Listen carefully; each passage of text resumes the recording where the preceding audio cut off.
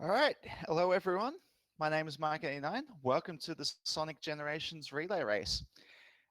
So the premise here is that we've got two teams lined up over the next 7-8 hours or so, and everyone's going to play one game of all of the games that are featured in Sonic Generations. So we have Sonic 1, Sonic 2, Sonic 3 and Knuckles, Sonic CD, which has the iconic Metal Sonic boss fight in Sonic Generations, Sonic Adventure 2, Sonic Heroes, Sonic 06, Sonic Unleashed, Sonic Colors, and the final game is Sonic Generations to finish us off. With me, I've got Alec, who's hosting the stream today. Hello, I will also be commentating a good deal of the first few games. Should also have Old Club with me. No, I don't think I do. Okay. I also have the two runners for Sonic 1 with me, Tenebrae. They're both muted. Oh, they're both Okay, muted. I'm here. I'm still here. I can hear you. I have Tenebrae and I have Chonka with me. Hello. And they're going to kick us off in just a couple of minutes here. So if Anything you guys want to say before we get started? Well, I'm ready. hoping for not soft locking the game, so it can always happen. And you, Shonko? I hope that my run will go fine because I can fail a lot. Because pressure, you know. Yeah, I know that. And Sonic 1 is made of failures. So. Yes, you're going to see lots of different game styles in the next 8 hours or so. This game has got some pretty brutal tricks in it that can either save quite a lot of time or waste quite a lot of time. So here's hoping we get some good runs to kick us off. If there's nothing else that anyone wants to say, then are we ready to get started? Yep. All right. Good luck. Yeah, good All luck. right. Okay, good luck one and all. We are starting in 10, 9, 8, 7, 6, 5, 4, 3, 2, 1. Let's do it.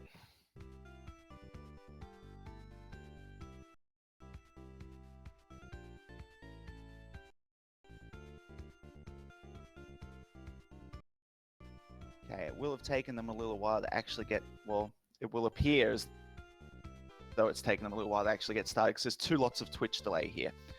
So the first one is that they're streaming to their own streams, and then that's being restreamed by Alec.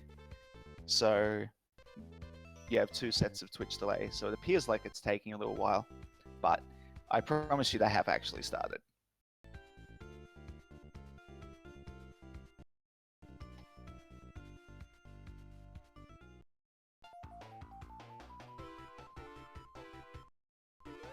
And we can now see who has more Twitch delay. It appears to be Tenebrae. You notice them jump at the start. There's no spin dash, and Sonic accelerates a little bit faster in the air.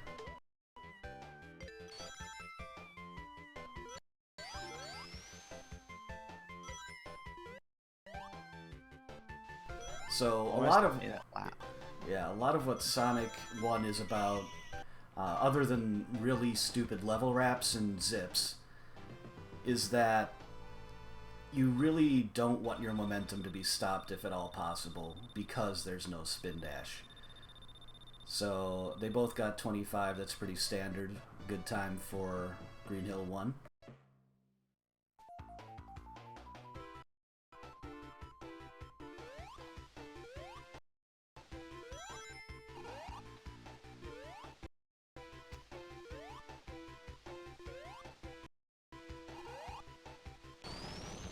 And in Act 2, that's actually a really tricky roll to get. You need to get enough momentum to break through all those things. You saw Tenebrae go a little bit farther back, that's safer because you have more momentum and you're more likely to not only get the roll, but have the roll go through all the breakable wall.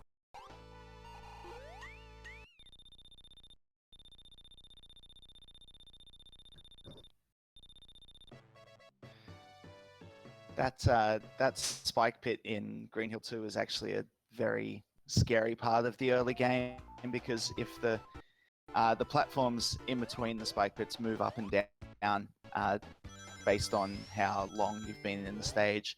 So if anything early in the stage goes wrong, then those platforms can be in positions you don't expect them to be, and then you can just not land on them and fall between them and die.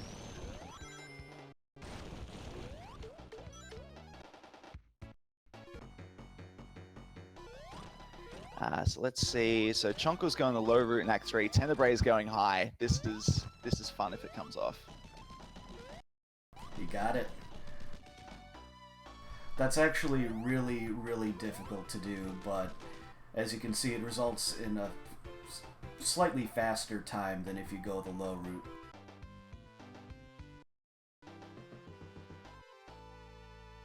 So where it actually saves time is on the boss.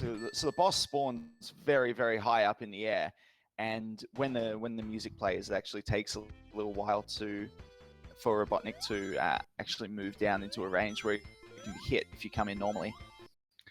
And if you go across the top of the screen like that, you can get hit straight away. So that's why it saves about 3 seconds. Okay, so here's the first stage where you're going to see something that you're going to see quite a lot of, particularly in the first, in the classic trilogy of games. So there's a thing you can do with walls where if you get yourself partially or fully stuck in one, you can blast yourself out at very, very rapid speeds. So what they're trying to do at the moment is stand in a very specific position on the left edge of this platform that pushes them up slightly into the wall. And then from the right position there, hold left, and that pushes you out to the right because of the way that collision detection works. And then jump immediately after, and they both got it pretty much at the same time.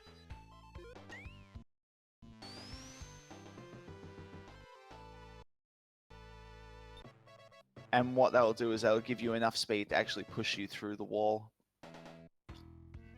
And in the next couple of stages, we're going to see a similar kind of concept, but in reverse. So instead, they're going to push right in order to go left.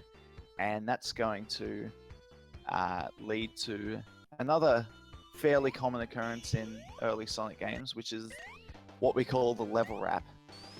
And what's going on is they're moving so fast towards the left edge of the screen. There's a buffer on the left-hand side of the screen that stops you from going past the left edge, unless you happen to be going faster than 16 pixels in one single frame.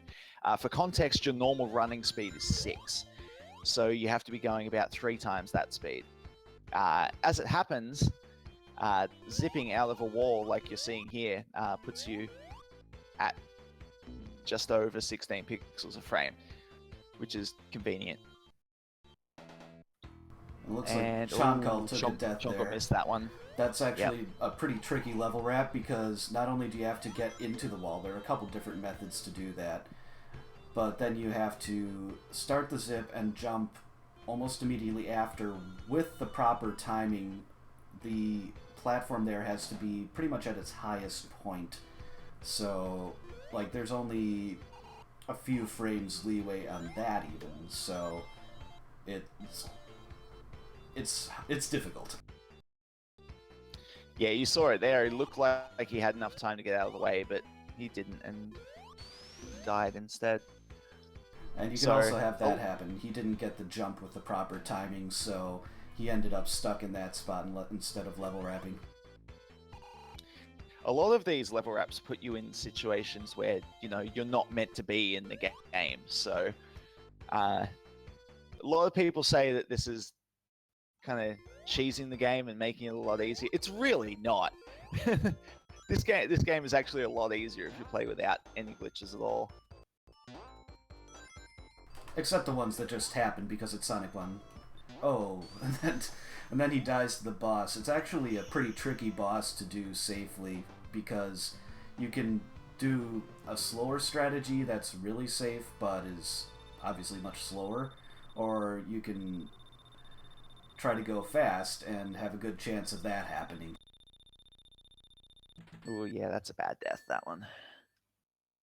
Yeah, Sonic 1 is a very unforgiving speedrun. There's a reason that I don't enjoy it.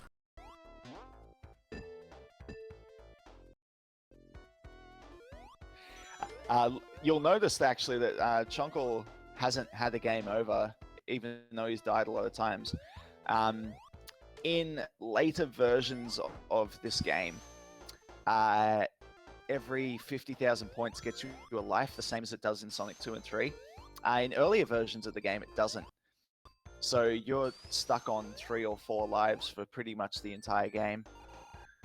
Right, so, for example, I have the US version of the game, which does not have those extra lives, so when I play it, I have to deal with that.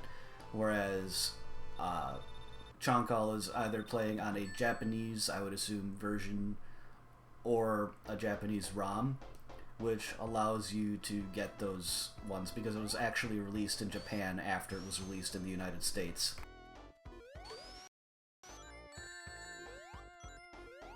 But Tenebrae, you can see, only has 4 lives, and now he's going to do a trick here. I'm pretty sure he's going to go for it.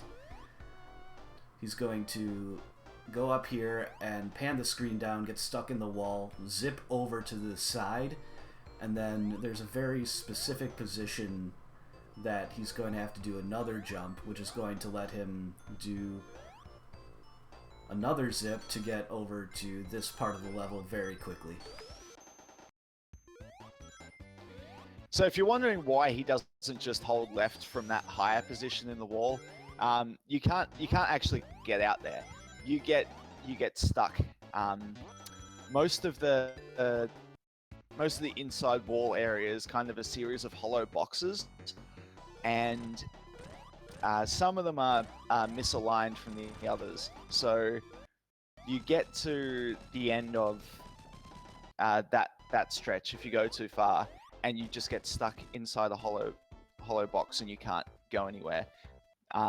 You just happen to be inside the wall though the rest of the time. And what's going on when you actually drop down is there's a ceiling that's very low, and you shouldn't actually be able to jump under it at all. But what you have to do is, I think, tap right and then jump the very next frame. It makes the game think that you are actually in a position where you can jump. So you jump, and then the ceiling catches you and pushes you down.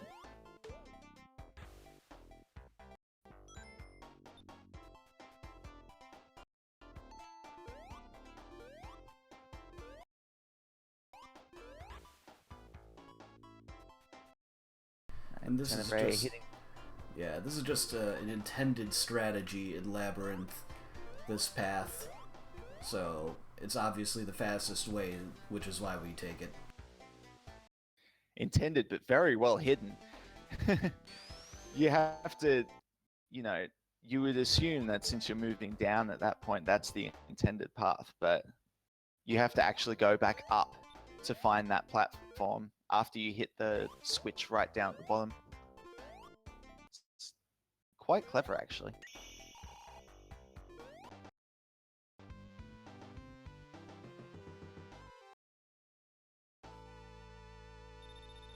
Yeah, for those of you who are worrying about stream quality, I do also have Old Gloves, the Team Classic Sonic 2 runner. I have his stream up, and it looks silky smooth, so hopefully it'll get better from here.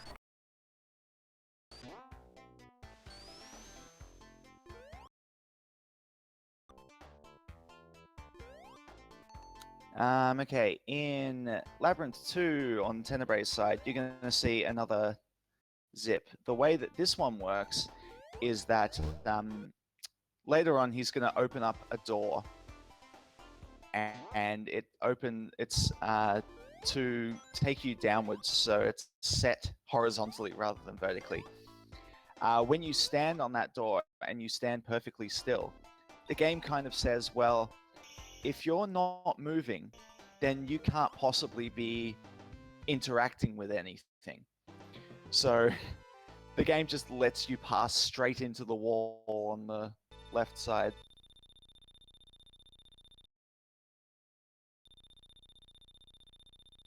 That trick is actually really easy to do, which is fortunate. Oh wow, I haven't seen a 29 there. Most people get 30s. That's kind of unfortunate for real time. Yeah, there's a reason that we run in-game time, and that's because if you go too fast in the level, you'll get that 50,000 point bonus, and that costs up to 6 2/3 seconds because it just takes so much longer for the score to tick down. Alright, so let's see if Tenebrae goes for this in Labyrinth 3. So it is... Oh, I don't think you'll be able to do it now. It is just barely possible to get through the water section here without taking a bubble. It's very, very difficult though, and you can make basically no mistakes. And you have to set it up by getting hit immediately after hitting the switch to open that door, which means that you have no rings for the remainder of the stage.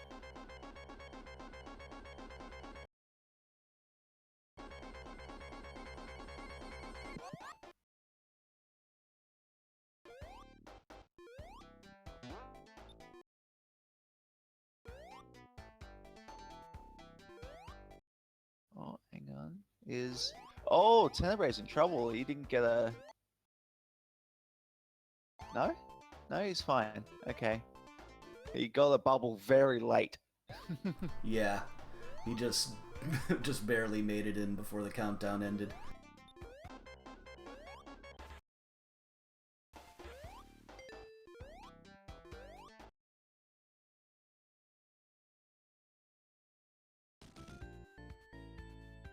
Oh wow. Now hopefully it runs a little better. Holy I smokes. guess not. Okay, I'd better get ready, because I'm actually running Sonic 2. Yeah. Alright, so... I guess I'll take the commentary from here as best I can while setting up the Sonic 2 runners in the stream. Alright, see you guys on the other side.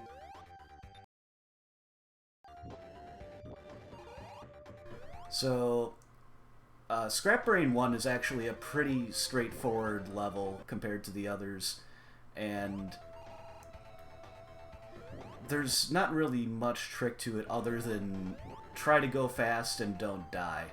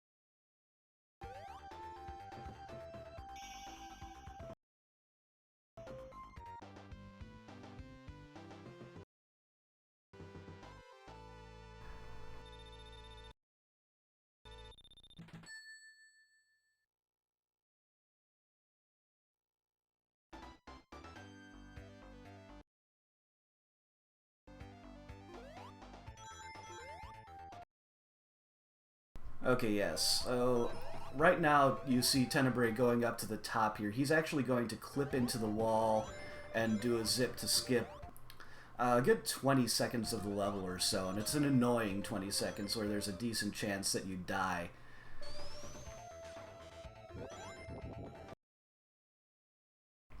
So that's actually not a terribly difficult trick because you can just go to the right edge and just kind of time dropping down instead of just kind of going right in there like he did. But Tenebrae is really, really good at this game, so he just nails it.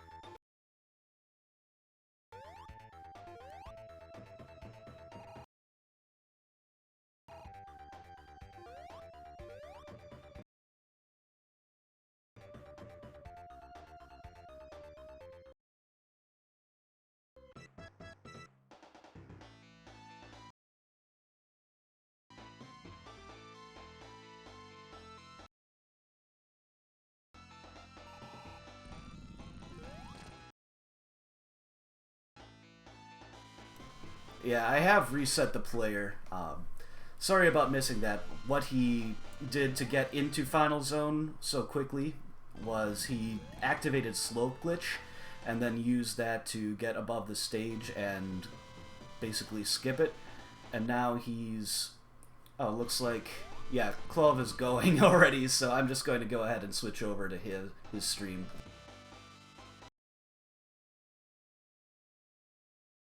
So he got a 23 in Act 1.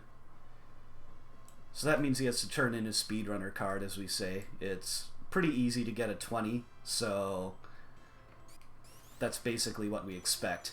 In Act 2, you do see... Oh, yeah, don't forget to split. It was hard to tell when to split, honestly, so...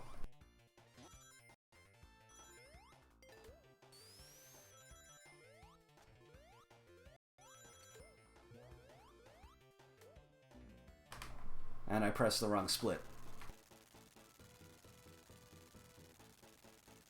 There we go.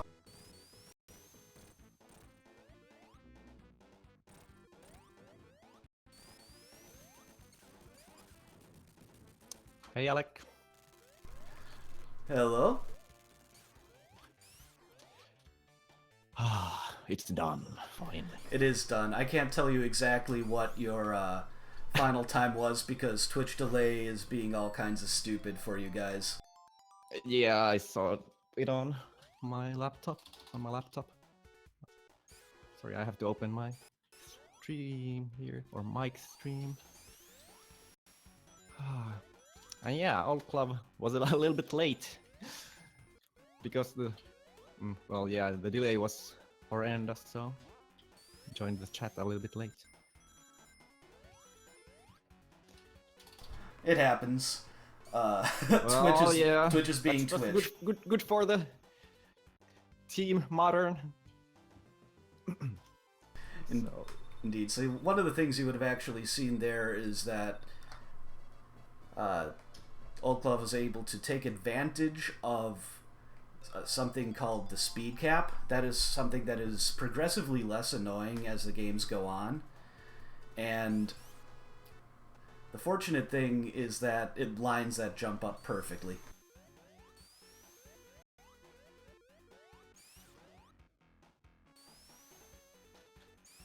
Oh wow, he got stopped there. That's unusual. I wonder if he knows that you have to go back up the slope. Yeah, now he's doing that. There's a chance you get stopped there, and if you're holding right when you do it, basically you kick in the speed cap. So instead of just going smoothly through that section. So yeah, GG Chonkal. I'll switch over to Mike here.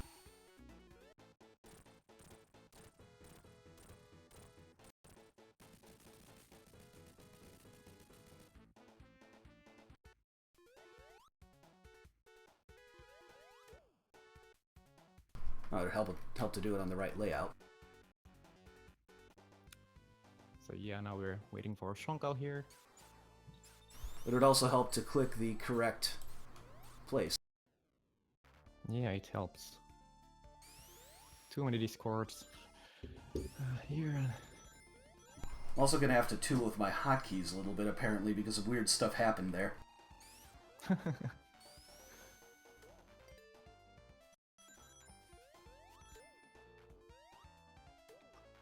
So, Old Club is just blazing through Aquatic Ruin here. Yeah. I'm not sure what you're seeing. Yeah, Aquatic Ruin is a slightly annoying stage just because of all the slopes. They don't correlate exactly to what you see, and it can be tricky to get the jumps you really want. Also, how did that stream get moved? What is going on here? What's going on? Alec. I don't even know what happened there, but switching from the scene to the same exact scene fixed it, so thanks OBS Studio. Okay, it's perfect, fine. Yeah, Mike also has started his run. Already in Robotnik's Factory of Nasty Things.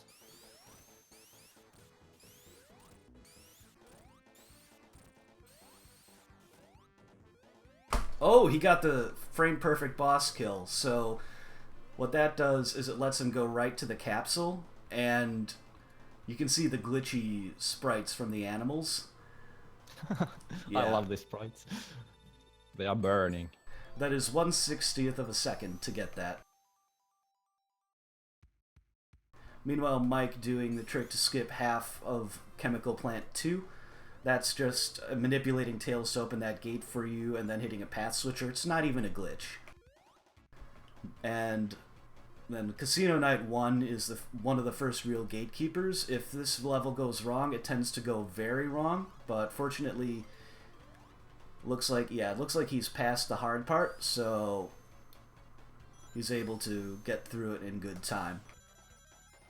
Yeah, Club just managed to squeeze through that little gap where the platforms move. I have horrible experiences of Casino Night. So never perfectly.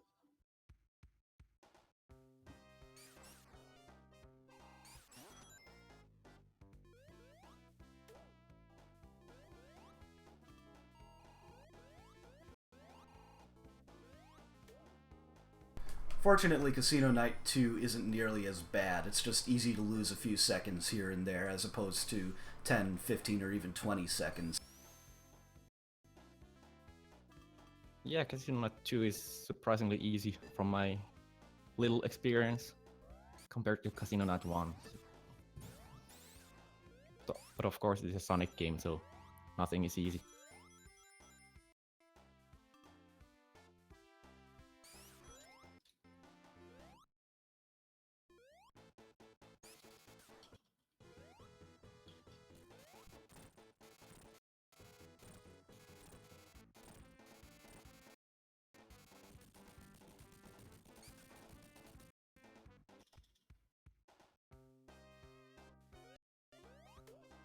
I see that Mike is going for the frame perfect. I think it's frame perfect jump. I'm not sure in Aquatic Ruin. It's about You know 3 better. frames. There are 2 different places you can do it. There's one where I'm pretty sure it is frame perfect, and then there's another window where there's more. So it kind of depends. It's hard. Yeah, it depends on which one you go for, but the earlier window is by far the easiest in my experience. Yeah, and of course Mike got it. And now you're going to see the first zip in the game from Olklov here. He's going to use some invincibility frames from hitting the lava to make this platform carry him under it. And then he's going to zip over here. And that skip saves about 10 seconds or so. Yeah, Sonic 2 doesn't have as many skips or zips as Sonic 1. Well, It actually has some gameplay. It has You know what? It has plenty of them, but most of them are IL only. They're ridiculous. Yeah. Like even worse Yeah, I than have seen ones some in TNT. even worse than ones Chemical in plant, for example. oh yeah. And Yeah. If you want to see some craziness, go look up TNT 314's YouTube playlist for ILs, and that is just insanity. Most of those levels are just not things you would do in a real attempt. an old club just missed the first spin dash at the start of the level. Spin dash jump, I mean.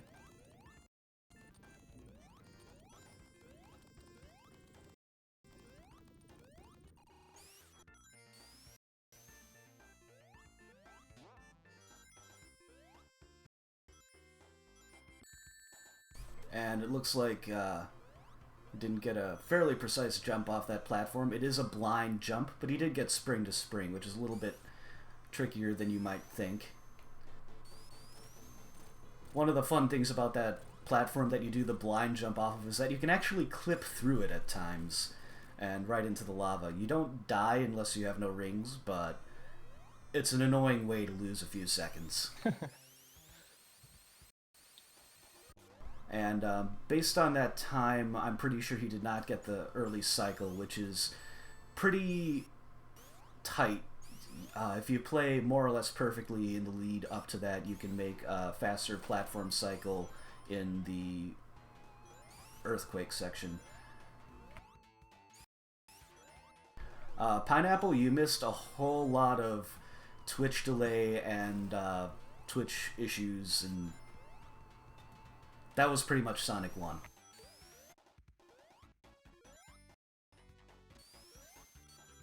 But Sonic 1 was over pretty fast, so hopefully the rest will be a little bit smoother.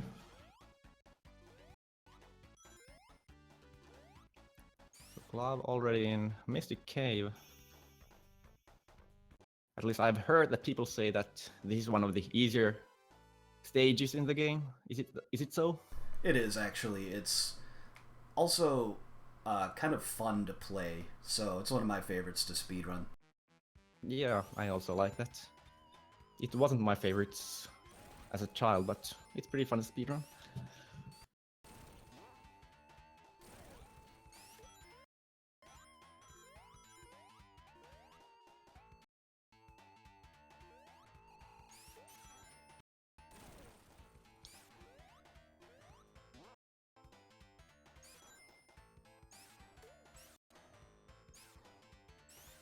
So apparently Shonkal didn't appear here.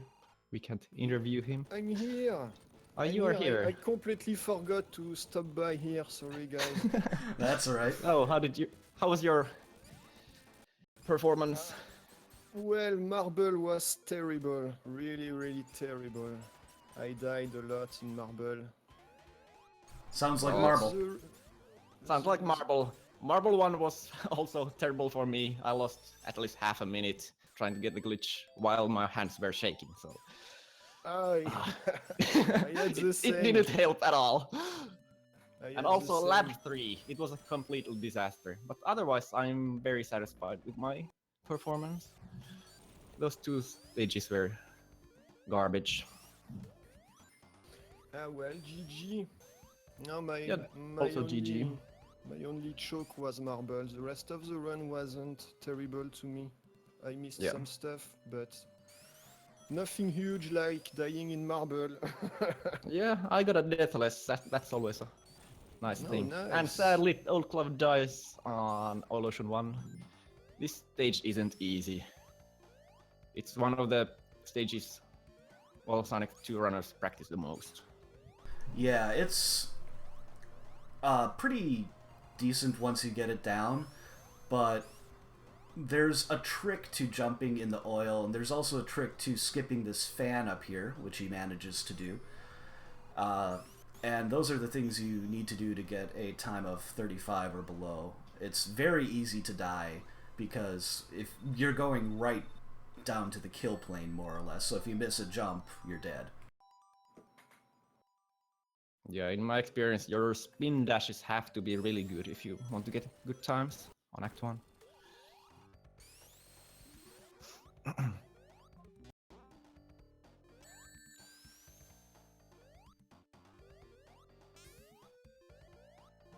Meanwhile, he's triggering another glitch here, which is going to allow him to do another level wrap. Ah, he... Slight mistake there, but... Yeah, still okay. you can usually recover from them. There is one place where you can just fall right through the stage because your fall speed is so fast. Now he's going to go for a rather precise one-round kill. And looks like he was too far right, so he's going to have to wait for Robotnik to come back and just do the 2-round kill. But this level wrap is actually pretty easy, so if you want to just get a level wrap, this is a good one to try, because the setup in any is easy. Sonic game, this is one of the easier ones. Yeah, basically just hold right on that second thing, and that will trigger the physics glitch. And then get over to that spring, start pushing it in, release the D-pad entirely, and it will automatically shoot you up into the wall with the correct subpixels, then just hold right. Now I see both are in Oil Ocean. Same stage, not the same act. Yeah, well, now starting Metropolis. So, Metropolis is where runs go to die. Act 1 is one of the most difficult stages in terms of normal gameplay, because there's really only one glitch, and that's the screen wrap. This level wraps vertically, so you can trick the camera into despawning a nut up here in a little bit, and that is going to allow the runners to clip through the floor and save about 10 seconds or so. And there's a safe way and a slow way to do it. I'm guessing, yep, he's going to lower the nut first, which is the safe way. If you don't lower it, then it's at a height where Sonic would die, so you have to get a 2 or 3 frame jump. Actually, I think this one's 3, and the next one that you can do in Act 3, but they won't be doing, is a 5 frame jump. But anyway, 58 is a really solid time, especially with the safe screen wrap method there. So that at least went well. And then Act 2 and Act 3 are level wraps. Act 2, you're more likely to mess up the entrance, kind of like he did there. The setup is actually more difficult than the level wrap itself. And then Act 3, you have the hardest trick in the game, unless you're going for the 12-0 boss strat. Oh man, at this point it's faster just to intentionally die to reset the stage. Oh man, Clav is having some real trouble here. I am very familiar with that feeling when you feel that. Yeah, but now Seems he's like got it. Mike. Yeah, Mike is catching up a little bit. Yeah, Mike is only the world record holder and probably the most consistent runner at this game, so it's not really a surprise that he'd be making up some time here. Yeah, all those years of experience show here.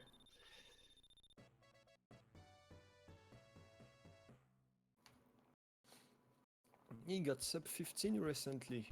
Yeah, that's an Yeah, incredibly just good Step, run. I guess.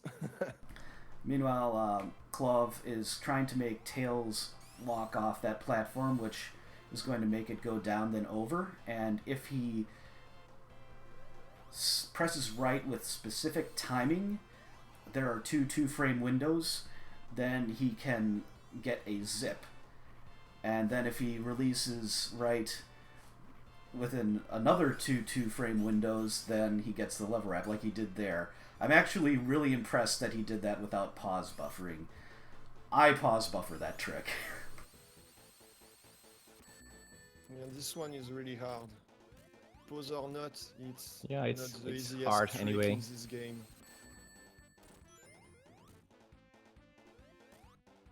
Mike is going for the Act 2 level wrap. Should be okay. Yes.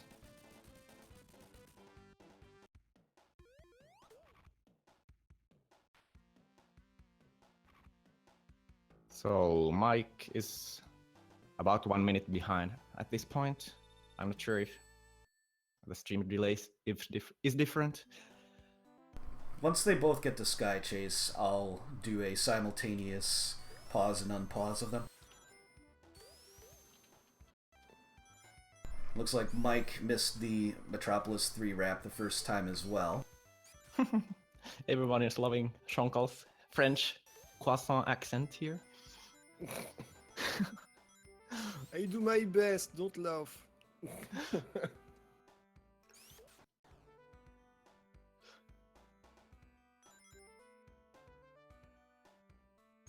Croissant accent.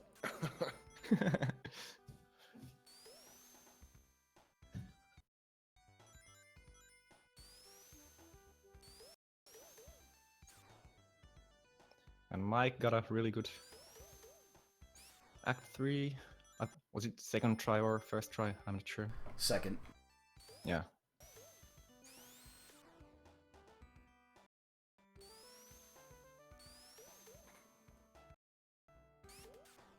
And Sky Chase is one of the reasons I don't want to. Why I don't want to run Sonic 2. Yeah, it's a 2 minute 6 second auto scroller, nothing you can do to speed it up.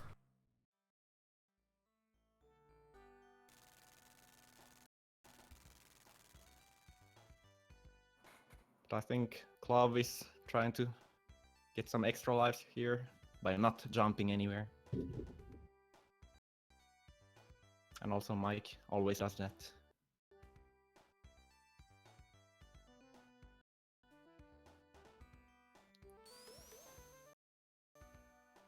Yeah, you get more points each time you kill a bad Nick if you don't jump between the kills.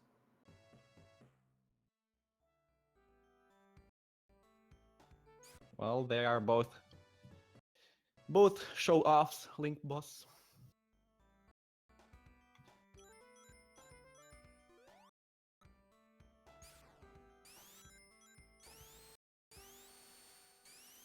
So this is basically just waiting for Wing Fortress to start. And it is not an easy stage. It's fun though, like, and it's not as bad as you might think. Looks like he spin dashed the wrong way. Oh man. But yeah, he's going to do some jumps here that are actually not as bad as you would think. Then hope for platform luck, and then he's... I don't know, we'll see if he's going to do the slope glitch kill. That's technically a little bit risky, because you can have to die. Oh, or he's actually going to die there. Yeah, a little bit sloppy start. Oh my, yeah. Yeah, that's unfortunate. Yeah, but 30 seconds lost. Hello? Hello? Someone pop in here, I'm guessing? Nope. Huh, I heard a hello. Yeah. I don't know where. Did you hear that? I heard a hello. And as another well. death for old Club. You tag out for these sort of things. So. Wing Fortress really isn't being nice to him. Oh, I see what's happening. It sounds like Old Glove is streaming his Discord accidentally. Alright. So we're hearing a bit of a cameo by Sonic Star. Ah.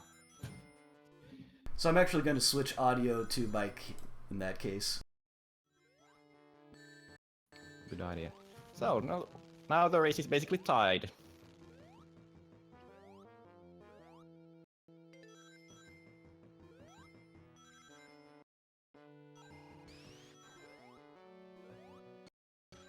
Mike has catched up over 3 minutes, I think, looking at our Sonic 1 times.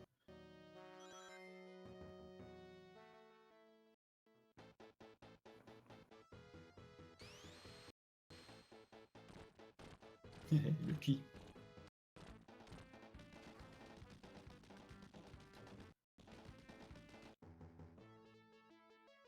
And Mike got the Wing Fortress, boss glitch, slope glitch. He's really killing this.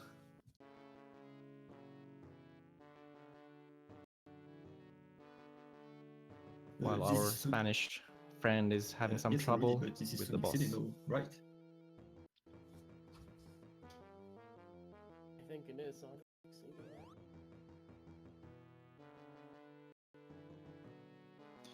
And now everyone's favorite, Death Egg.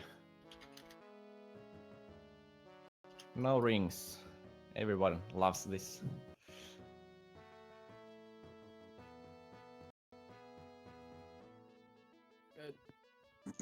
Back to muting. Hello. I guess this level is probably the main reason why I don't run Sonic 2. Exactly, Sean Call. It really isn't my favorite. If you have to speedrun this stage, it's alright casually. When you can go as slow as you want. Nice, Mike. Alright, I'm ready to Didn't go. get the soft lock here. If you get a frame perfect kill, Silver Can Sonic see. kill, Oh, man. then things happen. Hey, Hey, am I too Matt early has- or am I good? You're good. I think you're good. you're good, yeah. All right, cool. Oh shoot, I think they already started. Yeah, Yeah. they would have gone Yeah, I'm straight pretty away. sure because there's delay. All right, should I start commentary now or wait until it's actually on the stream? Because I'm watching. Um, Got it. I'm trying to get Well, things go for it switched based over on as what you quickly can as see. possible. All right, this is Sonic CD, you guys. This is the remake. Most people run the remake over the original. It's kind of more well liked. You'll see a lot. One thing you'll notice is that there's a lot of time travel signs throughout the stage. There are a couple levels. It's not exactly required to do that for any percent, but there are a couple levels you'll see them use time travel to Am I too skip early around or am I things. good? So I think you're good. I don't know if there's really much else to say. The beginning's kind of Oh, just shoot, I go think they already right started. and jump a bunch. Yeah. Yeah, I'm pretty sure because there's delay. Okay, someone mentioned the soundtrack. They both want to use Japanese because, whoops. The thing is about American soundtrack is it's like 4 seconds slower for each stage or something. It's just overall slower to use for an RTA setting. So. All right, so I'm seeing Cronoon is on PP3. It's the hardest boss in the game, as you can tell. Can't survive it. Nice, dude. Okay, so what he did there was like a screen glitch. It doesn't affect anything time-wise, but it just looks really cool. Basically, the camera just, if you jump into that pipe the right time, the camera just shifts along with you. It's really funny looking when you do get it.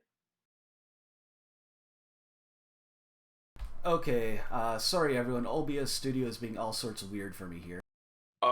Okay, so the sound slows the game down because of the victory animation at the end of each stage. It's really bizarre. Like, the end of the stage jingle is slower for US. That's basically why. Yeah, so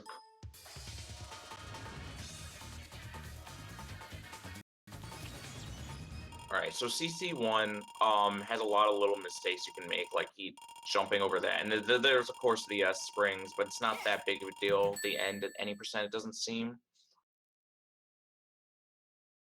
Oh, yeah. Also, I forgot to bring that up. The fact that the countdown doesn't start until the music stops. Which is funny, because actually in the original version, the score goes down no matter what when the sound starts playing. It's kind of dumb, but... Alright, so what Chrono's doing is like, oh, he got that too, nice. Okay, so there's a jump over the ball pit. I call it the bubble jump. It saves like 3 seconds if you get it. But because you're basically jumping over like that thing in the middle, which basically makes you like sit and wait inside of it to like, you know, do some sort of slot thing. And he basically jumped all the way over the top of the pillars right there. That saves time because there's a lot of pathways in the bottom. You can do that as both Sonic. Well, of course you can do it as Tails too, but. Alright, so coming up is probably everyone's favorite boss in the game. It's not complete bullshit at all. It's basically just luck though. Well, it's not entirely luck, but basically he's gonna try to like get through past Eggman's. There's a bunch of stuff flying around, and he's gonna try to past it. Oh, that's nice. He got it. See if Sonic who gets it too. But yeah, that pinball can either go really well or really horribly. Like it could have easily been like a 30-second time there.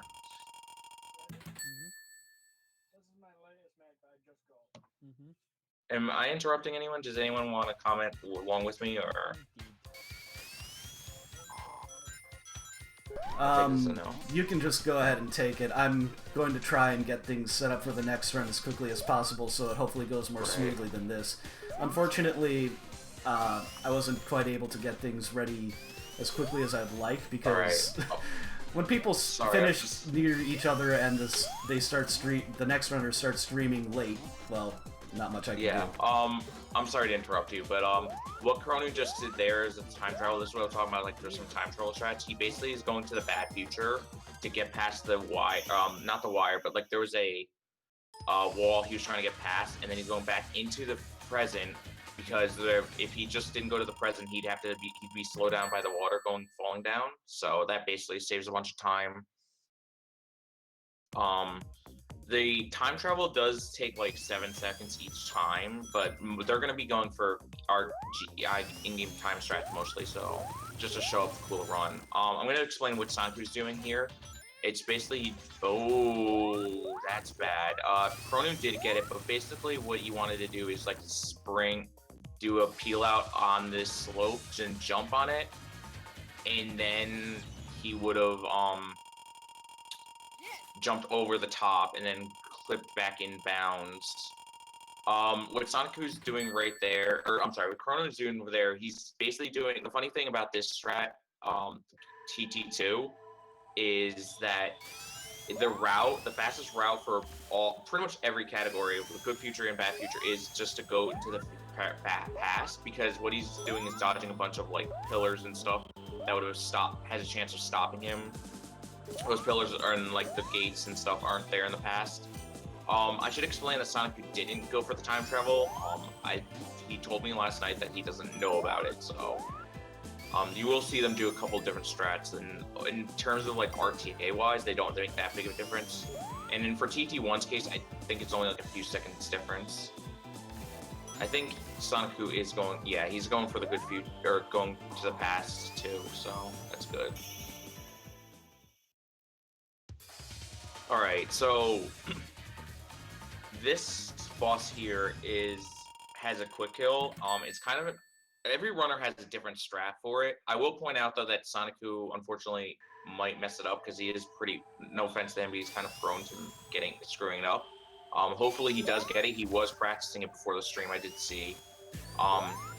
What I usually do is try to stand in a certain spot. Well, it's kind of different because I only run good futures, but like there's a certain spot you want to stand in, and then I wait for the audio time to say like, he does work that sucker to death, say it twice, and then jump, see if Cronin gets it. Nice, he got it. What's the difference? I'm watching both streams right now. I'm not watching off my stream because I figured there would be a lot bigger of a delay. So, alright, so someone mentioned about the spin dashes. Another difference is that you can peel out in this game, which in most Sonic games, especially Clash of ones, you can't. Peeling out for Sonic is like, I think it's like faster if you have to like rev up the spin dash like 2 or 3 times. I'm not exactly positive on the numbers on that, but and then the spin dash in the remake, they did change it so it's more like Sonic 2 because the original spin dash was absolutely awful.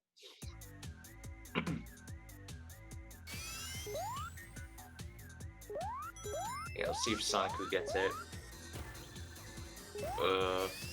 Yeah, he messed it up, unfortunately.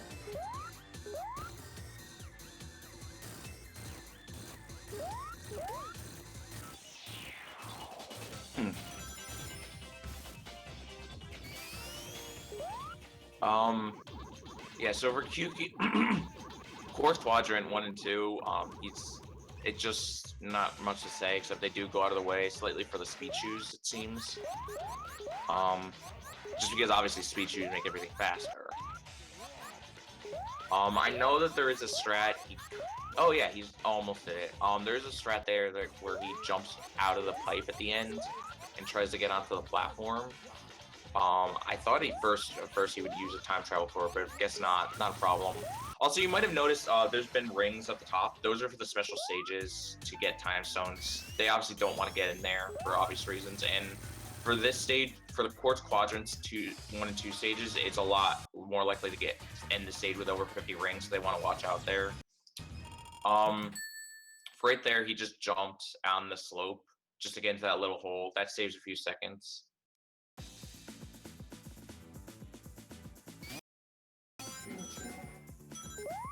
Was this Sonic who had a Chrono before he lost the stream? I'm not sure. Right now, from what I'm seeing, Chrono is winning, but I'm not sure in terms of the relay what that means. Basically, whichever runner is winning, their team is winning. Right. Okay, yeah, that's true. Here it's just this boss is basically just run. You have to grind down the gear at the bottom, or like his machine. So you just run.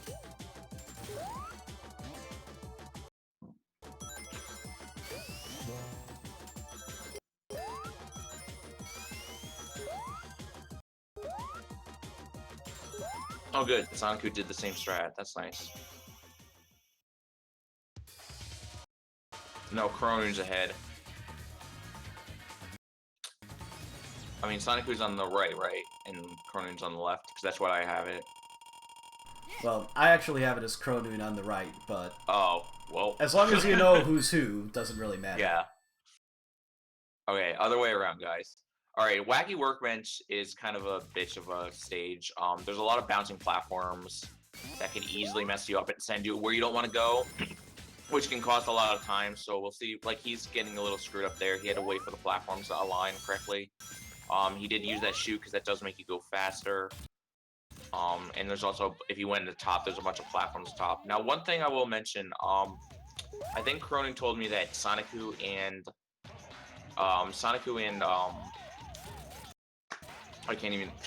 Cronoon, they both do different strats for Wacky Workbench too, so it'll be interesting to see the difference when we get there.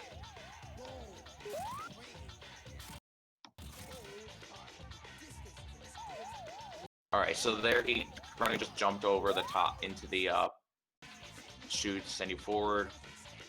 I think for this, I'm not sure if it'd do for any percent, but there's a certain space you want to spin dash. No, I guess not. Alright. I guess it works differently in the future. He did try to peel out immediately, because if he does the right position, he'll just spin all the way to go all the way to the top there. And that prevents you having to hit one of these, like, those poles, which get really annoying in the middle of the level. One thing I should point out also, yeah, so, like, a lot of stuff was in the timer, so, like, the bouncing pads, there could have been a chance that Cronoon, got messed up. Like, the bouncing pads will have a chance of just stopping, and if that happens, he gets thrown off in a completely different location. So we'll see if Cronoon gets, or Sonic gets screwed over by that, too. Alright, so right here, Cronoon's gonna hopefully get a really hard strat, where he's gonna jump over the bouncing pads at the end of this level. Oh, he got messed up by there. Oh, he still got it. Nice. He landed on a platform. So that basically saves like 3-4 seconds because he doesn't get bounced up to the top. He goes straight into the hole. Because if he hits the bouncing pads on the way, it won't go in. He won't land in there at all. He'll have to bounce before he lands back in. Now basically for the boss itself, you see Cronin waiting. I discovered recently that if you wait a second or two, like for some reason with this boss, it doesn't happen in the remake, but it happens it doesn't happen in the original, but it happens in the remake. But if you try to hit him twice, or if you try to hit him right when you jump up to the top there, you have to hit him twice for some reason. Like, it doesn't register the first hit. So you see Cronoon's waiting a second or two, or like half a second to wait until he bobs all the way up in order so that he can only have to hit him once. I told Sonic-Hu about it too, but I don't know if he's gonna kept that in mind as well. Because I kind of only, I mean, I've known it for a bit, but I've noticed people weren't really doing it, so I kind of reminded people last night. But otherwise, that was a really good Wacky Workbench 3.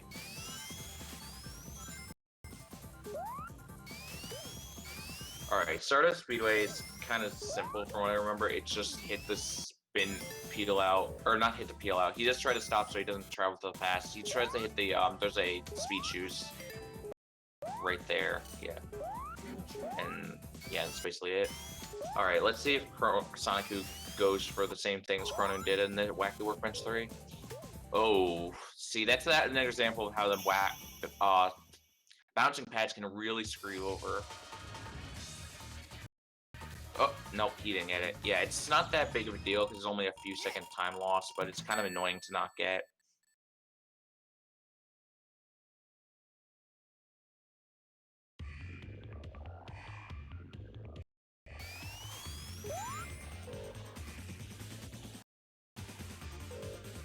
Alright, so yeah, Sonic was just hitting him twice. So that's what happens if you hit him right at the beginning. And I think it's not that big of a deal, honestly. It's like only like, I think like half a second loss or whatever, if that even.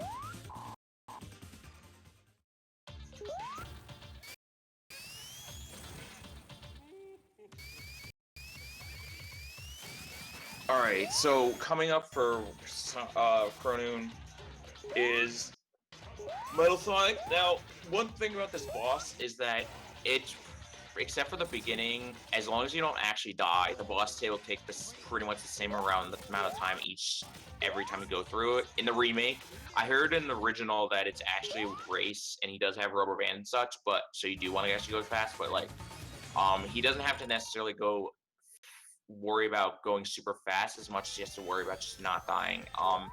There's a couple quote-unquote manipulation strats that he'll be doing. I don't want to say they're manipulation, it's kind of weird, but basically we have a theory that like if you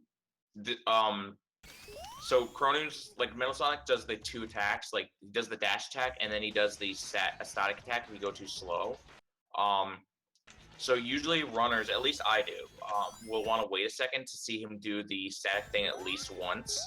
Because basically, if you don't, for some reason, there's a chance that he'll try to rush right at the end. And if you rush right at the end, if he does a rush right at the end, it's really hard to like, there's a good chance that he'll screw you over.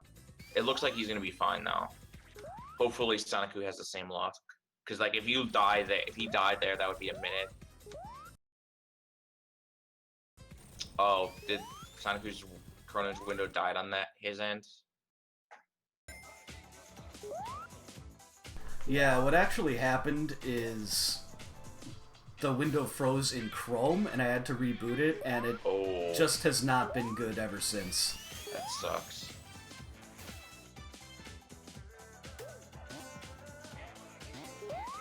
Alright. So yeah, let's see if Sonic can get the same thing. I'm hoping neither of them mess up in Metal Sonic. That would really suck.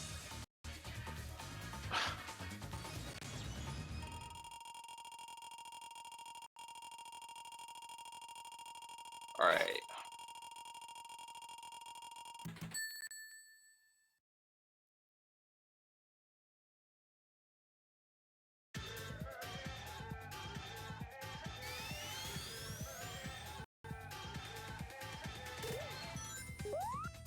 Alright, and Metallic Man S2 for Cronoon, hopefully basically he's gonna be trying. There's like this level is actually like if you do it normally, it's probably one of the longest levels, if not the longest level in the game. But he's gonna be doing a bunch of skips, so it'll only take like 40 seconds, I think. 30 seconds, I think. One thing about this level though is annoying is the circle-y things. See, like right there, he's trying to jump up to the middle one, and the circle-y pad like messed him up. So he's gonna do peel out and then jump, and he just goes all the way over the top, and that skips obviously have a lot of section, and then there's the barrel there. He basically peels out, and then the peel out lets go right as the thing's shooting up. So like it launches him forward and to the right if you do it the right timing, and goes all the way over the top of the level to hit the end post. Because if he didn't do that, he'd have to go into this super minigame session where you'd have to be he basically shrinks you and makes you really tiny. And that would take like a good minute. Like they did it just to show off the CD's engine there. A fun fact is that in the remake or in the original, if you try to do what Cronoon did there, you basically would be oh, he's getting messed up by the pit. All right, so or you wouldn't be able to work in the original is what I'm saying. Okay, so right here, Cronoon's in the pit. The pit is like the one spot that you can get really screwed over. Oh my god. Like, it's the only bottomless pit in the game. And for Sonic runners, it's pretty bad. Like, it can, like, as you saw there, if you don't jump at the right time, or like if you get in the right position, you can get majorly fucked over. Like, and luckily he got it that time, but the fireflies right here, you know, as long as you have invincibility, you should be fine. He managed to have, unfortunately, like, they are a bit of luck, so he couldn't hit both of them at the same time, but well, the MM2 skips remaster only because, like, the signpost isn't there if you try to do it in the original. Alright, so what he's doing right here is he's going to try to go for the double hit. By waiting until a certain point, he's going to jump, and then he's going to jump again. There we go. That's basically the hardest trick in the run. Or, not the hardest trick, but that's basically the last hard thing. So he's basically done. Unless he really does badly. Let's see if Sonic gets the peel out, though. Hopefully. Oh, he went for the spin dash. You can also use the shoot at the right, too, to do a spin dash. And it's safer, but I think it's a bit slower. Oh, did you guys not see the trick? Well, don't worry, Sonic will probably get the trick, hopefully. Alright, well, I guess I'm done commentating, I guess. Because Cronin just finished.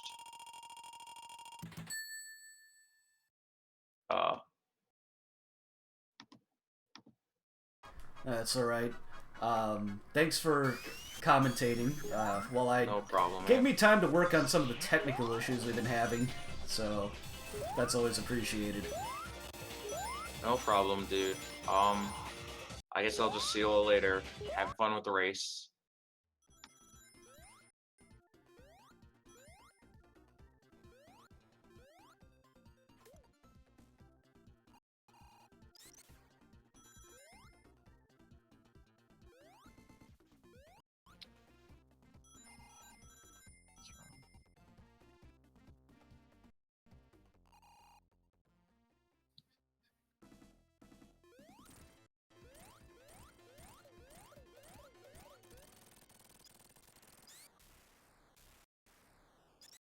Alright, so for Sonic 3 and Knuckles, the first couple stages are fairly normal, and the rest pretty much isn't.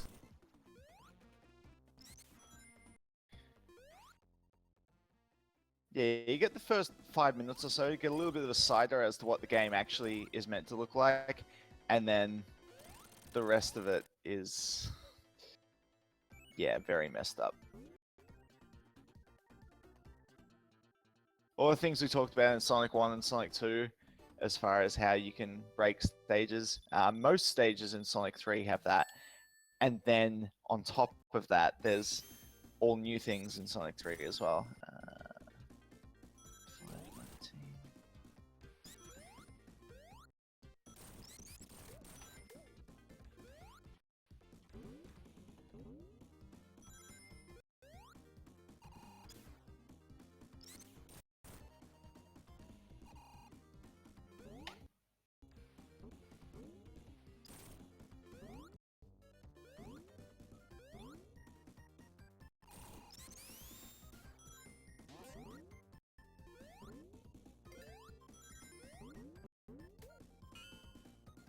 So new to Sonic 3 is elemental shields.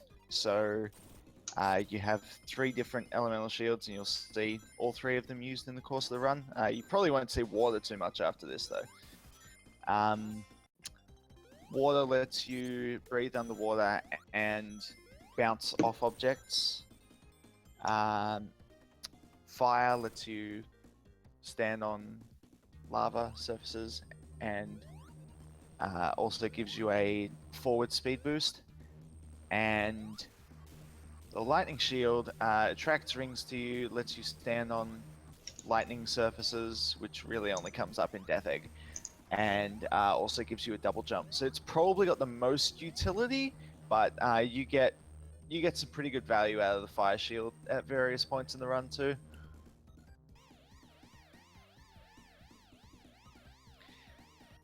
Where Palaphone is at the moment, this is just a cutscene. You can't speed it up.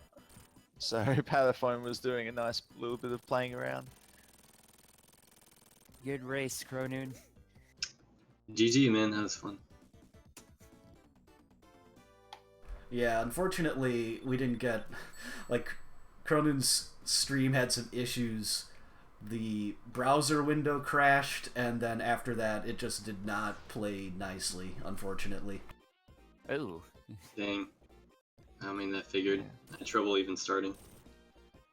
Yeah, I've had to make estimates on the time based on when people said you guys were done, but in real time, Cronon, you were about 20 minutes 12, and Sonic Star, you were about 20 minutes 49. Nice. Wow. That's a lot closer than I thought I would be. Hey, sorry for the jump, Mike. I'm not sure if it was me. I think I spooked you. So Team Modern coming out of that is about a minute and a half in front. So how do you feel about that, Cronin? That's amazing. Like, it felt like I was playing as good as I possibly could, and I definitely wanted to give that boost, so I'm glad that actually worked out. Except for the end there, but you know. All's well that ends well. I hate this mini-boss. But anyway, continue. I haven't really got much else to say. Sonic Star, you reckon you guys can pull it back? Staying with this game? Let's see. What's up next after S3K? I had the schedule minimized or closed out, so. The Sonic Adventure games 1 and 2 are next. Alright, let me see. Okay, so remember what I said about these games being broken. Okay, so Palaphone died there. That's on purpose. The next thing that's going to happen here is... Oh, he's not going... Oh, no. He's doing it the safe way. Right, okay. So, so there's a thing you can do in this stage where you can get yourself stuck in a wall. There's a couple of ways to do it. There's one right near that checkpoint. What Palaphone is going to do is a version of the skip that's a lot slower but a lot safer. So you jump through this this blue slide here, and that's as easy as it looks. And then you use that slide to push you slightly into the ground to the point where you're able to zip around as though you're in the wall. Then all you got to do is hold right, and that pushes you way out to the left. And remember, I talked about level wraps in Sonic 1. Same thing's happening here. So it puts you right at the end of the stage. Sonic 3 actually handles that area slightly differently. And you sometimes have to do a bit of blind platforming to get where you need to be. But the way that Palaphone did that is completely safe. As soon as the screen starts panning to the right, you don't have to do anything, and you're already in the right spot. So you're going to see where Matsu Freak take this on now, probably with the more aggressive method.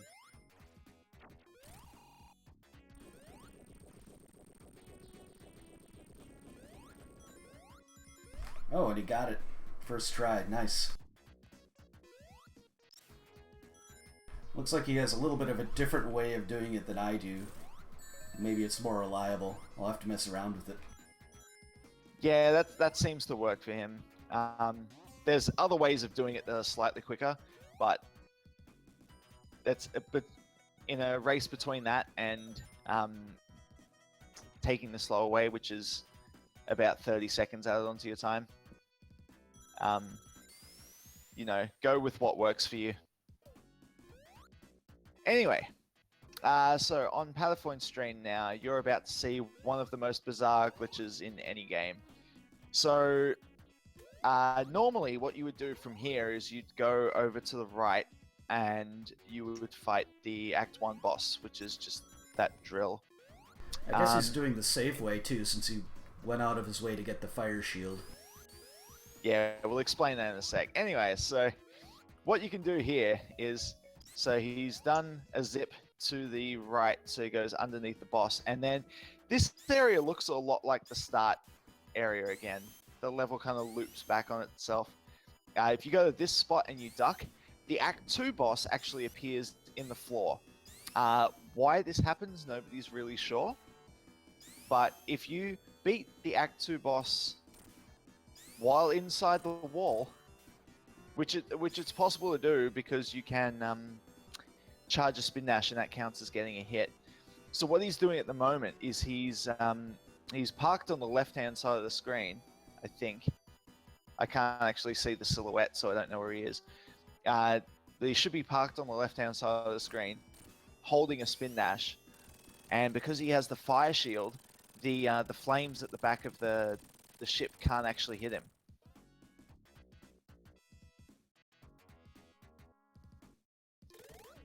So you got all his hits there, and there you go. The capsule appears, and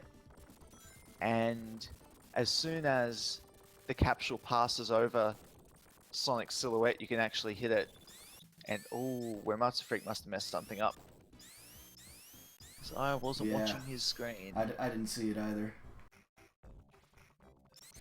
Yeah, unfortunately, the consequences for getting this wrong are pretty bad. It's possible to, if you jump at the wrong place, you soft lock yourself entirely. You can't even die. So that is possibly what happened to him there. If you get hit at any point, aside from being on the very left edge of the screen, getting hit at any other point in the stage is immediate trouble. And even once you actually complete the boss fight and hit the capsule, you're still not safe. Even then, you then have to do some specific movements to make sure that you actually progress to the next level. And even though you're in Act 1, when you beat that Act 2 boss, what it does is it plays the cutscene that plays after you would normally beat the Act 2 boss, and then progresses to Carnival Night, which is where Patafoin is now. Yeah, and it looks like he's doing this glitchless. You can glitch through these stages, but there's also a chance that you soft lock, so that's a risk you have to weigh, and it doesn't save nearly as much time as Marble Garden or Ice Cap, for example. Yeah, you'd actually be surprised how little time this one saves. I mean, it's about 45 seconds, so it's not trivial, but it's, as you say, there are bigger ones. Meanwhile, looks like Uematsu got it this time. I'm pretty sure he messed up the spin dashes the first time. He's doing the more aggressive method, and in that you have to get a certain 8 very fast spin dashes and then a 9th one fairly precisely timed, and if you mess that up, then you get hit and you can die, but if you didn't hit the signpost that's near the end of the stage and a little bit out of your way, then you may as well just reset. You'll also notice on where Matsu Freak's stream, there's a crusher there. That is not just graphics, that's an actual crusher object, and if you're standing there at the end of the stage, it will kill you. I'm not entirely sure why it appears there, but you have to make sure that you move all the way across to the left edge of the screen. And oh, Matsu Freak's going for the wheel glitch, and it didn't work for him that time. So this one, what's going on here is that oh well, he's died, so you can see it again. At the top of this first area, there's a pinwheel, and he's standing on the ring boxes below it, which have the same properties. And those properties are that when you stand on the pinwheel, you attach to it. And the way that it does that is it increases the gravity significantly so that you attach to the object rather than to the ground. And then it also makes it so that the gravity can apply in any direction. So you're always being pulled towards the center of the object. When you stand on the ring boxes, you transfer these attributes into the rest of the stage. So what he did is he made himself start falling to the left, which meant that he was able to get yet another level wrap. And so now... Yeah, and he maintained that glitch through the boss fight. Also, one thing I want to mention is that Patapon got stopped randomly on a slope. That's subpixels. Subpixels in this game are annoying as hell. But yeah, he can... to clarify what a subpixel is, a pixel is divided into, in this game, 256 subpixels. It's what allows the motion in the game to be as smooth as it is, but sometimes it gets in your way.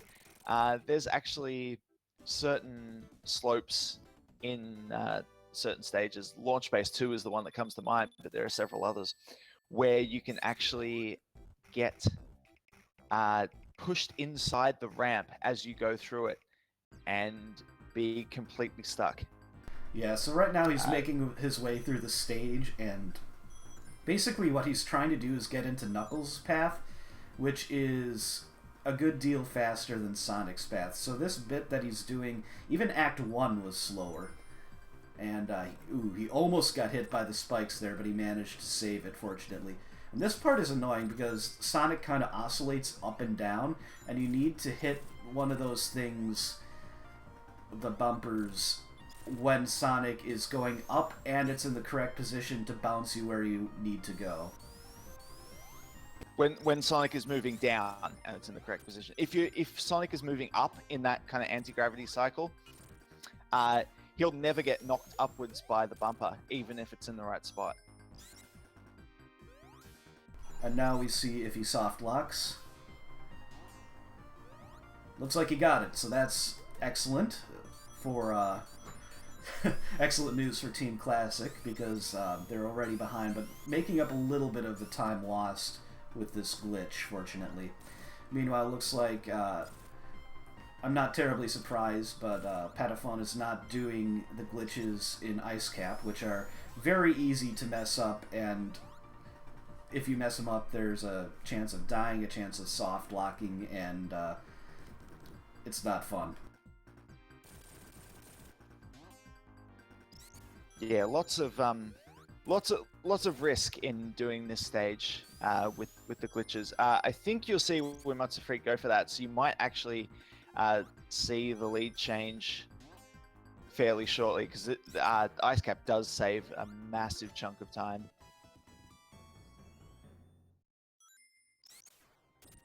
And you effectively skip the entirety of Act 2 and a good portion of Act 1 as well.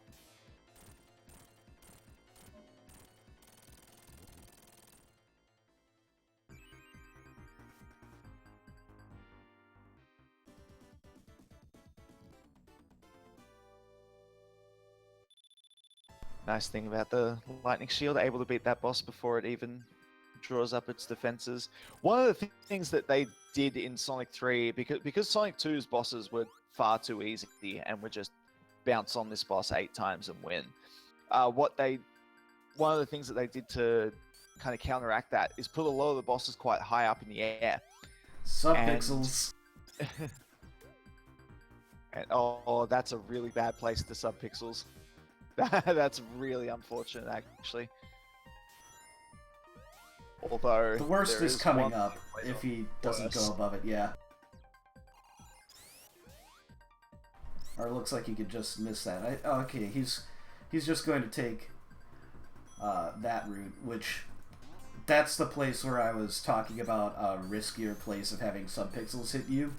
If you get stopped there, then you're pretty much stuck into going the low route, and that adds probably a good 20 seconds to your time. Oh, okay. So when Wimatsu Freak, he did skip Act 1, but he hit the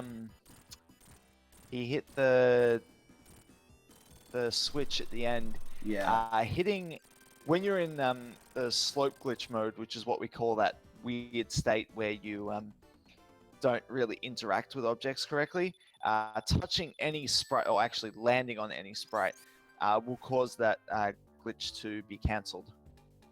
Much the same as in Carnival Night, because the game thinks you're on the pinwheel with the wheel glitch. Jumping, which would normally cause you to jump off the pinwheel and turn your physics back to normal, is how you get out of the wheel glitch. Yeah, and that's particularly unfortunate because the path he was on, Knuckles' path, is very easy to get to the Act 2 boss from. You just have to time a jump and you're in there. Meanwhile, you saw Patapon manipulate that flybot into knocking him into the spikes while the camera was panned up, and that allowed him to do a level wrap and get to Knuckles' boss. More subpixels for Uematsu Freak as well. And Patapon making the correct decision in a race setting and getting extra rings. You have to take damage to get knocked into the spikes, obviously, and that means that you don't really get any opportunity to get any of those rings back. But as you get to that area at the end, it's possible to pick some up over near the checkpoint. If you, however, hit the TV that's immediately above you when you appear in that area, the rings are blocked off because the gate moves to a different position and cuts you off from the rings. So if you don't feel confident in the fight, you definitely want to make sure you go and get the rings first. Yeah, I generally get the rings because it only costs a couple seconds, and if I'm past Ice Cap, I don't want to lose the run there if I can help it.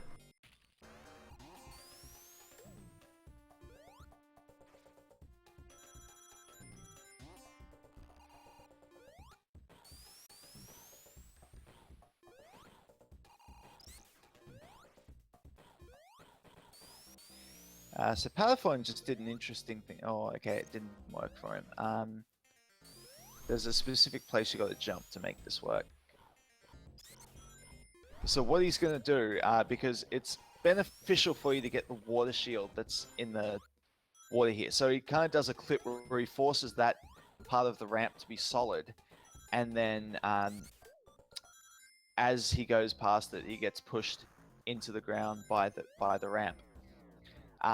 Getting the water shield lets you use it to bounce off one of those enemies and go up to the top path, which saves about 20 seconds of platforming through a different section of the stage.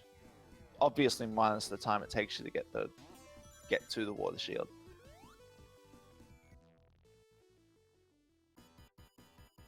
Uematsu did that fight with no rings. If you know what you're doing, it's an easy enough thing to do because you can use the insta shield, and the insta shield is an amazingly I'm gonna say it, it's broken. it's a very broken ability that gives you a quarter of a second of invincibility per use. And you're going to see it used to great effect on this next boss that Patapon is approaching. Just watch it get wrecked.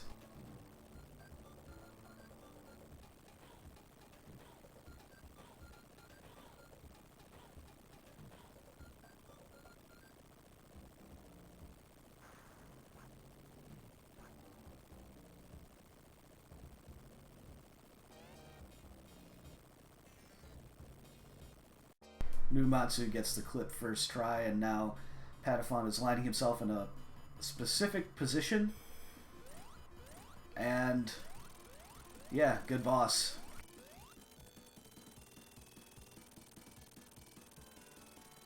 So what the insta shield does, as well as giving you a quarter of a second of free invincibility, is also quite greatly increases the width of your hitbox. So you can stand in that position where Patapon was and be completely safe from the boss actually hitting you directly. But when you use the insta shield, your hitbox becomes so much wider that you can score a hit on Robotnik, even though he can't score a hit on you, just by jumping straight up and down. So you see that on quite a few different bosses. Yeah, insta shield is also how Uematsu and Patapon were able to hit that boss with the bowling balls before the platform raised. Although Tails has his own way of doing that, and Knuckles doesn't have to fight that boss at all.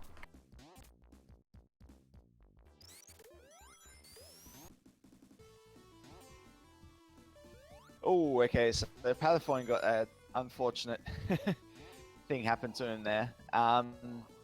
If you are standing on the very edge of a platform, to the extent that the character goes into his kind of teetering sprite, where he's teetering on the edge of the platform, he always faces away from the platform, regardless of what direction you're actually facing. Dodging a big ring there as well, because he ended up going that lower path. Oh, nice dodge. Obviously, you don't want to have to do a special stage in this run, because even going into it and failing immediately takes time. It looks like he's probably about 15 seconds. It looks like he's getting the fire shield instead of going for the insta shield, which is a little bit faster. But the fire shield protects you from the mini boss's flames, obviously. Yeah, because again, the insta shield increases your hitbox, it also increases it vertically, so you can actually connect with the boss slightly earlier if you use the insta shield and time it correctly, versus just jumping up into it.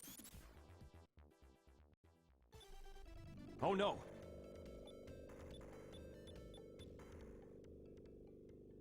Did you have that sound effect queued up? Me? I didn't have I heard any an- sound effect queued up. Oh!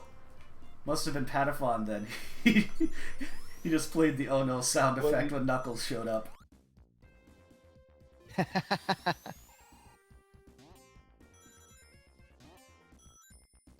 No, I would never have thought of that.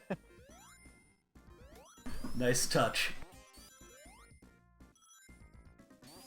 Let's all just be glad nobody played that for a circus. Yeah, let's hope he doesn't. Well, I mean, it's a bit late now, isn't it? Yeah, it is. So Uematsu Freak seems to be giving up on the level wrap in Mushroom Hill 1. You can, if you time it correctly, you can actually use the door to push you slightly into the ground, and from there do a level wrap from just below where the big ring is at the start of the stage. Even if you do all the inputs in that perfectly, that one is a bit weird because the wall doesn't extend all the way to the end of the map. You can't actually guarantee that the level wrap will go through. The best you can do, if you get as close as possible to the edge of the wall and start your level wrap from there, you can get a 95% chance. But there's still that little chance that it will mess you up. And from there, you just have to die and try it again. Yeah, not to mention the fact that getting the clip into the floor is actually pretty difficult. Alright, so here comes a fun one. So on Palafoin's screen, what you're going to see, I hope, see is going for it. Yes, okay. So you need to stand as close as you can to this zip line here. Spin dash and pause on the very next frame so that you release the spin dash immediately. And what that does is it takes an object away at the top of that first tube. The screen is still scrolled down so far that you can't trigger it in time. And when you get to the mesh cylinder, it kind of stores a spin dash. When you do a spin dash in this game, it actually pans the screen off in front of you. But you don't actually go anywhere when you first use it. So it panned the screen so far that the mesh cylinder actually disappeared, and that makes the game think that you're in the mesh cylinder, so you're not interacting with any of the other objects. But the mesh cylinder doesn't exist, so it doesn't know where to put you.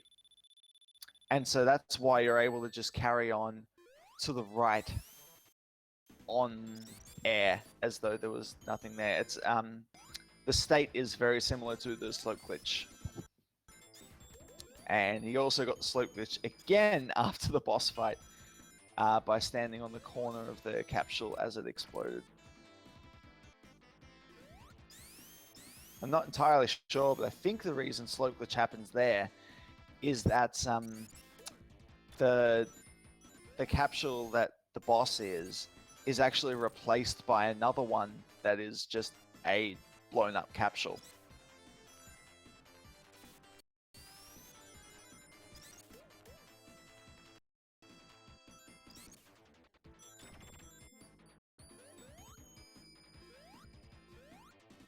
That area in the right at the bottom of the stage that Pataphone's on, that can be potentially sketchy. If you slightly mistime your spin dash, it's possible that you bump the side of the platform in the middle and die rather than just run across it. So there's a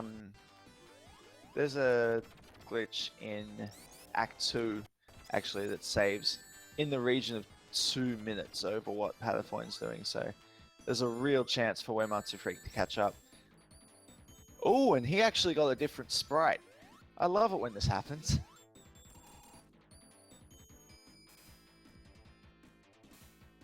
The sprite you get doesn't actually make any practical difference. It's just cool. And again, because what controls the sprite changing is rotating in the mesh cylinder. Because you're not in the mesh cylinder, it doesn't rotate at all. So you get stuck in this.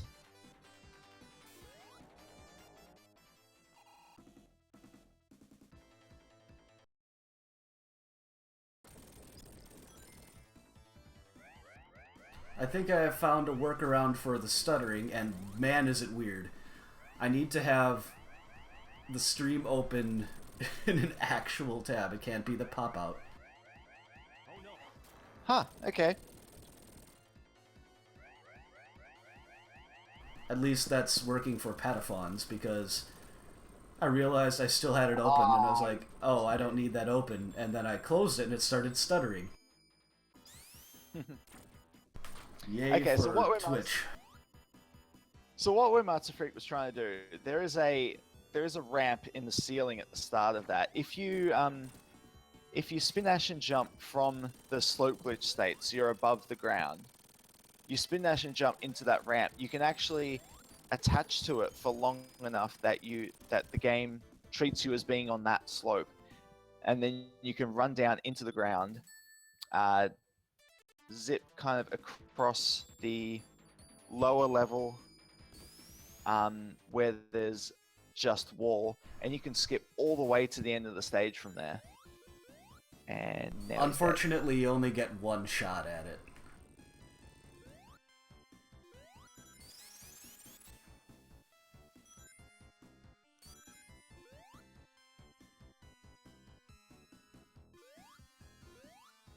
Sandopolis, meanwhile, is actually usually played normally as Sonic alone, although there is a very difficult level wrap with Sonic and Tails. And bringing Tails along also makes a couple other stages much more difficult, particularly Marble Garden. Yeah, I'm not surprised that neither of them went with Tails' partner. In the ideal case, and I stress ideal here because they're very difficult, having Tails with you saves over 2 minutes and loses only a few seconds in, as we say, Marble Garden. Everything else is largely the same. But, oh, that's so difficult. It looks like Pataphon did a little pause buffering for perspective there, actually. That was not the stream stuttering. I can't blame him, considering that jump is actually pretty difficult. I miss it about as often as I make it. There's two slopes that are kind of hard to recognize, especially at the speed you're going at, in order to get the jump to where you want to go from there. Yeah, and you have to get some upslope on the jump because you can't make the platform that you're jumping to offer off just flat ground. When you're running up a slope, you get a significant boost to your jump height, and then if you're jumping down on a downslope, you also get a significant increase to your jump speed, your horizontal speed.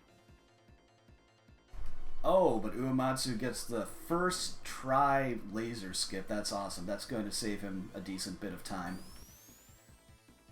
Okay, so what's happening now is as soon as you go kind of orange vertical bar, the platform, as you can see, is now moving up. So he's actually overlapping both of these boss segments. Where normally you would have to wait in that laser area, here you don't have to do that. Yeah, that's a trick that you'll see again later called the double spin dash. Basically what he does is he does a very fast spin dash towards that wall, hits it, and then immediately does 2 really quick spin dashes. And that freaks the camera out, putting the object off screen and allowing him to spin dash through it. So where Freak actually does it differently to the way that I and other people do it. So with the laser skip there, you don't actually have to do the double spin dash he's talking about at all. If you have the object that you're trying to get through on the very first pixel off screen, and you just do a fully charged spin dash towards it, the laser itself is so thin that you get over to where the laser is before the screen has had time to pan out that way, and you just appear on the other side of it. And Pataphone just jumped through some solid floor, because this is Sonic 3 and Knuckles, and floors are just the suggestion. And oh, that was a really close shave on that spike block, actually. Yeah. Another thing that's worth mentioning about the laser skip and the way that the pixel perfect method is that even if you get the right pixel, some pixels can make it fail. So you either choose a difficult way or a difficult way. It's just preference, really.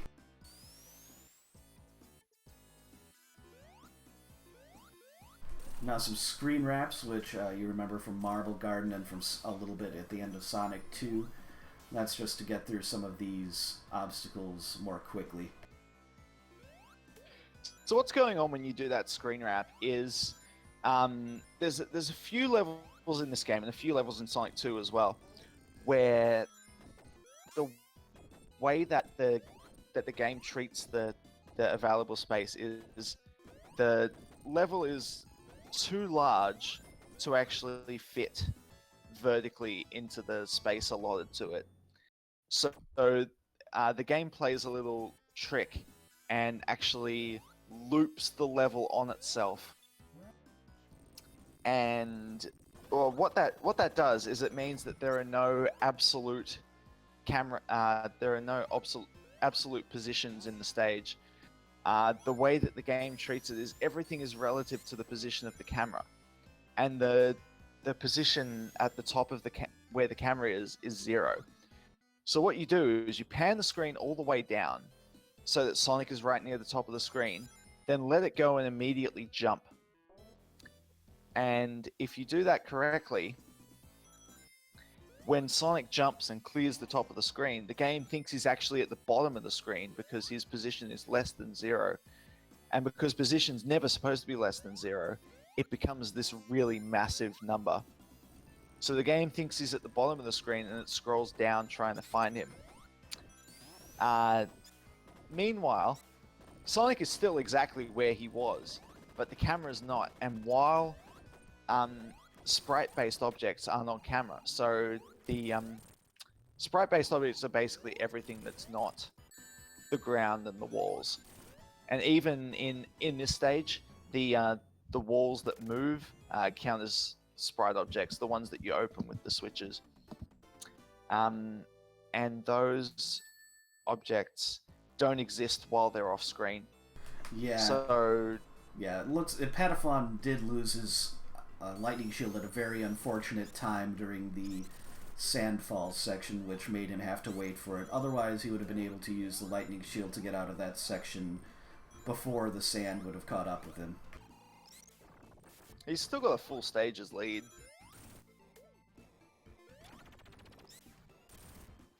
Yeah, the death in Marble Garden was really punishing for Uematsu.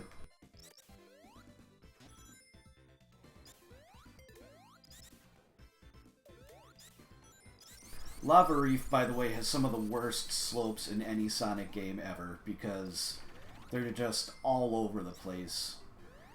And it makes it really tricky to get a lot of your jumps right.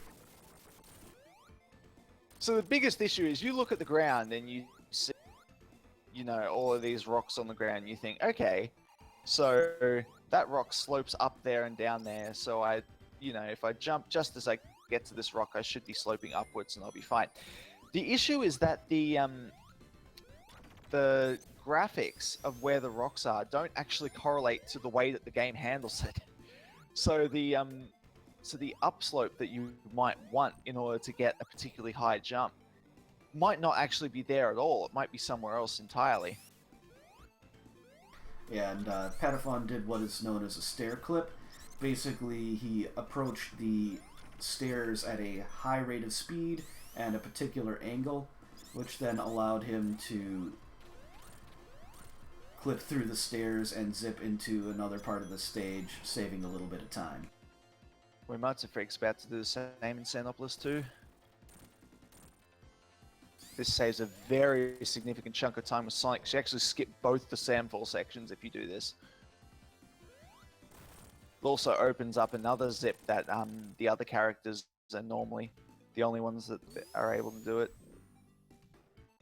Of course, it's not an easy trick by any means, and losing the shield like he did there is not good. Oh yeah, as soon as you lose the shield, it's not worth going for anymore. I think it's technically still possible, but it becomes incredibly difficult without the lightning shield.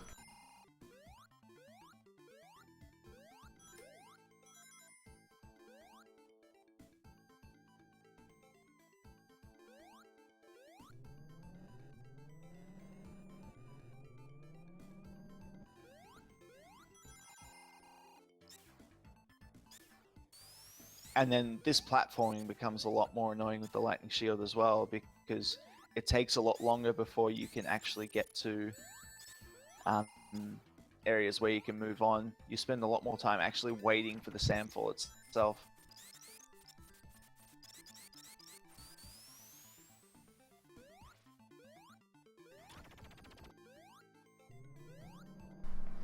Meanwhile, you have Patapon approaching the next stair clip, which is in order to skip this 2-minute auto-scrolling boss of absolute misery that this stage has. You need a stair clip, and then you need to do the double spin dash trick. Fortunately, you get the speed pretty much automatically because you are zipped into a little tunnel that gives you essentially full spin dash speed. Yeah, general rule of thumb, if you're making a game and it has a really long and boring section in it, speedrunners will probably find a way to skip it.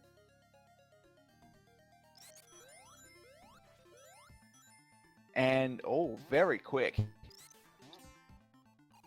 141's a very good time in that stage.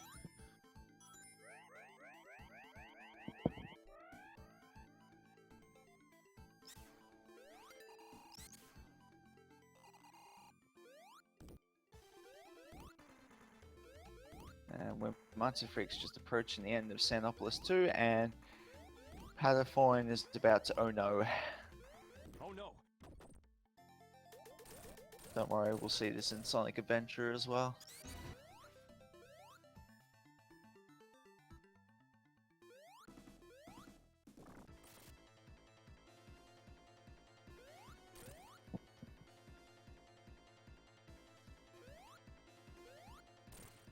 And so while Patapon goes through the main kind of story element of the game, Uematsu Freak's finishing off that boss. Oh no.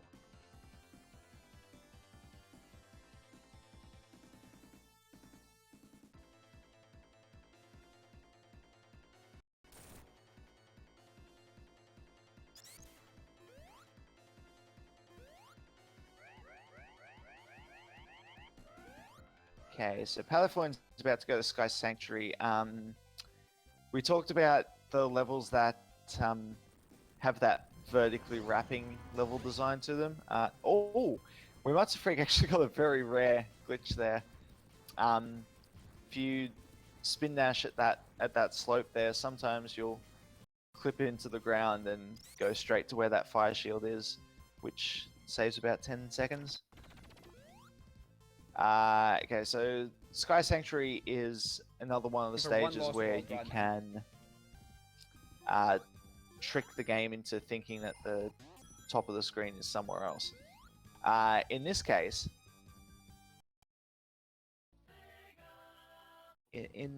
what's going to happen is the area that he's going to... Oh, this is bad. This is actually really bad. Yeah, he's going to have to go back to start that stage again.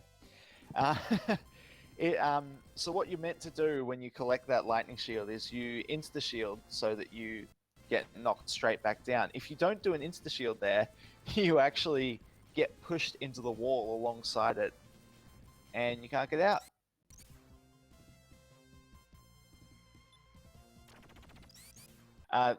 Okay, so take two.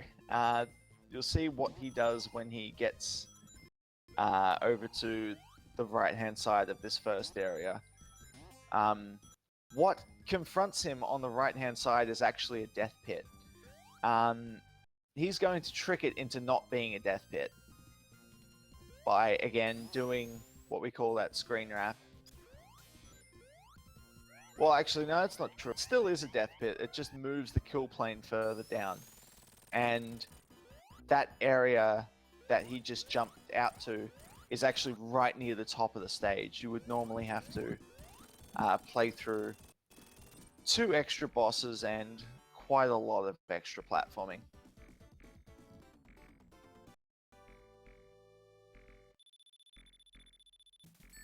But instead you can beat the stage in a minute, of which almost half is that opening cutscene.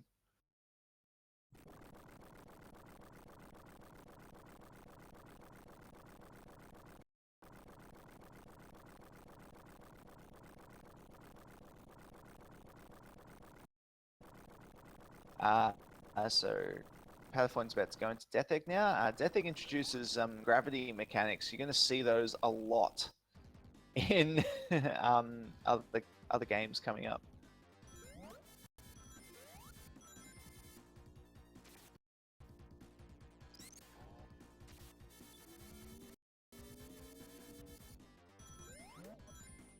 So in certain areas in this stage, you can go through different gravity tubes and pop out upside down. It's more prevalent in Act 2.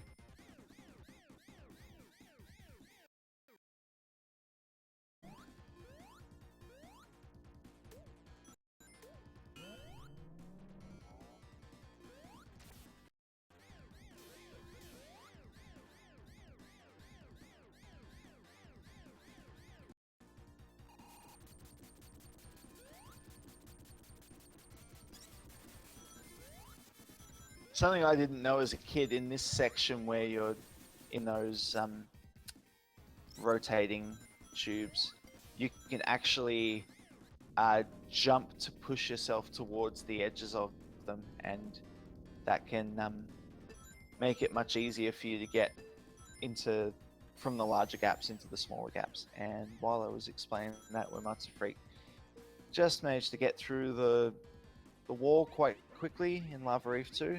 So he's on to Hidden Palace now.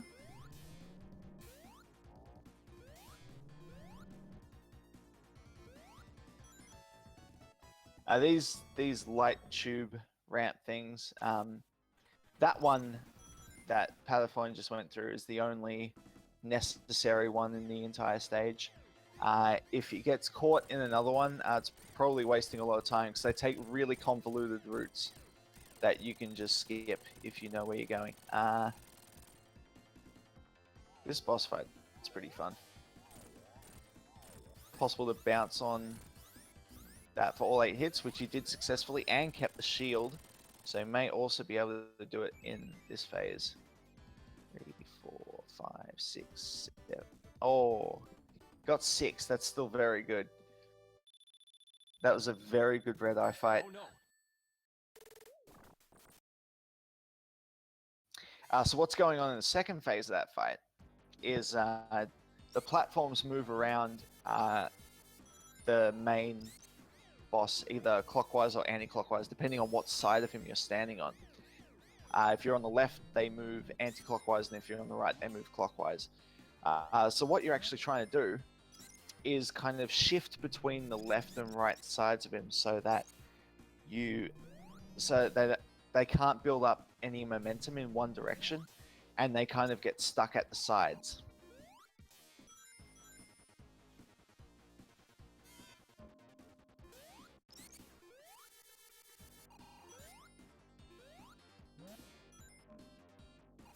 Now, Palaphone wants to make completely sure that he keeps his shield. There's actually you'll notice he jumped over that platform even though he didn't really have to. That's because if that laser platform is off, there's a water shield in the bottom right corner of that pit. And now the bounce off the shield actually saves you from losing too much time. But if you actually pick up the water shield, most of the platforming in the rest of the stage is a lot slower. You lose about 15 seconds.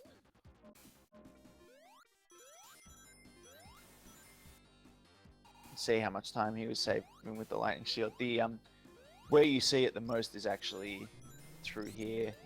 So these sections with the rotating green blocks are almost skipped entirely. Lost the fire shield now, lightning shield now, but most of its usefulness is gone at this point. Nice little zip Nice there, zip. though. Nice zip off the door. The door obviously comes up behind you when you go past it, but if you turn back around at the right time, you can actually have the door push you up into the ceiling, at which point you can zip away.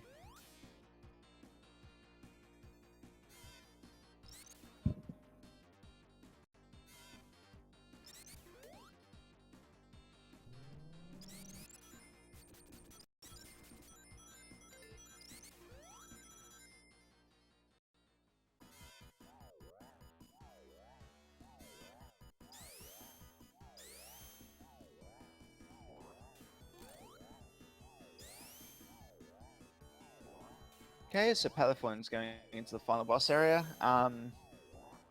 The gimmick with this boss is that it drops spiked kind of trolley things on the ground, and what you're meant to do is stand on the bottom and kind of line up when the spikes are going to impact the boss in the middle, and jump in the teleporter and rotate the gravity so that the spikes hit it. As it turns out, you can just go up to the top and spin dash into them, and they'll actually rotate and rebound upwards towards the boss.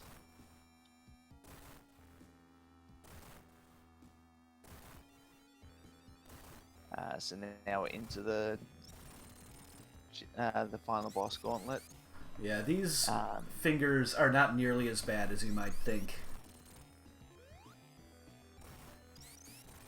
Although it is possible to die or lose a lightning shield if you manage to bring it this far.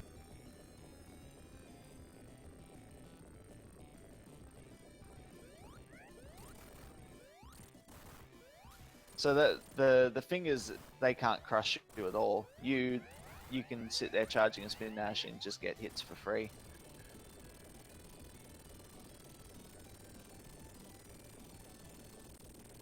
You can't just bounce on this boss either. It's got a mechanic where it actively pushes you out to the right, so you can't bounce on it more than twice. But it's still fairly easy.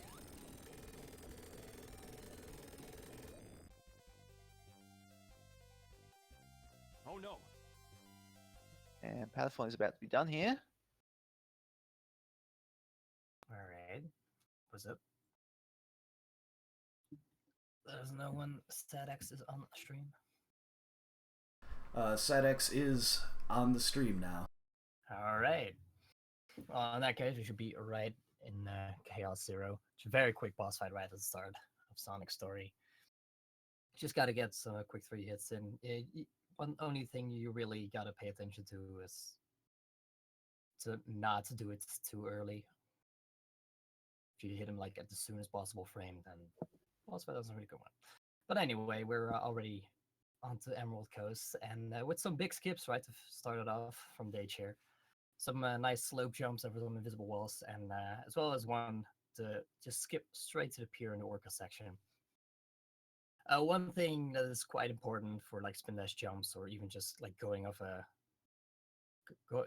like a platform while spin dashing, is that you hold A, because that actually makes you descend like way slower. It's called a hover.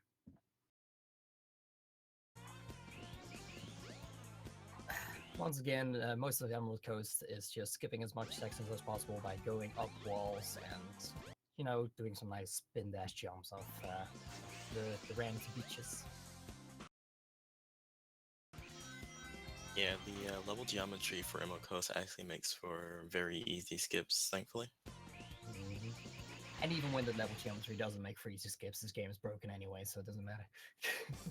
Yeah. You can see right here, they're just going through every wall in the overworlds just to get to the crystal ring early. Which will give him a nice amount of stuff. It also allows him to get to Casinopolis early, which he'll hit the button by doing a ramp jump off the stairs. And then instead of actually getting all the rings, he'll just spin dashes through the wall and does a hover in order to actually make it to where he needs to go, while avoiding some kill planes, and that's Casinopolis done already. So that's pretty much how that stage goes. I think where Matsufreak may have soft locked. I am attempting to get this to not be stupid, but Twitch is persisting in not working quite right. That is unfortunate. Okay, So that same. My CPU can handle this just fine, though. That's the problem. I'm not sure exactly what's causing that. It must be on Twitch's end, because my internet is fine, and yeah. Try using a different browser? I don't have one installed. I think you could use a browser source in OBS Studio. I think you might have to deal with an ad here and there, but it is an option. Anyway, Dage has been going on, got to the next boss with Egg Hornets. Just got a quick kill just by homing his attack in fast enough. And he's on into a Windy Valley, where once again walls do not exist. Yeah, walls not existing will be a very common theme in this run. Pretty much. In S3K, floors don't exist, and SIDX walls don't exist. Right here in the whirlwind section or tornado section, you can skip one of the paths by sort of like spin dashing over the last pad straight up onto the bridge. Saves a little bit of time. Quite useful. Skips have to be used to trampoline. And as you saw there, he actually restarted when he entered the third act of Windy Valley. That was in order to save time for the animation where Sonic goes up and falls back down pretty much immediately.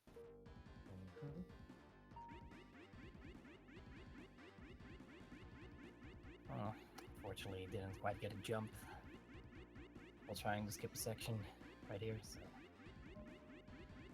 you have to do a quick restart, but quick is exactly what it was. And for the last bit, he is not actually going to be spending much time on the path at all either, because he is just going to jump out soon and make sure to avoid kill planes and land straight to the final platform. A very fun thing about SatX is that when you restart, it actually restarts you from your last checkpoint instead of the beginning of the level. Yeah, it's very useful.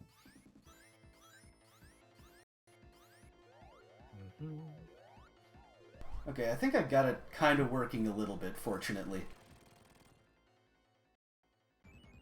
Alright, good.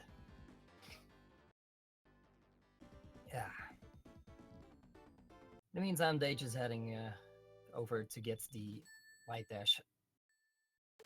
Right here, the light shoes. Now, fortunately, this very first this very first version of the light dash is very slow. You have to like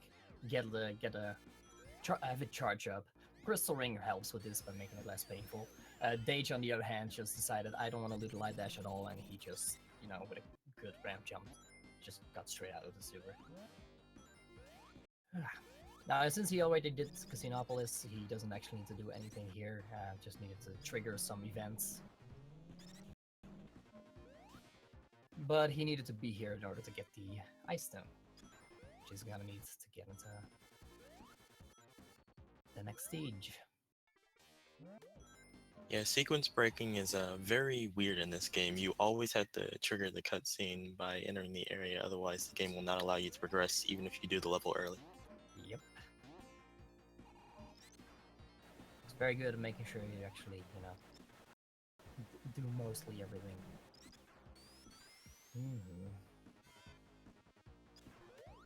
This stage is not going to be done intentionally in any of the sections. At the very start, just do a ramp jump off of the very first ice slopes, just get to the next section, and that section you then skip by clipping through a bridge through a nice spin dash jump. And then the last section, there's this wall, and well, it doesn't exist, so he goes through it, uses the backgrounds to kind of align himself to where it's called, to where he wants to go. And then he could just sort of fall straight down to the end of the stage without having to do the snowboard section.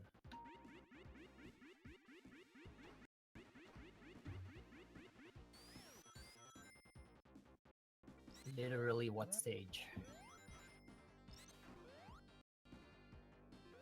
In-game timer is also frozen because it doesn't actually start until the snowboarding section starts.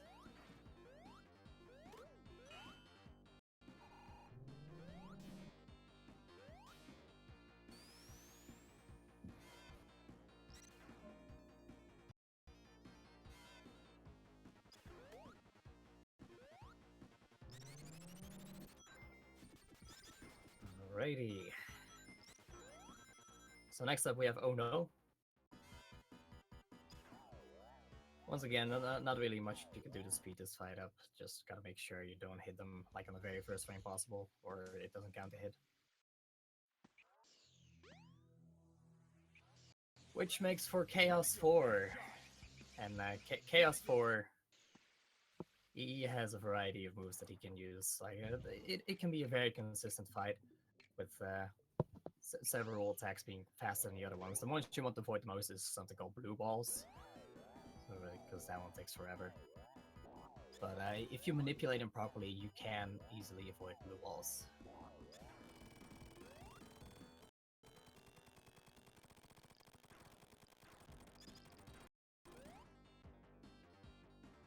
Fortunately, I don't know exactly how the manip works for Sonic. I know with other characters it's easy as you're just staying in the air. Sonic has to do some more, peculiar movements and camera movements for that matter. Yeah, if I remember correctly, it's to do with being in the air when he selects what attack he's going to do. So kind of after the third, because he moves around 3 times and then doesn't attack. Yeah, but because Sonic can't really fly, it's like a lot harder to pull off for him.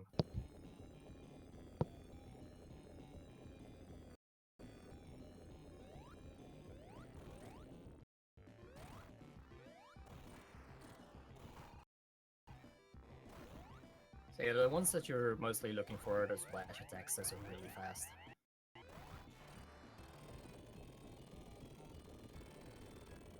Alright, Remote's Freak is nearly done here. Alright, awesome.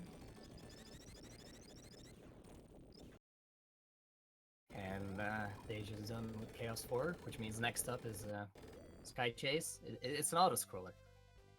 That's all we can say. So instead, let's look at Argick, who is going to be starting soon. That's 655. Once again, waiting until Chaos Zero pops up. We can hit him.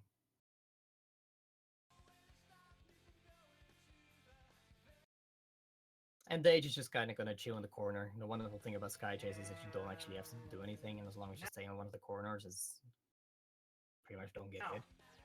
So if you want a bathroom break, that's how you do one. Meantime, Argick's heading into Emerald Coast. Now, one thing that you also see a lot of runners doing throughout the run is switching between the camera modes a lot. And that is mostly to help with skips, but and movement and all that stuff. But there's definitely some cases where, you know, I'm trying to be able to tell you which camera is optimal where. I know that for a decent section, decent amount of time for the run, it's also personal preference. But there are times where one camera is just straight up better, like auto camera or free camera.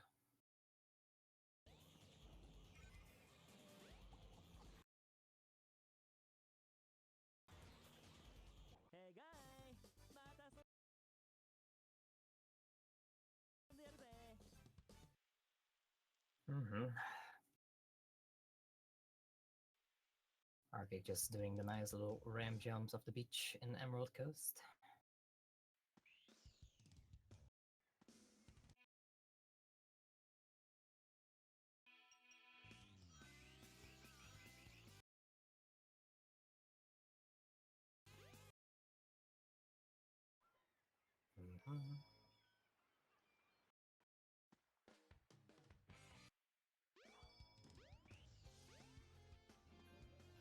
And Argick is actually not going to go for the Crystal Ring early, so he will have to pick that up at a later time.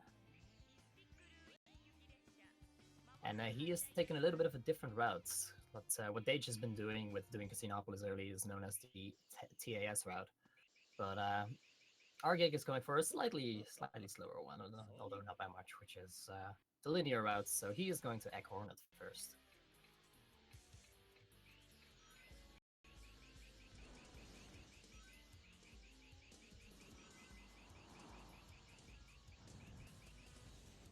Dage, in the meantime, is out of Sky Chase. Which means he gets to go to Twinkle Park. Now, right at the start here, you have like the track where you have to do a little bit of a race. And he wants to make sure he gets a certain amount of rings. Because the rings determine how fast you go. Which means that he can go onto the edge of the platform of the track here and skip quite a nice portion of it by falling down to the next bit. Good old track skip. I believe for every 10 rings you get, the speed of your vehicle increases, so the more rings he gets, the faster he goes. Yeah, so it's also important that you don't get too many rings or you'll overshoot.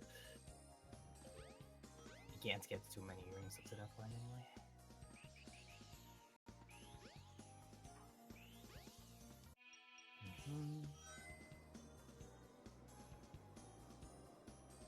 They're just coming up on the end of the track soon.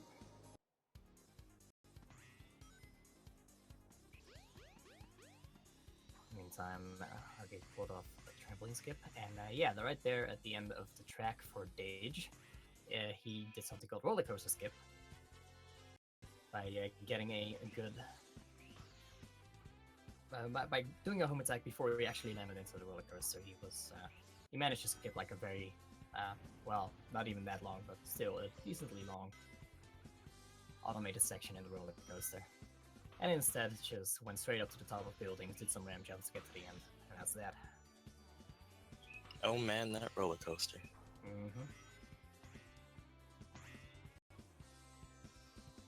And now what Daze just did is he entered the Knuckles entrance for Speed Highway, allowing him to access the stage without needing to collect the key. Yep. At the very part of Speed Highway, he went up the building and did a good spin dash hover in order to get to a much later portion of the stage. Yeah, I would say about 60 something percent of Act 1 is basically skipped just by performing spin dash jumps off the sides of the buildings. Exactly.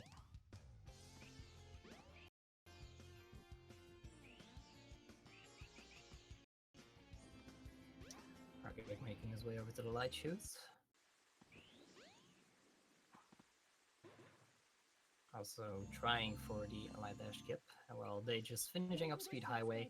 Even the last section of it, where Knuckles has his treasure hunting mission, that is not done intentionally at all. Just jump off buildings, go through walls without collision, etc., etc.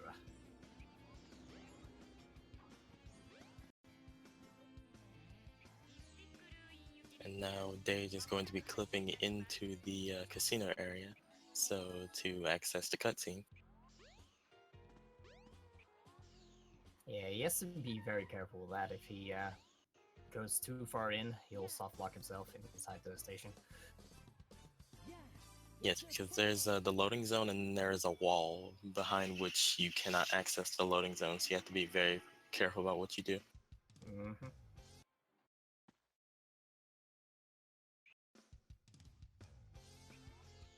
Alright, next stage will be getting the light speed attack. This allows him to charge up a spin dash and then home in on an enemy. It's not very useful except for destroying this monkey, and that's actually required in order to enter Death Mountain, as the cutscene, the loading trigger does not load unless he kills the monkey. Yeah, it's actually very weird that Red Mountain does that. But very important monkey. I really want to make sure he gets a high speed attack, and for it is also useful later on in the run. So. Well, yeah, during the Chaos 6 boss fight. Exactly. Now, as per the trend in this game, most of the stage is skipped by doing some good spin dash jumps of certain ramps and whatnot. Act 2 is no different. Exactly. In the meantime, Argick is busy skipping his snowboard section if he can get through the wall. Looks like Dage is opting to use a bit of an older strat for skipping the second act of Red Mountain. It's a bit slower, but also safer. Yeah. There's like a million ways to skip Act 2 in that in Red Mountain.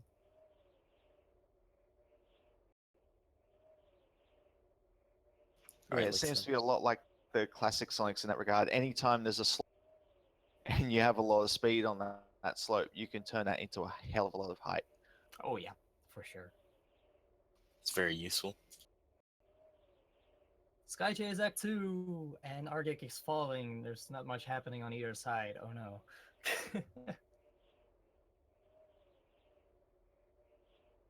Sky Chase 2 is just the same thing, but longer. There's also one thing you have to do at the end where you destroy part of the egg carrier's engine so that you can actually board the sky deck. Exactly. Or I should say the egg carrier sky deck comes afterwards. And let's see, it is pretty much going to be the case where we're going to have not much happening on either side, because Argick is now at Knuckles, followed by Chaos 4, which is not much happening, followed by Sky Chase, which is not much happening.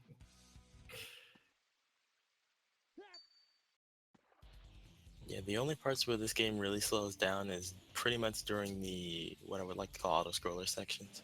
Pretty much, yeah.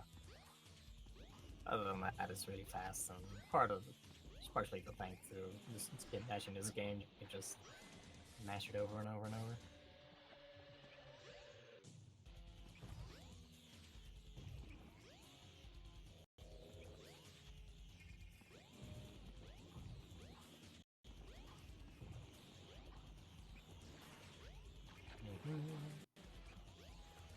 Argick just trying his best not to get blue balled.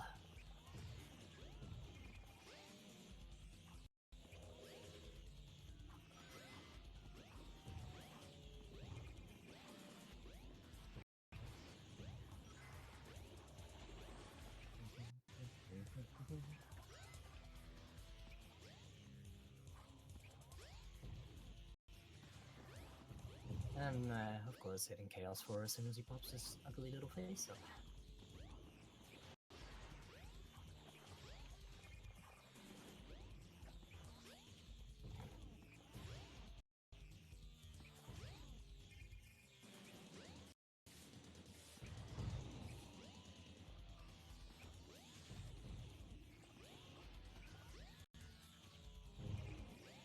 Oh, that's unfortunate. Argick seems to have gotten Blue Ball's attack. Yep, he got blue balled. As you can see, blue ball sticks forever.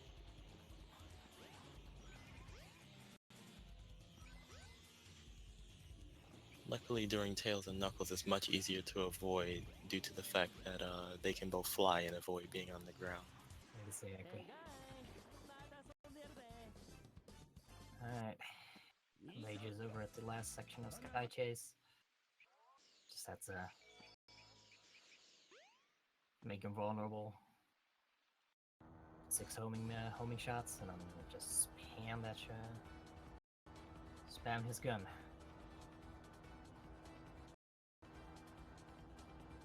Which means that coming up for Dage is going to be Sky Deck, while Argick is in Sky Chase.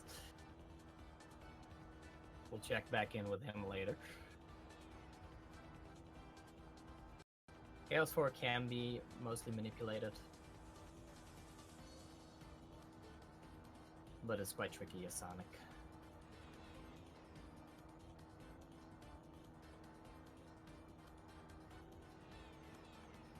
Alright. Sky Chase. So pretty much at any point, if you can get onto an elevated section in Sky Chase, you could probably do a spin dash jump to go to a further section. Sage.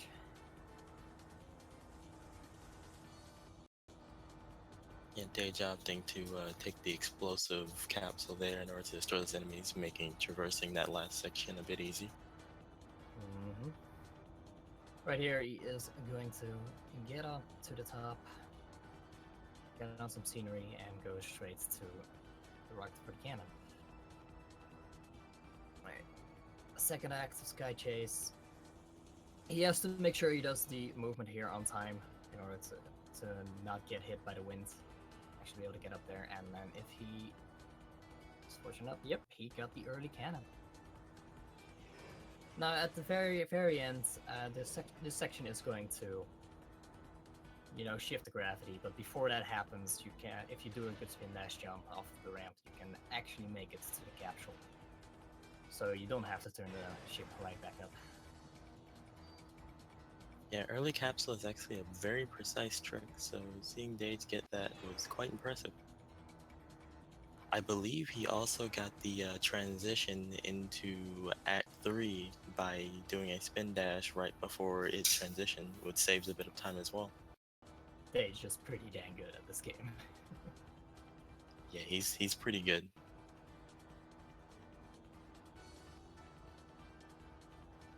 And also, Dage skipped having to go inside of the area to activate the switch, and instead opted to hit the trigger by spin dash jumping up to where the control room is, which is of course faster, and skips having to use the light speed attack.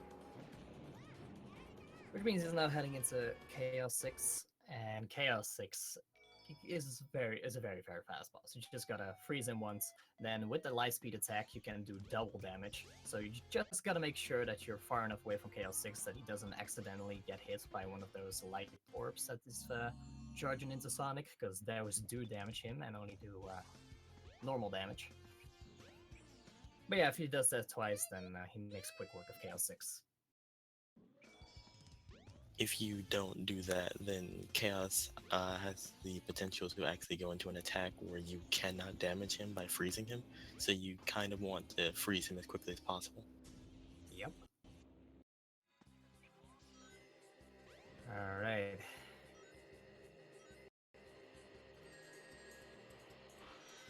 They're just making his way into Lost World. Now those fire pillars that in the tunnel, they pop up at random, so it's not very unlikely to get hit at all. Argick's having a little bit of trouble with the Twinkle Park track at the moment. Oh, he's making his way through. And you might have seen that Daze just kind of phased through a wall there. If you charge a spin dash while holding forward and pause and then unpause, you can actually just make it through a door, such as that in Lost World. And oh man, Dage is going for the for the big boy strats right here. Yeah, you can opt to skip the sort of auto-scroller section where Sonic just falls through the water slide and instead just go out of bounds and land at the end. Ooh, fell in the rock section, but that's not too much time loss. You could just restart from the checkpoint point right before it. Speaking of time loss, Argick unfortunately not getting roller coaster skip, so we have to go through it. Oh man, no roller coaster skip. Mm-hmm. And in the last act of Lost World, they just makes use of this side of platforms in order to get right to the end. Very nice Lost World. Minus the death. Yeah, Twinkle Park seems to be giving Argick a bit of trouble. It can actually be a bit of a pain to run, just because of so many things that can go wrong in it. Yeah, and the timing for roller coaster skip can be quite rough.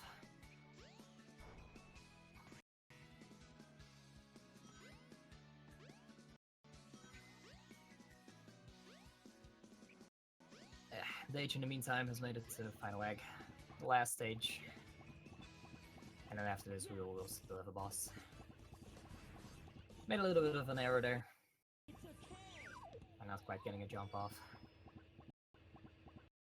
Yeah, it can be a bit difficult because of the fact that that platform is moving. It can kind of mess up your movement there.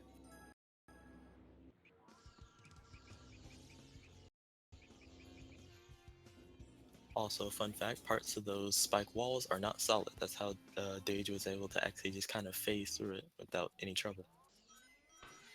Yep.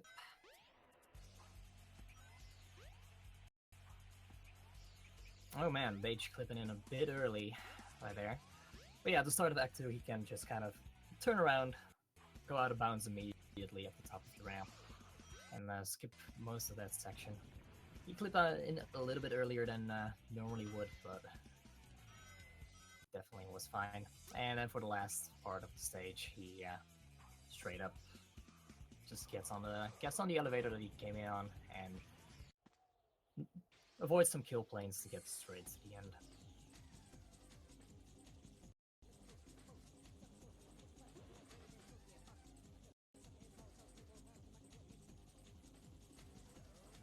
And now for Egg Viper, where Dage will actually be avoiding the laser attack where Eggman so famously says, "Get a load of this," by simply running around in circles. Pretty much. And then he tries to get an early hit. Like, as soon as Eggman shows his face, he is vulnerable, so you can attack him early. You don't actually have to wait until he goes back and then homing attack his robot parts.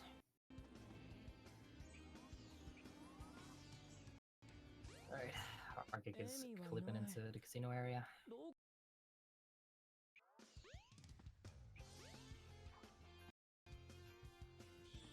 Figuring up good old Street Highway, which seems to go off pretty well for him. And he's off the Red Mountain.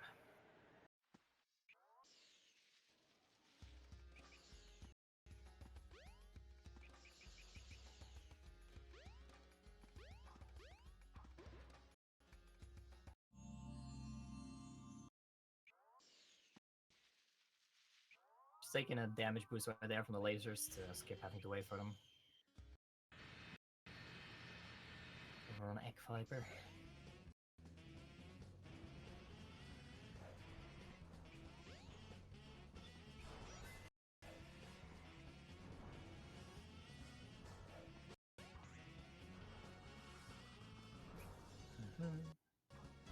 Well, now when he starts doing the attacks where he has the spinny wheels, which you can just jump on really early and get a pretty early hit on in Egg Viper. No problem.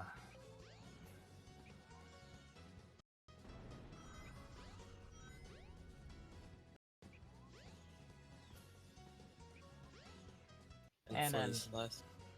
Oh, if you want to explain, go ahead. oh yeah, Eggman kind of does a last ditch effort.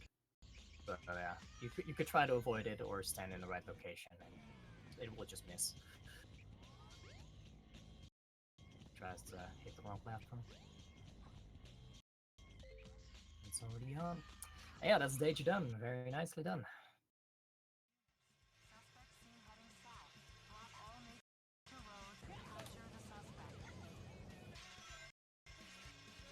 And heading into SA2, it looks like Ethmar has already started City Escape. It's the first stage in Sonic's story, and can be kind of one of the more tricky ones due to a very infamous skip called CE Skip, where Sonic performs a trick off of the ramp and lands onto a speed pad, and with the right position and speed values, he's actually able to clip through the stair geometry and land at a later part of the stage. Let's see if Ethmar gets it. Oh no, looks like he wasn't quite able to get the trick off, so he's going to be doing C normally. Alright, I'm gonna leave SA2 to Forward Boy here, since he knows that game quite well. Yeah, I know a bit of it. So yeah, you'll notice that Ethmar actually charges his spin dashes at certain points in order to avoid going over the hill. This is quite useful for saving time, as being in the air is much slower than being on the ground.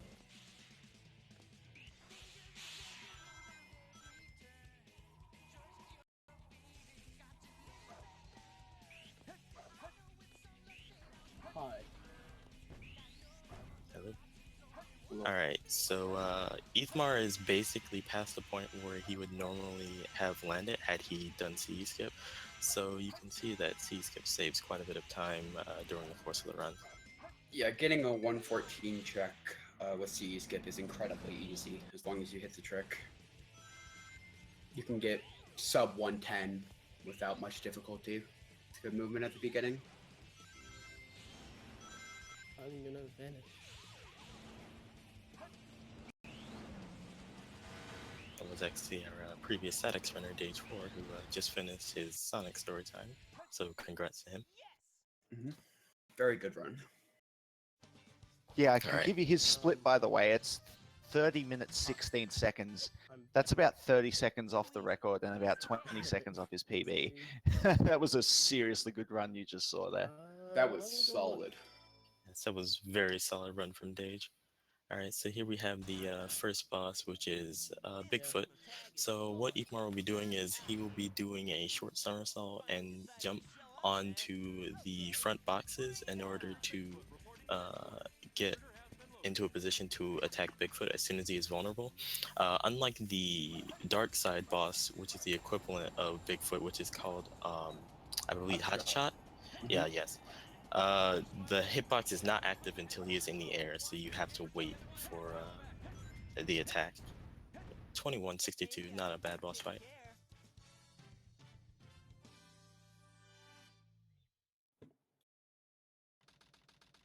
Alright, here we have the first Knuckle stage, Wild Canyon. So yes, the Knuckle stages generally entail you looking for either keys or emerald pieces, and certain locations that are randomly determined at the beginning of the level when you load in, and he will actually be collecting hints so as to ascertain the location of these pieces. The first piece was not very good because it requires you to go to the top and to the very end of the stage.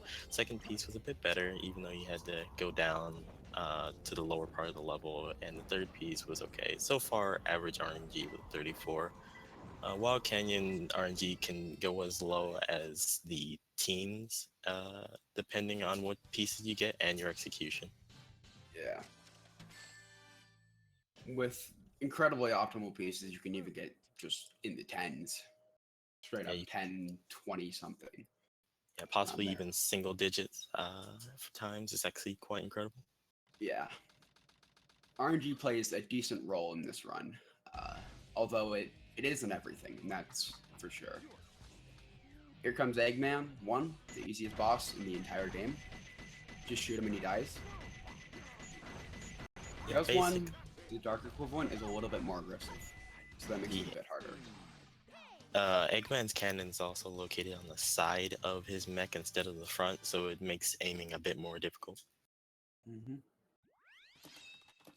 Here we have the first tail stage, which is Prison Lane, and what Ikmar will be doing quite a bit is he will be jumping around corners. The reason he does that is to maintain speed, as the mech controls very weird and awkwardly in the sense that if you make turns very sharply, you will lose all momentum.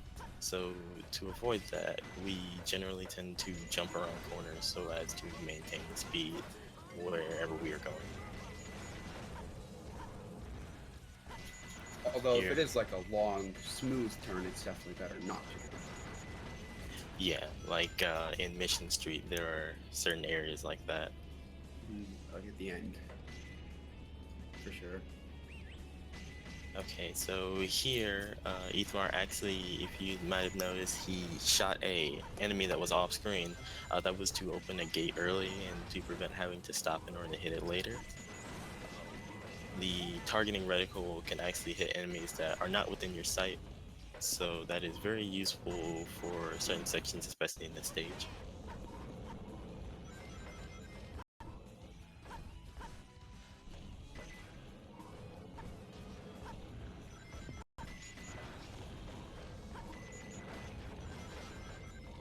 .123 check, that is very respectable. Yes, and then he landed both of the gate hops. Those can be a bit tricky, as I said before. The mech movement is very, very wonky, and the fact that if you do not maintain your momentum when you jump from the side of the gate to the platform, then you probably won't be able to make the jump. Coming up is Metal Harbor. It's one of, I wouldn't say the hardest Sonic stages, but it's definitely the most punishing. Any little mistake can kill you, which wastes a lot of time. And it's not that hard to die either. Yeah, this entire stage is basically over a giant kill plane, which is the water, so you definitely want to be careful about how you go about it. Oh, dang it. So looks like Ithmar will be getting to the light dash shoes with a 20 checkpoint. It's a very respectable time.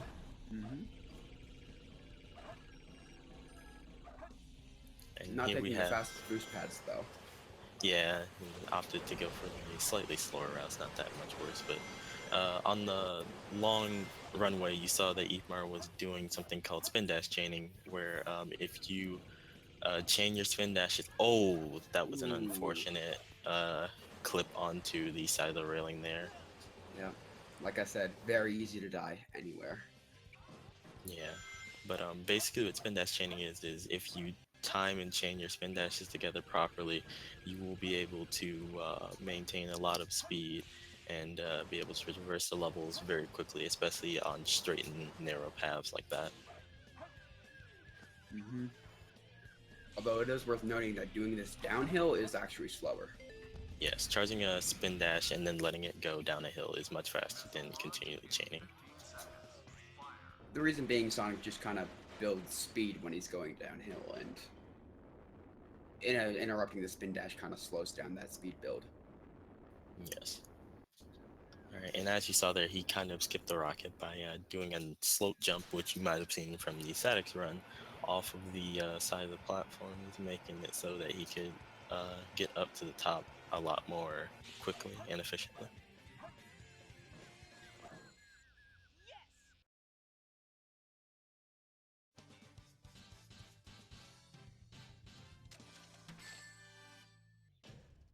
Barely made it. And we're coming up now on the infamous Faker cutscene.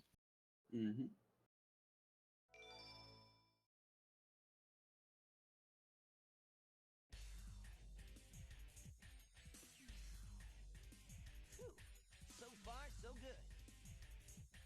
Hey, that's... That blue hedgehog again, of all places. I found you. Faker. Faker? I think you're the fake hedgehog around here. Alright, so during this boss, Ethmar will be implementing a strat known as storage. Basically, if you hold the action button while running in the shadow, the game basically thinks that you are in the somersault state while you are actually not doing a somersault, and this allows Ethmar to attack Shadow without him retaliating, because the game Shadow is programmed to react to your actions, and if you act aggressively towards him, then he will retaliate. But because the game does not think that you are doing any aggressive actions, Shadow will basically stand still and allow you to hit him when you storage into him. Mm-hmm.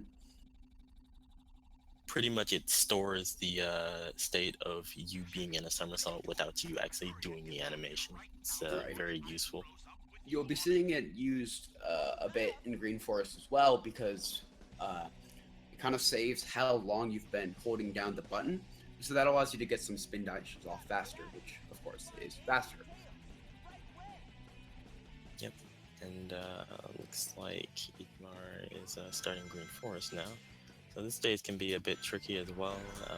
There is a trick later on the level called a Green Forest Wall Run, which basically entails you charging a spin dash while you are on the ramp. I'm sorry, the loop. And what you do is you maintain the loop speed that you would normally get from it, and are able to run along the level geometry up to the top of the level. Let's see if Igmar is able to get it. And the specific way that you do that is actually homing attacking into the light or the loop speed trigger. Yes, correct. It's a very hard trick, so I wouldn't be too surprised if he misses it. Oh, he's not even opting for it. Understandable. Yeah, it's a bit of an unsafe trick. If you miss it, then you just flat out die, especially if you didn't collect the checkpoint, so it's very understandable if you didn't want to go for it. Mm-hmm. Saves 10 seconds, wastes much more if you miss it. Well, I guess if you miss it multiple times, that is. Yeah. And that right there was pulley skip. Basically, there is a slight wall to the right, but oh, I'm sorry, bungee skip. My apology. If you jump towards the left side and then kind of transition yourself to the right, you can actually land on the platform below relatively easily. It's one of the easier time saves to sort of pick up when you first start learning this game. Mm-hmm.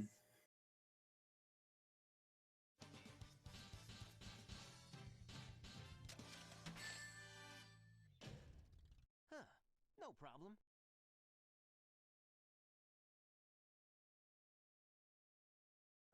Alright, so the next stage coming up is another Knuckle stage, Pumpkin Hill.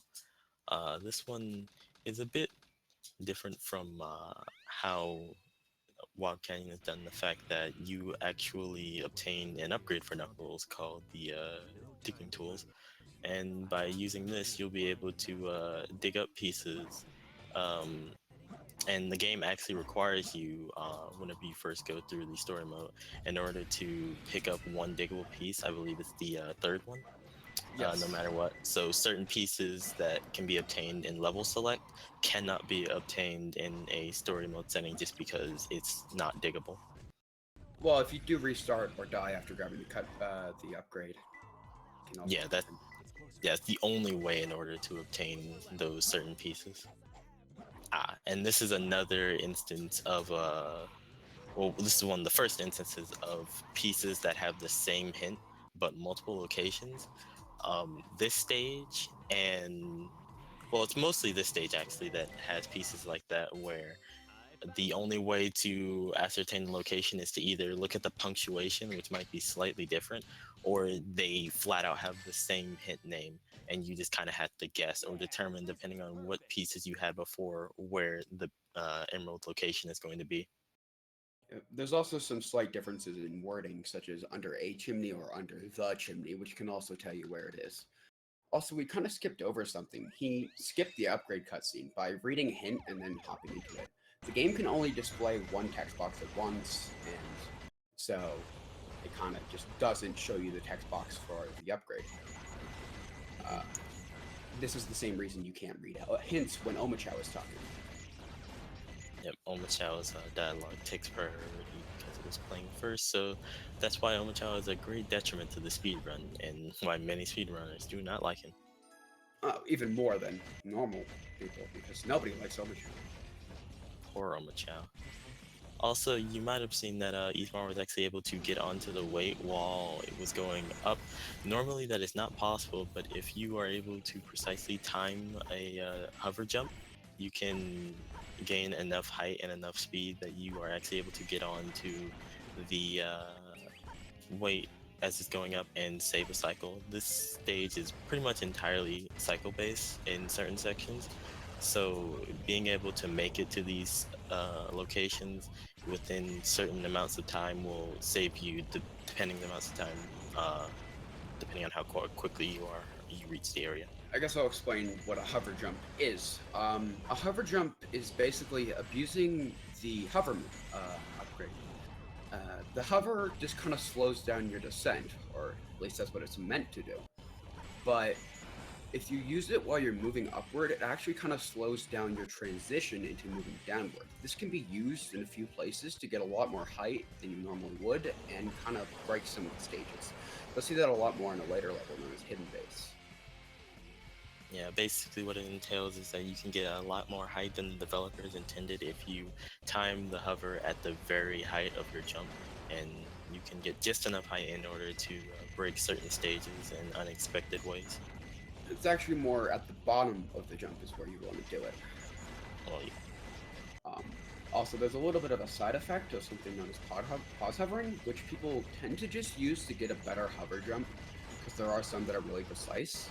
But if you press A on the first frame that you unpause, you can actually get insane amount of heights from that, and it makes one skip that wouldn't normally be possible. Although it's very difficult, and I wouldn't really expect anyone to go for it. Yes. Okay, so here we have another Knuckles level, Aquatic Mine. This place can have either very nice RNG or very poor RNG, and that was a very poor piece. Down below is possibly one of the worst Aquatic Mine beginning pieces, because it is at the very start of the level where you would have, it's at the very bottom of the level, I apologize, where you would have to hit the switch up at the top, which we would normally do anyway, but then you would have to travel down to one of the lowest areas in the game in order to obtain it, and it's just not worth going for the first piece. Mm-hmm. Takes like, what, 20-something seconds, and that's with optimal movement, and it's just a bad deal in general. Yeah, so Ethmar instead opted for the 3 metal barrels, which much better first piece to go for. See if he, I thought he was going to go for a clip out of bounds there. If you do a spiral upper in that location after grabbing the hit, you can actually clip out of bounds and make it towards the center area much quicker. And unfortunately he got a third piece at the top, which is one of the worst locations for you to get it. It's worse to have it as a second piece, but either way it's not good to have to go back up to the top in order to obtain a piece, as it's really slow. Mm-hmm. And that piece can actually be in 2 locations, where he first dug and where he last dug, which is kind of interesting to note. Mm-hmm. Overall, that was really bad Aquatic Mine RNG. Oh, it looks like Draco has actually started his run, so now he is able to catch up with Ethmar. Yep.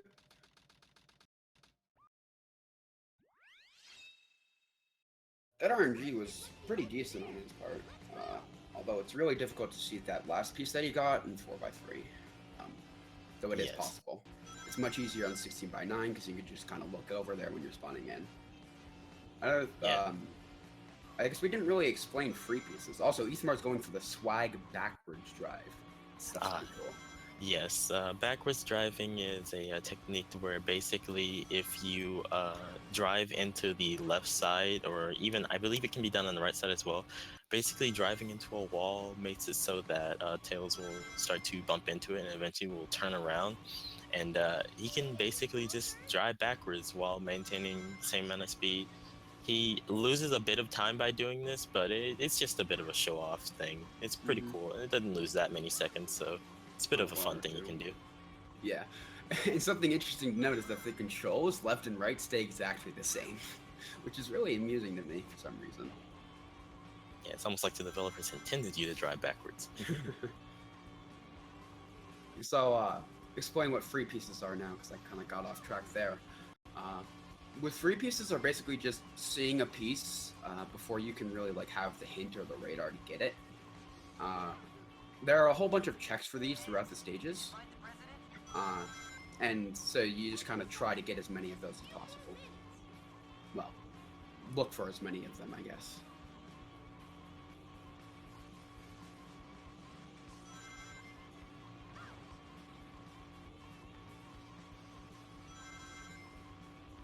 So it looks like Ethmar lost too much speed and lost his backwards drive, but... Yeah, if you go too slowly, then you'll end up having your car turn back around, but it really makes no difference either way.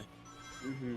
Also, there's drifting that he's been doing throughout the entire level that just kind of removes the deceleration cap, so like on straight surfaces, you won't slow down. You still slow down when you hit walls, cars, or just go uphill. So that's why we still use boosts and try to collect the right amount of rings at the right time. Yeah, if you have to decide between hitting a wall and hitting a car, always opt to hit the wall because you lose far less speed from hitting a wall than a car. Mm-hmm. Looks like Draco is having a pretty rough time in Prison Lane. The gate hop, as you saw there, is, well, it's really finicky and just difficult in general, so it's not too surprising that at least one of them would be missed throughout the course of these two runs. Yeah. This is Hidden Base. I explained, or said that you're going to be using something to break the level a whole bunch, that'd be the hover. Looks like... go ahead. No, this is basically one of the biggest ways in which the hover breaks the game. There's a lot of places where you can obtain height that the game normally doesn't intend you to. Yeah. Ethmar is actually pretty darn decent at this level. Like on the level of like the runners, right? He's just got like really good movement in general. Yes, Ethmar is very, very solid at this game.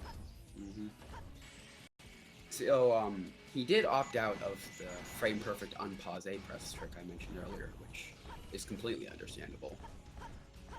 Yeah, it's not that much faster, and plus on a race setting, you kind of want to take a bit of a safer route, much like how he didn't go for a green force wall run. Right.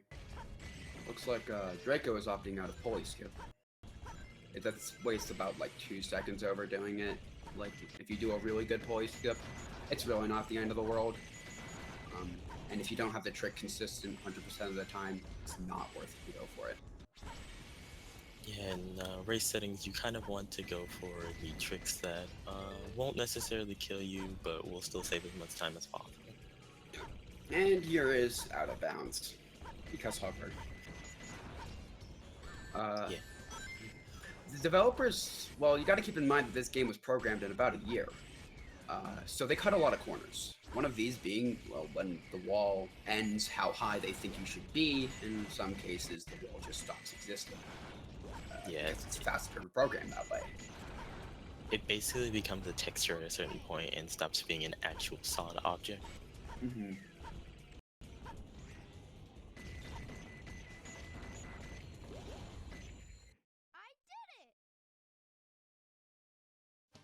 Wonder if Draco will be using the task strat when going for Shadow 1. That was a little tough. Draco is like the boss guy. He knows like all the stuff that the community currently knows about bosses, and just in general is very good at them. Alright, and here we have Pyramid Cave, where Ethmar was trying to perform a trick called Chowbox Hover, where if you spin dash and then hold A while in the corner next to that Chowbox, you can actually gain a lot of height and perform what is known as a bit of a mock super bounce. Mm-hmm. But he was a bit short on it. It's fine. Oh wow, he's actually going for the first door clip, but wasn't quite able to get it, so instead he goes for the spin dash. I'm sorry, super bounce up and over the door instead, as again, it stops being a wall, it starts being a texture. Yep. Bounce is incredibly broken. It is the most broken power-up in the game. Yes, it just allows you to do a lot of things. Pretty much you can gain heights to reach areas that you're normally not supposed to, and it's basically just breaks Sonic as a whole. Yep. Also allows you to do this next trick called Snake Skip. Yep. Where He can use skewed gravity to land on the side of the platform there and can skip a pretty decent section there, saving a few seconds. Skewed gravity is just whenever you're like on a slope or a rail, whenever Sonic kind of has to go up or down on a surface, his gravity changes a little bit. And with enough speed, you can maintain that gravity. And bounce happens to give you enough speed to maintain gravity off of just about any slope, although not always at the angle of the slope, because the closer you go to going upwards, the more speed it requires to maintain, and bounce doesn't always provide that. Yes. No problem. Alright, so Nice first Ismar is into Death Chamber now. He actually turned around there to look for a free piece behind him, as certain free pieces can spawn behind Knuckles in Death Chamber that normally don't appear because the radar only picks up on the piece you are currently looking for in the order of 1, 2, and 3. Very good first piece, Sniper. It's over. Ooh, no death strats. Oh, he's going for it again. Yep. It's over. Basically, why Ismar is killing himself over and over again is because if you get a first piece in the blue room, there is a very high chance that the next piece you get as a second piece will spawn in the red room. So many runners will opt to continually die until they get a second piece in the blue room, as it is often faster than going and searching for whatever piece pops up as a second piece without. 42 Death Chamber with a couple of deaths, that's not too bad. Yeah, pretty decent. Very respectable.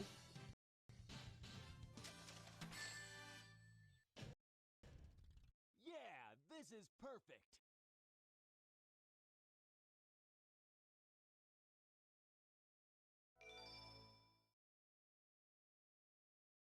I actually forgot to be looking at Draco's stream, so I don't really know if he went for Green Forest Wall Run or not. I don't believe Draco uses Green Forest Wall Run now. Alright, so there's a bit of a strat here at King Boom Boo at the beginning. Let's see if Ismar goes for it. And he goes is. for it. This is Fireball Skip. Basically, you try to get behind Boom Boo before you throw those fireballs, but unfortunately it looks like Boom Boo didn't want to let him get through. Yeah, it's a bit of a time save in the fact that you skip that section where he, of course, throws the fireballs and makes the fight that much faster. See if Draco does something here. Draco got a piece called Suffering from a Stuffed Nose. Something interesting about that piece is that you can actually just dig it from above. Just kind of drill dive into it, although it's pretty damn precise. Yes, and then for the end of King Boom Boo there, Ismar just held a certain angle of up left, and you were actually able to maintain your speed with Boom Boo and are able to keep up with him and continually get hits whenever his iframes run out. Alright, so here we have Egg Golem, one of the gatekeeper bosses in the run. He can be a bit of a pain to do exceptionally fast because doing this boss exceptionally fast requires you to do super bounces off the very small platforms of the level. And the reason why it's so difficult is because the height of the platforms in which you do super bounces is very, very small. So it makes them far more difficult in order to perform. Yeah, it's like nearly frame perfect. It's incredibly difficult. So, you know, that time was very respectable on Ismar's end for Egg Golem. Yeah, 34, especially considering he almost fell in the sand, is a very good time. He actually did fall in the sand once. Oh, he did? Well, either way, it's still a very respectable time for that boss. So he's on the last tail stage, Eternal Entry. And this stage is also pretty broken, as you'll see soon enough. Yeah, this stage has a lot of very unique aspects to it in that it's not only cycle-based, but once you get to past the cycle-based section, you just straight up clip out of bounds. It's quite impressive. In the Dreamcast version of the game, there is actually an earlier clip out which saves a bit of time. About 30 seconds. But yeah, but unfortunately, due to how the geometry is changed in the battle version and HD versions of the game, it is not possible to perform in these versions of it. Another interesting thing about this level is its movement tech. Every time in front of a door, when you're at top speed, it doesn't quite open fast enough. If you run at it, you'll definitely bonk. So what you have been seeing rather is that they'll either do a jump or a jump and then a small hover. You just kind of slow down tails just enough, and there's the clip. Yep. Pretty much what happens is if you jump into the side of that metal container and then are holding up with a bit of right, the door will actually push you straight out of bounds and you can fly towards the end of the level. There is another method in which you simply run and jump at certain points while setting up the trick. That's the method that Draco will most likely go for, where you will also just kind of fall straight out of bounds.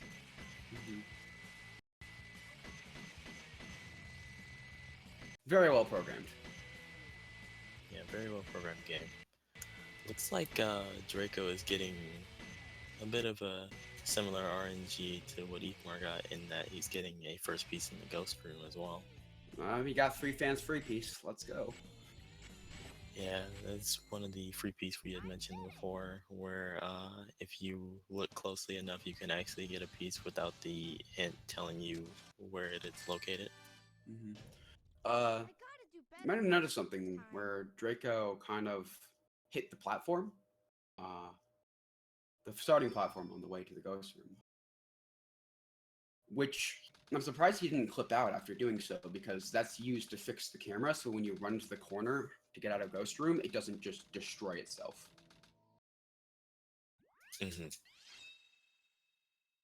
And this is another instance on Eatmar's end of a piece with the same name but different locations. Unfortunately, he did not guess correctly here. On top of the steel drilling tower is one of the few pieces in Meteor Herd that can have multiple locations, and there's the other one that can have multiple locations, but you kind of have to guess where it is. Pretty much you have to determine it based on your radar where the piece is going to be, or you can take a second hint, but that's generally slower. Overall, pretty mediocre RNG on that Meteor Herd for sure. Also, did some glide breaks to get to on top of the steel drilling tower without having to climb up it. Glide break is just you drill dive for like a tiny bit and then glide again, and it can gain you a little bit of height. Well, it doesn't gain you height, but it helps you to maintain your height better than simply gliding while just holding the fly button. I didn't know that, my bad. Sorry. Oh, it's fine. Alright, so here we have Rouge. Pretty much, let's see if Eatmar will be going for the ringless strat. He will. So pretty much what you'll be doing is you'll be timing... Oh, that's unfortunate. Generally what you want to do is you want to time your jump and drill dives for whenever Rouge's iframes run out, or you can just opt to spam jump and drill dive so as to make it so that whenever her iframes run out, you will attack her. Yep. Basically what makes Rouge stop attacking is just Knuckles being in the air. That's why it's a bit safer to time it. Yeah, she's far less aggressive whenever Knuckles is in the air, so it makes it for a bit of a safer fight. Eatmar is in one of the most challenging levels in the run, CG, Crazy Gadget. There are 2 different skips that you can do here, and he's going to be going for one of the 2. I'm going to guess CGSS. Yeah, he is. So, oh boy. Pretty much what this is a trick where Eatmar is trying to jump out of bounds and avoid a kill plane and try and basically land onto the goal ring at the very end of the stage, and the breakout is one of the toughest parts of this. So I'm guessing he'll probably go until he has 0 lives, and then we'll opt to do the normal crazy gadget skip. Yeah. It's actually you're wiggling past 2 kill planes that are very, very small with their gap, and it's just very easy to hit one of them. Yeah. Okay, so he's at 0 lives now, so I'm guessing he's going to opt to go for just crazy gadget skip. Yeah, he is. Alright, so pretty much this is a strat which involves you, oh, okay. I was about to say, Ifmar did not grab a ring, so I hope he lands inside of there. The strat there is if you get hit by the artificial chaos, you can then come out of your damage animation and then attack the artificial chaos in order to land into that side room. But if you don't have any rings, you just flat out die from that enemy. Oh no! Looks like Ithmar actually got a game over there. Oh, that's unfortunate. It's quite a big hit. He gets more tries at CGSS, I guess. Yeah, if he opts to go for it. Yeah. Draco didn't do GC skip, which is the skip you saw Ithmar do where he just kind of flew through the corner of a wall. On GC, or GameCube, you can just fly through the wall just straight up. Though it's a little bit different because for whatever reason they decided on the ports, hey, this wall should be solid. So there's that. It only, takes like a few seconds to go the other way, and it's not really that detrimental. Yeah, and looks like Ithmar will be going for CGSS again, and unfortunately hit the kill plane. Again.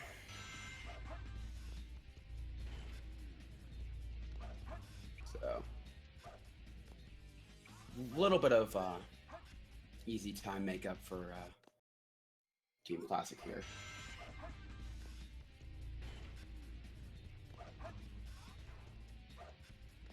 So 154 hidden base without GC skip, that's pretty darn respectable. Yeah, I believe Ithmar actually got about the same time and actually did do GC skip. Camera? Oh. CGSS is not being very nice to Ithmar today, so it looks like he's opting to just do regular crazy gadget skip. Yeah, CGSS is, I would say, the hardest skip in Hero's Story for sure. It's ridiculous just how challenging it is and how long it can take to get it, and just in general how complex and precise the trick is. So it's very understandable that he missed it as many times as he did, especially as he's out of practice. It's a very unfriendly trick, especially if you haven't done it in a while.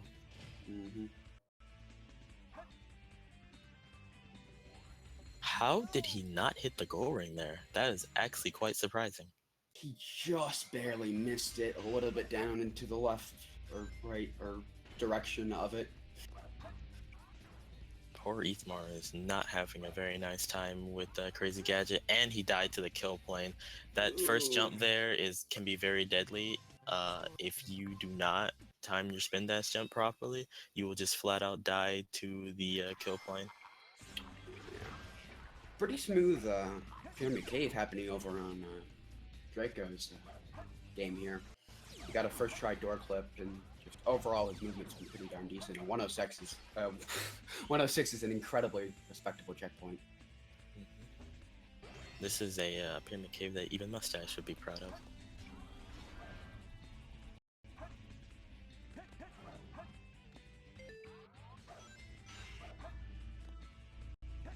Alright, looks like Ithmar is going up for, he's opting for CGSS again. He really wants to show the trick off. Yeah, Ithmar is really pushing for CGSS right now. I don't know if he's going to opt for, yeah, he's going for regular Crazy Gadget now. That was a spicy Pyramid Cave at 138. Ah, and then he just barely didn't make enough distance to get inside. His angle was slightly off. Darn, that's gotta hurt. This is definitely giving Team Classic a chance to catch up. Oh, and just makes it barely short again. Poor Ethmar is not having a fun time with Crazy Gadget right now.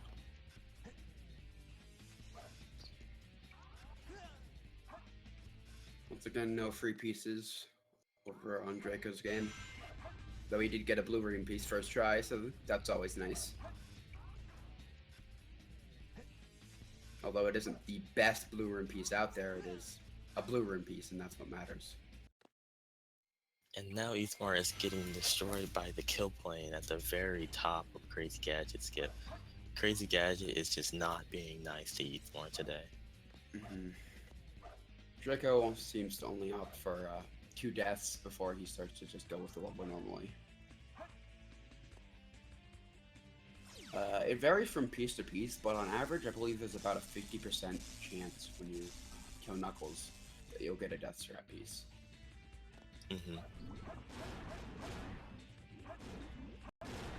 My numbers may be a bit off there, so take them with a grain of salt.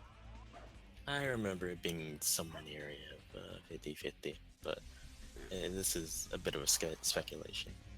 But there is some data backing it up, especially from Dark Pro. Yeah, Dark Pro is the one who's just put all of the time into that level. It's ridiculous. Oh, and he gets it on his last life. He got Crazy Gadget skip after 2 game overs and on the last life of his next one. So he's finally done it.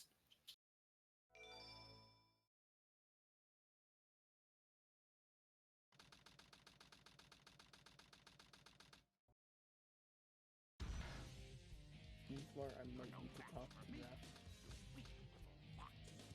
Seems Draco opts out of Fireball skip.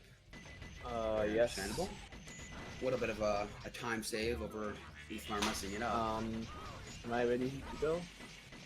And here we have Eggman 2, a bit of a more difficult boss from his one variation, mostly because this time he came with a giant freaking cannon.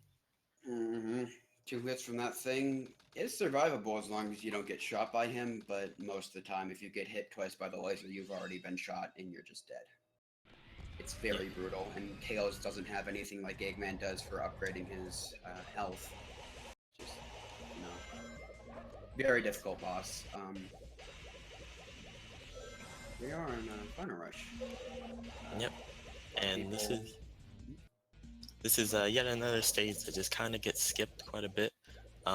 What Ethmar is going to be doing is jumping out the railing while holding a direction. I believe is it up left? Yeah, you jump off and just kind of keep your gravity. Transition from upright at first to start your gravity. You change the camera a little bit with the trigger, and then you transition slowly to up left to maintain your gravity while the camera is changed. It looks like Ethmar went for low bounce there, if I'm correct, if I'm not mistaken there. He, which is a strat that you don't really see much. Although, it's just because there's a newer version of the skip that's just easier in general. There are a lot of different methods to this. That skip. He sort of shifted himself to the right a bit so as to avoid the kill plane at the end. There is a kill plane right behind that huge cylinder that Ethmar just flew past, so you kind of want to avoid that by shifting Sonic to the right and then moving yourself back over towards the center where the goal ring is at the end. What's amusing about low bounce though is its namesake. Low bounce, while being called low bounce, I'm not exactly sure on the reason. But I think it's probably like has to do with your bounce angle. Just if I'm going to take out Gander, here's a wild guess. Gives you a decent chunk of height, like more so than the easier strat, if I'm not mistaken. Alright, so here we are on the last boss of Hero Story, Shadow 2. Basically what Ethmar will be doing is he'll be timing his homing attacks to attack Shadow right as he exits his homing attack and is able to finish him off relatively quickly, and yeah, that's Hero Story. 1640, very respectable. Yep. So we'll be handing commentary back over to Critical Sid for Sonic Heroes Team Sonic. So yeah, get ready for that. Gonna be a cool run. Stick around.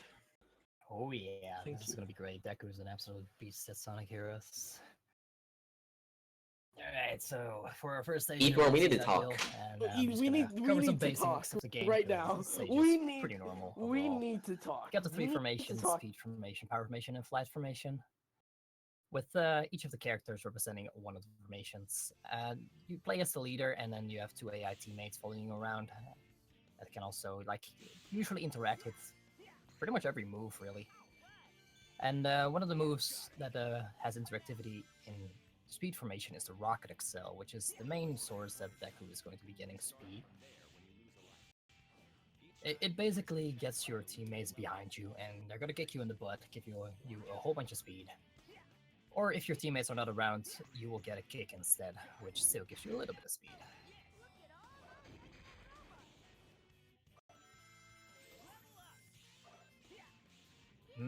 You also have interactable things like cannons and bobsleds throughout the stages. But with bobsleds in particular, it also always puts you in flight formation, and then depending on if you get hit or not, stuff will happen. More on that in later stages where it's actually, more relevant. So one thing Deku has been doing in this stage is, kind of rubbing up against certain walls to get a bit more height. The walls in this game are rather funky. Mostly in Seaside Hill and Ocean Palace, and in a little bit on Lost Jungle. Other than that, you also have the boosters in the air, which you go through with flight formation. And you have these rocks right here, breakable with Knuckles. Knuckles is pretty much the fighter of the group. He can break a bunch of heavy objects. He's very good for combat, all that good stuff.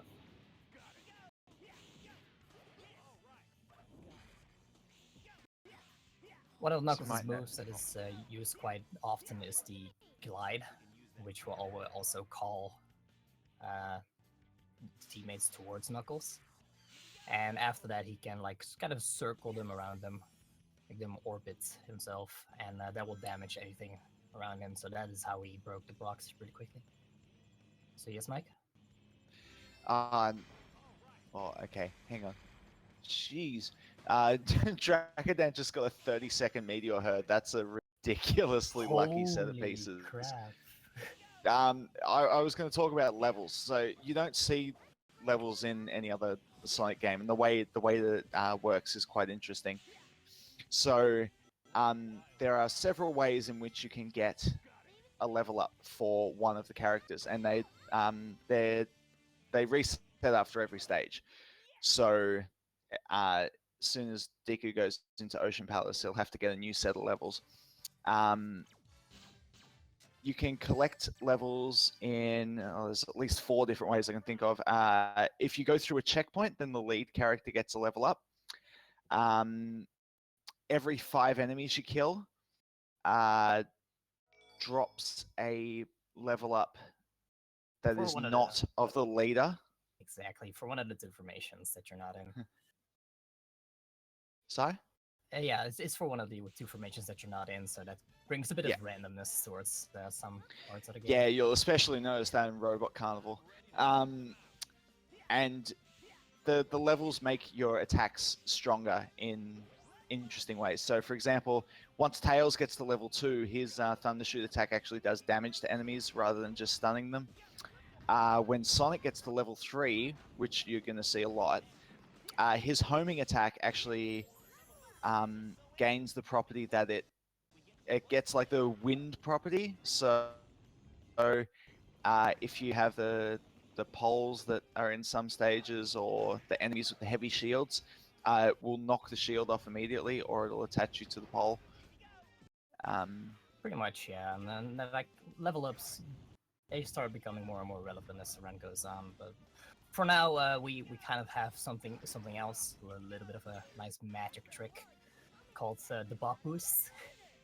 And this is essentially just some really clever manipulation of the way the formations work, in particular flight formation, because what happens in flight formation whenever you start a flight is that the game is programmed for Knuckles to grab onto Sonic and Sonic to grab onto Tails. So what you do for a Bop Boost is you get Sonic damaged after starting a flight, right as Knuckles touches the ground. And this will make the game think that the flight totem is complete. But it actually isn't. Sonic is stunned on the ground. But of course, this means that Sonic is still taken into consideration. And whenever you then start a flight, Knuckles will try to grab onto Sonic, and you will get pulled on towards Sonic like at really high speeds. And for whatever reason, if you then put a wall in between it, you get all of that speed in the opposite direction. It's a pretty nuts trick that is gonna see a lot of use in this run.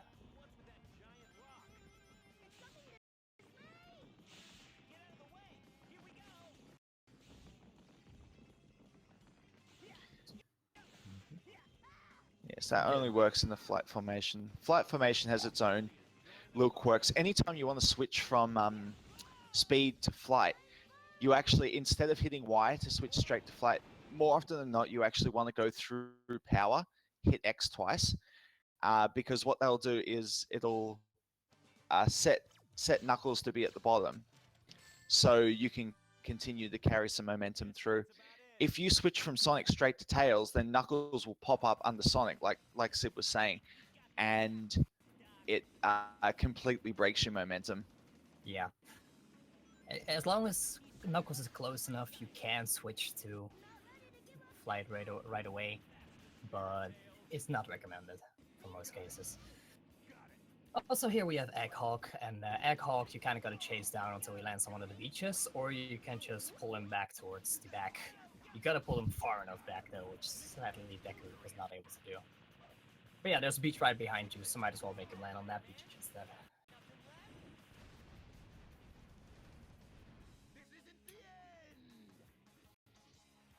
Might have spotted something briefly there where Tails was just floating up in the air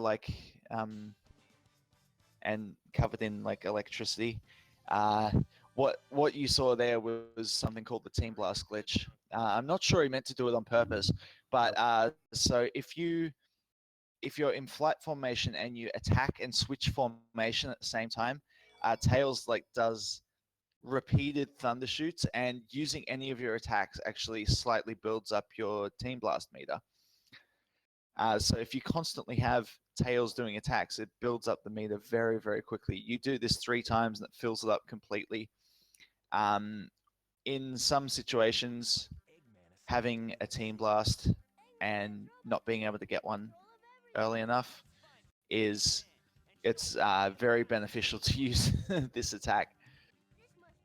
Yeah, it's not like the actual Team Blast glitch is not often useful throughout the run. Also, holy crap, Deku was going for something pretty nice there. You can get a lot of speeds from the loop and specifically that path. So Knuckles' glide conserves that really, really well. Yeah. So M-Man in the meantime has started. Going into Seaside Hill. Anyway, Grand Metropolis for Green Deku is the first stage where level ups become relevant, specifically Sonic level ups.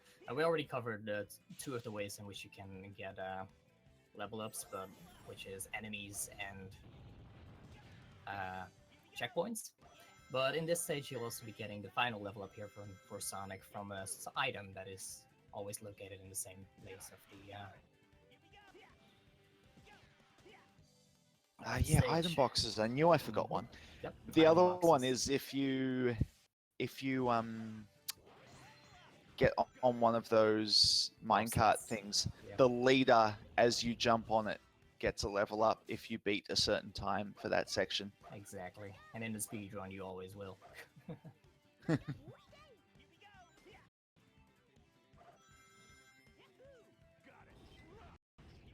Alright. But yeah, in this case, David Deku specifically wants level 3 Sonic so that on one of the upcoming poles, he can latch onto it with just a homing attack.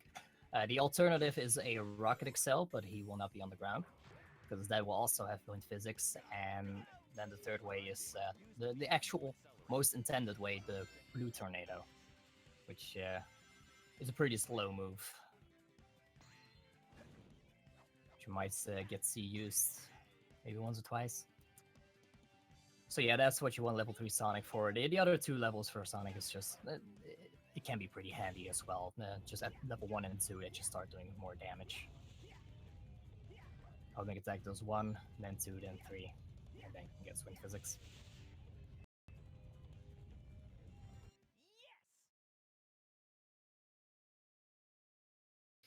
He also did a short little bop boost in the Grand Metropolis.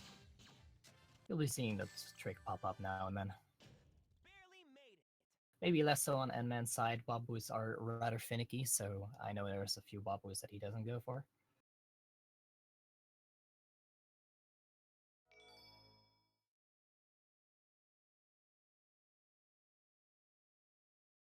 And the jump right there at the end of Seaside Hill that N-Man did, and Green Dev that did as well earlier, that's mostly possible because that loop just gives you an insane amount of speed, as long as you just move through it. And that is actually intended to just be kind of a shortcut for, well, for Team Sonic it's not supposed to be a shortcut at all. You can just kind of drop into it and get a 1-up. But Team Dark actually gets to go through that hole normally.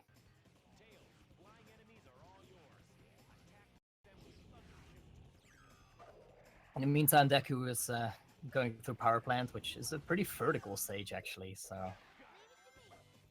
a lot of the a lot of different kind of movements than you've seen in other stages. He's also using a lot of what's called light dash cancels here, which is where he will light dash on one of the on a trail of rings, or even just one ring, because Deku can actually do the inputs fast enough. And during light speed dash, you actually have a lot of speed.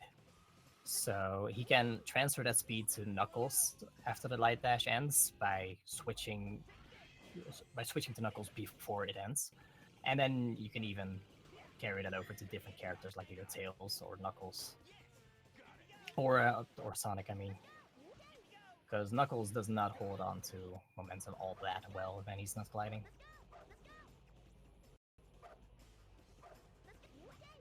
So there's a trick you're seeing N-Man doing in Ocean Palace that we didn't get around to explaining, and that is when he kicks off the edge and then jumps out of that kick. Because whenever you do the kick move at the very edge of a platform, the game will think you are on the ground for the entirety of the kick animation. So you will have your jump for the entirety of that animation. So as long as he jumps in time. And say, okay, he also got a very nice pop boost there. Yeah, the mid-air kick will make it will appear throughout the run quite a bunch as well. And Deku is actually having a really nice power plant right now, getting all of the light dash cancels, most of the ramp jumps. There's a trick he was actually doing with the flight formation as well, where if you go into a flight and then press A just as you hit the ground, sometimes you'll get propelled up into the air without having the flight bar active, and then you can fly up from there and get a bit of extra height. And so you used it in an early part of this stage to actually skip having to kill off a whole bunch of enemies. Yep. Quite useful. You might see him try and practice it here. It doesn't really save you any time here. Yeah, except for at the very end of the elevator, where it allows you to exit the elevator a little bit early. That's really the only way you can speed the elevators up. Other than that, you just gotta make sure that you beat the enemies before the elevator actually stops. Because halfway and in the second elevator at 2 points throughout the elevator, there are enemies that will block the elevator from moving. But with level 2 Tails, like Mike said, at level 2 his Thunder Shoot starts to do damage, so you can very easily get rid of them before the elevator even stops. So Deku made sure to get level 2 Tails.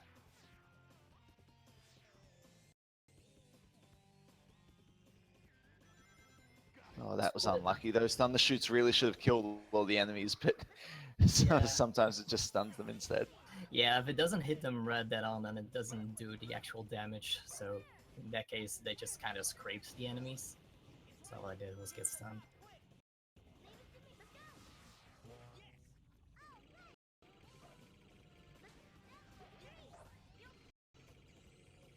Still, that was a very solid power plant.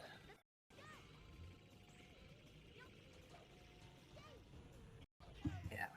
As for what Tails' level ups do at different levels, at level 1, his Thundershoot will start bouncing to different enemies, and the character that's used for the Thundershoot will not get hurt anymore. And from level 3, it will attract rings, which is not useful at all for the speedrun. But hey, that's what it does. Want to try and explain the team fight? Yeah, their moves are based on your moves, but it can be so precise that it can be hard to control. With some teams, you can make them jump off the stage. With Team Sonic, you mostly just try to get them off quickly with Thundershoot. If you do it right, you can get Amy and Big off or Cream and Big off with one flurry of Thundershoots. And then you can manipulate Amy into jumping and knock her off. But in Deku's case, he didn't quite get Big off. And actually, one of his own teammates got destroyed. After which, Big decided he wanted to go for like a... Okay then. Yeah. he does that sometimes. I don't know why. He's big. He doesn't care. So my understanding is certain formation weaknesses too, and the AI will try and switch into your weakness to try and knock your characters further away. Yeah, it depends on the team that you're fighting and how aggressive they are with that. Chaotix is really good at keeping up with being in the exact right formation, but Team Dark will often just stick with Omega and go ham.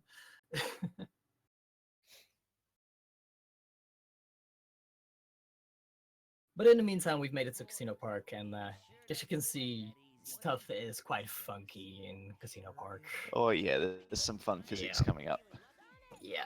So up till this point, whenever he switched formations, he stayed in the same place, but the leader of that formation came to that location. On pinball tables, it works the exact opposite way. You'll just go wherever that leader is, and the camera will take a little bit of time to catch up. So wow, Deku kind of hecked himself there. But yeah, that particular mechanic of the pinball tables can be used to make some quite funky stuff happen. So yeah, what Deku was doing there was trying to do a bop boost, but he didn't quite get the boost part of it. He's now going to try to do the launch trick that he did at the start again. And to finish my actual explanation, because there's a lot of stuff going on in this stage, what you do is you throw your characters off the stage to like get them as far away as possible. Mostly because you can then call them back forcefully with a punch. And they'll go back at a much faster speed the further away they are. So after he does that, he punches onto a table, and since the characters can't actually get on Knuckles' hands while on the table, they will instead shoot past him way into the air. And that allows him to then switch to Tails while Tails is up in the air. And end up, well, wherever Tails is at.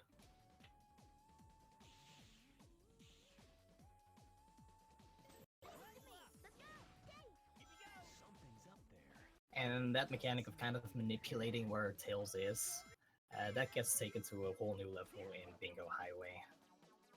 Because if you throw your teammates off, they will, after a while, 3 seconds to be specific, automatically respawn in their respective formation locations. In Power Formation, that will be Tails spawning to the back or right of Knuckles. But if you prevent them from respawning, the game actually stores them off way into the distance until they can come back. So what Deku is going to be doing in a bit is cause that to happen, get Tails stored. Then he will jump back onto the table, which will allow him to manipulate Tails' movements while you're on the table. All of your directional inputs, control every one of them at once. And since Tails is stored in the distance, instead he does all of that movement over there. He will manipulate it by making use of these springs. These springs lock your movements for like a little bit after you hit them, which allows him to hold forward and control Tails' location without changing his own. He does this for about 30 seconds, after which he will get back onto the table, and he has like a 3-second time frame in order to get onto the ledge and punch again in order to prevent Tails from respawning. It's a little bit of manipulation. And after that, he will punch onto the table again, which will launch Tails into the air again. And once he's on the table, he can actually switch to Tails. Tails, in the meantime, is in the middle of nowhere. And now we could just watch him fall towards the goal ring for a little bit.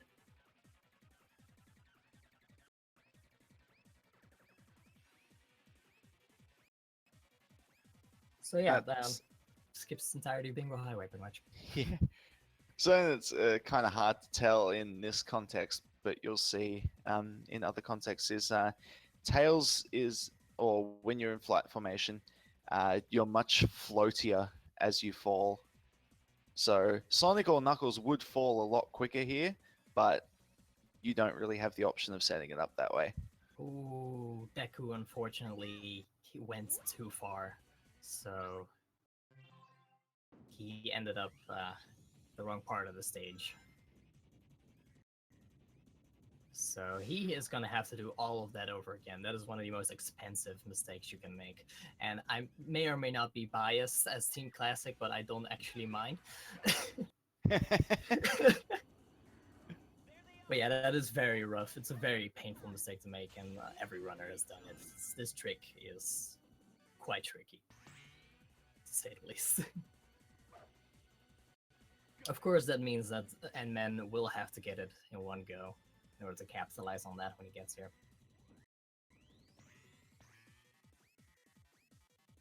In the meantime, while Deku does Bingo Highway skip again, N-Man is going through our power plant.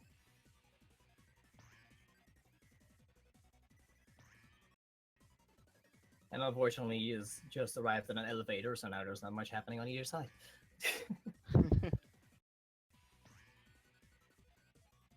So the using the springs is just so he knows a certain amount of time's passed, right? The using the springs is it locks your movements, allowing you to move Tails around without moving Knuckles around.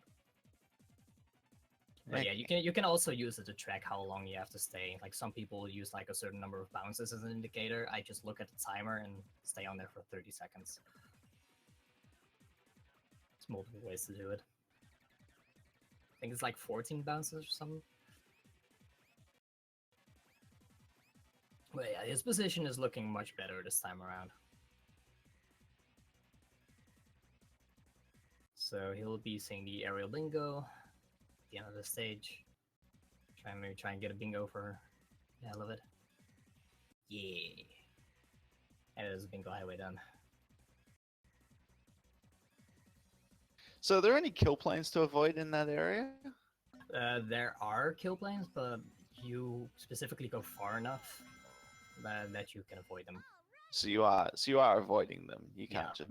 It's like you don't actually have to like do like kind of movements in order to avoid them. It's just that you get so much height and distance that you don't have to worry about avoiding them. Because otherwise, you can't just like zigzag in between them or something.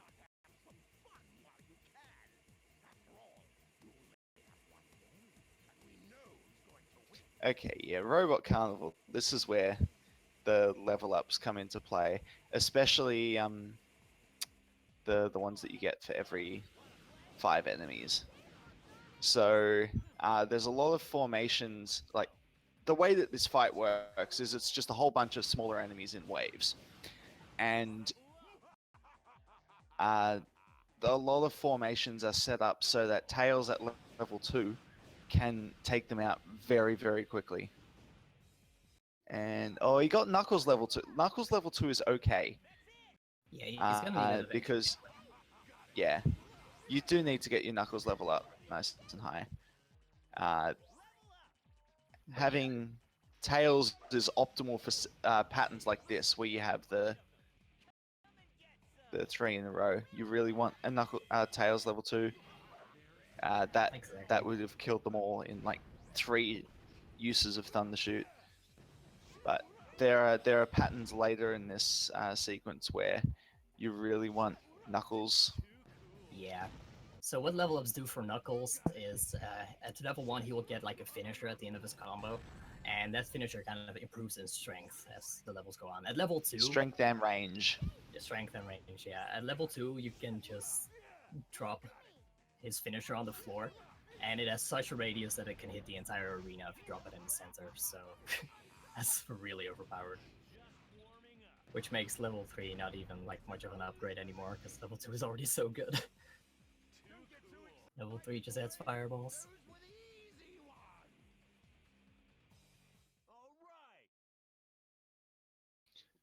Also, if you compared that against the listings on the Sonic Center, for example, it wouldn't look like it was as good a time as some of the times that people have got before. The main thing about that is that Team Blast stops the timer and kills everything on the screen automatically. So you can use that to take out some of the slower waves. In this case, that's not an option because it loses more in-game time than it saves. Loses more real time than it saves in-game time. And obviously we're focusing on real time. Yeah. And even in normal runs of this, even though we do use the file timer in game time, the file timer does still track during Team Blast. It is only the stage timer that is frozen, so it's only useful for individual levels. And yeah, which makes it rather selectively when we use Team Blast, because Sonic's Team Blast is 12 seconds long. Usually you can beat the enemies easier. Especially once you've built up your Tails and Knuckles levels. Mm-hmm. So Deku's at Real Canyon now, and he's going to be doing a bot boost. He's kind of playing it safe here. There's a even bigger version that saves an additional 10 seconds of his bot boost, but that one's really difficult. Which, for a race setting, he's making a very sensible decision. But this one really tests more with how good you are at getting the proper distance on your bot boost, which is determined by 2 things. One is like how long the bot boost lasts, and that is entirely determined by how quickly Sonic recovers. After 3 seconds, he will be done being damaged, and the bot boost will end. So you kind of got to get to the wall in order to start the boosting part as soon as you can.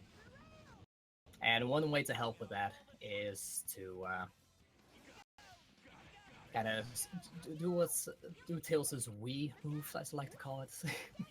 The flight excel where he goes Wii, and then using that you get pulled towards Sonic, and you can carry that momentum, allowing you to move really fast to where you want to go. It's a very handy move. And then the last factor that goes into it is the speed, and the speed is entirely determined by how far Sonic is from the wall that you're boosting off of.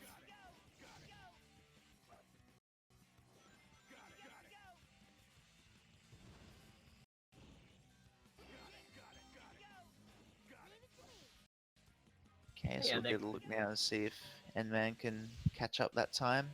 Yep, if he gets the Bingo Highway skip first try, then he is catching up a bunch of time on Deku. Time that he, unfortunately, has probably already lost on different stages, like Power Plant, for instance, because Deku is just on a whole nother level with Power Plant.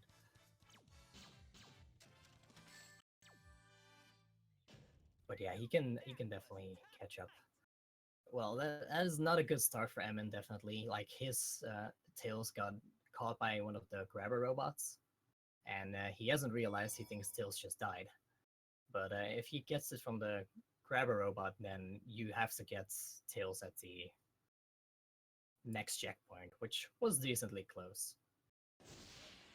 Instead, N-Man opted to take a death because he figured that Tails was gone forever.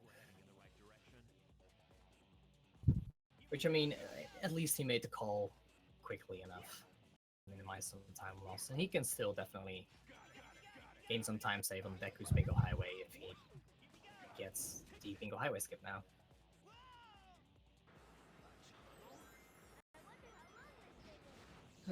Deku, in the meantime, he is in Bullet Station, which is a very cycle-based stage. You have these gigantic cannons in the stage that fire every 3 seconds from the moment the stage loads. So how fast of a time you get is entirely determined by those cannons, because there is one right before the bull ring.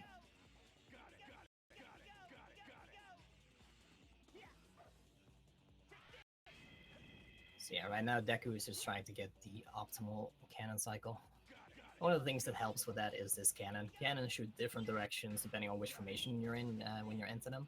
And in this case, Knuckles can just break down the door entirely, which means he doesn't have to avoid it. And go around to open a different door. It's funny because in almost every other context, you never want to be Knuckles when you enter a cannon. Yeah. It's just the only place where it's beneficial. Pretty much. Knuckles allows you to aim and stuff, but the cannon goes nowhere near as far, usually. It's just that in that particular case, it ends up being helpful. And only as Team Sonic. You go through that area with most or all of the teams, I can't remember.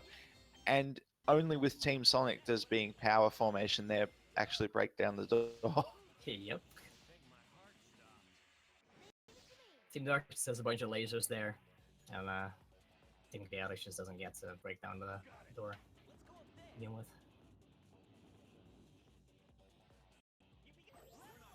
Deku also made sure to jump over a specific platform in the train here in Bullet Station because its collision is not very good. You can very easily fall to it. And Ant-Man, it seems, did get his Bingo Highway skip, so that's very nice. Catching up sometime.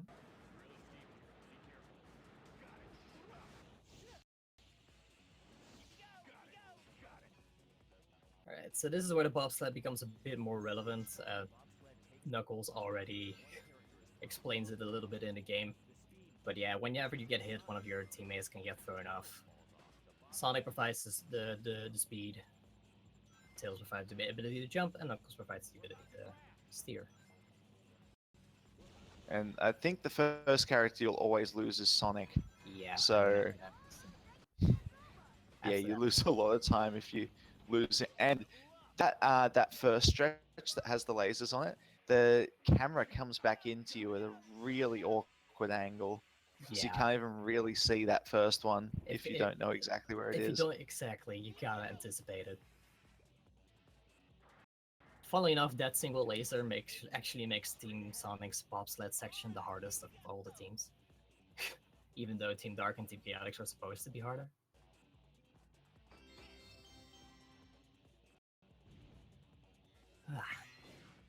Also, for the final cannon, he skipped having to open a door. And there's several ways to skip that door. He went for the optimal one, which is just using your momentum as well as the curvature of the rails to just get a really big glide with Knuckles.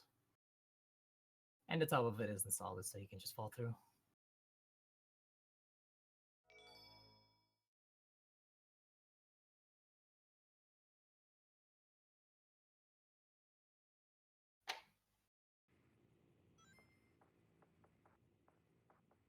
Alright, so this is like Albatross for Dave Deku.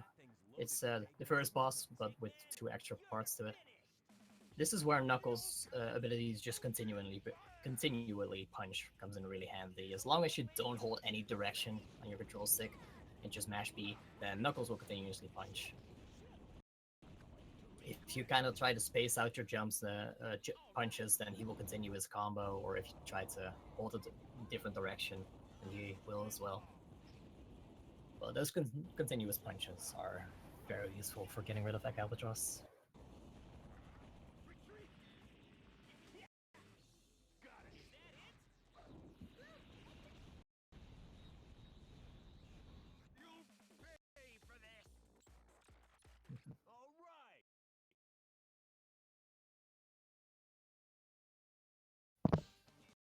Alright, Ant-Man definitely seems to have caught up a little bit, because compared to where he could have been, that is, he is going into the real stages as Deku finishes them, so That is not too bad, considering the disadvantage he had going in.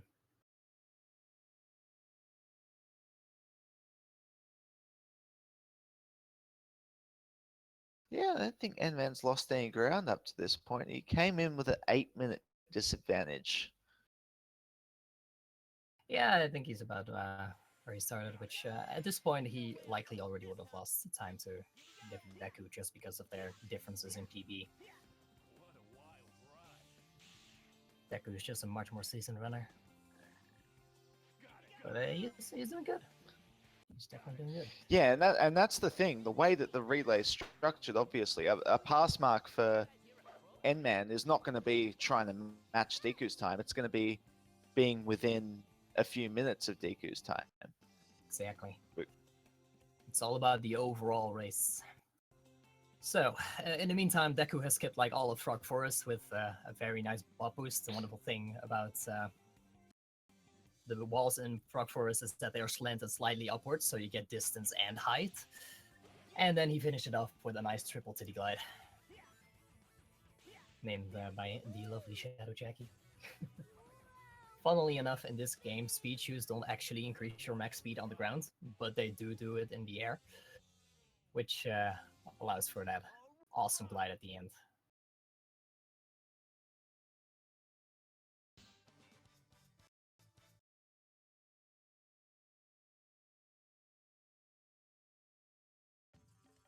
You sure it's safe around here? Well, that sure was a stage. Mm-hmm.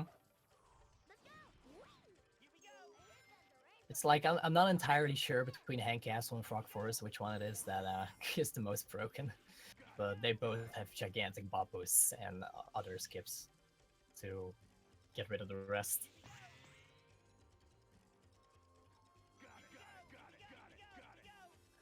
Before we get to Hank Castle, though, we gotta go to Lost Jungle first. And Lost Jungle is mostly just a stage about abusing the level geometry. Like, the way it is designed allows us for a whole bunch of small skips by getting, you know, good jumps off of ramps. Or just jumping past loops, all that good stuff. There's no real big skips in it. There's a moderate one, though, coming up later in the stage. In the meantime, Deku is also trying to get level 2 Knuckles. Fortunately, in all of Team Sonic stages, you can get all of the level ups you need from checkpoints and items.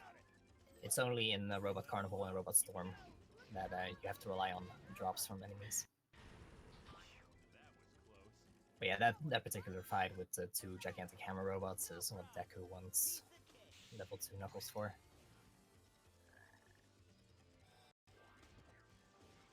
It's just because the attack has enough range and lasts longer, actually, in order to hit both the enemies at once. Knuckles is incredibly overpowered. I gotta lie.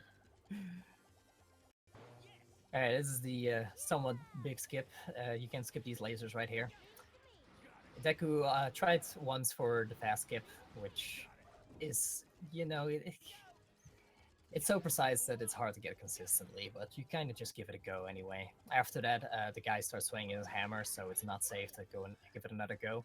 Instead, he, since he missed it the first time for the fast method, he opted for the very consistent clip method, which is where you get Sonic damaged, so he has damage and vulnerability for a few seconds. And then you rocket excel into the lasers and jump right before you hit them. Damage and vulnerability is a bit weird in this game from what I remember. So if you get hit as one character and then switch to another one during the hit stun period, you can then immediately get hit out of that again. Yes, only the character that gets hit is invulnerable to damage. The other 2 teammates are not, so really beware if you switch right after getting hits, because you will likely get your ass kicked by the very same robot that hit you in the first place.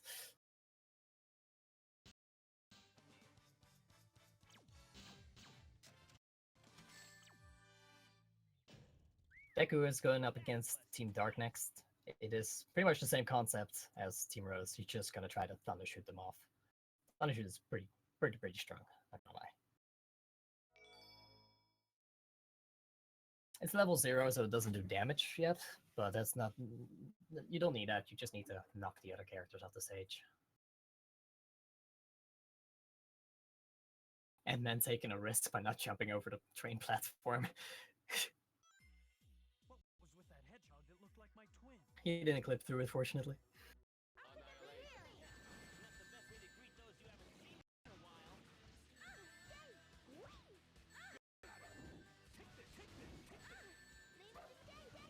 Like, we're having a bit of trouble with Team Dark here.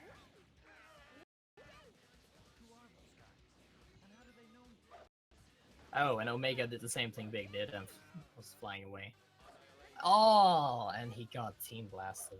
Oh my god. Right as he was over a gap too, so he died immediately from it. That is a shame. Yeah. After a while, Team Dark builds up enough Team Blast meter to do a Team Blast to you, and at that point it's pretty much over. Yeah, and if even if you've lost teammates, if you do Team Blast, you get all your teammates back. Yep.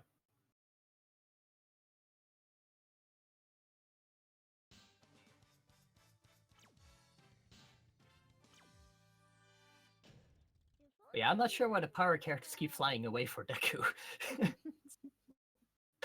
It's so weird. And then didn't quite get enough height to clear that platform. It's okay, because he got straight through the door. Yep, that's one of the other ways to get past it, just clip through it. The doors in Bullet Station are surprisingly thick, so you should be very happy you got the clip first try. Speaking of door clips. Speaking of door clips, indeed. Hang Castle, let's go.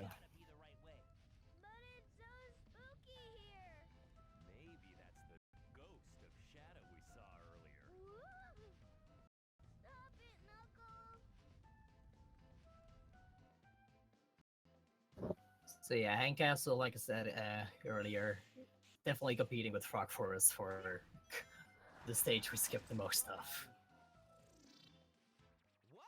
The first section he'll have to do intended, but then as soon as he turns right around again, then he'll be coming up to a door that you can just clip through.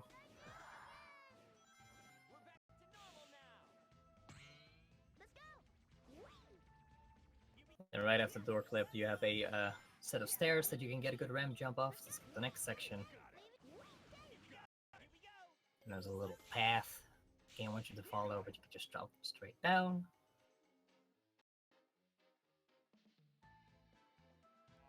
Then you can skip a couple of platforms by just using Tails and his increased mobility in the air to get to a way later platform.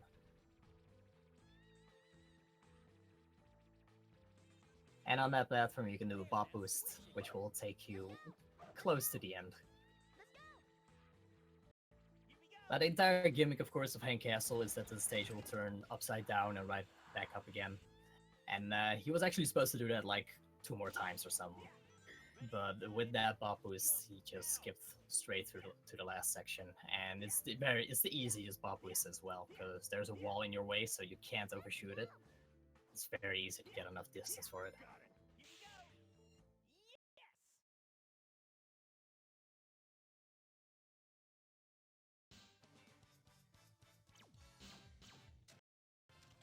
Good Hang Castle.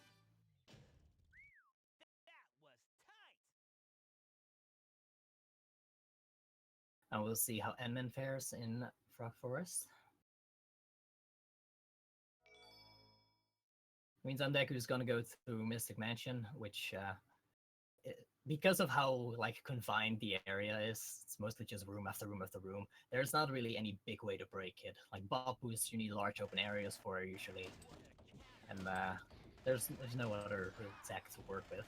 So this is purely movement optimization, and that is actually really fun to do in this game.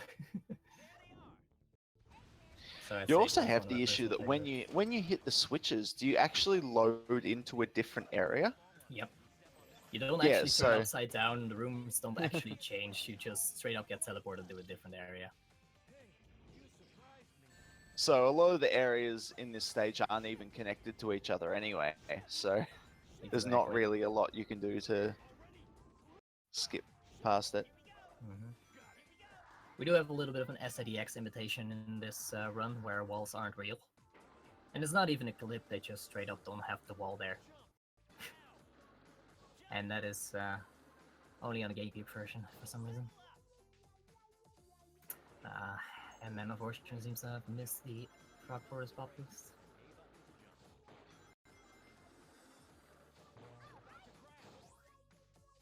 It is on the harder side of the Bob Boost for sure.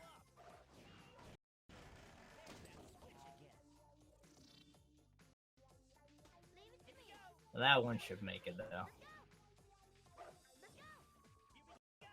One of the problems with Bob Boost is also landing them, because the camera often does not do you any favors. But he's got it this time. Part of the I guess it depends where you have to land, but you can see how when Tails is dropping out of a flight after he's run out of flight power, how Knuckles in particular is waving around quite a lot at the bottom of the stack. If you happen to have to land on a rail, that makes it almost impossible to actually stick the landing. Which we are gonna do in Final Fortress, by the way.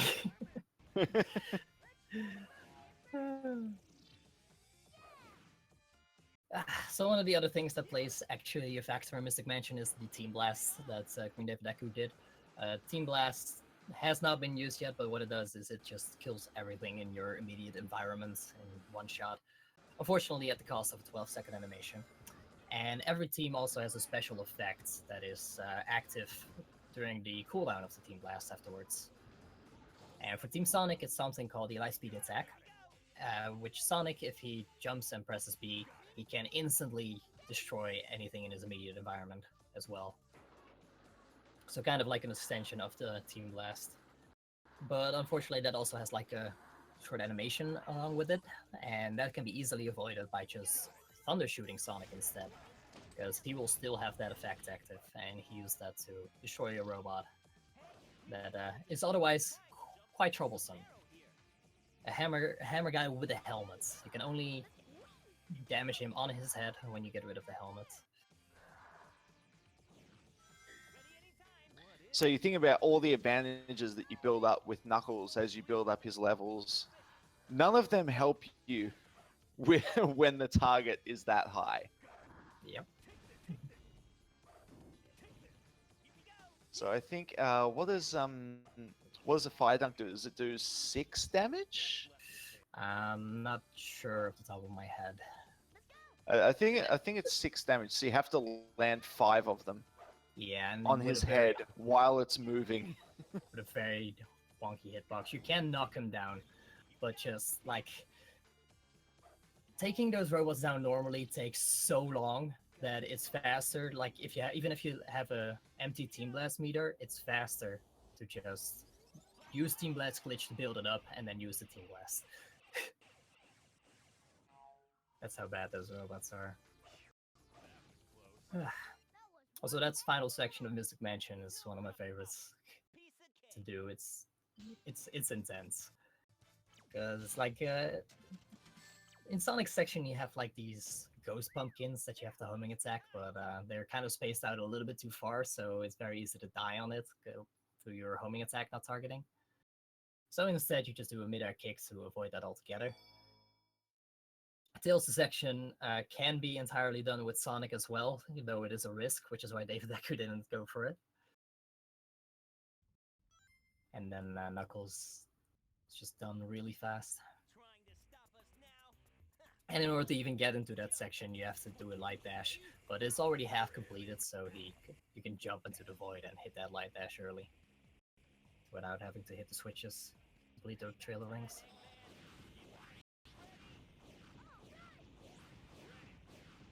Yeah, you know, Sten Man didn't get there with level 2 because he died earlier in the stage, and that makes you lose all your level. So he had to just build up the Team Blast instead.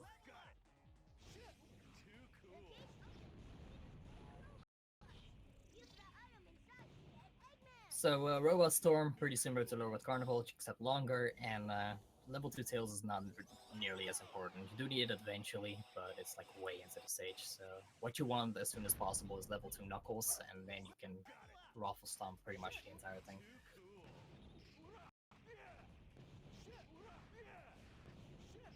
So yeah, towards the end of Lost Jungle, you can once again use the walls to get a bit of extra height and skip a section, which MM just did. So there are still some instances where you want to use the Team Blast, even though it's really slow. So when you get teleported back to that platform with all the gold turtles on it, the quirk that the gold turtles have is that you can only hit them while their head's sticking out, and that also means that you can only really attack them one at a time. So it ends up being much quicker to Team Blast and kill all of them, because there were 8 on the screen, I think. Yeah, it's also very hard to properly hit their heads, unless you have level 3 Sonic, because whenever the robots are on their back, they can be damaged whenever you want. So level 3 Sonic flips and then immediately damages them, so you can one-shot them. But yeah, you can't. This is why you want level 2 Tails. That particular wave. That's pretty much it. And then at the end, you do another Team Blast because there's another hammer robot with helmets.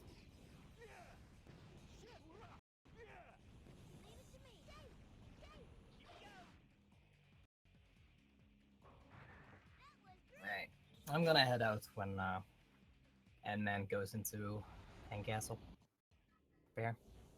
Fair enough.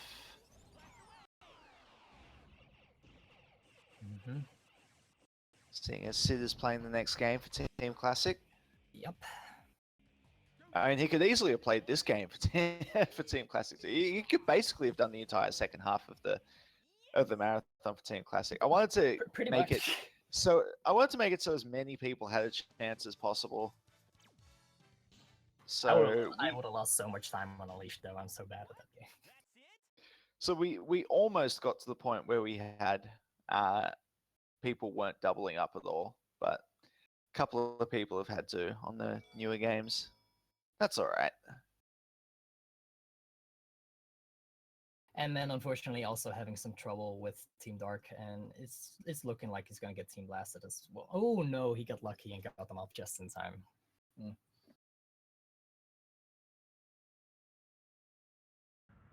Deku's heading into Egg Fleet, which is one of the cooler stages, IMO. Only unfortunate part is that it has some auto-scrolling sections, but fortunately, half of the second auto-scrolling section can be skipped with a Bob Boost. The hardest Bob Boost in the run, but a Bob Boost nonetheless. But yeah, the thing about with the stage is you just kind of go from ship to ship to ship. Many ships have gates, and you don't actually open any of them. Technically, the first one you prevent from even ever closing by just building up enough speed and gliding over the trigger. And then every other gate you can easily avoid with either speed formation or flight formation. You've probably also seen this in other stages, but yeah, you'll see it here as well. Sonic's tornado attack has really strange targeting. If there's something it can hit within like a quarter mile radius, it'll find a way to hit it. Pretty much.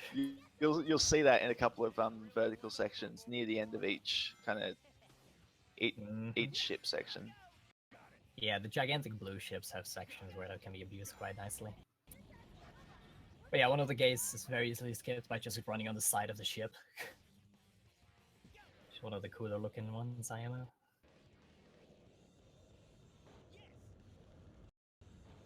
Yeah, that's anyway, the I'm one gonna there. prepare. All right, best of luck. Thank you.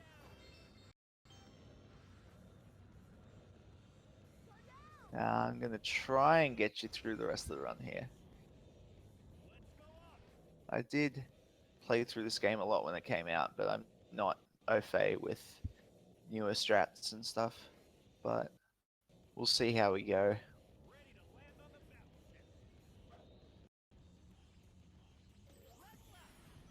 Mind you, there's not much going on here at this point anyway. You can't really do much while you're hanging onto one of these propeller things. You can move up and down a bit, and that'll let you collect rings or items, but not really much else. So at the end of this vertical section, you'll see. So he's going to go out to here with Sonic, and then use the tornado and go up about 20 meters up in the air to target the. Hey, Mike. Look at that. What have I got? Hey, Frog. What's up? Is it okay if I hang out though? Not too much, man. Just absolutely. Just watching some quality Sonic gameplay. I don't know about you. Yeah, that's what I'm talking about. Like, we're a bit behind with Team Classic, but I have faith in the team.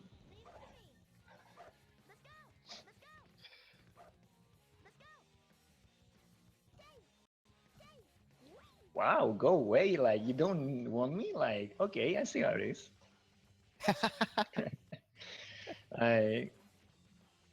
How are you hanging there? I thought, like, since you're alone, I might as well jump in and keep you some company and stuff. Yeah, I don't know. It's possible you know more about this game than I do as well, at least. Well, I did speedrun as it far a as bit. how to play it nowadays. Did speedrun a bit back in the day. I started with a PC version, but we don't talk about that version more. But then it changed to Xbox version. Yeah, my understanding is the PC version is kind of like a prototype, even though it was released later somehow. Yeah, it's like a prototype of the GameCube Xbox version. Like, it's kind of weird, like, altogether. I don't know how or why that decision was made.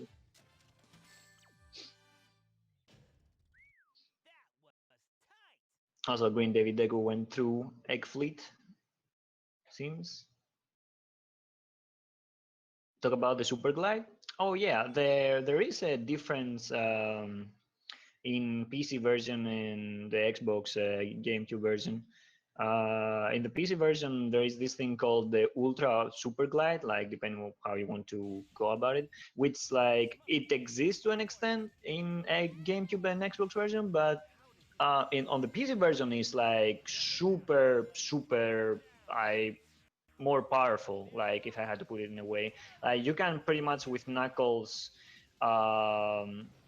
jump from an incline, I guess you could say, and like keep the whole stage like that, like fly out above the whole stage, like literally.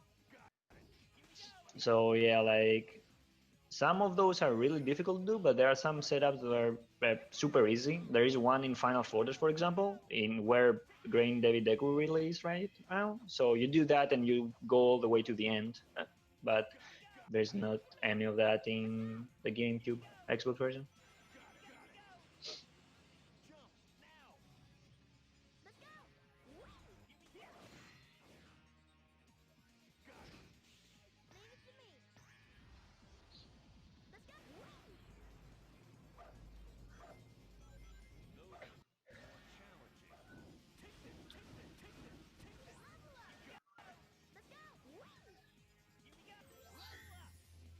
Okay, so like Sid was saying, this stage has a bot boost in it as well that goes quite some way into the final rail section of the stage.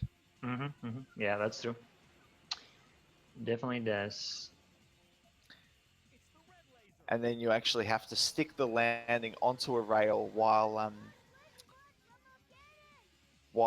Knuckles is kind of waving around at the bottom of the stack. Yeah.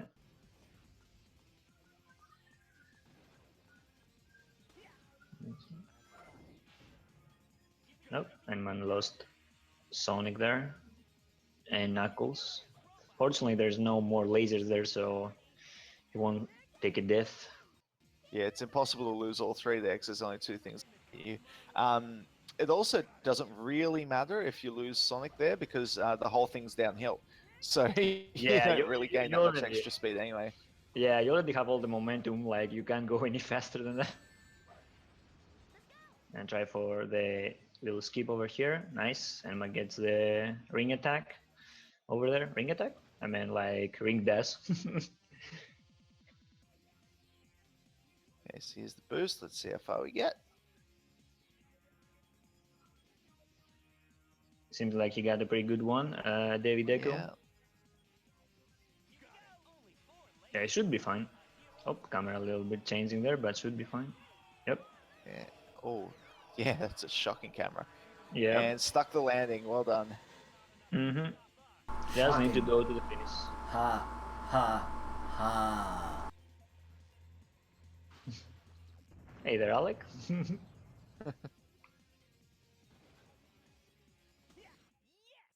Nicely done from Green David Deco, and going to the final boss in a little bit, which is Egg Emperor. And there is a strat to finish Egg Emperor fast as well, which manipulates pretty much in flight form a Sonic and Knuckles and throws them and stacks them on the actual robot.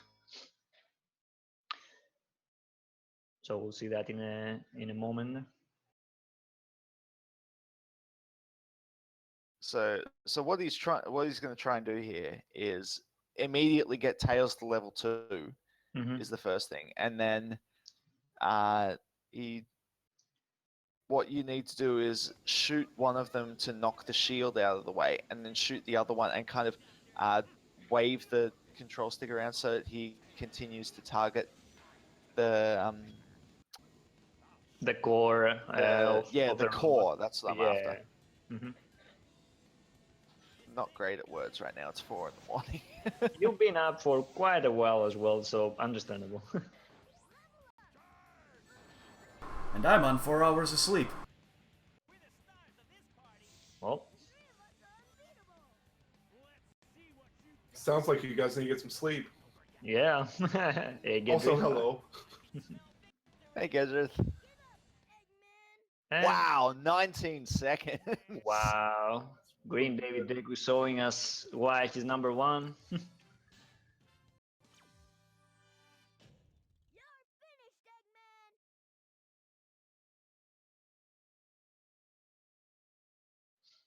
Good job from Green David Deku and Team Modern, finishing up Sonic Heroes, Team Sonic. We're over to Sonic 06 with White Dawson.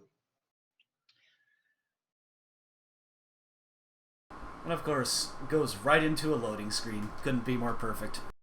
Welcome to Sonic 06, the game of loads.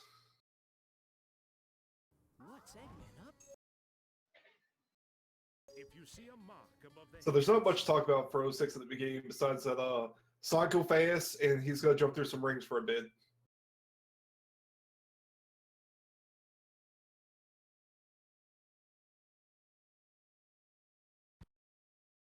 Yeah, well, you know, another loading screen. This is gonna be the next like hour, just by the way, people watching.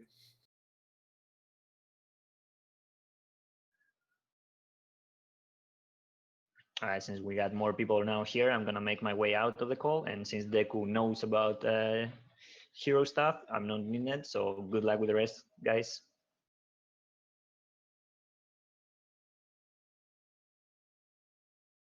Okay, so Gedrith, tell us more about this lovely loading screen. So it's a meme of itself. It's great. Sub Deku. And yeah, well, where to begin with Sonic? So we're gonna go. So Wake's gonna go back to the shop. Well, I mean, start this side quest so we can get these nice sneakers, great sneakers. They're the best ever made. But to do it, he has to jump through a few rings for the shoemaker to make him happy. And it's pretty much the gist of the beginning of this game right now. All right, so while he's going through the early part of the game, Deku, how did you find that run went for you? It was good, but I messed up the bingo highway skip and I lost 2 minutes. But outside of that, it was okay. You good? Yeah, I've got 102.16 real time for you around there. It was a 102, really? Oh, that's not bad, actually. I thought it was a bit higher. So, and then it's just finished up Robot Storm. So, what does that make the lead? About 8 minutes or so? How long are the last 2 stages? Egg Fleet's pretty long. They should be like 10 minutes in real time. About 10 minutes, yeah. I think So, Wake's stream is having problems with the loading screens. Yeah, I see it a bit lagging. It looks a little slowed down as well. Yeah. Oh yeah, here we go again. Twitch, So why had you those do kind of this? issues. Okay, well, we just skipped a lot. So now we're in Wave Ocean, and Wake is going to be setting up for a very big skip.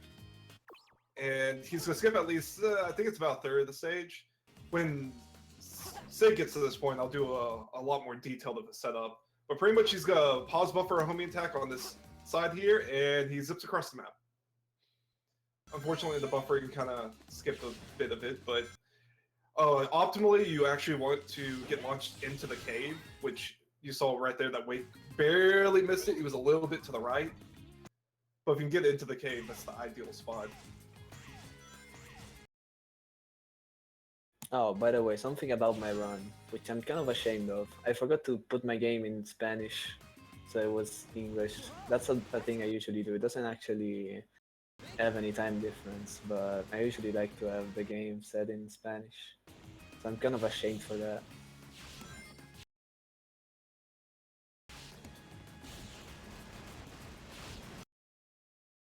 So Wake's getting over to a Tails section of this game. So with Tails in this game, he has the best way of putting it is a cap on his height when he's flying. If you hit that cap though, you immediately start losing speed and you'll drop. But if you can maintain your hover and never hit the top of that gap, you can actually extend your hover by quite a bit. And so we'll be seeing Wake abuse that to actually skip part of the stage with Tails.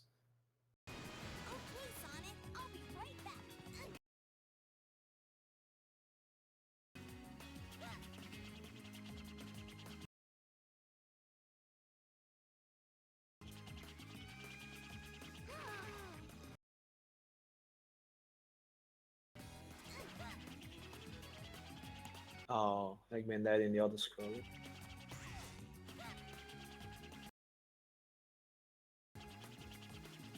So now that Wake kind of skipped most of Wave Ocean, normally you're supposed to go back to Sonic so he can fly. He can kind of pretty much be auto scroller into the gate. So now Wake's gonna use the spring here, fly off with Tails, and just fly into the loading zone that Sonic normally gets launched through in the small little cutscene.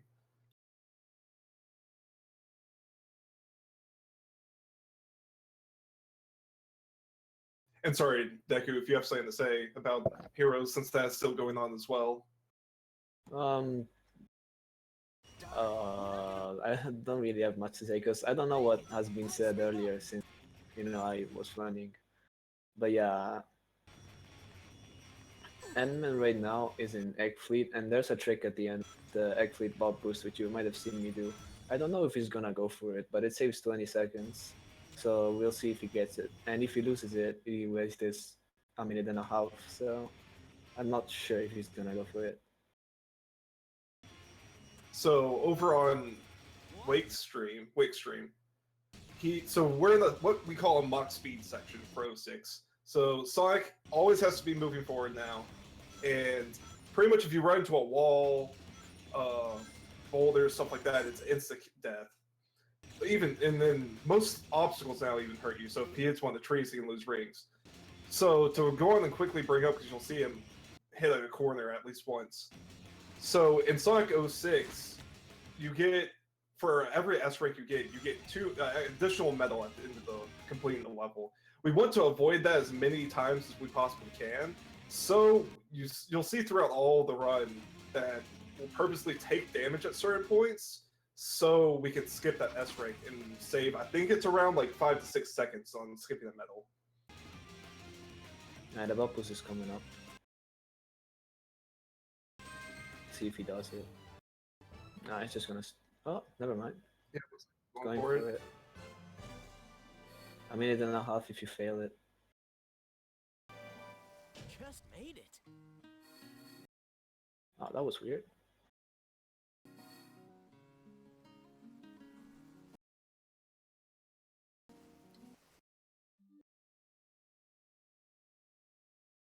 Looks like you got it the second try though.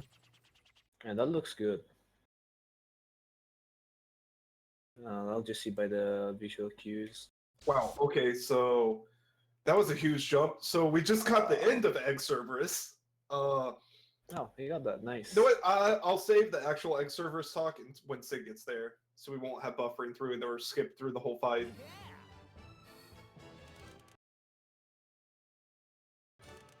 But that was a quick Egg Cerberus.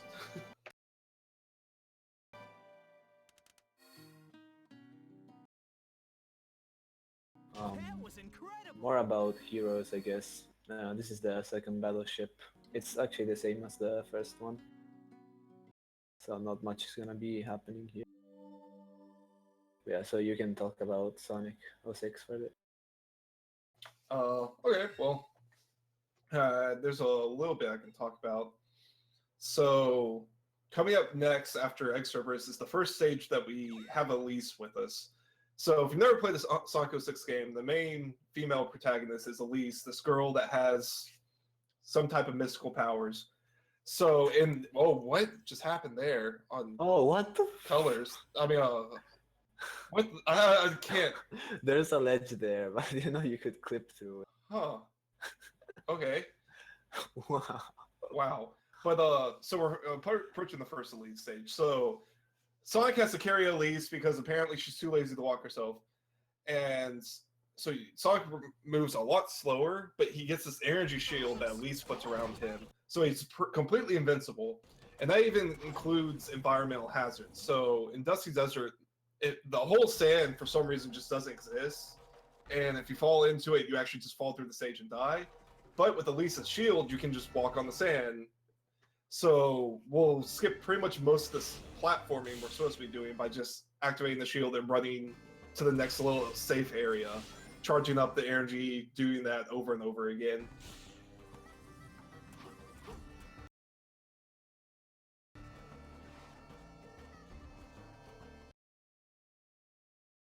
Oh, I failed the mid-air jump there. Mid-air kick. That's not a big deal. So I guess about Final Fortress. To me, it's not a stage where you usually choke in and lose a lot of time, but you can certainly die in this stage. And there's a buff boost at the end, which usually goes well, but you can also fail that one.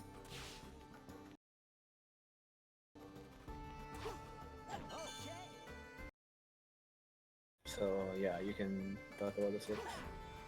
Not much to talk about right now. Just kind of going through the stage. Fair enough. Yeah, it's not a lot to talk about in Dusty Desert. It's pretty straightforward. Just get to the ending with Elise. Make sure you don't die.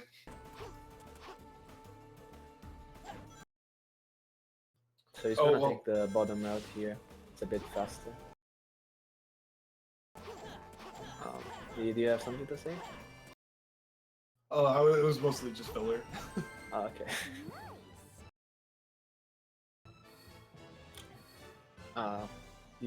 You could have done a strat there, which I did. I guess I can explain it. You can, if you damage Sonic with by thunder shooting, then it won't get damage, and you can spam it onto the robot. But unfortunately, there he fell down. Well, that sucks. But yeah, he damaged Knuckles there, so I couldn't do the strat. Just something, just saves a bit of time, but it adds up. Yeah, you can talk about. So, coming up next is, let me see if I remember right. Man, I don't remember. I don't run Sonic Story. I run Shadow when I do 06, but I've commentated a lot of 06. Well, it's a bit can't remember. It takes me a little while to remember sometimes with the story how it goes. Maybe you can talk about version difference. Oh, that is a good one. So, it's silver. It's silver. So just one little thing. So everybody that's ever played Sonic 06 probably had trouble with this fight, as Sonic when they get silver. It's actually extremely easy. You're pretty much just homing attack away from silver until you hear him jump, then you just turn around and homing attack him. Because he can't use the psychokinesis on you when he's in the air. So it's usually about 2 homing attacks away, you're good. You turn around, homing attack him, 2 homing attacks away, turn around, homing attack him. No, okay, but version differences. So there's the 360 version and the PlayStation 3 version right now, and also he got It's No Use. That's unfortunate. It's no use.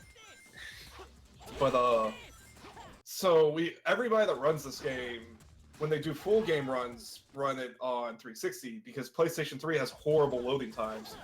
On already a game that has horrible loading times. Now, when it comes to ILs, a lot of people do PlayStation 3 because it's just the console they prefer the controller. Now, between the Xboxes, however, there's different load times between the Xboxes, as well as the load times aren't consistent to begin with.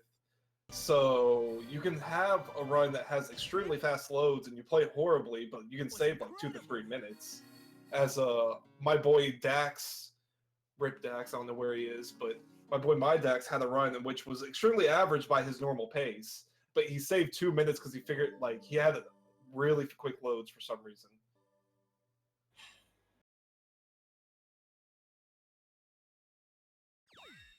Sonic 06 right there. I mean, apparently he's not gonna go for the bob. I think he's a bit too nervous, so Might he's just be ready to playing it skip safe. it. Yeah. But I'm Gedrith, by the way, and the other guy talking is David Deku, who just got done running Sonic Heroes. And I should prepare for Sonic colors, but no, right now I can stay for a bit. It's not gonna be that bad. You just have to race against Sid. Yeah, no problem. And also to note that Deku is an awesome guy because he actually took my place for Sonic Colors because I've kind of taken a break from speedrunning and I just couldn't do it. So thank you for doing that. Nah, it's okay, dude. Actually, kind of had fun. Because I recently found out I was playing on 50 Hz and I was having a bad time, but now that I switched, it's a lot of fun. Yeah. They had to it make was everything terrible. better. Shoutouts to version differences. Oh, I don't know if it's been said, but Ant-Man is running on Wii version, and this is the GameCube version playing on Wii, and he's playing on the MTSC version, which has faster loads than the PAL version. It's probably been said, just repeating that. Just in case. Yeah, now it's time for again for. I got the 1 cycle on my run. Let's see what he gets, because the 1 cycle is, in my opinion, like not very hard, but it's one of the hardest tricks, and it's right at the end. So we'll see how that goes. If you want to know, okay, you can go. So if you're watching over on Sonic 06, you see Sonic flying around now. That's a move called anti-grab, and during that you're pretty much invincible, and you have a huge hitbox for your attacks. So it's extremely useful to take out enemies quickly. Okay, and back to heroes.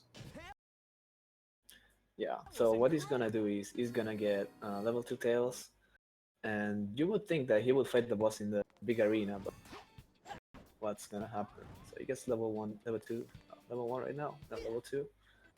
And see what he gets. Oh, Knuckles got bopped. Don't really know what causes it, but sometimes your teammates will get bopped. And now he's basically just gonna stack his teammates onto the main core and damage. And you can take it down in 20 seconds. And 26. It's a 2 cycle with charge, so pretty good. So yeah, that was Sonic Heroes. Yeah, good job to N-Man and David Deku. It was entertaining. Thanks, I guess. Yeah, so I guess good luck to all the other runners, and good luck gaming to Mike and Alec. Let's hope bad things don't happen, crashes and stuff. Wow, that's a lot better on Wick's side now. But now we got more load screens because Sid has joined in. Hey. So, sorry. I was gonna say that was gonna go off. Yeah. Hey. It's good talking to you, man. Me too. Bye bye. So with Sid's also starting his run, I will attempt to explain everything that we kind of missed during the weird buffering that Wick was having. So when we get to Egg Cerberus and stuff, and a lot of that in between, I'll make sure to fill in everything that we missed so far. So Wick is going to White Acropolis, which is our snowboard level for this game. If you love Sonic Adventure DX, and love the snowboarding level, well, here you go, we got another one. So the snowboard has a really unique mechanic in which when you get near ramps and you jump off them, you're supposed to get these extra speed boosts, and it helps you launch a little bit further. Well, if you jump right before you get to the end of it, it actually slaps you down into the ramp, but keeps your speed that you would have gotten from the ramp momentarily, and just adds it onto your total, making you extremely fast. So if you go for the fastest IL strat, which Wick did just get it, but if you go for the fastest IL strat, you get a second one on top of that, which he also got as well. And now he's going extremely fast. It's extremely hard to control. And if he has a very bad angle, hitting any wall, he can clip out of bounds, which he just did, and he died. Sonic 06, everybody.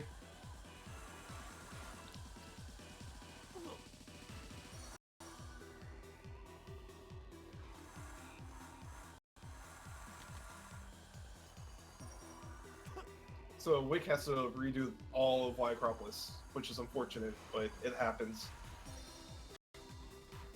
So over on Sid's side, Sonic got those fresh new sneakers, and he's going over the Y Acropolis now.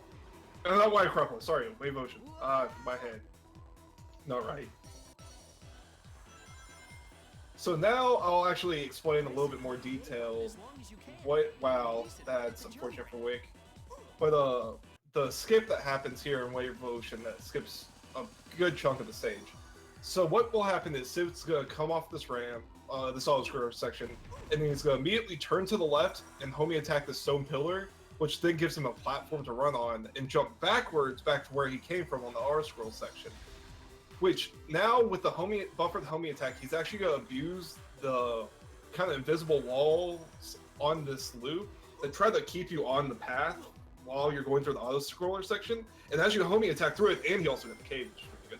But as he homie attacks through it, it just gives him an increased amount of speed because it's trying to put you back onto the ramp, but it can't because of how your momentum's facing. So it just keeps giving you speed, hoping it's going to pull you somewhere, and then use Flame across the stage.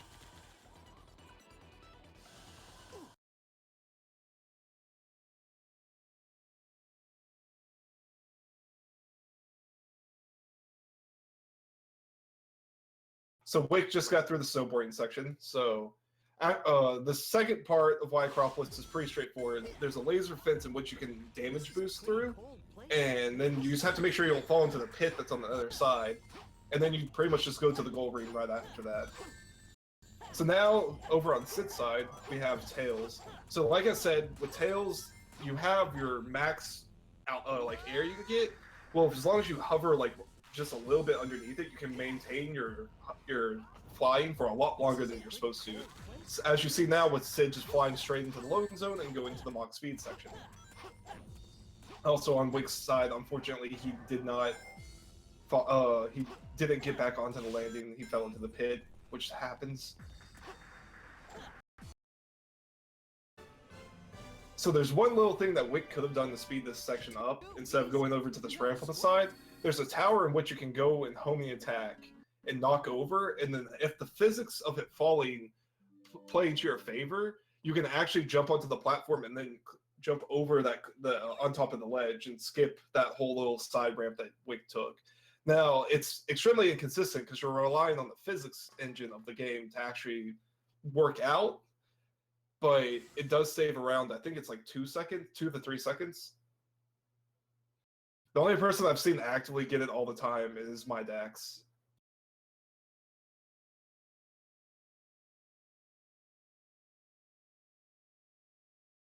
So Sid's hit the Mach speed section. So at the end of the Mach speed, we have this giant loop that you see Sonic going through now.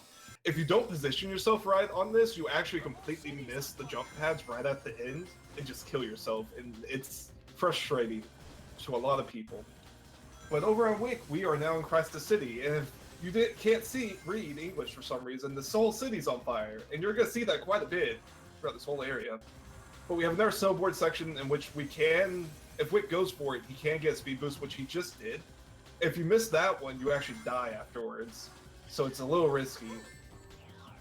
But now with this speed boost, you kind of blaze through the rest of the stage. It's extremely simple at that point because nothing can spawn in soon enough to like do a lot of damage to you or risk killing you. Looks like Wick is also going to play it a little safe.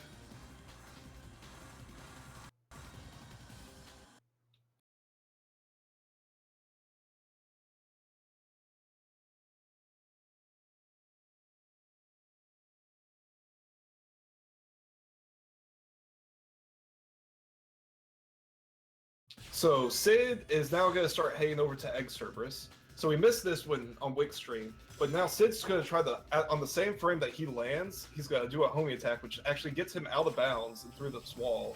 So he went over and he hit the obelisk for Wave Ocean, which stored it, but it's not activated yet since he hasn't gone and done this mission that you're supposed to do. So now that he has it buffered in his inventory, he's actually going to go over to where the mission is. He's going to skip and grab what you're supposed to get right now. He'll go and get later. Hit this, and then go over to this quest. So now, since he has Sand Ocean, sorry, it's not Sand Ocean, Dusty Desert, kind of buffered into an input. When he goes and loads up this mission, it actually loads up Dusty Desert instead, and then he goes into Egg Cerberus. So Egg Cerberus works a lot differently compared to Shadow Story. So in Sonic Story, there's two giant statues in the arena. If Sid can manage to get Egg Cerberus to run to the statues instead of just the wall, it actually does half of its health and damage instead of just a fourth if you do the normal wall. So while you're trying to sear Egg Cerberus, he actually constantly is trying to yank you back and forth. So it's actually a lot harder to get him to line up sometimes. But once you get a hang of it, it's easier to get used to. And thankfully, Sid's had a pretty clean Egg Cerberus. So back on Wick's side, we're getting near the end of this section of Crassus City.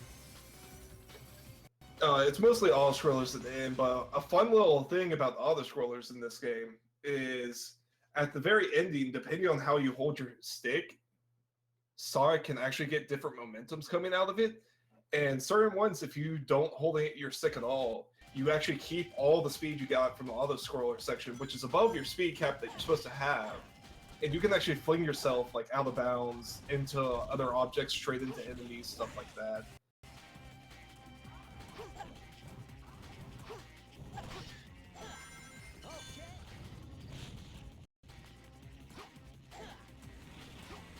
So this next little section of Crassus City, for Shadow is a glider section, for Sonic is a lot of platforming, in which it's also extremely easy to die. So a quick little explanation of how homing attack works in this game is as whatever direction Sonic is facing when you start the homing attack, the closest thing to him, he will start homing attacking to. And it does not matter if there's something in your path or not, he will homing attack it. So there's actually a spring there in that section that has some floating debris in front of it that if you homing attack it, you will homing attack into the debris. If you don't react fast enough, you will die. So now we're on another Mach Speed section for Crassus City. Oh, for Sonic Story, but it's in Crassus City. So this one's extremely dangerous just because of all this flying debris that you see going on now. It's really easy to die, just like it happened there. So thankfully, if you hold on to the left part of the screen at the very beginning, if you can get ahead of some of this debris by doing light ring dashes, you can actually avoid a lot of the debris drop down on you. But Wick is not really going for it. Now he kind of is. Oh, and then he dropped off by accident.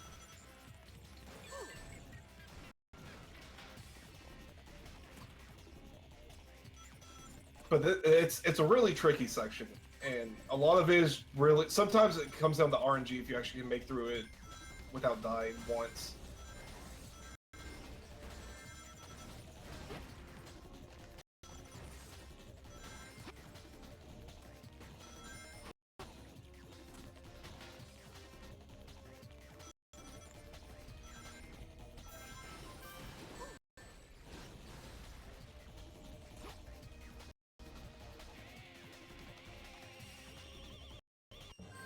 So, if in this little section that Wake's in right now, if he actually came in with enough speed, he can actually dodge a lot of the objects thrown at him. But unfortunately, he didn't come in with enough. So it was a little scary, but he made it through. And he also got hit plenty of times and died plenty of times. So he doesn't have to worry about S rank. So Sid's over now fighting Silver. So let's see if he gets a It's No Use.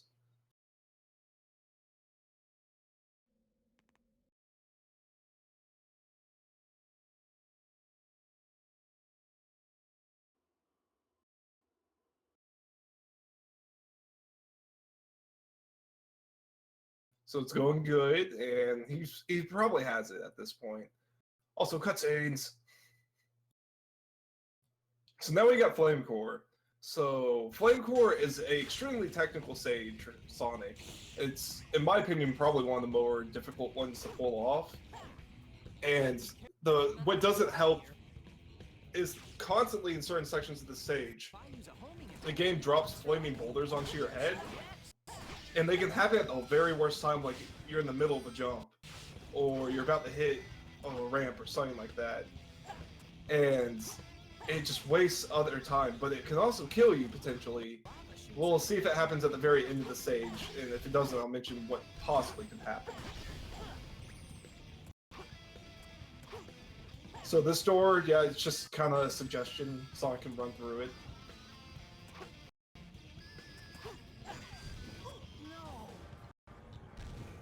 So unfortunately, Wick over homing attacked coming out of the door, and he missed a good part, and then he unfortunately died.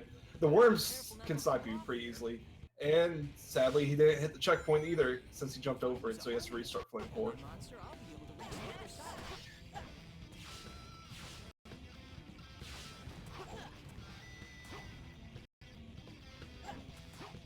So Sid is now playing the best mission in this game called Who's the Captain. So he missed this over on Wick's stream. Boy, it's pretty much the best IL ever in a you're gonna love it. Everybody, can we get the sub 2 with Sid? Oh well, Sid spoiled it, unfortunately. God damn it, Sid.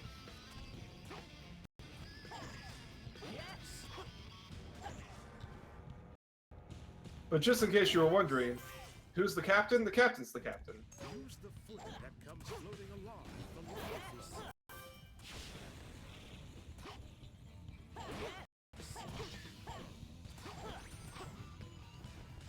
Yo, 1 second and 749 milliseconds. There we go. Brain did not want to work because I am not at work. Yeah, sub 1, boys. So over on Wick's stream, you can kind of see how physics can get really weird with boxes.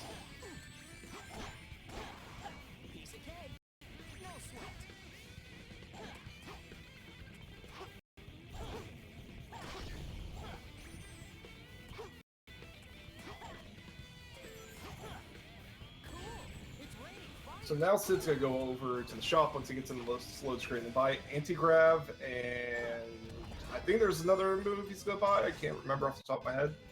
And then go and do the next mission, so he can go to Metropolis.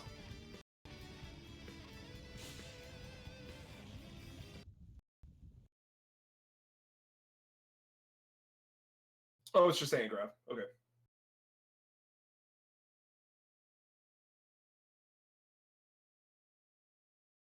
So thankfully it didn't happen, but at the end ramp that for Flame Core going to the next section, you can actually have a flaming boulder hit you, and if it hits you on that part, unless you're Silver, you're gonna die.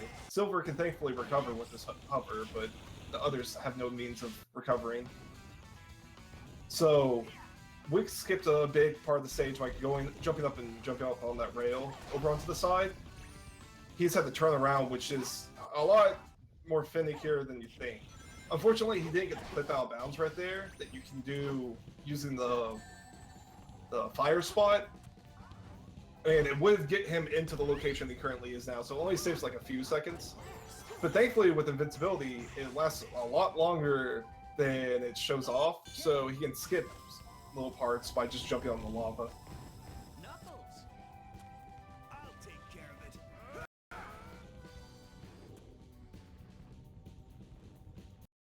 So unfortunately, and you can see how the little edges of a lot of these scaffolding, I guess the best word to describe it, they can kind of get Sonic hung on it when you're trying to homie attack the enemies, and it just wastes a lot of time because you try the homie attack in there, then you're stuck in this movement that you're not prepared for, and normally most of the time you run right off. So also over on Wick's side, so there's a nice little out of bounds you can do when you get to the Knuckles part of the stage, in which you just climb up to the top of the wall and you jump through it, and then you glide to the end. You just have to immediately avoid a death plane, which you just kind of move to the left a little bit and hook back around. But you have to be careful, because if you go too far forward, you can actually go back into the previous area, and then you get locked into it, because it's walled off by invisible walls after you go in there with Sonic to go switch to Knuckles. Leave this to me. So Sid is going to be heading to the next mission, which then will unlock Metropolis for him, so he'll start doing his little marathon of levels that Wick is now currently getting done with the best fight ever. It was Phase 2. I'm not being sarcastic whatsoever. It's an amazing fight. It's great, and we get to experience it twice.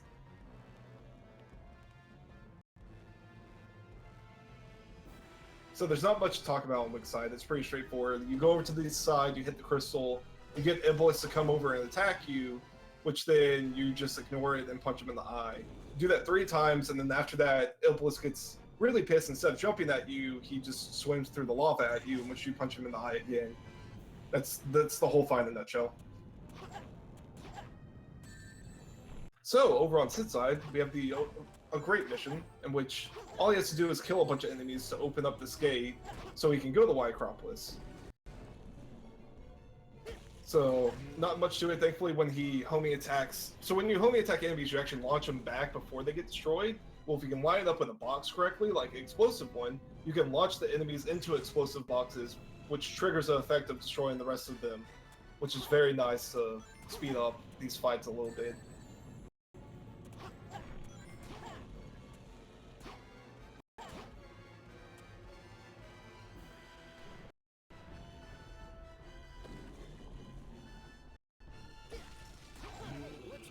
So now we have Sid going into Metropolis. So we'll see if he goes for the double speed boost as well, like Wick did, or if he's just going to go for the single and kind of keep it simple.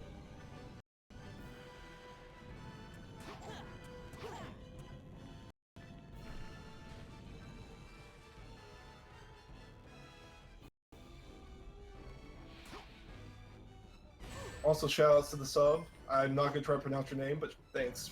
Thanks. I'm pretty sure Mike is happy about it. Cryptify. There we go.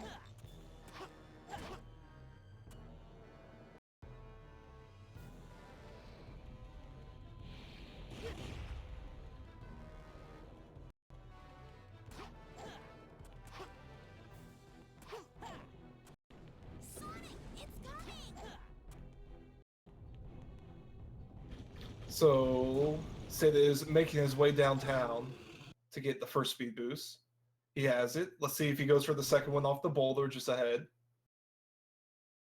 And he got it, so he's going to be going supersonic speed on a snowboard and hopefully not get clipped out of bounds. Though he is definitely setting himself up with the being a better angle, but he's kind of coming in weird, but he's still good. He's good. So it's the left wall that's the bigger problem. The right wall, while I've seen Trip clip out of bounds there before, it doesn't happen often.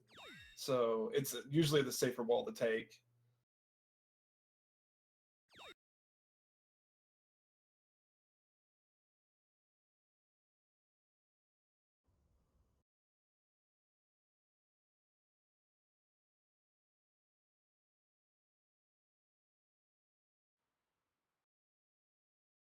So with Wake finally getting done with Iblis Phase 2, we get to carry on.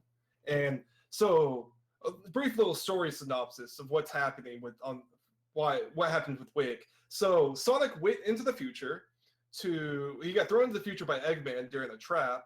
So now they had to go and find the Chaos Emeralds so they could use them to get back into the past, back to the present. So now that they're in the present, they're going to try to prevent the future from happening.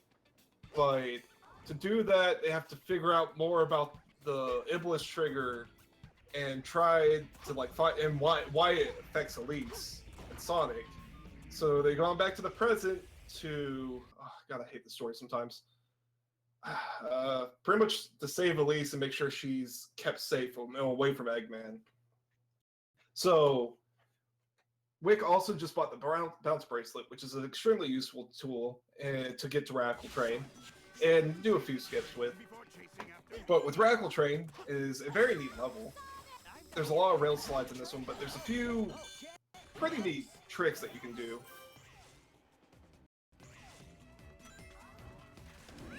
A good summary for the story is Sonic Team tries to take time travel and time paradoxes and fails utterly. That's the best sum for this story.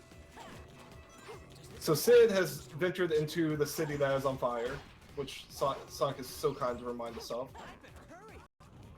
So hopefully he doesn't get hit by anything or get as trolled as Wick was during the Mach Speed section. Also, back over on Wick's side, you saw there that he kind of waited after one of his homie attacks, and that actually put him in a perfect position to homie attack another monster behind him, so he could have skipped the rest of that little treadmill section.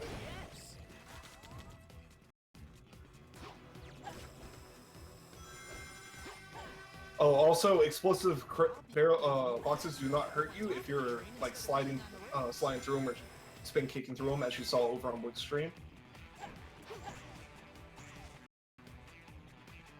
Those enemies seem to be protecting that cage for some reason. I've got to defeat them first.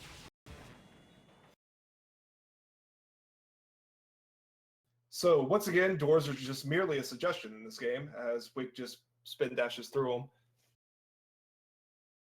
Pretty much in this game, everything's just a recommendation. You don't really have to do it. Nothing really applies to you in this game.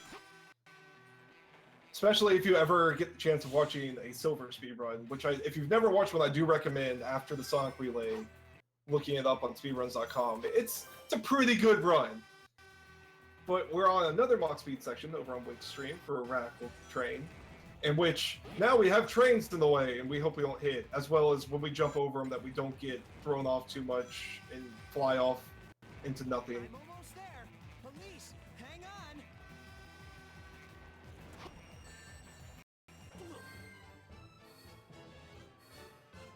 So there with Sid, you see that if you just jump high enough, you can actually homie attack the rail back there instead of taking the light ring dash all the way up.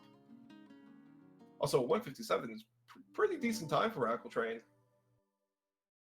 Oh, well, okay, in Sonic Story, most of the doors are optional. If you play Silver or Shadow, all doors are optional. You don't have to wait for a door to open.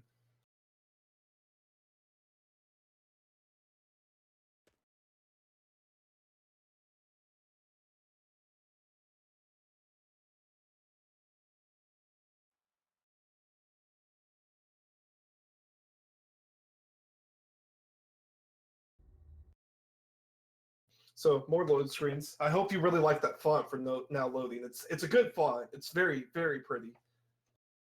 But now we have Egg Genesis. So Egg Genesis is a very tricky boss, and so normally just normally fight him.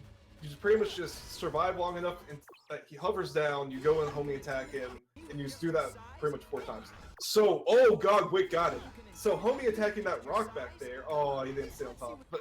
So, when you jump over this rock and you do a spin kick on it, it actually launches the rock, which if you stay on it, can launch you all the way to the top of Egg Genesis. So on top of Egg Genesis, you can actually still you can still hit his hitbox. So what you do is you try to queue up 2 attacks, in which you do one attack, the missile hits you, immediately knocks you down instead of doing this normal, like, flings you up really high in the air animation. And then you hit him again. So, unfortunately, Wick got up there and there hasn't been a missile launch yet, so he kind of either has to wait or he's just going to take the hits. So, unfortunately, he missed it. If he got hit by those missiles before the launch happened, he would have just gotten knocked right back onto the head of Egg Genesis and been able to do another set of attacks. But unfortunately, he wasn't lined up just well enough for the missiles. Wow, Sid, that is mean. So now we have Sid on the box speed section for Crisis City.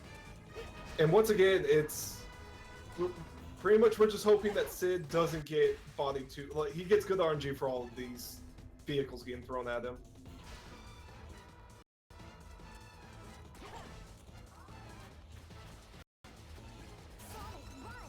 So I should explain, there is another way of doing the Egg Genesis kind of quick kill as getting that additional hit in, and it's going up to one of his legs and actually spinning attacking on it as it gets lifted up, and you can actually get caught on it, and well, it brings you up, and then you can get up there. That's a lot harder of a little trick to do though. The rock, from what I've been told, the rock is a lot easier. So now Wake just hit the final hit on Egg Genesis, but now he's not dead for some reason. Well, that's because they thought this was going to be a very good gimmick to put into the game. So, oh no, he's crashing into Sonic. What are we going to do? Oh no, Wake got hit. What's going to happen? Oh no, oh that's right, they turn off the hitbox for some reason right at the end. Wake can just, if you get hit once, you can just sit there for the rest of the fight. Genesis can't do anything to you.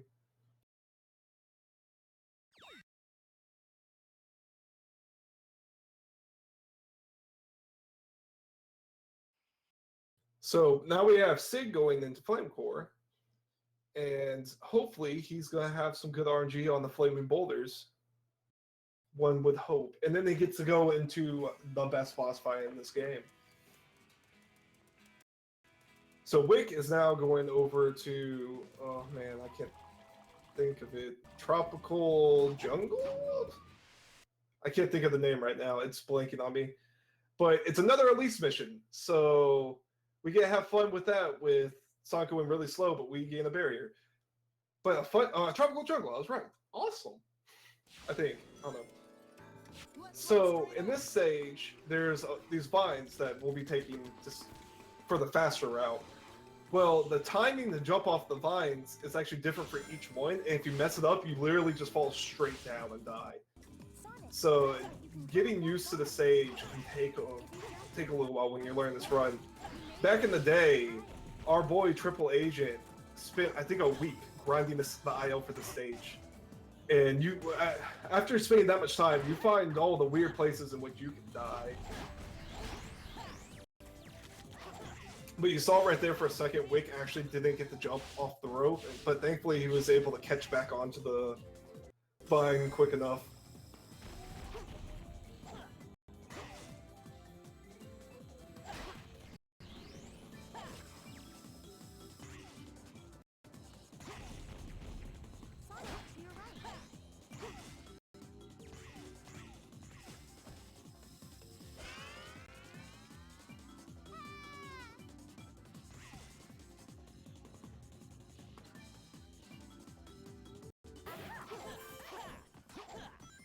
So coming up is going to be a little bit of a skip. Well, quite a big skip. It skips a good part. So we're going to have this little auto-scroller section coming up. But all you have to do at this point is hold A grab, and then use clip out bounds like as you see there, and just fall to the end of this area. And that's it. Just use hold anti-grab, which is the X button, and you just clip out bounds. Nobody really knows why. It just happens. Good job, Sid. He didn't get bodied by a flaming boulder. Got close, but he didn't get bodied.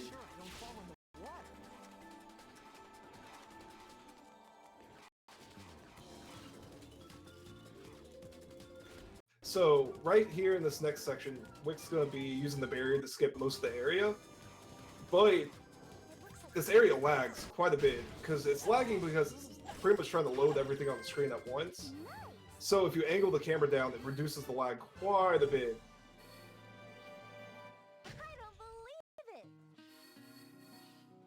I should correct myself real quick. It's not lag, it's slow down.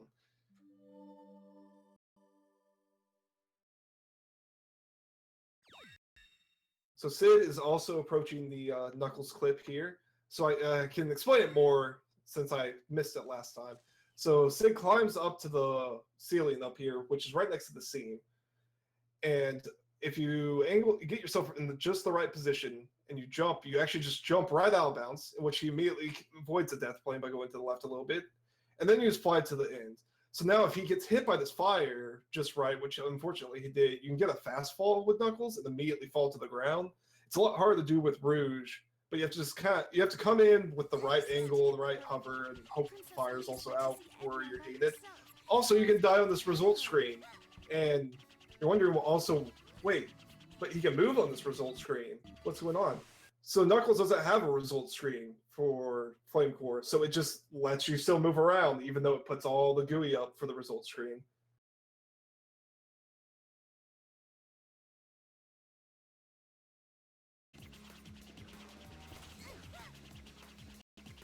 That's nice, dear.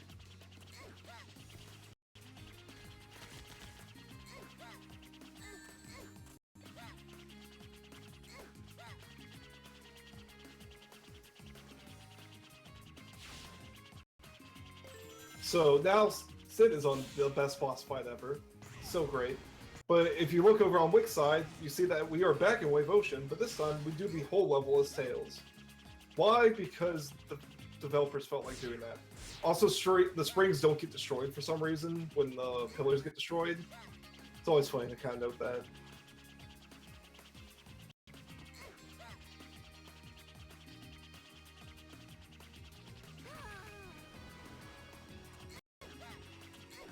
So there's a neat little thing you can do with Tails right ahead. So the gold ring is up on this cliff, which you're supposed to go and do a little bit of platform to get up there.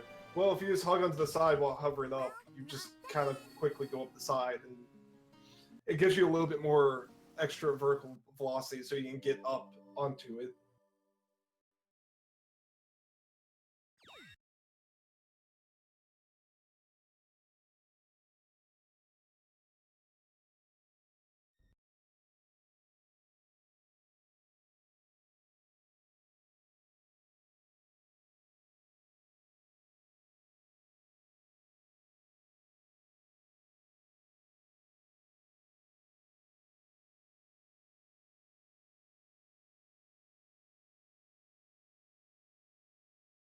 Eggman will probably go to the ancient castle. Let's get there first and say the least.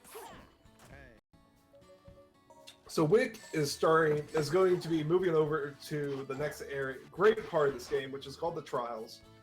So to be able to unlock Kingdom Valley, you have to do these 3 sets of trials: the tests of courage, the test of love, and the test of knowledge.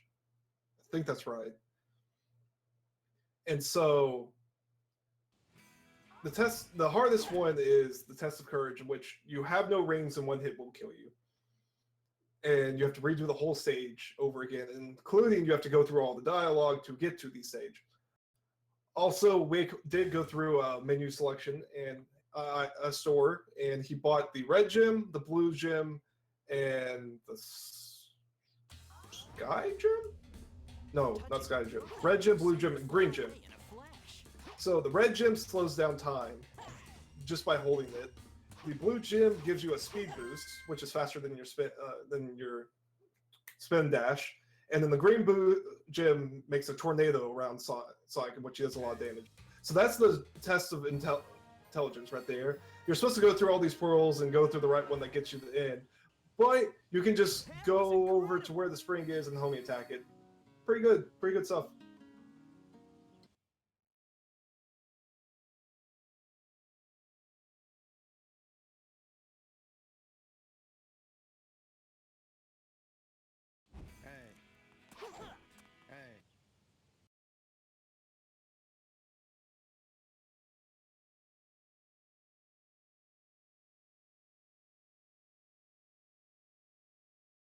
So now we're on the test of courage. So like I said earlier, the test of courage, you can only get hit once. Like, you will die when you get hit. So if you want to take it safe, you just hold the red gem the whole time. And you pretty much can go through the whole test pretty safe. Now if you really want to be risky, you don't hold the red gem whatsoever, and you move over to the Cyclone gem for the green gem, and you abuse that for a few kills. Now you can see that Wick is actually using the red gem, mostly because when you see the bar glow down there, the gem is actually activated. Now, unfortunately, they weren't smart with their gym design, and it never uses the energy. So you just have unlimited use of the gyms in this game.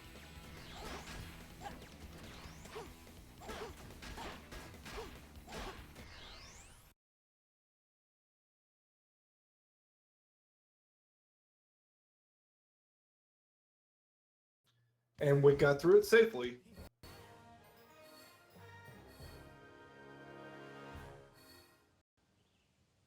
That was incredible.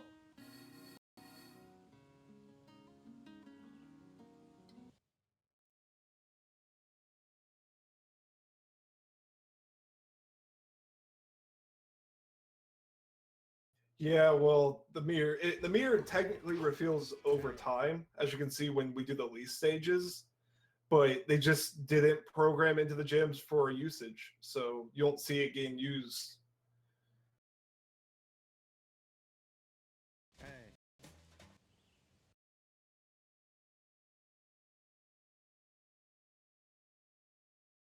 So here we go with the test of love. Shall Wick choose Elise or shall he choose Amy? Only time will tell.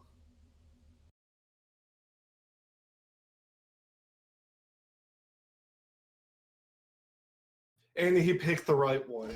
Good job. Good job, Wick.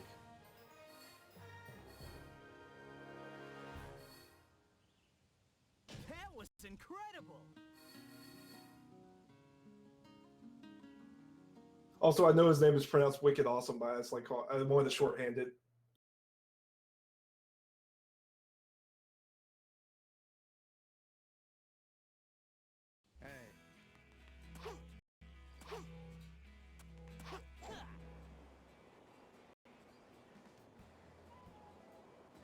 So now Wick can go to Kingdom Valley, which he just has to fly on. He just has to use Drybird to get up there. Of course, when you get up there, Tails is already up there. It's like, hey, Sonic, what took you so long, you ass? By the way, is this family friendly? Like, I'm sorry if it is.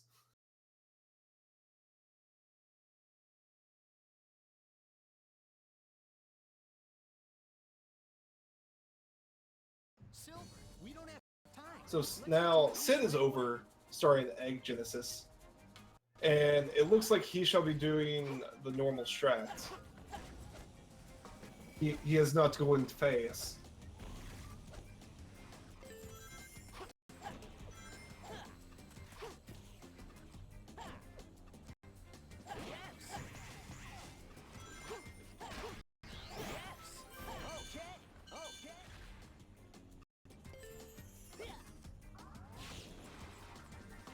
Let's try going up. As you can tell, I'm a little biased.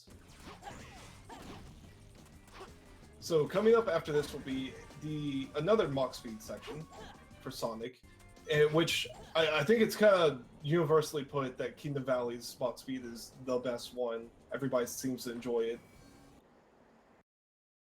Also, Drybird saves the day again.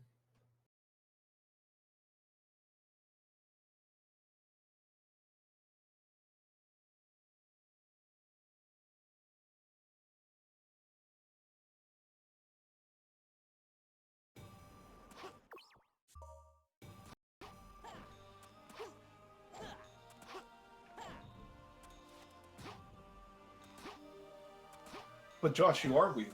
So back there on Wick's stream, you can actually jump off a Drybird early, and you're supposed to have this whole section here in which you control Silver and go around. But since we can just go around it, it's a lot faster. So we're just gonna do a few little what looks like risky jumps, but are actually extremely safe. And then the trigger for going back to Sonic is just right there, so you just jump into it. Then, you know, Sonic talks big about himself and flies off with Drybird again.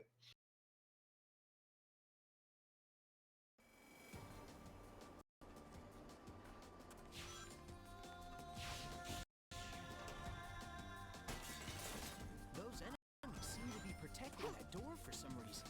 Looks like So more Kingdom Valley, yay. So once again, doors are just an option. They are merely a suggestion, and Sonic does not care, as we spin dash through another one. Also, Sid started Tropical Jungle, so he gets his glorious Elite stage.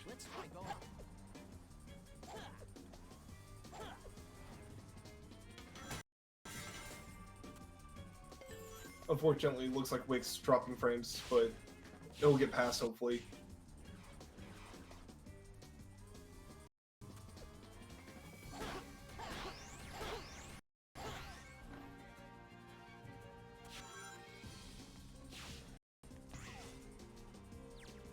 Technically, from what I understand, Soliana is supposed to be like a Italian like reference, I think.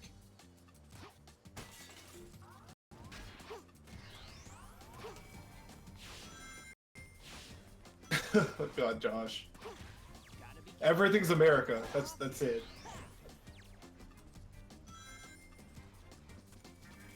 I wouldn't say Venice. I think it's a reference to pretty much all the major cities.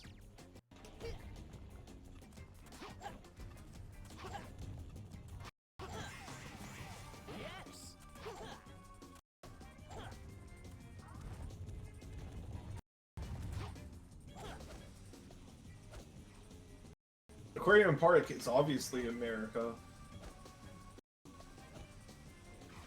So once again, the nice little out-of-bounds trick of just holding the empty grab. So Wick is coming towards the end of Kingdom Valley, and the end of this part of Kingdom Valley, in which he is simply just going to, once again, not care about the store and just homie attack, spin attacks through it. So now we got the Mach Speed section, I'm pretty sure, in which has amazing music, but it's also really cool.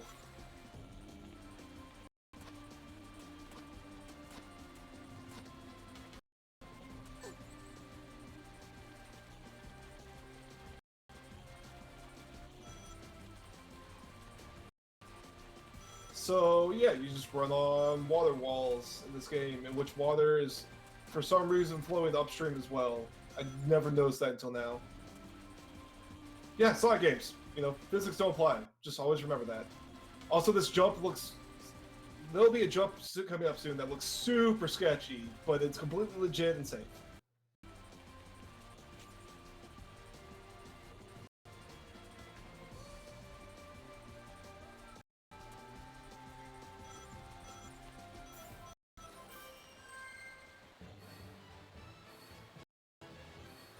So here we go with the sketchy jump.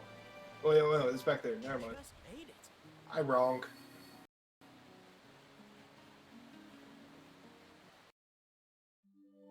Also, Sid has caught up actually quite a bit.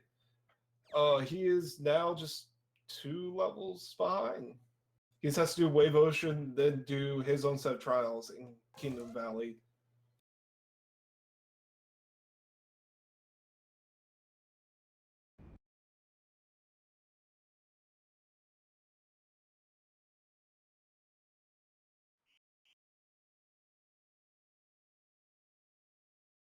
So now that Kingdom Valley is done, Wick will be going and ringing all the bells in Soliana so we can find Eggman's secret base, which is Aquatic Base.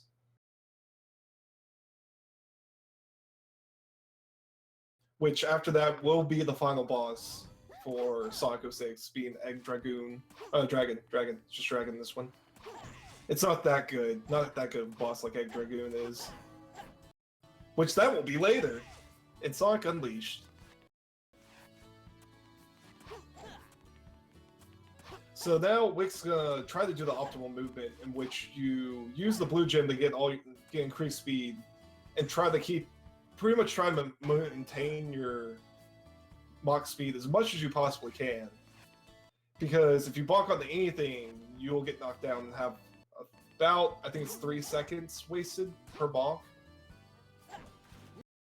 At the same time, he's also gonna stop by the shop and pick up the Sky Gem. Which, that gem, when you throw it, after a small amount of time, you fling Sonic towards the gem, and that is unfortunate that he just fell in the water. Thankfully, in the hub world, you don't lose a life. And I'm pretty sure the other 2 bells keep ringing, even if you die, so he just has to go to the next last bell.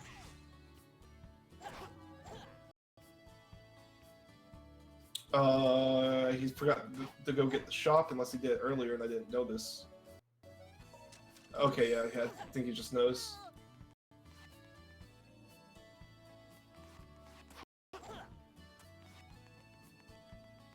So now with the Sky Gem, he can, while it's great for traversing things because it flings you to whatever direction you threw it after a small amount of time, you can actually skip through a lot of doors, and he has to ring the bells to get in, the other two.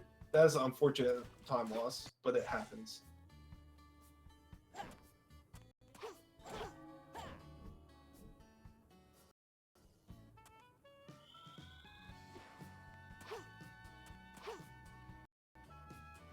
So now Sid is going to be starting the trials very soon.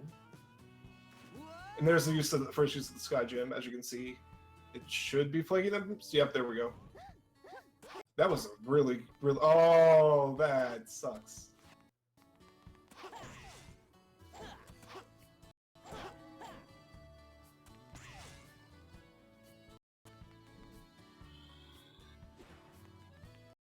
Tilt, please. I can give all the information about 06 as well.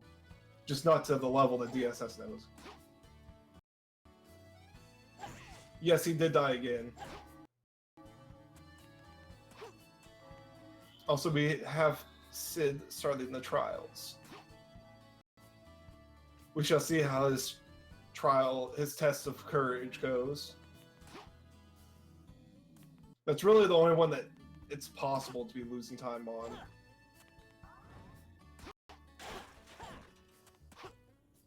He needs to open one more. He needs to go back and ring one more bell, unfortunately.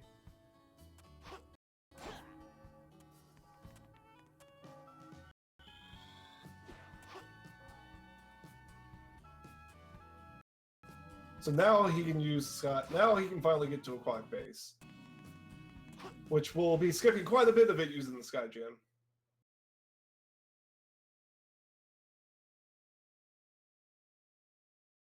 Also, DSS has spent a lot of time trying to figure out a way of clipping into that room to be able to go to the Aquatic Base, to no avail to get a skip for the bells, unfortunately.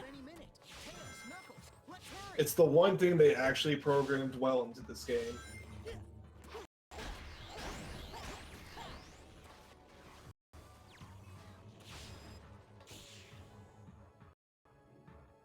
So now we're on Aquatic Base, which is it's a pretty straightforward area until about, well, until our first Sky Gem skip.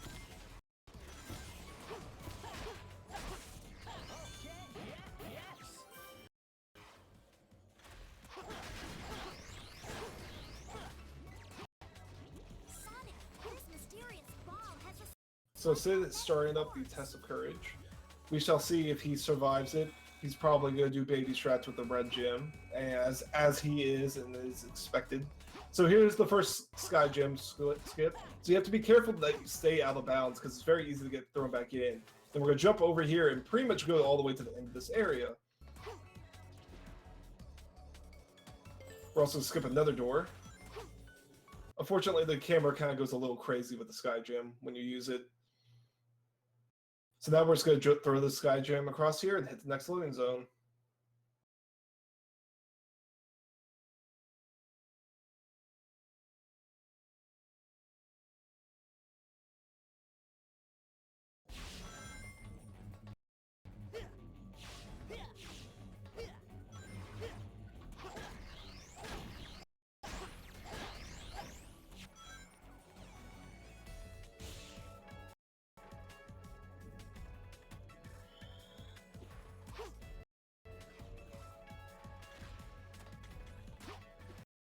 So here is more Aquatic Base, and you guessed it, more Sky Gem usage. We'll be using that pretty much for the rest of the stage and just skipping through doors, because once again, as a reminder, doors are optional in this game. So I forgot to mention it earlier, but the spin kick that Sonic can do actually gives him a lot of invincibility frames, so he can just avoid taking damage in a lot of places. So now we have a Knuckles section. Unfortunately, a fourth section, we can't really skip it very well. Well, without Purple Gem, which we don't get.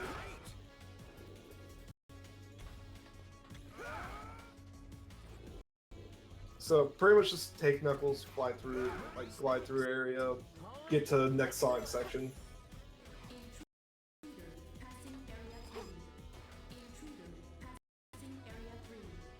And then once again, just Sky Gym to get to the end of the area. So, Sky Gym, when used in the air, instead of throwing it, it just immediately shoots you up into the air. So, pretty much all the door skips, that's what it's used instead of trying to aim or anything.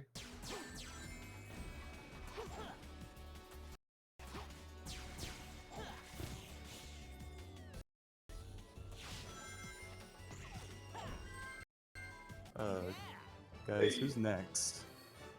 Who's after me? Because I'm like at the I didn't end. know you were.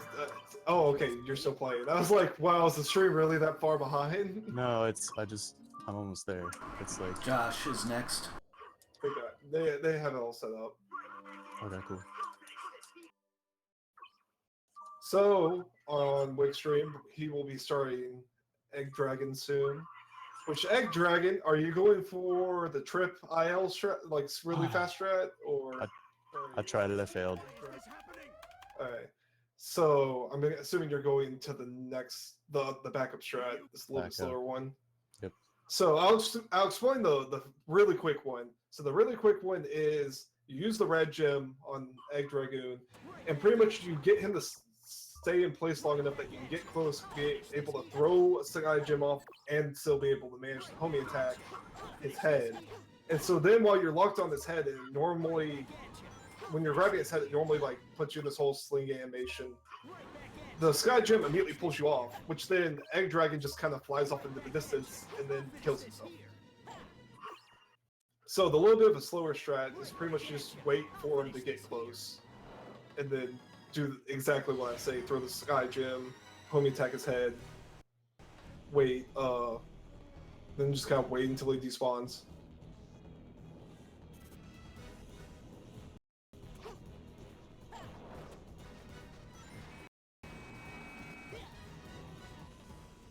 Which is what Wick is doing now. Sorry If you can about get that. it. Yeah, I'm done. Okay. Whoever's next. That run was so bad. It happens at Sonic 06. Yeah. But there we go. So now Egg Dragon just flies into the nothingness and kills himself. Yeah. Hopefully Sid can show off the Cyclo Wyvern. I don't know if he does. I don't it think or he not. does. I don't think he knows it. Well, I think he does I think it's the 16-second strat, whatever it's actually called. Hi, Val. What's up? Oh, hey. Hey, Sonic episode was cleared. That was incredible.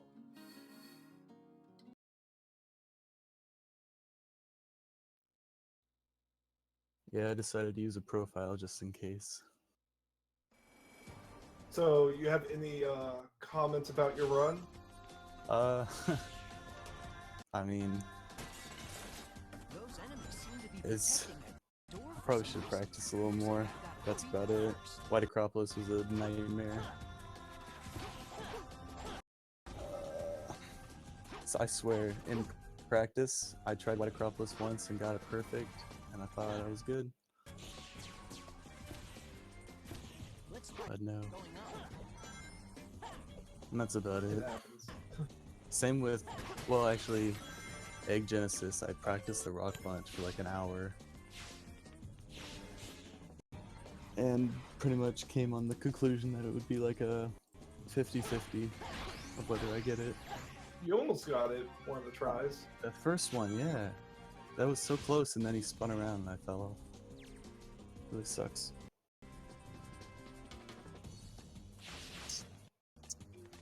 Oh, I guess it's time for Sonic Unleashed now. Alright. Yo, boy. Yep, it seems like he's loading into the stage now, so let's get started. Alright, so he is going to be starting off on Rooftop Run, and immediately he's going to be doing a lot of crazy stuff. I'll explain it as we go, because it's a lot of things at the same time. So one thing you're going to see a lot of in this run is M-Speed, which involves holding the control stick slightly forward, and then getting a lot of speed and going into the air. And then in the air you will keep accelerating until like 3,500 speed units, however much that is.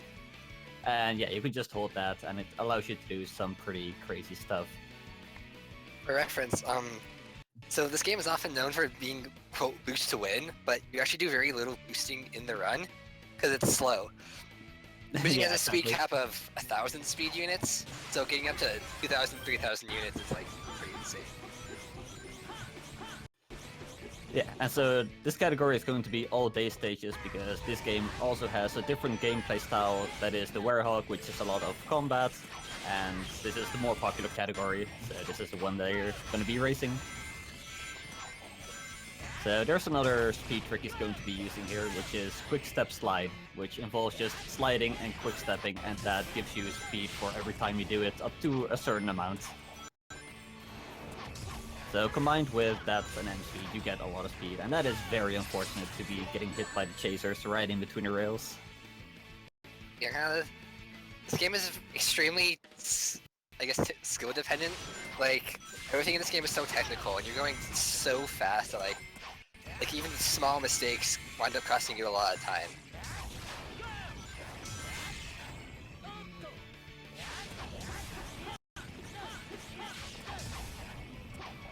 Alright, so this time he's on the rails with M speed, so the laser doesn't fire off as early, so there's not the risk of dying mid-switch. And so here it's just going to be doing some more M speed and QSS to speed this up. So for this he does want to be boosting, because that kills the robots that are in the way, otherwise they would be knocking him out of the way, which would slow him down a lot. So that is the first 3D stage, and next up we have a 2D stage, which is also a very interesting one, because it involves doing 3 laps around the entire stage, except that you can skip 2 of the laps, which you will see in a moment how he does that. And so in 2D there's a thing called D-Speed. It's a lot like M-Speed, but in 2D. Yeah. And much like the normal 2D is slower than 3D, D-Speed is also a bit slower than M-Speed. Yeah, so 3D and 2D actually have different physics in this game, and something you'll be seeing quite a bit later is this thing called 3D and 2D, which allows you to get the 3D physics in 2D, do some crazy stuff. And you can also do 2D and 3D, which you will probably be seeing on Savannah Citadel.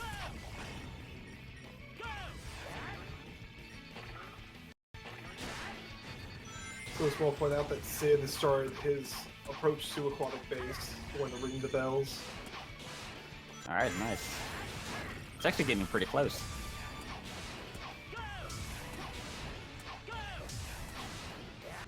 He'll get really close after Sonic Colors. Okay, so what you saw Josh do there is go backwards at the checkpoint and then re-trigger the lap trigger and then climb all the way back up to the top and go right to the end of what's supposed to be the lap. And that allows him to beat the stage in just 1 lap, pretty much. So next up is another 2D stage, which has another gimmick, which is that you have to collect a bunch of chow before you're done with the stage. Tell hype.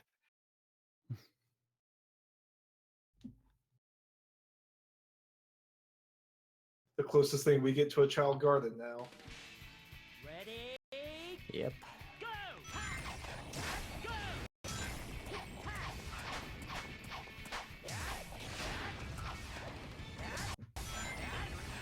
So another thing he's going to be abusing in this stage is the homing attack, which in this game, air boost and homing attack are on the same button. So once you've learned the air boost upgrade, then you can only homing attack if you don't have any ring energy. So this is all routed in such a way that he doesn't have any ring energy here. Oh, it's just a bit too much. Otherwise he would have just homing attacked to the chow and not have to wait for the spring.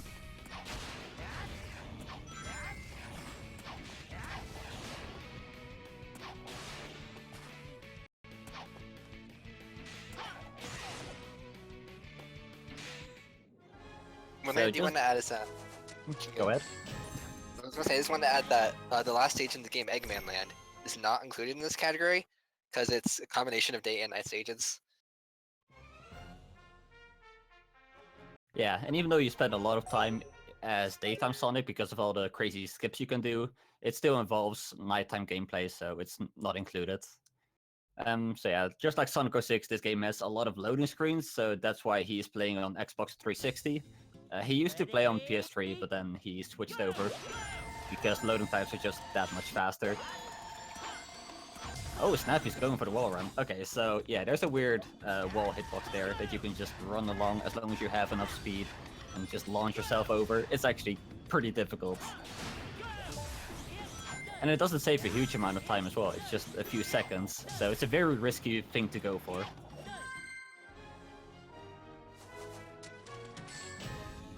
But then again, Josh is one of the best players in this game, so he can do this crazy stuff.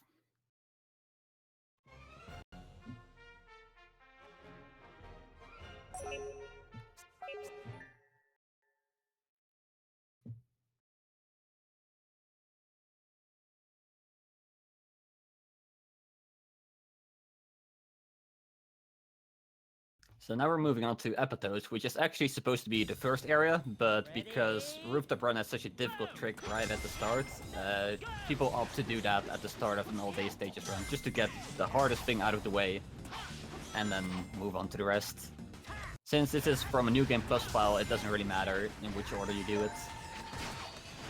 Yeah, I think he does some of the other ones out of order later too. Yeah, probably.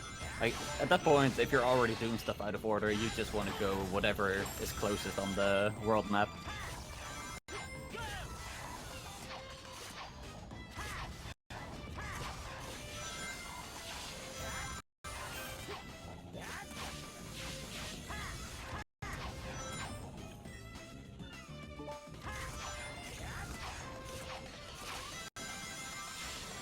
Oh snap, and he missed a D-speed there, so he couldn't make it over the gap. See, that's what's supposed to happen, you just gain so much speed from D-speed, you can cross the gap very easily. So Sid is entering Egg Dragon right now, so we're about to have the end of 06. Alright. Curious we'll what see. his final time is going to be. Yeah, so we'll That's see if he pretty goes for a Cyclone Climate or not. But yeah, he's had a very solid run.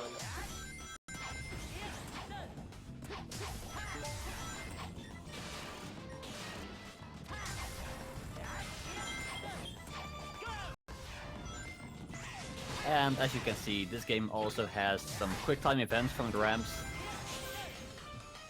Yeah. Thankfully it's not too apparent, they just mostly just the ramps. Right. So Sid's going for the slower strat for Egg Dragon.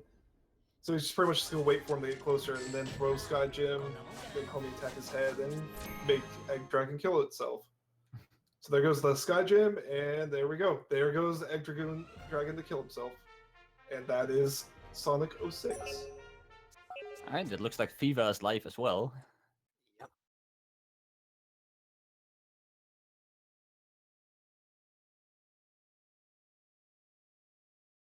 Alright, cool. Alright, so meanwhile Josh is in Epitodes Act 3 where he's going to be doing another skip. Because this level is designed in a circle and they didn't think you could go backwards. So they made this whole long rail stage, and then you just skip all of it by using some D-speed to go backwards very fast and also jumping to get through the rails. Also, shout outs to Critical Sid getting a 50-second PB. Oh snap! Congrats, Sid. Go hug your brother, Val. No, I have to be here. I have to be on commentary.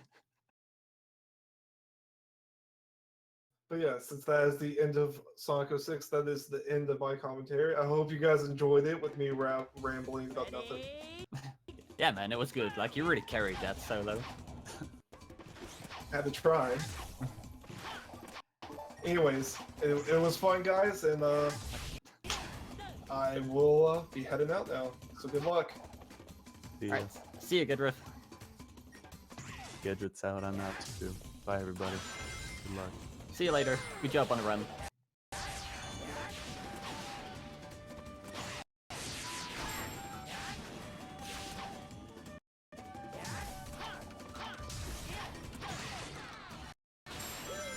Alright, so here Josh is going to be going for a 3D and 2D, because at the end you're supposed to hit the bumper that puts you on the rail, which puts you in 2D. However, as we said before, 2D is slower, so instead he's going to be doing 3D. Okay, so he went for the bumper there for safety. That puts him back into 2D, so he can just finish this normally, because this is actually really difficult to do. I could never master it. And he's going for the tree skip? Oh, okay, yeah, so there's invisible walls there. There's just like a little gap that you can go in between at like the place where the ramp is. But it's very difficult to line yourself up in between the walls. And as you saw there, he intentionally showed the quick time event there. You know, it takes time to put in the inputs. Sometimes it's faster to just take the slow route. You have so much speed, D-speed. Yeah, exactly. And then at the end, he just does a homing attack backwards to hit the spring that you're supposed to be doing another lap for to reach it, but you can just barely reach it by going backwards.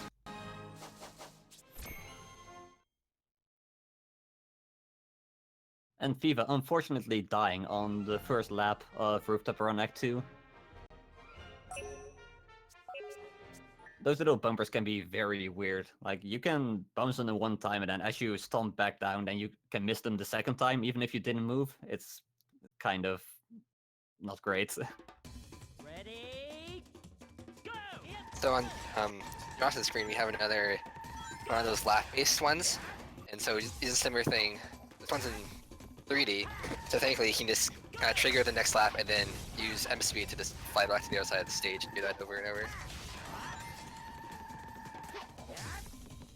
And this stage is also where the drift mechanics really come into play, because they're very strange in the sense that they can actually speed you up rather than slowing you down and helping you corner. So generally you want to be drifting for the first part to kind of like turn around and then stop drifting, otherwise you just go way out and then you fly off.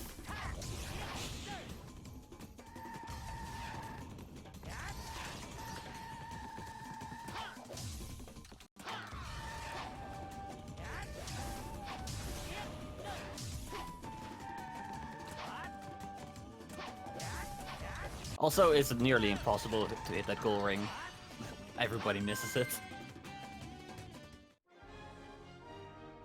Meanwhile, Viva is collecting the Chow.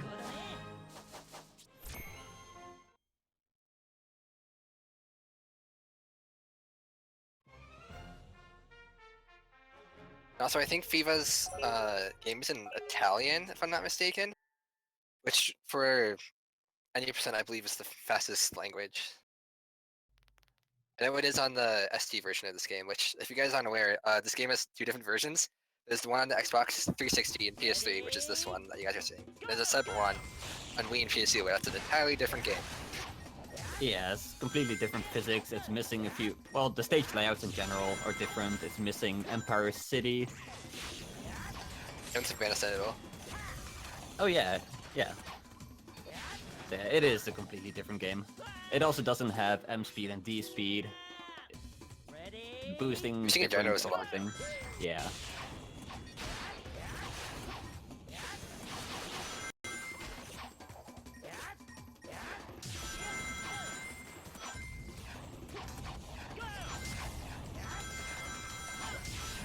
So FIFA is now also going on to Apato's Act 1, which is meant to be the tutorial stage, so it's very short, it's very basic. But with M speed and drifting, you can still go really fast in it.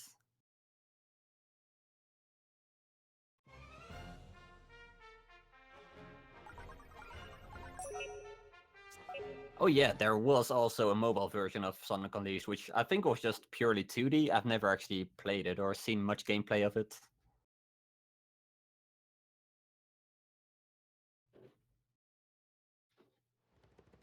Ready?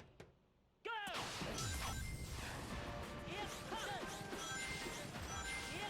So you're gonna see Josh sliding a lot here in 2.9.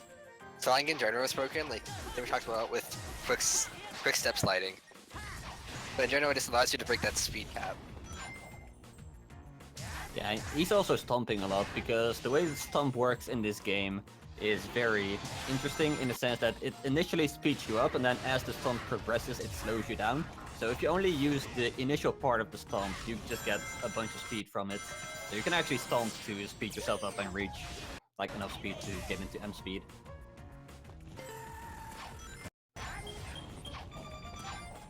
And these platforms, I believe, are on a global cycle, so it's just a matter of going as fast as possible to get there.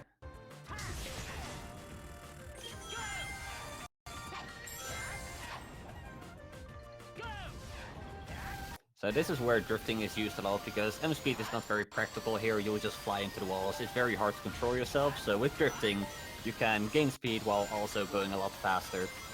And it's worth noting that quick step slide doesn't work on water. If you slide, you'll just slow down and you'll fall and die.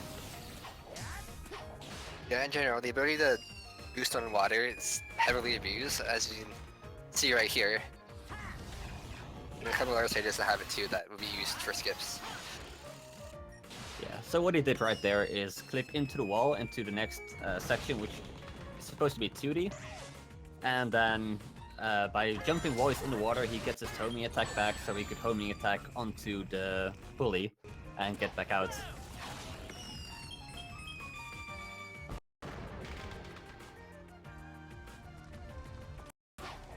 I believe he intentionally takes a hit there so that he can hit that electric enemy. Yeah. And now he's going to be skipping a chaser, which is a big robot that comes after you, and while he's doing that, it locks your speed, which is very slow, so he wants to do whatever he can to avoid that. Also, he's gotten very lucky to stand here. He might be able to save this.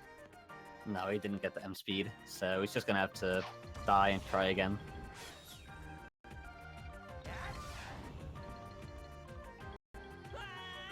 Yeah, this chaser is very interesting in the sense that it locks your speed, because most of the none of the other ones actually do the same thing.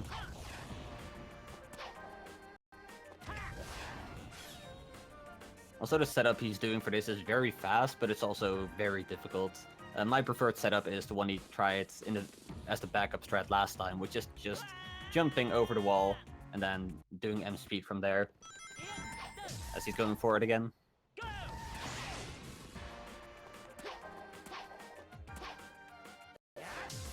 There we go. So he just has to go over the big invisible walls on either side of the road, and then he can get back inbounds.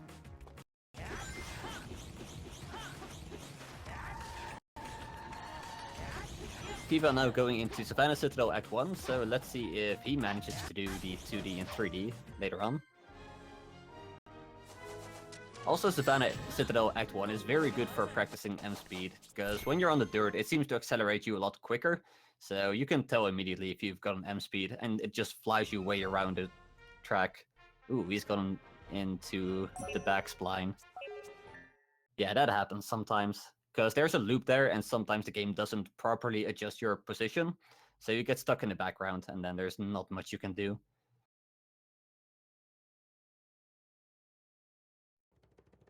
Ready, go! So this time he's taking it safe and just landing in the loop and taking it the intended way.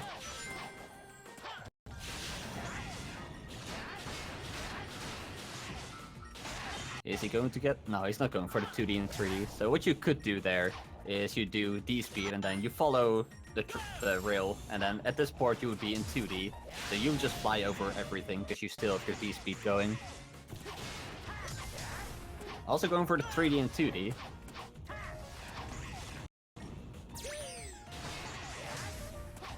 And looks like he's going to make it. Very nice.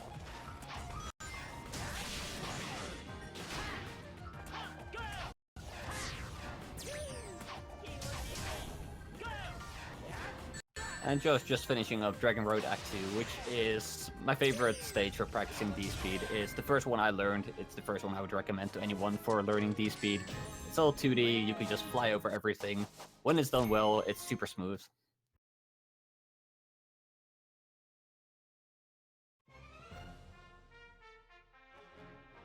Now in Act 3, there is another skip he could do.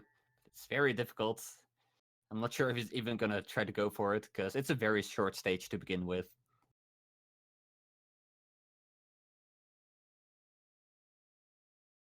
No, he's not going for it. So that's the smartest thing to do, by the way. Because what you could do is M-speed, and then you have to land on a specific rock, and you have to stomp onto it, and then you have to hope it catches you before you fall off entirely. Start drifting upward, and then launch yourself from that right into the goal ring. It's super risky. That's a lot of strats in this game. It's very difficult to do the highest level strats.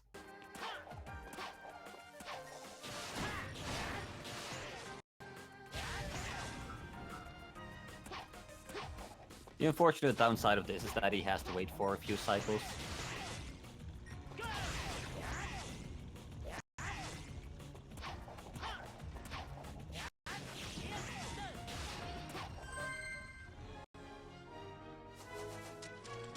So FIFA is also going for the lap skip. It's pretty easy to see where you have to turn around because you see the sun medal, which normally you would have to pick up to progress through the game, as you need a certain amount to unlock every level.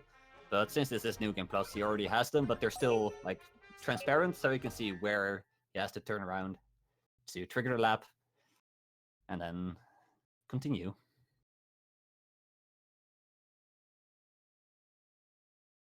So it's time for Cool Edge. Ready, go! So there is a break jump glitch you can do here, which involves using M-speed into a 2D area, and then for a brief amount of time, it uncaps your speed completely. So you can go so fast that your console crashes and it makes really loud noise, because it's not a fan of doing that. So usually you would want to cancel it before that happens, so you can travel a very long distance in basically like a frame.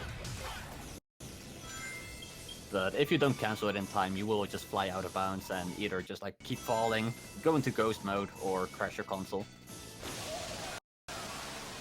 The bobsled is also very interesting in the sense that if you keep jumping, you can kind of keep your speed, and if you mash jump, then you can sometimes get a double jump in the air.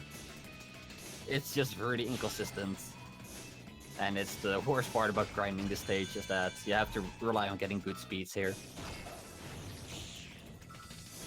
So next up, instead of going straight forward, he is going to go straight forward. Okay, so what you could do is go to the right, and then you travel across the water, and then you trigger the whale from on the water, so it just kind of like grabs you and does that animation to throw you upward as normal.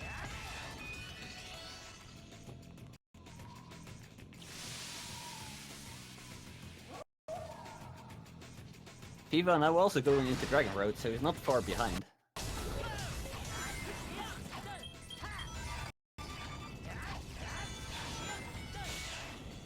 This could be a very close race.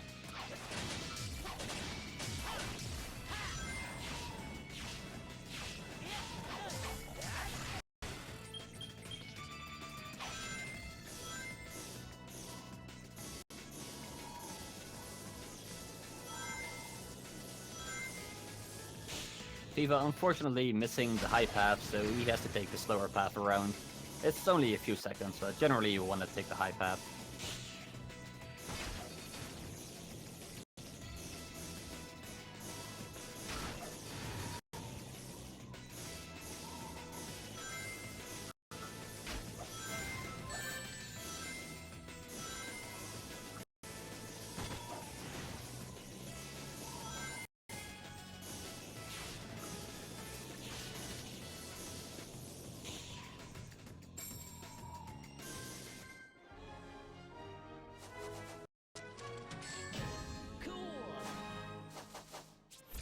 Oh, that's unfortunate.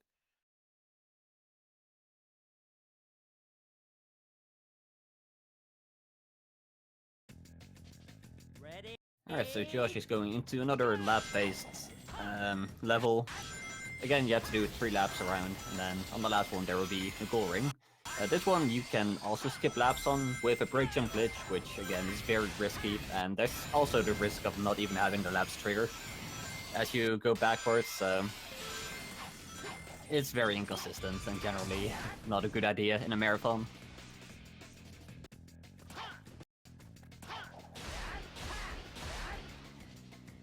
Alright, so this game actually got an update at some point to fix what Josh is doing right now. With the update, you can no longer homing attack onto the pillars to go backwards. Completely forgot about that.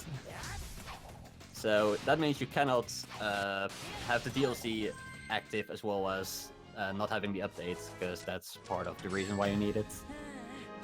So since he also runs the DLC stages, he has to uninstall the update every time he would want to optimally do this run. Another thing it fixes is the Rooftop Run Act 2. They put a wall at the place where you would go backwards to re-trigger the laps. You can still do it if you just don't go onto the building where the checkpoint is. So they didn't really do a great job fixing it. They just put an invisible wall that you don't even have to go past. Alright, Fever coming up on the pun-in skip. Ooh, and he got Very it. clean, get the first run, yeah.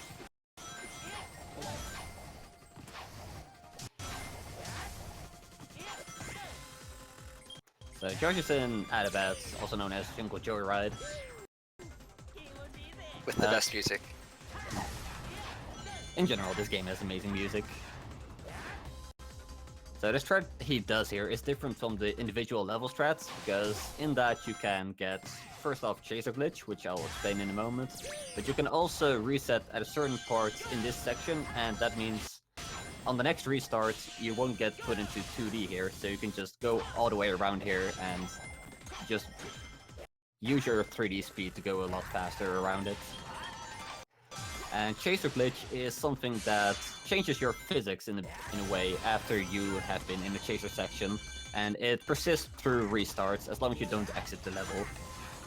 What it does is that it messes with your acceleration in the air, so M speed takes longer to activate, but it also means that you can keep speed in the air a lot better. So if you're just boosting and then you jump, then you don't lose speed as quickly, and that allows you to make some pretty far jumps without needing M speed. So this section of the level lags a lot, you can see. Yeah, and at least he's on Xbox 360. On PS3 it's even worse. Another interesting thing is that even though the Xbox 360 version runs at a smoother frame rate, or well, a more stable frame rate, it's capped at 30 FPS, whereas the PS3 version is capped at 60, which is very peculiar.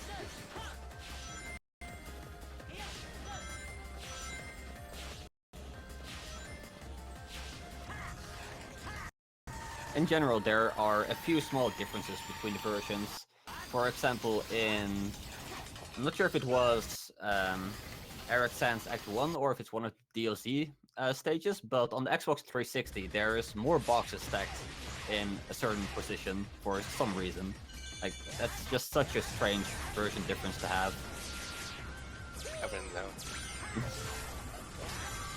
And as well as that, there is a glitch called the Ready Go glitch, which if you restart during a certain cutscene, then it'll skip, or well, it'll allow you to move during the Ready Go at the start of the level, which allows you to save a few seconds in individual levels. So generally for full game runs like this, you want to have the Xbox 360 version, whereas for ILs you want the PS3 version.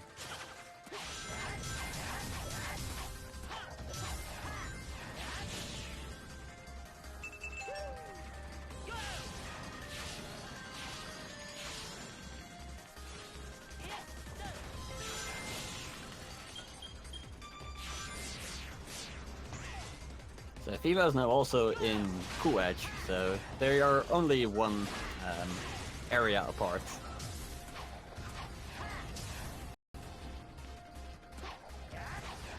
Oh snap, Josh is going for this skip.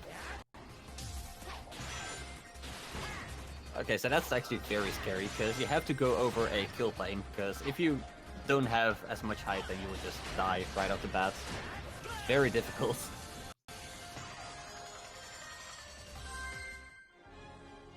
So that was very nice.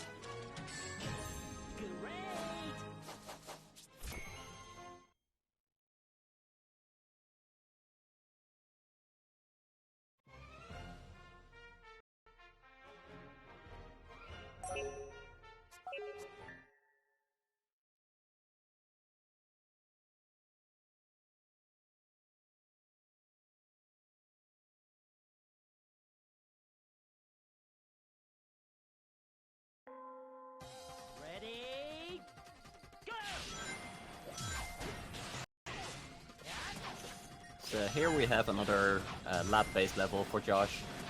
This one also allows you to skip a few laps. There's two ways of doing it. Either you just slide past the goal and sometimes it'll work, sometimes it doesn't. I still don't fully understand how it works.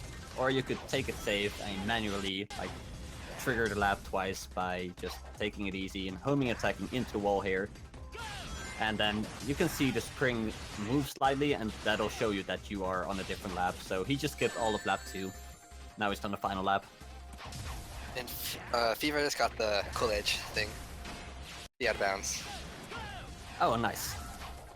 So yeah, it's also nice to show that off, because it's very interesting how the game just kind of grabs you and puts you on top of the whale.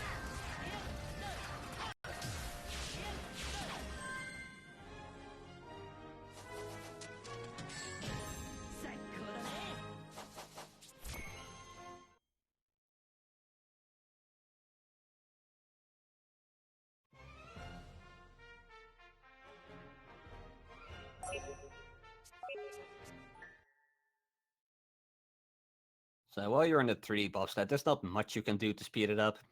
It's mostly just avoiding stuff and jumping where you can when you have higher than normal speed. Ready? Go! There's also this one robot on the right side. He will punch you, and if you have a bad trajectory going into him, he will just knock you off the stage. So it's important to look out for that. Like all of the other robots just die when you hit them, but he hits you back. Not a nice person.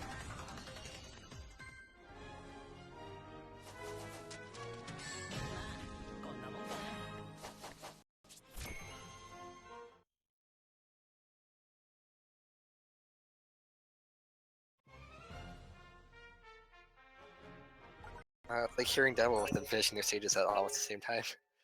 Yeah.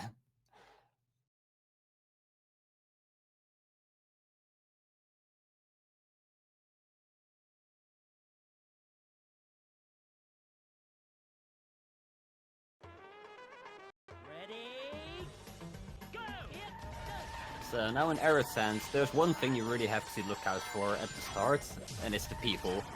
They are rock solid. They will just stop you in your tracks.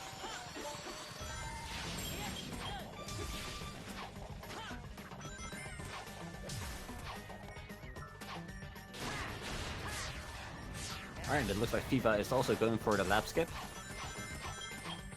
Unfortunately, Also taking that. Yeah. Looks like he couldn't homing attack after he landed on the pillar.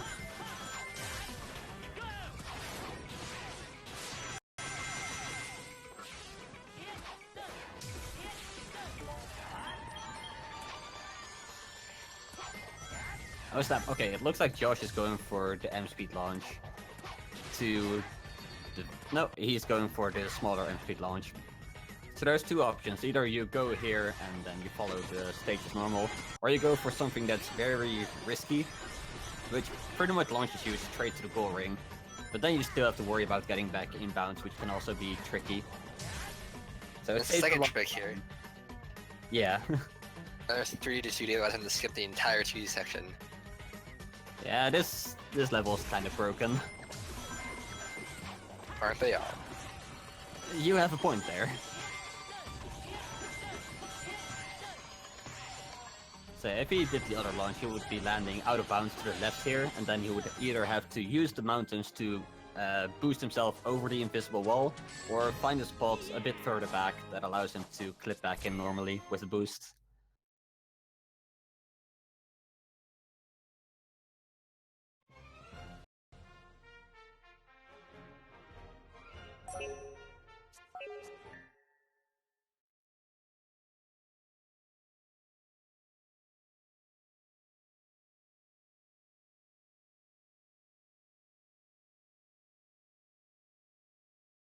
So there's something very interesting about Arid Sands Act 2, in the sense that it's made up pretty much entirely of QuickTime events. But there's one you can skip right here, and then you can jump off the mountain and boost right off, which is a tiny bit faster. But something else happened here once to Josh. He tried to do a big skip, and then as he was trying to do it, he was using M speed, so he's going very fast. And then he hit one of the jump pads, And as he did, he got like a huge amount of score. Like, I don't know the exact number, but it was like bigger than could fit on the score screen.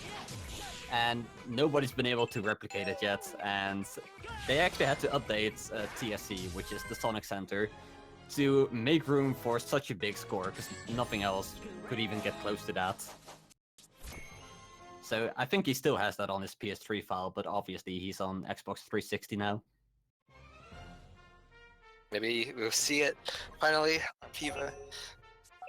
Yeah. Doubtful. I'm still waiting for the day it happens again, just like randomly in the middle of a run.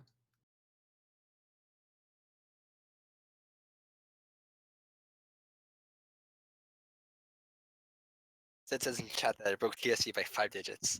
Yeah, that's ridiculous. Ready, go! So now Fiva's entering Lag City, and Josh is in Empire City.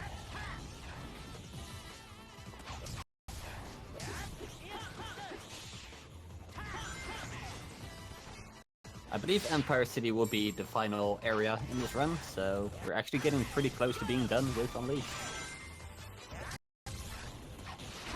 Okay, he is going for the skip. So, there's a weird hitbox on that tree, and you can jump off of it and reach this road. And from this road, since it's at a bit of an angle, you can launch yourself off of it with M speed, and just barely get enough height to jump over a kill plane, and then that allows you to skip the entire 2D section that's there, which is very long, and it's slow, as you'll see now.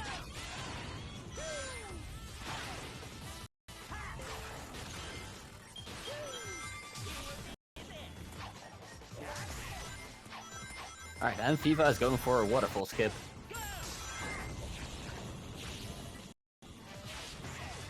So you can actually run on top of that waterfall as long as you're boosting or drifting, and you can jump right back onto the rail if you're very precise.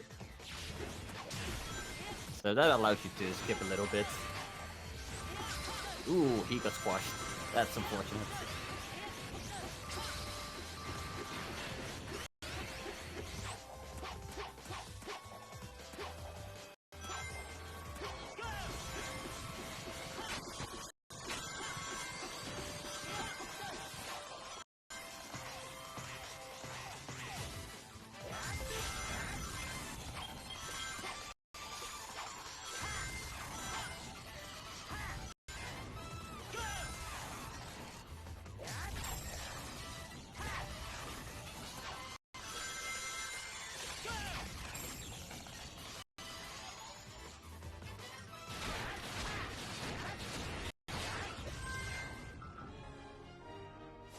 Alright, so Fiva's playing it safe and not doing the crazy skip at the end, just taking it normally.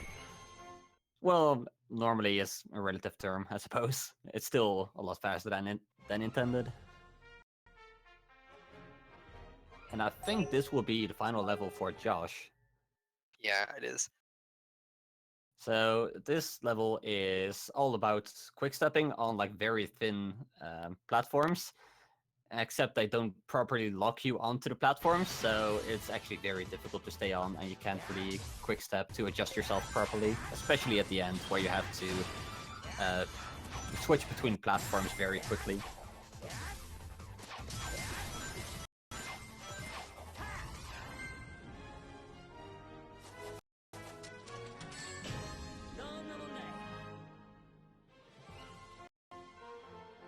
Alright, and he made it without dying, because it's also very easy to just fall off the platform and die, so that's a really nice run from Josh. And now Fiva is going on to Jungle Joyride Act 2. So now the other team is going to be switching to Sonic Colors. And looks like it's already live. Alright. Hello, I think this is where I take over, right? Go for it. Yeah. Yeah, cool. So yeah, Sonic Colors. We've got Deku starting that. So yeah, Tropical Resort and pretty much all of that. Not very no glitches at all to go with that. Just a pretty standard run. There's also going to be a bit of a trick you're going to see a lot here. Like he keeps switching rails, so that's kind of faster as well. You can skip the loop there. So yeah, if you keep switching whilst you're moving, that's just a lot faster. He's also going to skip the trick rank, the trick ramp there. And yeah, just keep going along these, switching the rails and hit the capsule at the end there. And he's got like a 1:05, I think there, maybe 1:04, so that's a pretty good start as well. I don't know why I was pause abusing there, but there you go. Right, so yeah, on to Act 2. I think this is just pretty much 2D, and yeah, it should be a pretty standard run.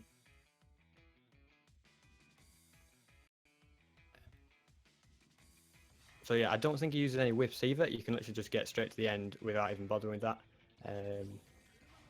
So yeah, he's going to go along here. Well, okay, he's going to use the drill. And yeah, the end is pretty much just at the end of these rails. Along here, you can tell how well I know colours, don't you?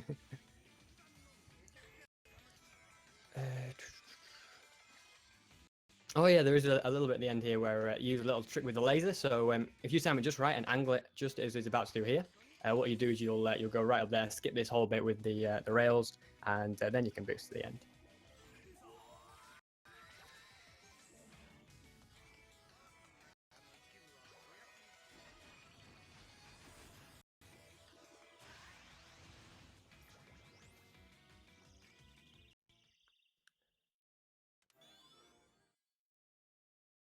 So yeah, onto Act 3 here we go.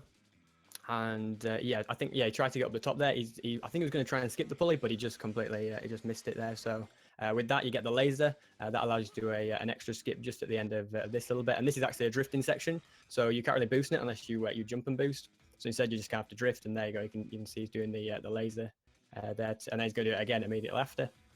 And yeah, you move on to the 2D section. And I do believe here, yeah, you go underground, and then I think you can go through some of these pipes, because obviously they make you go so fast. You save a lot of time there. And then, yeah, he's going to go, I think, up to the top here, hit a spring, take the top path. And there should be, I think, a pulley at the end of here. I think so. No, oh, he skips the pulley, okay. And, yeah, then jumps over there. And you're going to see here, he probably jump over this boost ramp. There you go. That just is a little bit faster because that kind of caps your speed, so that's why he does that. And...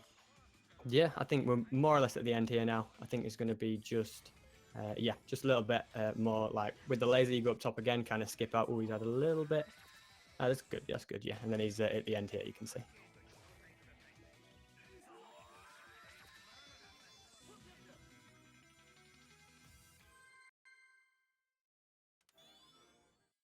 So moving on to Act 4, this is another 2D one. So the way this kind of works is like the later acts are all kind of like little bits of like, it's like the first act is generally speaking the big one, and then the other ones are like a lot of the little ones anyway of the other acts are like built in between that with extra little gimmicks and different wisps and stuff like that. So it's kind of how all of this works.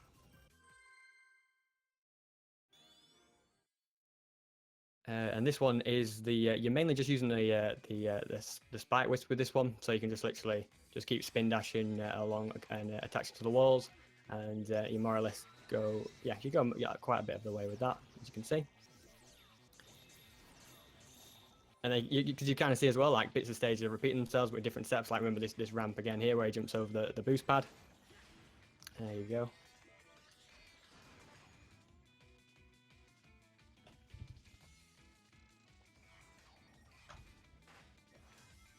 And he's more or less at the end here now with the laser. Will just go straight to the goal. So there we go. Now moving on to the 6th stage. So this is another one which mainly uses the well, you just mainly boost on this one. You don't need any of the wisps, and also with the fact that your boost carries on in Egg Shuttle to the next stage, you kind of get more like your boost just keeps on going, kind of a thing. It carries on, so you can boost at the start there. In an IL, you wouldn't have that, so that makes this a lot faster to do than it would be if you were just doing a level. So now the thing with the boss is if you hit the boss when you're using a wisp, you'll actually deal a lot more damage. So you'll see him laser into this. Yes, as you can see with this hit. So that basically kills it, whereas you would have to do quite a few hits otherwise to get that. And I think let's see so Fever is I think have they just completed? Actually, I don't think so. I think they still have Skyscraper Scamper to go now. Is that it? I haven't been really paying attention. Yep, I wasn't even paying attention. So right, so on to Sweet Mountain. So again, this is quite a big one, quite a 3D one. There's not really any glitches. Because there are quite a few glitches you can do in this, but a lot of them come on later on. We'll see probably see a few of them in Act 2, I think. At least one, and then a few more later on, I think, in Sweet Mountain as well.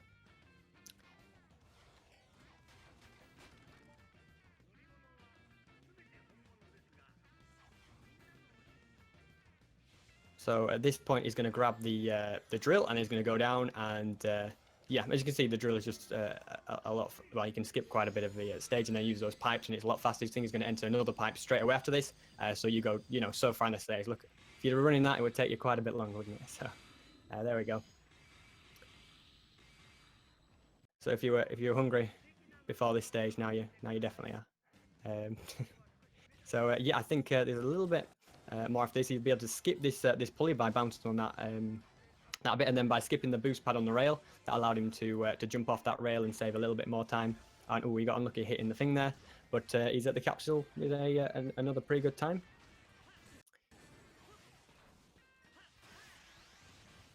I do believe Sid is the world record holder, so we might see Team Classic make up a little bit of time here. I don't know if we're going to have to make up enough time, because Deku's pretty good as well, as you can see. Also Generations, then we've got Frock going against Josh, so it's going to be interesting. I think Modern, the way it's standing, are probably going to win this, but Classic have got their strongest runners at the end, that's for sure. Well, at least they've got two strong ones to go. So here we go. He'll go on the trick ramp. He'll press A once, and then that allows him to just land on the rail, and then he might do a little jump hit. Yeah, you see he jumps up there, and yeah, and he does a skip there to get straight to this bit, so that skips quite a bit of the stage out, and then you just go ahead and pick up the drill, and you go literally straight to the end now, because it's a little pipe that takes you through down here. So there you go, straight at the end there. So that was just like a kind of a little, I don't know if you quite class it as a glitch, but just a little trick. So yeah, here we go. So yeah, this one, I can barely remember what happens on this one actually.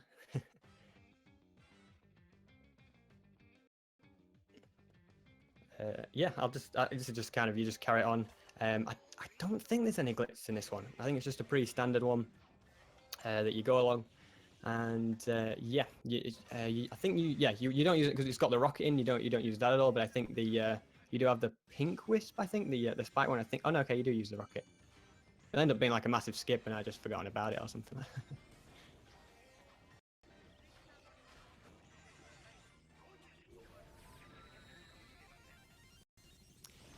You see his little spike here, and then this way I do believe gives you a bunch of you can get like some extra wisps as well, some extra boost. So that's always handy to have. And yeah, I think this is more or less the end now as well. So I was right, there was no glitches.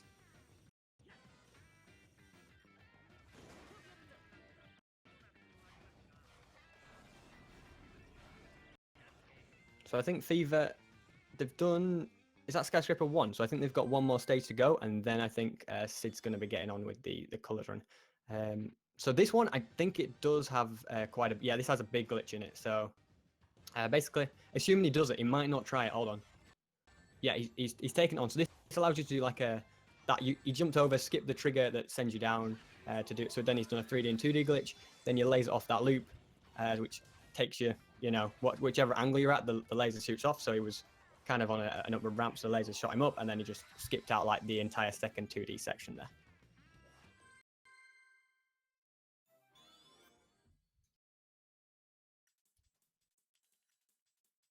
Oh, I think he was trying to bounce on an enemy there, just missed that though, unfortunately. Right, it looks like Sid has also begun his run as well, so we'll keep an eye on him as well.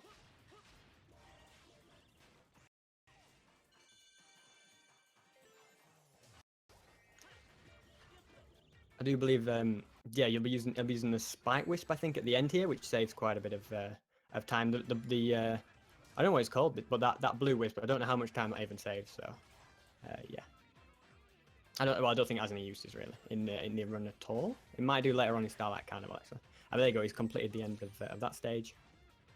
And you'll see Sid again. He's using that same rail skip glitch, which whenever you're on rails, you're always like, well, yeah, moving side to side on those rails to go as fast as is possible.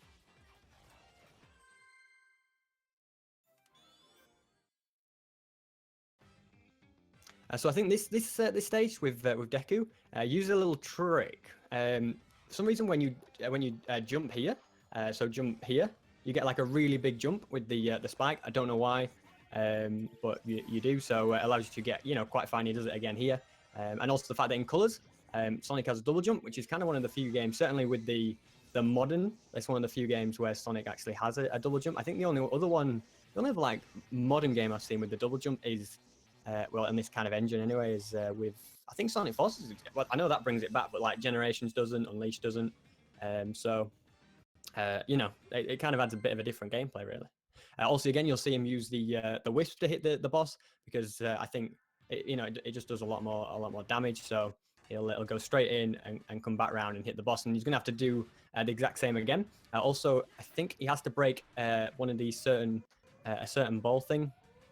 He's got to break that to one of the certain ones will give him the wisp. So you kind of see him wait around a little bit here for the right one, and then it is up there. So you see he got the wisp from that. So that's kind of it's worth waiting there to later save time with the hits.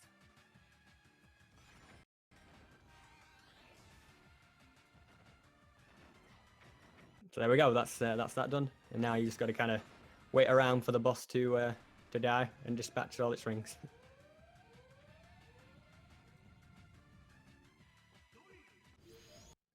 Try and keep an eye on Sid as well, but I mean, so far I think all the tricks that. This is where the cool kids are.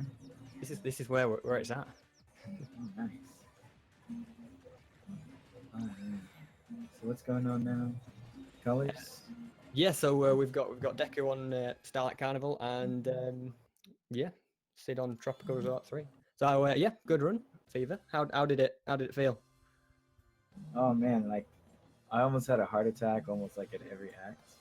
Just because like it's a weird feeling to come back to a game after like not playing it for a year. Yeah. But, like, the only thing that was on my mind while doing the entire run was I was just like thinking that the only thing I had to do was perform like as consistently as possible and make sure not to be extremely awful. And I know I couldn't be extremely good because I haven't played for a year. Yeah, well, you did a good job. I mean, Yeah. I didn't know. I don't know Unleashed brilliantly. Like, I know it half decent, but like from what it was, like everything looked fairly good. So I think you can be pleased with that. Like you didn't do anything horrific anyway. Only a few deaths and like dying a billion times to the waterfall skip kind of screwed me up. But what can you do now? It's just like some skips are like that though, aren't they? Like I remember what I was watching earlier with the Sonic 1. Was it Sonic 1? Yeah. And one of the runners literally like, I don't know, died like 5 or 6 times to, trying one of the skips, like it's almost like if you hadn't bothered with the skip. Yeah, Marble 3, that's the one. And it's like, if he hadn't bothered with the skip, he would have saved more time, you know what I mean? But it's kind of, you gotta go for it in these runs. And then he got it and died to the boss. Yeah, that was the worst thing. Like, he finally got it and then it was like, had to do it again afterwards. But yeah, I can't complain too much, because like I said, it's whatever. I only practiced for a week, so I'm kind of satisfied at the end of the day. Yeah, you did. Yeah, you did good. But anyway, we got colors. Wasn't there supposed to be another commentator? I think Gredrith. Yeah, he did 06, didn't he? He pretty much powered through that on his own and did a pretty awesome job. So I don't know if he's taking it easy now or something. Probably, but he did a good enough job with that I'm okay with letting him have a breather on this one. He's like, he earned his break in this one. Well, if you guys don't mind, I can commentate because I do run this game as well. Yeah, sure. Go for it. There was half the things I was like, is there a glitch here? Is there a skip going? Because like, I mean, it's like a couple of years since I've run this one, so I'm a little bit rusty. Oh yeah, I don't know too much of the new strats. The only thing I'm familiar with is that there's something new in Aquatic Park 1. Yeah, there's like I was 3D and 2D. Yeah, I was because I went and watched Sid's world record run. I think it was just last night, just to kind of have a refresh. And it's literally like you skip most of the stage with it. It's pretty awesome. So yeah, that's good. But yeah, so far they're doing pretty consistently as far as I can tell. Yeah, I mean, I find Colors is a fairly consistent game. It's quite a hard one to optimize. That's kind of the thing with. Yeah, it's like I remember talking to what was his name again? Cryptic Jackknife a whole lot about it. Oh yeah. And, like the game really is all about like the boost optimization and like getting those precise like jumps and platformings because it's not extremely fancy with glitches. pretty straightforward for the most part. Yeah, Especially, true. but like, yeah. But it's pretty fun regardless. Yeah, but the thing is with this though, like there's still like quite a few unforgiving glitches. Yeah, definitely. There are a few tough ones out there. But I'm sure knowing Sid, he could probably pull it off. And as for Green, I'm not too familiar with him, but he's doing pretty all right in terms of the regular stages so far. Yeah, I think looking at PBs, I think he's in the 46 minutes is Deku, so he's 44. 40. So yeah, 44. So he's Definitely not bad. So he's good as well. Exactly, like he knows what he's doing. Yeah. But yeah, this stage is kind of an interesting one because you kind of got to go as fast as you can by moving the spring, but like you can't really. Yeah, you can't do it too fast because then you'll leave it behind and you need it to progress. So a lot of the time you'll see runners like jumping onto these platforms to pull the spring as fast as they can without like going and dying as well. Yeah. So basically, all Green has to do in this instance is just let the spring mostly carry him the rest of the way. Yeah. There is a little time saver at the end you can do involving like a spring and then doing like the unboost like dash jump thing. Oh yeah. But like it's really like minimal amount of time save, and like the punishment for like missing anything in this section is pretty big. So yeah, hardly It's like worth you it. have to go through the whole auto section again. Nobody wants to do that. It's like dying to Sky Chase in in Sonic 2. So, oh, he missed it, but it's alright. Yeah, so this one, like, I think the game kind of intends you to use the wisp, but it's just quicker just to literally go straight through this and boost past it all. But quick note, Sid did the like the 3D and 2D like skip in Sweet Mountain 2 that DSS discovered just recently. It involves like jumping back on like. Okay, so like when you enter for the 2D section in the stage, there you go into like a rail. It's like right in front of like near the ending of that level. So what you can do is that if you don't hit the boost pad of that rail, you can actually just like use that like 2D. I don't really know how to describe it, but like if you jump off the rail, you can like find yourself clipping back into like the stage behind the rail. Yeah. And it'll just skip the rest of the stage, which It's kind of a similar concept to that Asteroid Coaster one, isn't it? Oh yeah. You know, because you're kind of jumping above the level to a higher ledge. It's just the game doesn't design you to be able to jump off that rail because you should hit the boost pad and that should be it. And Yeah, you know, absolutely. Yeah, it is actually the same.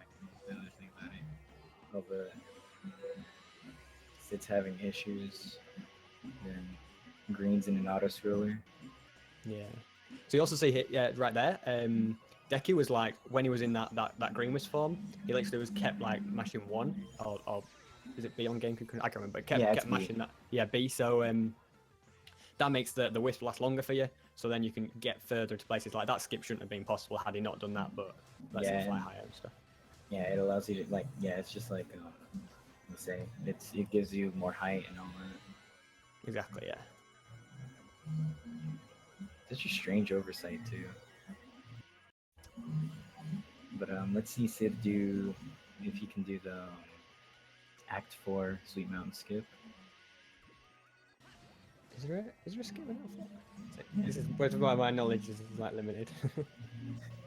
It's where there's like an automated like loop section like near the end of the stage where like you're not like intended to move around in it because like it's extremely dynamic loop. Yeah. But like the thing about it is that because of how dynamic it is, the game registers it as like a 3D section, probably because it has to. But if you like what Sid did was, and I'm sure Green did, but what you basically have to do is just like jump over that boost pad that goes past that automatic section, and then like just use the laser wisp, which I'm sure was established as the most broken wisp in the game, to like use the ramp to like position yourself to point up, and then allowing you to skip that entire auto like scrolling section. Yeah, I think I know the one you mean now. Yeah. Yeah. I remember seeing that for the first time and just being like, what on earth happened here? Yeah, it's one of my favorite like skips in the game. Yeah. Like, I think once you understand the setup as well, it's not too bad to pull it off. It's just like... Yeah, you gotta it be so really is careful like... of 3D and 2D, yeah.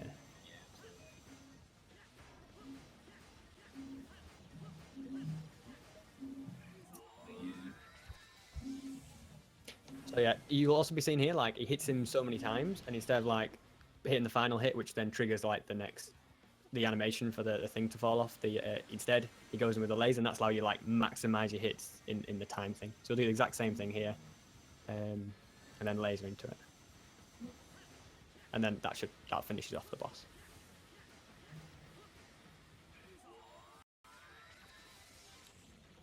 So we're pretty much exactly like a zone between the two runners at this point. Yeah, pretty much. Yeah, that is pretty interesting because like Sid and them just finished both of the bosses. Yeah, it's going to be. I think it's going to be an interesting ending. Just with the fact that, yeah, I think it's going to be like with generations and everything. I'm not sure how it's going to go, but yeah, it's weird to like consider because like, from what I remember, I think Frog mentioned that he hasn't played it in a while, and then Josh is not playing on the PC version, so like. Josh isn't using the PC version. Nope, he's using a console version. Oh, that's a big thing because like loading times on Xbox or PS3 or whatever. It'll be on Xbox, I think, won't it? But like they're pretty big. Yeah, but I did look into like trying to like find like some time savers using M&D speed, since on the console versions of those games it is a lot easier to do those. Yeah, definitely. Like running classic on the Xbox is like so much quicker than PC. So yeah, you'll see him save a lot if he pulls them off and save a lot of time. Like it's a huge skipping chemical plant, I think, which saves like 20 seconds and everything. So oh yeah, be interesting to see. Interesting though that skip is actually possible on PC, but obviously with the whole D speed thing, it's like on PC it's just a little bit harder. Yeah. I remember like a strategy used for the PC version involving like the fire shield or something to like make it work more efficiently. Oh yeah, because when you have fire shield and the speed boots, like it's you're super fast with that. Yeah. But anyway, we're getting off topic here. Yeah. All right. So something to note before, Critical Sid just skipped an entire 2D section, Starlight Carnival 1, which is something Green actually ended up missing when he went through it. And the whole like process of doing that, it just involves like another like not letting the game automate you, because a lot of the skips in this game just involve like making like not going into the boosters or the hoops or whatever that the game directs you at, because the game doesn't expect you to like go like out of like these automated sections, because you normally don't move in these sections. Like it's impossible to move. So if you like skip like these like boost pads and whatever, what Sid did, for example, in this act is he managed to land onto like a semi-automatic section, but it allowed him to jump. And because of how floaty the air boosts are in this game, it let him basically just skip the entire 2D section at the beginning and land to the section afterwards, using a pretty big and precise jump. So congrats on Sid for actually getting that. Yeah, that's a tough one, especially considering Green didn't make it. That just shows how difficult it is, because you've seen how like well Green's playing, but it's like also kind of risky if you miss it, because you have to go through the entire beginning of that Starlight Carnival 1, which is like a decent like 30 seconds. Exactly, it's a really costly. Yeah. It's basically a cutscene in the beginning. Yeah. So that's playing into the classic team's favor though. Like that's quite a big time save that Sid's done. Did we see what time Sid just got there? Was it a?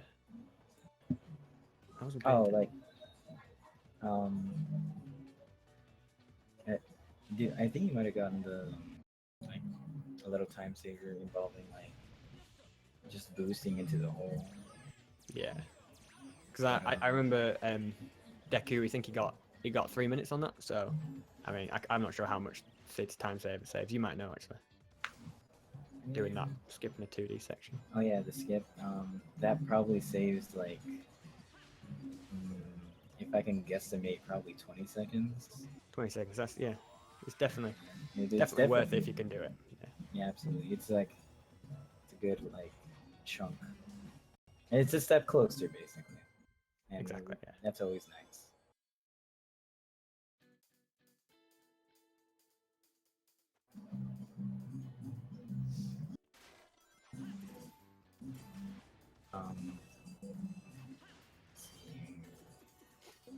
If I remember correctly, this is just quite a quick. Is this the one with the end in 2D section? So you carry on your spike wisp.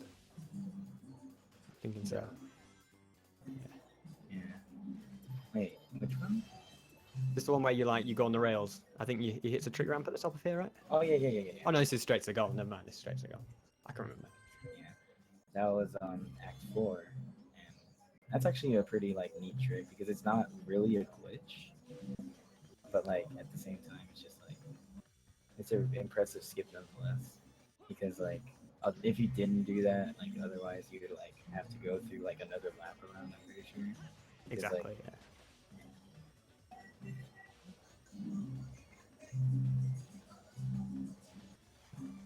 But let's see.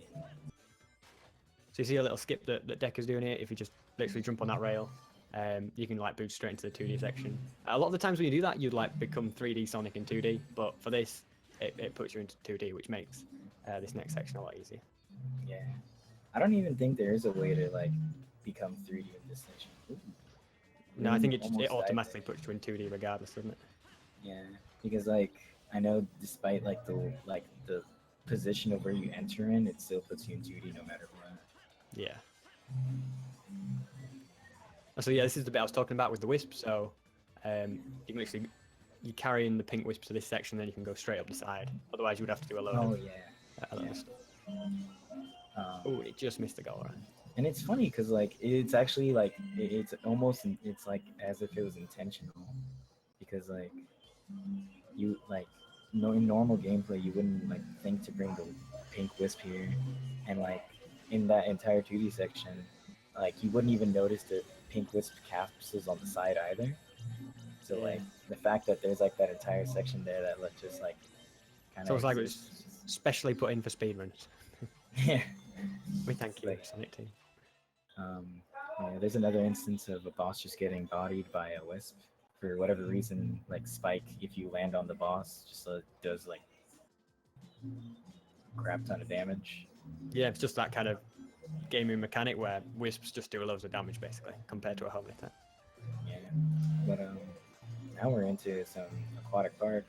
It's gonna be interesting, isn't it, to see whether we get if he takes on the big skip. The big skip is basically like you're basically going through the entire level in 3D, and it's really interesting to see.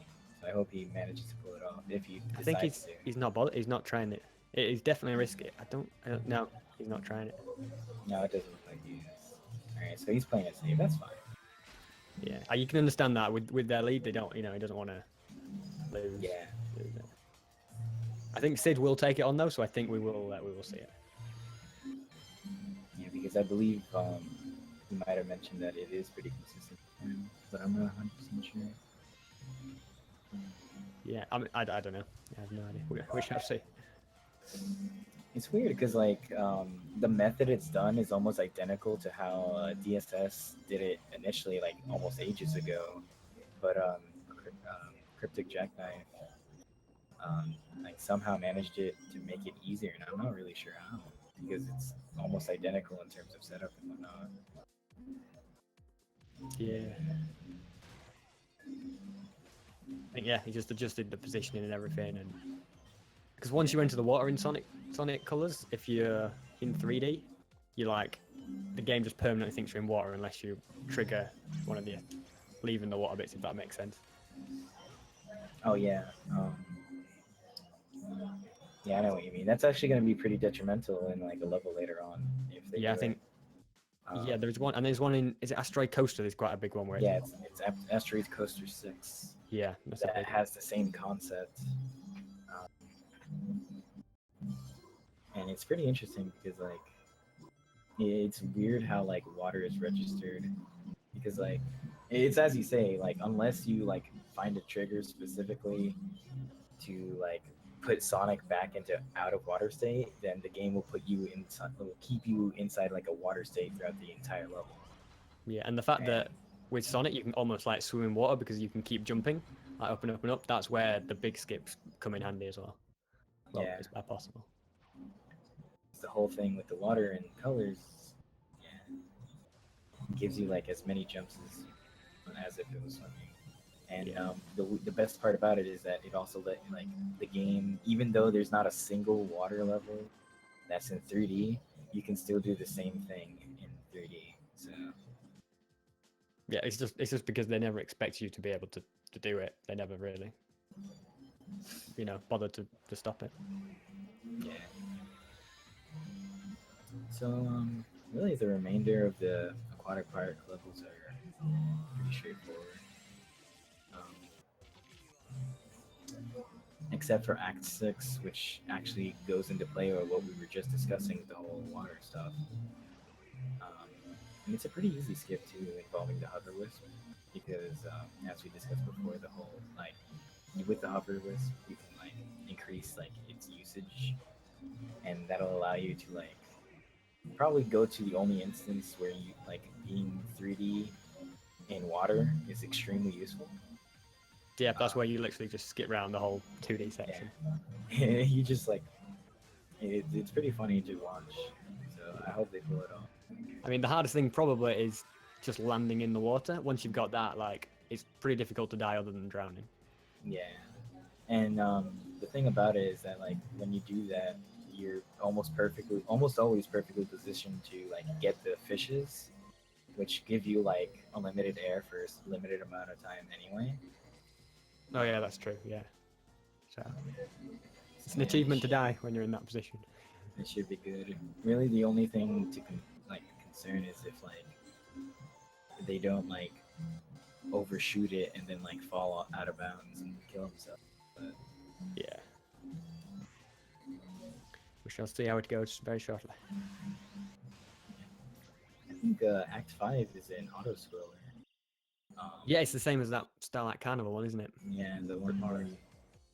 So it's basically the same concept. You just have to make the little spring go, or force the little spring to like keep up your pace.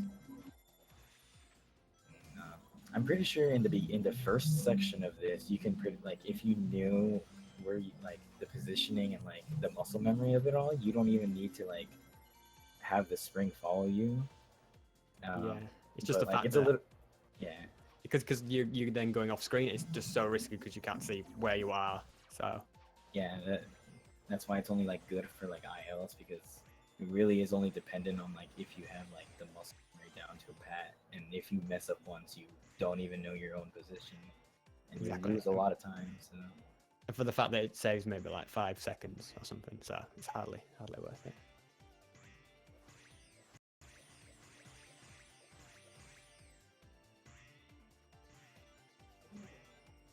alright. So I think Sid is about 1 act away. Oh no, he's only halfway through Planet Wisp. Yeah, so he's on Act 4 at the moment, I think. Am I right? Yeah. Yeah, Act 4. Yeah. To that laser wisp skip. Yeah, so basically what he does here is he's going to get the laser whip, do that skip, and it literally takes you straight to the top of the stage. You also see in Deku's run, he's using you see those fish, so they're the fish we were talking about earlier. When you have those, they're almost like a shield, and they also give you unlimited air as well. So they're pretty useful. Yeah, they're extremely useful. But thankfully, it seems as if Deku is in the Act 6, so here's where we're gonna see that pretty interesting trip. Yeah.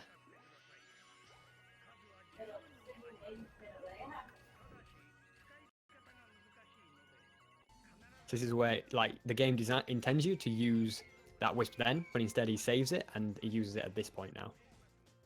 Well, after this point anyway. So yeah, this is where he keeps tapping to go. In fact, you don't even need to do it. That's how easy it is. And then yeah, he'll boost and land in the water, and then he'll be straight to the end if all goes to plan. There we go. So you can kind of see now how the water is literally just everywhere. Yep, and that just allows him to just kind of ignore the entire 2D section, just because of like, and then go straight to the goal ring. So yeah, this is one where you have to kind of manipulate these missiles. So he needs to break the yellow ones to get the drill wisp to do more damage on the boss, and then also he needs to manipulate this missile to break this capsule so that he can hit the lever.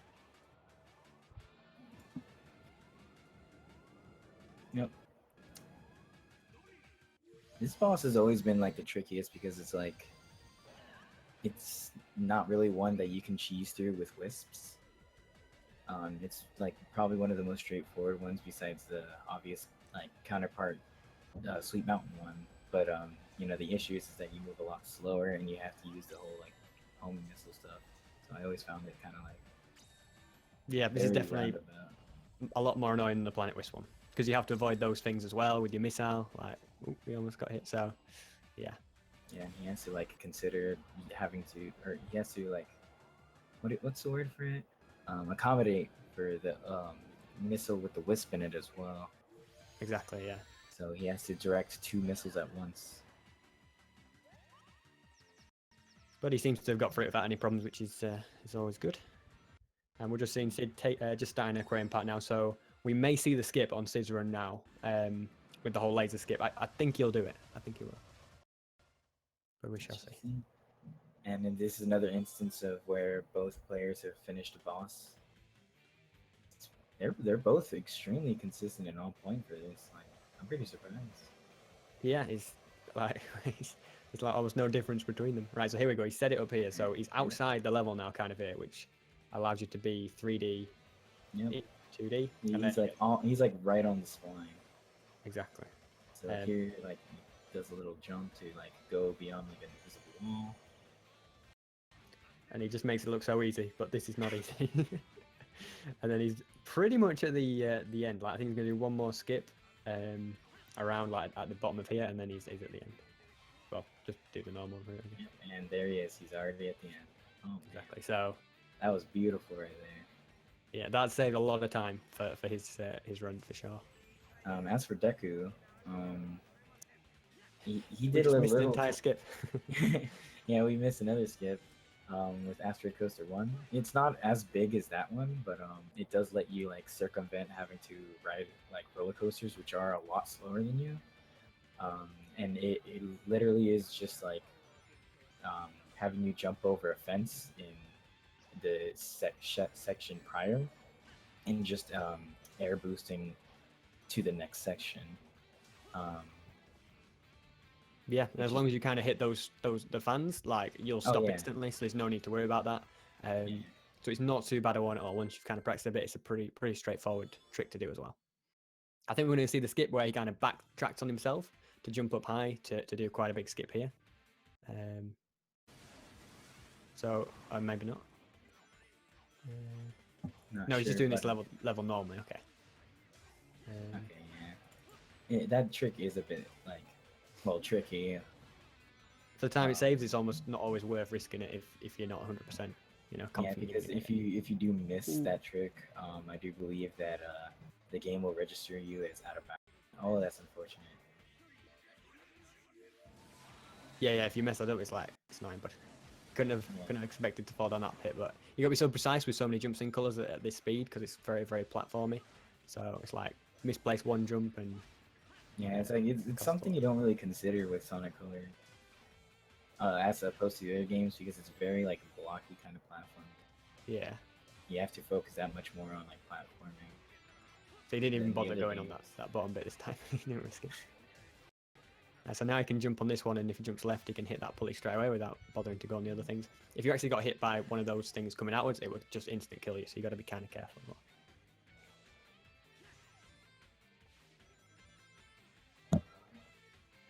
Oh, and another thing to note, in Asteroid Coaster 1, there's another skip that's extremely small. Oh wait, but before that, I wonder if Deku's gonna do the. Okay, he's not. Wait, is this the stage? I don't even remember. There's one of these stages where you can like do a. Oh yeah, 3D it was 2D that. It was skip. that bit. Yeah, it was that bit, and you can get Yeah. straight to the end. Yeah. Yeah, I know. Like some people might like it's actually pretty tricky to pull off because just like with Asteroid or not Asteroid but Aquatic Park 1, you have to kind of like run on the spline to like properly like clip out of bounds into the next section. But unlike Aquatic Park 1, there's not really a good setup for it. Um, and it's pretty good on Deku that he didn't decided not to do it because it does like waste a lot of time because you'll end up being completely like backtracked if you missed it. Exactly. It's like it definitely it looks cool. That's for sure, and it saves quite a bit of time, but it's also a little bit risky. Yeah. I think he just messed up that jump there, but it doesn't really lose him much time because he had the spike wisp, so that wasn't too much of a problem. Yeah, that's the benefit of that little skip there because if you normally all you have to do is like fit into like the little like gap above like the breakable like what do you call them spike blocks because for whatever reason Sonic Team decided to put a gap there but Would have been such a different level if they hadn't. but either way like the spike wisp is up there so even if there wasn't one then it'd probably be the same process. Yeah, it's true. But I suppose the only thing it would affect is the supersonic run. Yeah, definitely. I think that's the shortest level in the game, isn't it? If I'm not Oh mistaken. yeah, it's about like 3 seconds if you do it optimally. Yeah. So the level that Deku just did was probably one of the only levels that benefits from it. But like in the quick stepping section, because of how the curve of the level is if you like start like just spamming full jumps to the close end of it, then you do gain a little bit of more speed than if you were to just progress the level normally or if you were to even boost. The benefit of that is that you don't even have a lot of boost in that level to begin with. So you're going to see like whenever Sid gets there or any runner, just like try to like constantly jump. Yeah, great, because it's faster than actually just boosting round and everything, basically. Yeah. So Deku's in Act 6, and he actually did an Egg Shuttle exclusive skip. Oh yeah, boosting to the rainbow rings from the start. Yeah. Because otherwise, the non-boost like air dash doesn't have enough momentum to reach those little rainbow rings. Yeah. Sorry, what? I was going to say, so we're pretty shortly going to see. Probably, do you reckon probably take on this skip, this 3D? Oh yeah, this like skip basically involves like breaking out of boosting through the wall, basically. Yeah, boosting through the wall because for whatever reason the properties of these little like match things just like give you enough like jump momentum to kind of like clip into the wall. I'm not exactly 100% sure on how the properties work. But because of that, and because you entered or you initiated the glitch in a water section, it allows you to. What Deku did afterwards is he backtracked to a section of the level where he was in 3D, and then like circumvented the 2D section in order to go straight to the goal ring. Now, here's probably one of the most interesting bosses in the game because it's extremely broken. So he set the boss up specifically so that it would deposit like the rocket wisp, and then afterwards he just hit him once to initiate the 2D section. So what he has to do now, or what he's going to do now, is right as the boss is leaving that galactic portal, he initiates the rocket wisp almost instantly. And then if he stops moving after this, the galaxy just kind of like, or the black hole just kind of stays there, and for reasons unknown, once the boss moves around, it hits itself almost like 1,000 times and like ends up killing itself. Do you know how exactly that works? I think it's the fact that there's a portal there, so that's why it just kind of confuses it. So it tries to dispense its spikes to Sonic, but because it's kind of the game thinks it's going through a portal still, it kind of just hits itself with the spikes and kills itself.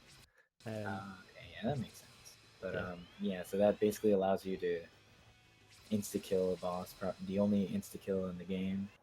Yeah, it's like it's really consistent. Like it's not the fastest way to do it, but for for egg shuttle purposes, it's definitely the optimal strat to use.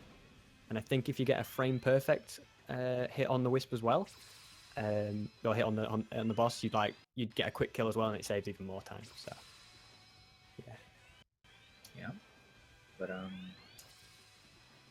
so Deku's in terminal velocity, and this is just a straight corridor quick step section, so there's not really much you can do here. This is the most exciting stage in the game. Absolutely. To watch terminal velocity all day. Really, the trickiest part about this section is the ending section with the purple bot, because if you don't manage your boost properly, you could end up getting killed by him because you can't really escape him otherwise. Yeah, definitely boost management is the main thing. Yeah. I think we just missed the skip with Sid that Sid just did as well. Fast Ride Coaster. Oh yeah. But you saw it and we explained it, so hopefully you can do it two together. What Sid might do actually is in the last 2D section there is a 3D and 2D that you can do. There you go, yeah. You did it. So Sid might be doing that. Oh, he's actually going for it as well. Yeah, he basically went around the 2D trigger, and as you already know, because he was in 3D in that 2D section, he moved a lot faster than he would initially, because 3D Sonic moves faster in general. He was also able to jump around the whole breakable blocks bit.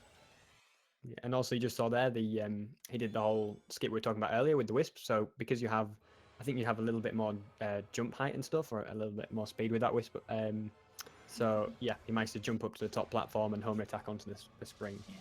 Another reason why it works is that you had they time it so that it's all they benefit from the jump height of the what was it called? Oh, the Frenzy Wisp, and due to the timing, halfway through the jump, it deactivates and returns them back to normal Sonic, so they can clip back into the stage with a homing attack.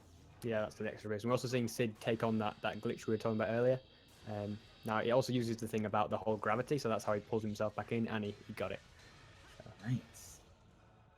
Oh, He's pulling off all the skips today. He's bringing it home for Team Plus. Oh, there we go. He perfectly landed onto forward. As we see Deku in the final boss. And we see Sid just finishing in 6 seconds there, so pretty good thing. But yeah, this boss here is a lot to do with RNG, of how fast your time is on what attacks it does. So this can sometimes either, make or break a run sometimes as well. Yeah. PB anyway. I do believe what the combination Deku got right there, which was Cube and Spike, is one of the slowest. With I don't really remember. I think it's either regular Cube or regular Spikes being the fastest. So it's pretty unfortunate that it got one of the slower ones.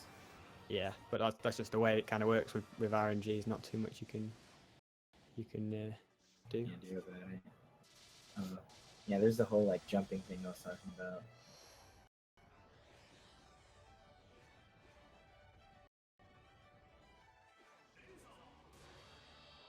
So yeah, this one's pretty straightforward as well. That Sid's doing. It's just basically use these Wisps, because we've seen how OP and kind of broken the Wisp. You don't really break anything with this, but it's a lot faster than using the Frenzy. You can just go straight through everything. And it looks like Deku was more or less finished this stage, and then the last one's just a tiny little auto scroller that you probably won't die on. Yeah, it's just a few jumps and you're done. Yeah. It's unfortunate because Deku actually got 2 really slow attacks as well. So hopefully that holds off some hope for Team Classic. Yeah, they've got every chance. It's going to be interesting as this last one. Yep. Sid also managed to pull off the Egg Shuttle exclusive skip. Oh yeah, with the boost, yeah. Yeah. So we'll probably see Sid do the whole boosting through the wall, going in water, and going straight to the end, which all makes sense. Yeah. Before, the setup actually involved using the Frenzy Wisp. I guess they managed to optimize it to use without it, which is pretty interesting. Because before, the trick was a lot more precise because it required you to enter a section, clip back into the level while still retaining the water properties. But looks like Sid got the clip, and now all he needs to do is get returned back into 30 Sonic. Then afterwards, he can just go around the 2D section and position himself to fly straight to the bull ring, just like that. Yep, and we also see that Deku has finished, so we're gonna get up Josh Kristallkeld's thing. He's now going to be doing Generations. I think he might have started. Yeah, he has started.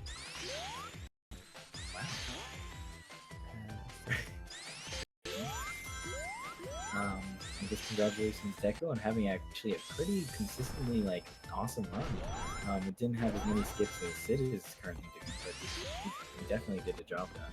I'm really impressed. Yeah, he did. Yeah, he got all the. I mean, did he die at all? I think he died just once or something. So. Yeah, I don't think he died when I came in much.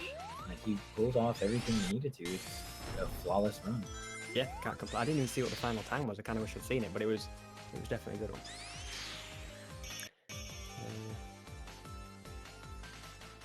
So yeah. It's up to you if you want to stick around, Fever, or... I'm not too familiar with Generations, so I'll leave it to you. Okay. I don't want to overstay my welcome. Well, I mean, I am a little bit familiar since it's kind of like Unleashed, but... I just need somebody here to laugh at my jokes, that's all. Yeah. Okay, well, I can do that. Easy. It's up to you. I mean, they've also got Sid going, so there's still a little bit to say about that. He's doing the same. Is he doing the same glitch? I think he might have. Yeah, he's doing the glitch, but I think he timed it a little off. Oh yeah, he didn't do it. That's unfortunate. He was a little bit too late. Wait, what? Oh well, it worked anyway, so I guess he's good. He probably knows what he's doing. We don't. As you know, Sid is a goon, so it's all according to plan. Yeah. So I wasn't thinking I was going to get a chance to talk to this because I thought about this, but because I thought we were doing PC runs. But basically, Josh, you saw a lot in Unleashed, is if you move the analog stick forward, so Sonic's just walking in 3D anyway, and then boost and jump, Sonic will do a really fast jump. So it's the same in Generations as it was in Unleashed. It's not quite as good as Unleashed. It's a little bit hard to pull off. You saw him in the rail section in Green Hill. He was trying to do it, but he didn't just get enough speed. But he just didn't get it quite right. But it also works with Classic quite well in 2D. Yeah, the thing about it is that they drastically reduced the dead zone of how you control Sonic in Generations, because the dead zone in Unleashed is actually extremely big, very very big. Because they don't really expect you to walk around that much because of how large the landscapes were. But in Generations, they timed it up so and I assume that's one of the biggest contributors to why it's a lot harder, because as you mentioned just a few seconds ago, the whole reason that glitch works is because you initiate it by making Sonic start by pushing the analog stick up until Sonic just barely begins to start walking, and because of how tight and what's the word for it? I know what you mean, though. So precise. The yeah, it's precise because you can't move around as much as you can in Unleashed because of the smaller dead zone. Yeah. So I think that's it made the game a lot better to control, but it also made the glitches harder. So. Yeah, which is unfortunate, but we can. Yeah. And Sid is almost done with terminal velocity now, and then he's just got the boss, and then that's that. We'll also probably see Josh do a skip in the water slide section, which is the drift glitch. Yeah, so it's pretty easy to initiate, but it's the landing which you just got to be careful of. But he'll probably land it. Yeah, because if anything, the returns from Unleashed is, even though we don't have good M&D speed, at least a very broken drift. Because compared to the drift in Unleashed and Colors, this drift is extremely tight and it initiates almost instantly. And has a property where once you initiate it, you pop up. That can lead to some pretty interesting things that we're about to see shortly. Yeah, I think he kind of landed it, but he kind of messed up the landing there. So that's why he died. So that's the whole thing, because you go to a 2D section and then you're 3D. But yeah, as Fever was saying, like the drift is responsible for quite a few glitches. Well, in this game, I don't know whether you'll see them in all of them in this run, because some of them are quite hard. But yeah, and there we go. He's got it this time. Yeah, because the thing about just how it skips with Chemical Plant is you also have to like make sure to like go back into the path without dying. Yeah, it's okay getting out, but you got to get back in.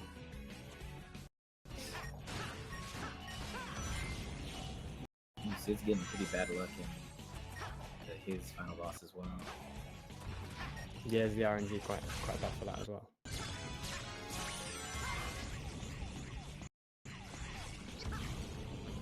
So I think we will see Classic next. Classic Chemical Plant. It depends whether you decide to be modern or not. You can choose either at this point. Yeah. At least. I think it'd be like it's the similar route to what Frogknock does, where he switches off, you know. Yeah. There you go. Yes, he's going for Classic, where kind of in the element with Classic Sonic and Generations. So yeah, he probably, I don't know whether he'll take on the huge skip or not. It's not too bad to do, but it's also let's see. No, he's not taking that route. Okay, so he's going to take the safer route, which is probably about 15-20 seconds slower, but it's a lot easier as well. Yeah, granted, from what I remember about that skip is that if you do miss it, you might overshoot and end up like soft locking yourself. Yeah, exactly. You can get stuck, so it's almost, there's that worry as well. You gotta be careful.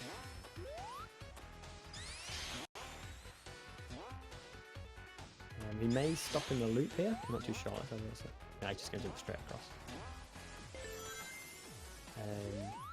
So yeah, now he's just literally going to follow the stage straight to the. He's take the top route here because that's faster. Go on these platforms, and you're more or less at the end there. And we're seeing Sid just finishing his run. So I think Frock might have even started it. I'll have a quick check. Perhaps.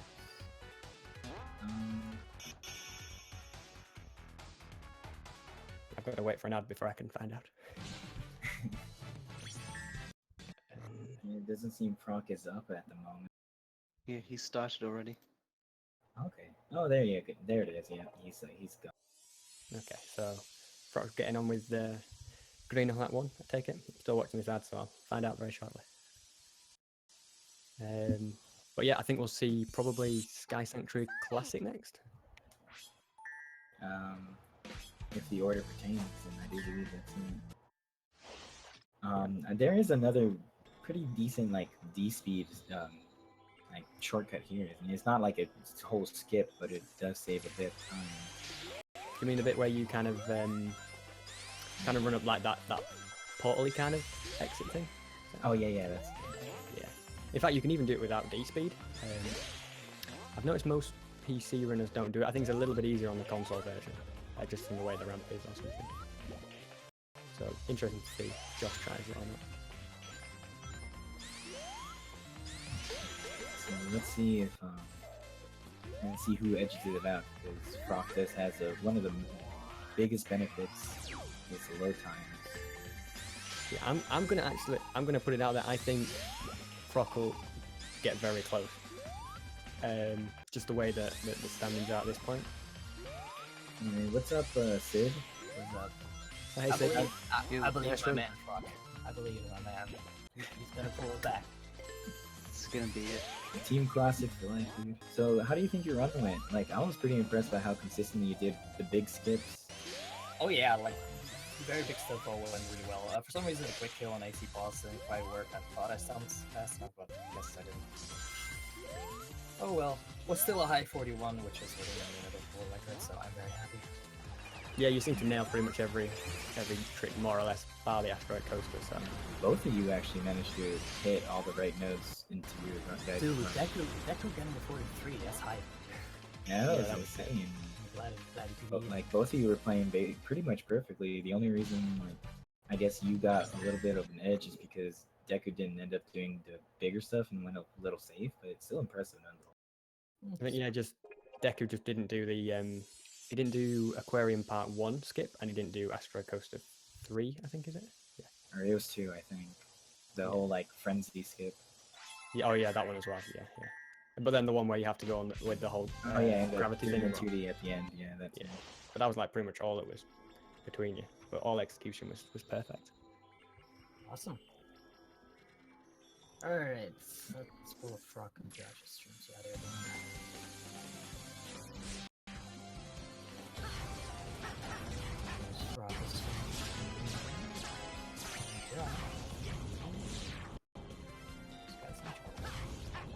So he has about 4 levels between them, but there's the whole loading time and everything. So it's gonna be close. For sure.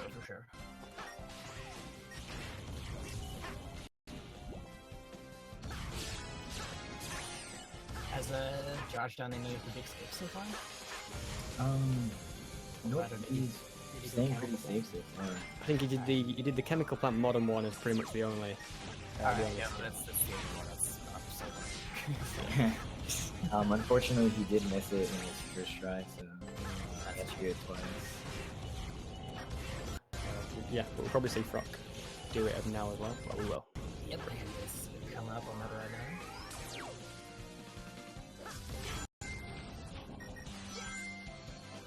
That moment of waiting. Is he gonna do it? Is he? Oh, he'll do it. He looks lined up. Well, he even did the fancy version, where he didn't even use, like, what was it? The robots to guide him. He just went straight in, yeah. Big or go home. Alright, Josh is Just nearing the end of finished it. Sanctuary mode. Nice little drifting at the end there. Yeah, it's like a mechanic in this game where if you kind of drift against the wall, as long as you don't like do it too much, you'll actually go faster. Yeah.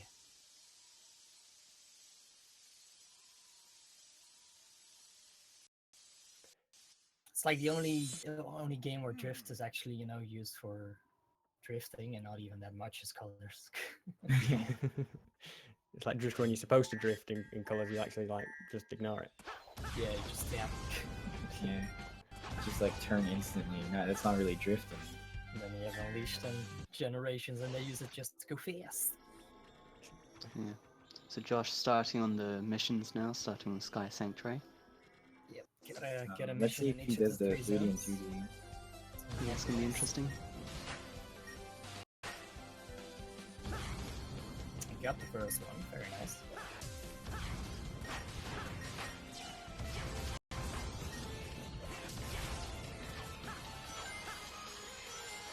Oh, looks like he's playing it safe.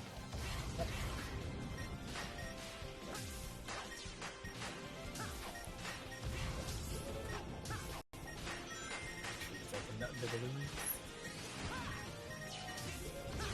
Still up in the 31. Yeah, the whole thing, if you mess up that glitch, it kind of loses a lot more time than you'd save. You're not getting it. And Frock just finishing Chemical Plant Classic with a 50, which is a pretty good time. So.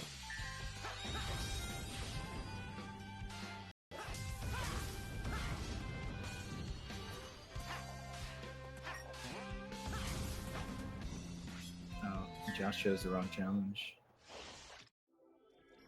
Yeah, because I mean, most runners will do a classic one with the buzz bombers and everything. But I think I don't know whether he's. I mean, if he does D speed, I think you can go quite fast. It's an M speed, but I don't know. Maybe he's got might. According to chat, it was an accident, so he probably like didn't misclick or something. Well, yeah. Looks like he's just rolling with it though. Yeah, it's not a huge time loss, honestly. I was getting some D speed there. Where it turns out to be faster or something. So yeah, the tricks that work now, we just do D speed make a return in Generations, but it's much harder, even on console, and then on PC it's yet again harder. So it's got to be so precise for Generations in comparison to.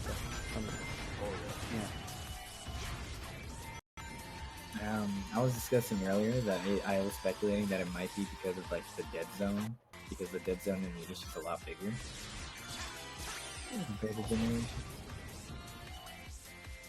So in tightening up the controls with Generations to make the D speed get harder.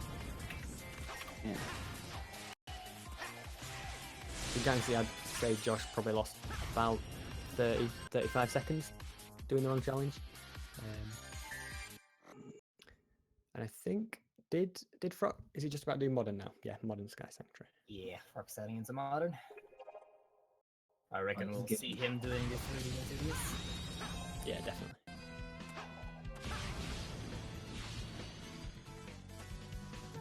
This big will go home. But he never goes home with these tricks anyway.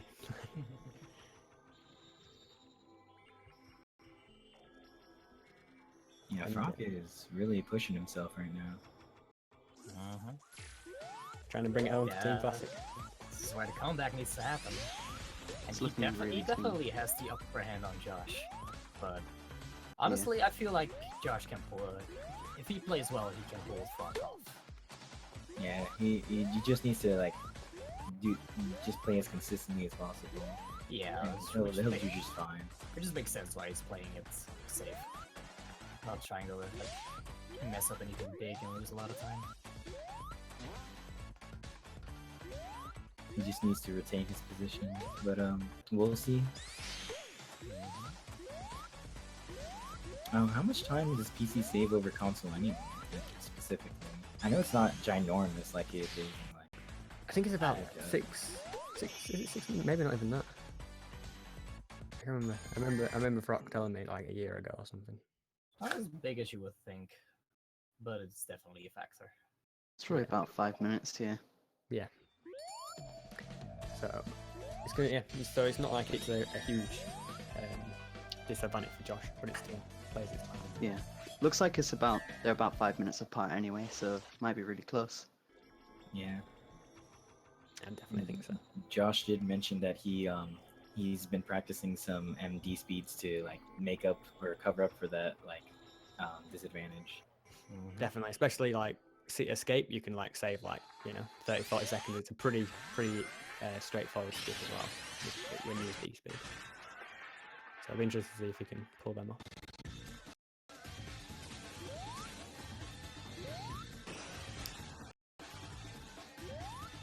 If you go fast enough there, you can actually hit a third hit before Metal Sonic does this section.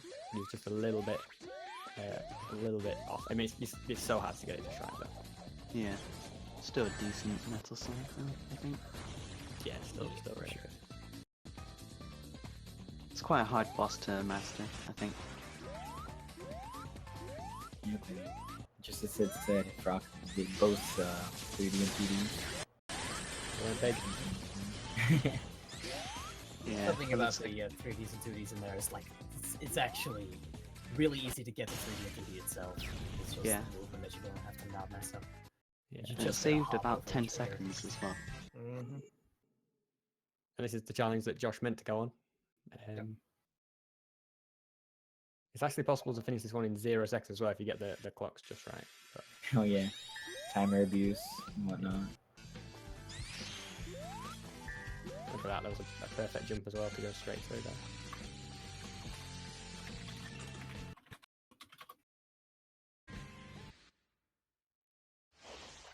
So yeah, we're going to see Death Egg from Josh as well now. There's not really any fancy tricks in this one. You just kind of want to get each hit as quick as possible. Isn't there like a glitch where There- like if yeah. you get you get There's no, stomped there's, by no, there's no fancy tricks for like the first part really. Oh but, yeah. You get once stomped and then you get- can jump up. Yeah, I know. Once you get to the top of the elevator, then yeah, you can just take a hit, get stomped on, and he will show his hitbox on his butt, and you can hit him. Yeah. Oh, so it looks like Josh did it. Yeah, so what you have to do is like jump. I think you jump just as you take damage. Oh, it's been a while since I did that one. There you Yeah. go. Nice. Nicely done, Josh. Yeah, well played.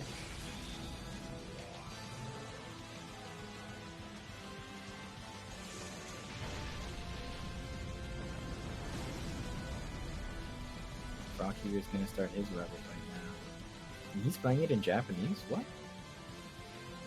Yeah, there's like a small amount of text that actually matters and will speed up chat. Like the difference is a matter of a few seconds, but Mm. Has he only done one challenge, or is that two? I think he's I think done he's done all two. three. Oh yeah, he's done all three. Yeah. Has he? So he's like literally a stage or two behind Josh at this point. Oh, and I think he did the little Metal Sonic skip that you mentioned earlier. Oh yeah, getting the third hit really quick. Yeah, he got that. Yeah. Wow, and already done. Nice Metal Sonic. Hey, welcome back, Mike. Thanks. Oh wow, this race turned out a lot closer than I was worried it was going to. After Sonic 3, it all looked like it was over for Classic. Now they pull it back with Sid did a pretty good run for colours, and then it's going to be a close one. you beat in 06 as well. Yeah, Nice. the biggest gap was actually after SADX. Oh yeah, the thing is, who's the runner? Yeah, Daisy's run, like, was he like 30 seconds off the record or something crazy? Yeah, he had a super good Sonic matchup.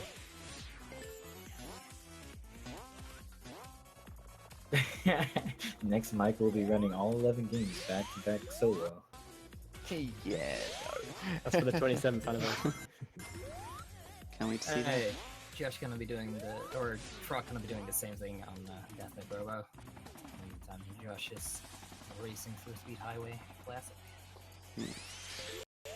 Looks like Frog got a bit of bad RNG as well at the start. Yeah, at the start, it kind of depends what attack he does on how quickly you can hit him. Like Lucia, like 10 seconds, I think.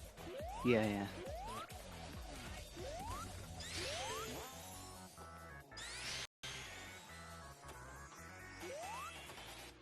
This has been a pretty clean run from Josh and Speed Highway as well.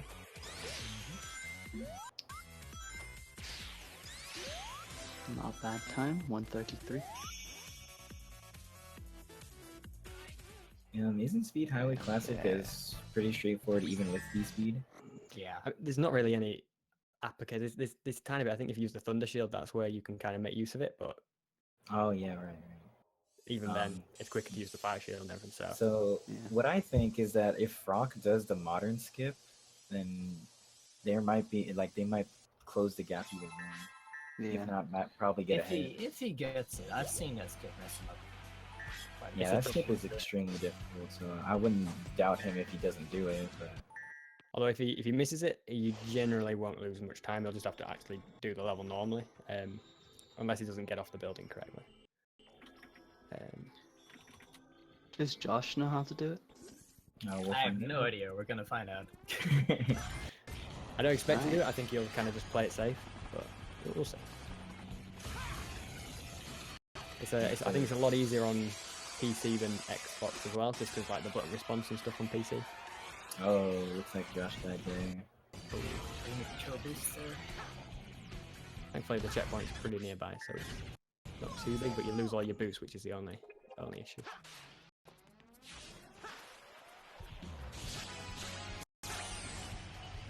The thing about the modern skips is also that they don't save as much time as you might expect, but just because moving in modern is already really quick anyway. Yeah. Yeah, but Coming up now. So like, just notice how before like Josh was like a whole like 3 acts ahead, and now Brock is just an act behind. Just goes to show. So Josh didn't attempt it. He's playing it safe, yeah. Yeah, so Josh started with a 7-minute lead, I think. As of the Death Egg Robot fight, it was only 2. Yeah, so PC Master Race, as they say. Yeah. It's gonna be kind of close after Speed Highway Modern. I think it all depends on what skips Josh does that are like Xbox only with Classic. I think that's where it's gonna make a big difference. In how close they are. Brock coming up on the skip now. See if he gets it. We just know when Brock is gonna do it.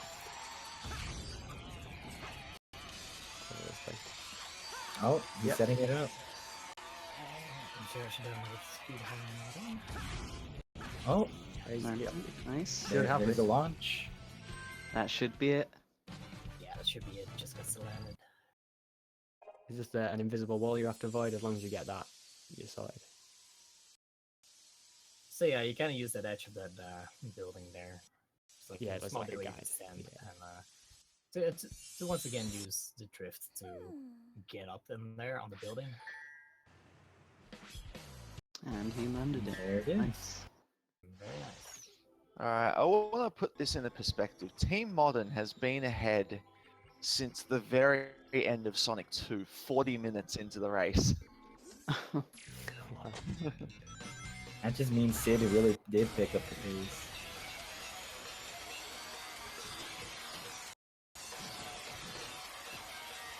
And it looks like pretty shortly Classic is going to mow that down. I think, yeah, Fever did well with the Unleash run as well. Like, it was faster than Josh's.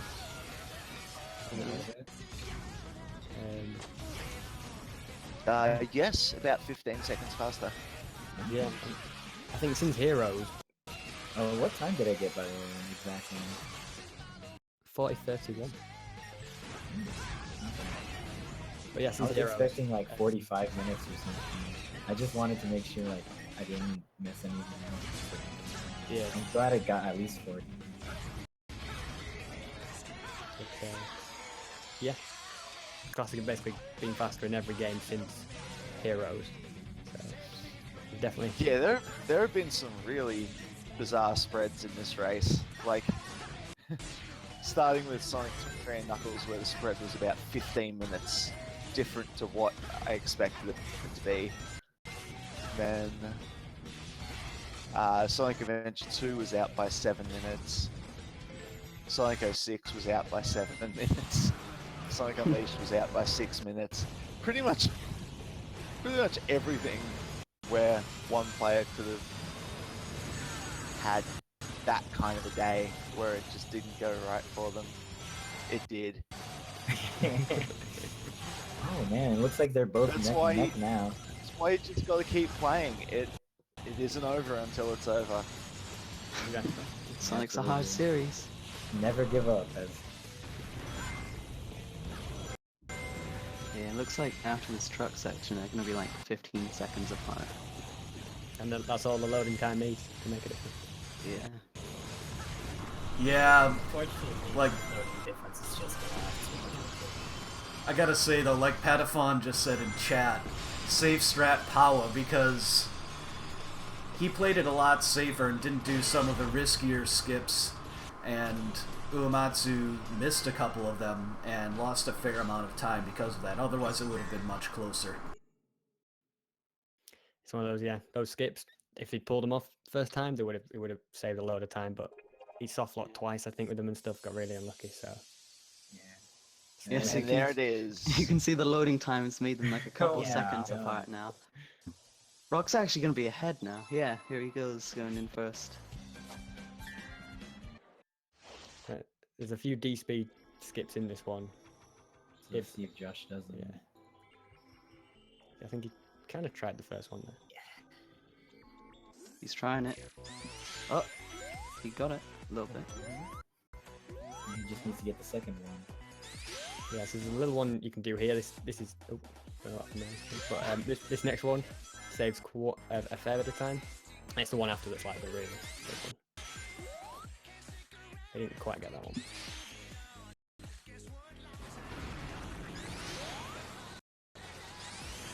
So yeah, that just shows the dynamic of a relay race. Because like the difference between Flock and Josh was taken into account with team balance. So the plan for Team Modern was very much just get ahead a lot, so that Flock wouldn't be able to pass. Oh, there it is. Hey. Very nice. Oh, he actually got it. Nice. Wow. So that's how All much the way. skip that is. That looks amazing. And he's back in the lead. It saves a lot of time in that. He's going for another one. Oh no. Didn't quite make it.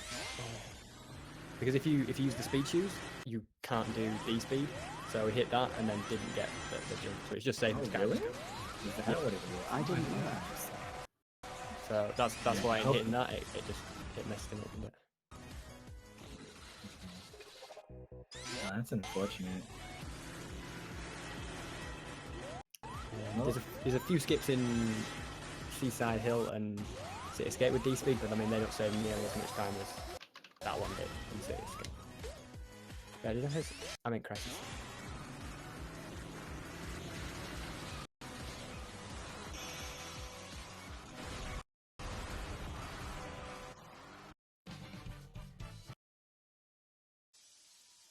And yeah, Josh didn't realise that either, I don't think.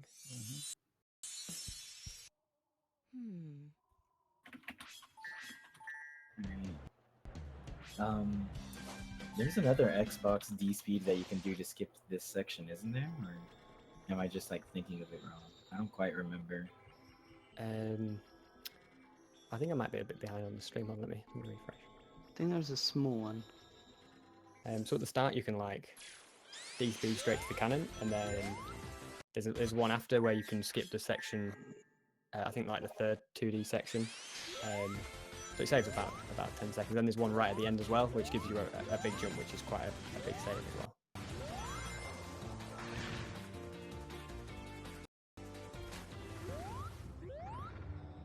And they're not too bad to pull off either, so we'll probably see them.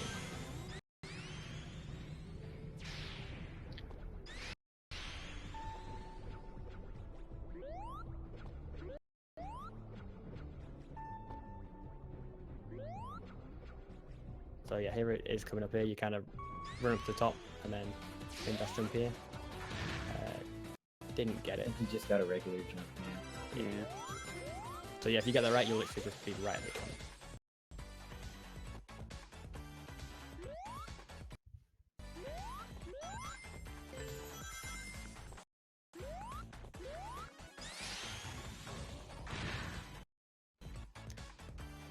So there's a little skip you can do if you like. You can spin dash and jump over this cannon. I tried it, but there's an invisible wall you have to watch out for.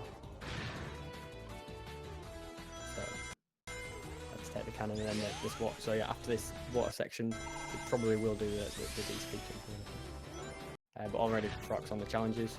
No, it's not against Seaside Hill, so. Yeah, Frog's heading into Seaside Hill Modern right now. Conserving his boost properly to get over the water to start there, skipping into the section. Seaside Hill Modern is quite interesting. It has so many rusts around it. Yeah. Oh, Joshua doing more D speed. Yeah, I think he jumped. It's usually optimal to jump like on the when it slopes upwards, but he kind of jumped earlier, so I don't know if that was intentional or not.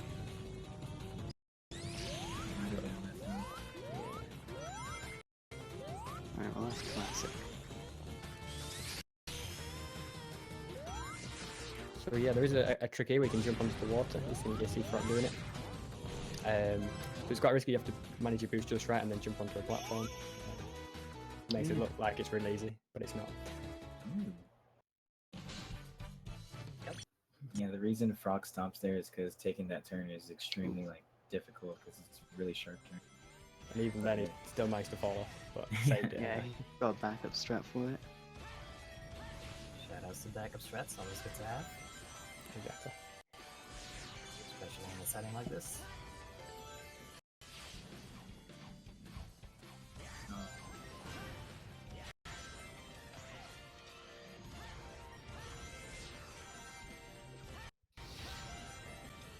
So yeah, it's not pretty straightforward as the end of here, and then I think we'll see the challenges from Proc anyway. And you can see there, just didn't quite get the boost management. You got to be so careful when drifting around that corner, because if you don't get it just right, you go into water and it all goes wrong.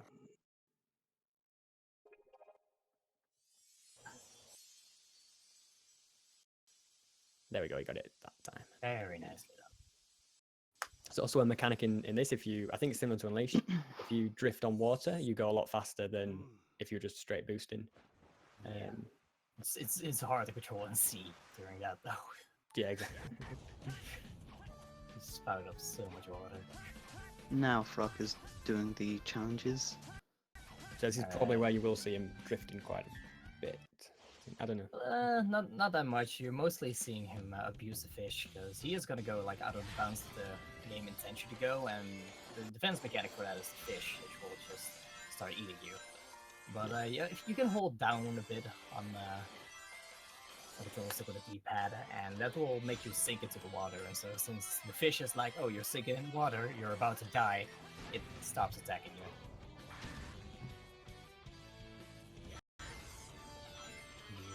You used quite nicely there. It looks like Josh is going for oh, never mind. Oh yeah, he's gonna go to the cart section as regular Sonic. Yeah, a little bit of a safer strat. But still rather fast. Faster than doing something. Yeah, faster than just going on the cart, because it is a little slower and a little harder to control comparatively.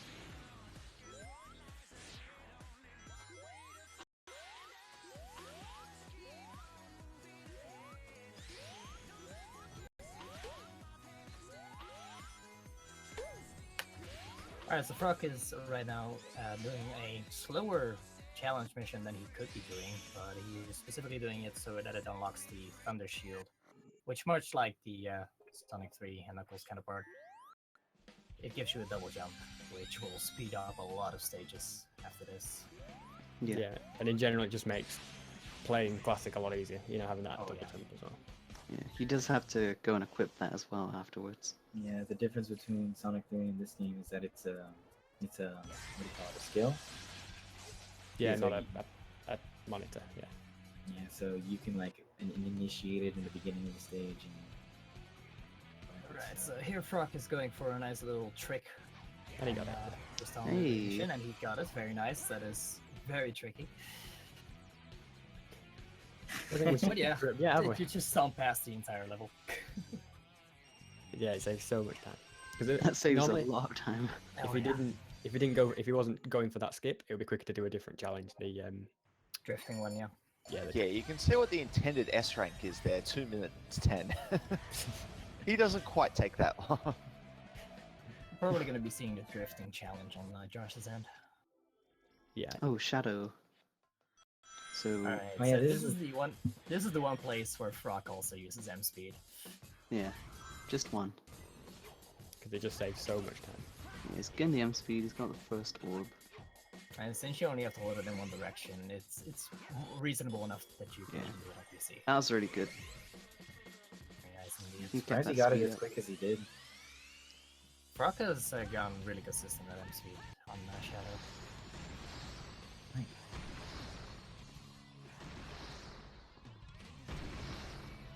But to be honest, Frog is having like just a really good one right now. He is going all out. He's extremely solid and putting all the right notes. Missed Shadow there, but it doesn't matter. Ooh, Josh saved himself there. Wow. That was really close, but he pulled it off. Oh, wow.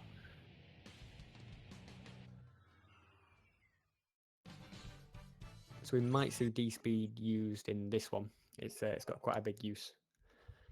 for the with the Thunder Shield. Let's hope so. I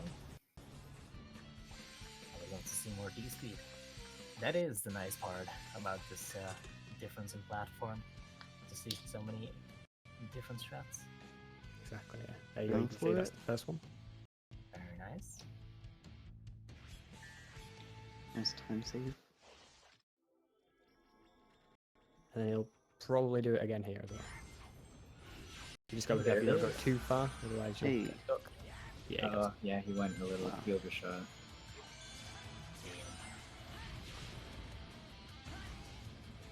As for Frog, why does he pause every time he hits the chaos?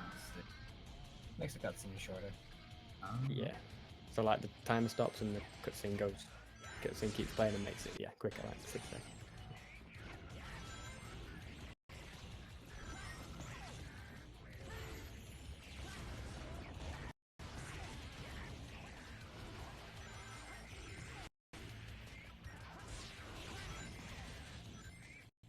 What is happening to Josh? I'm not understanding.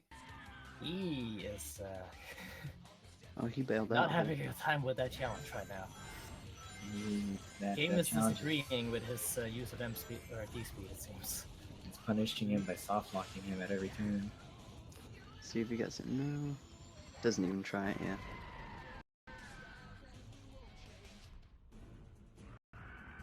Yeah, at some point you just gotta cut your losses.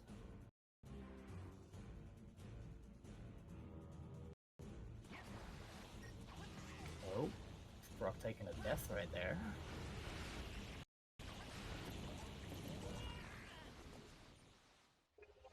Yeah, I'm not sure what happened Very there. Kind of. unusual, but it can happen. Yeah, I was kind of focused on Josh. Oh, Josh got the loop skip. Yep.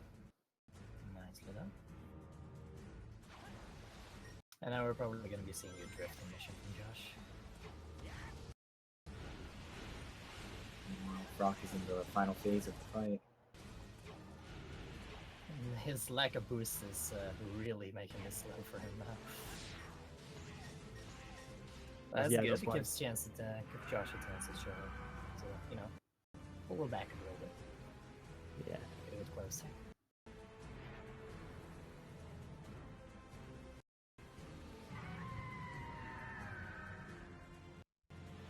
And over to the silver. So this different mission that Josh is doing, there's a lap skip you can do.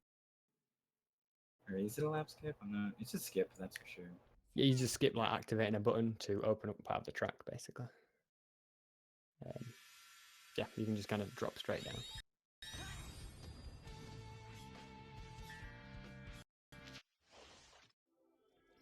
So there you go, you see it, and he didn't quite get it there. Oh. So now he has to go around here, go on the button, and that opens a bit of the track up. Yeah.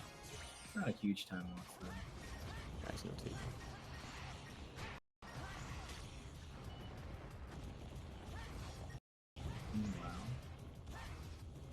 Wow. I don't quite remember since it's been a while, but does Frock does the 3D and 2D in this level?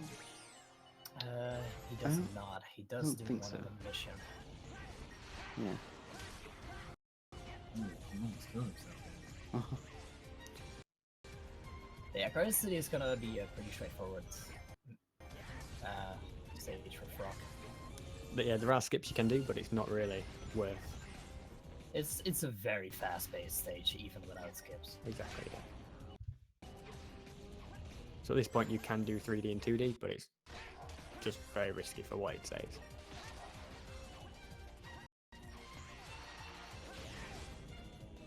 I'm seeing Josh doing the M speed as well on in Shadow. Very nice. I had to let the orb Where'd catch the up orb there. go? Okay, there it is. Yeah. Yeah, he Too kind of fast for the orb. kind of outsped the orb there. Yeah. So that was very nice on the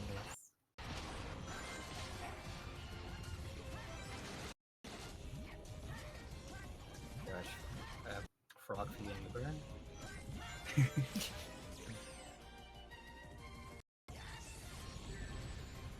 Oh, that is an expense. Wow. Oh man, that's unfortunate. Well, now he's gonna have to go through the final quick step section. Just now I don't feel bad about doing that in my casual playthrough. Yeah, it's surprisingly that jump from the rail is pretty difficult. You have like a really short reaction to actually like do it because you're stuck in like the boost lag for a while.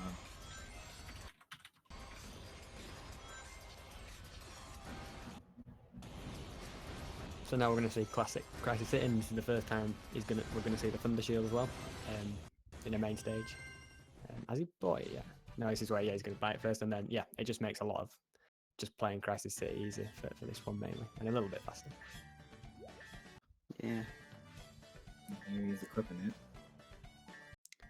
Because he's equipped it so many times, he's like lightning fast with it.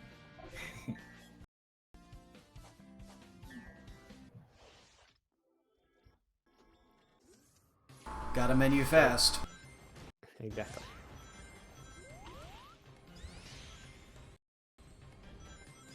So just little bits like this, like from here, you can just jump straight to the spring, and I think in this next section, it allows you to get straight to the rail and like skip an entire like 2D section that goes around it. So you see he'll jump about there and yeah, there we go. Making sure he's actually going the right way. Because normally you would just do that with D-speed, right? Yeah, there is a trick you can do with these, which allows you to, but it's quite hard to do. I suppose not too bad with the Thunder Shield. But yeah, you'll just skip that rail out completely.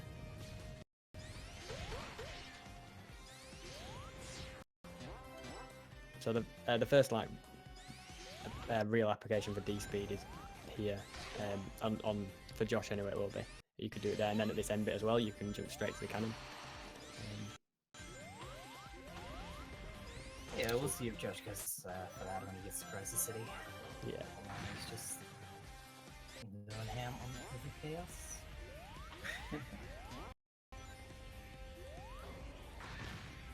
Nice triple signpost at the end of Crisis City.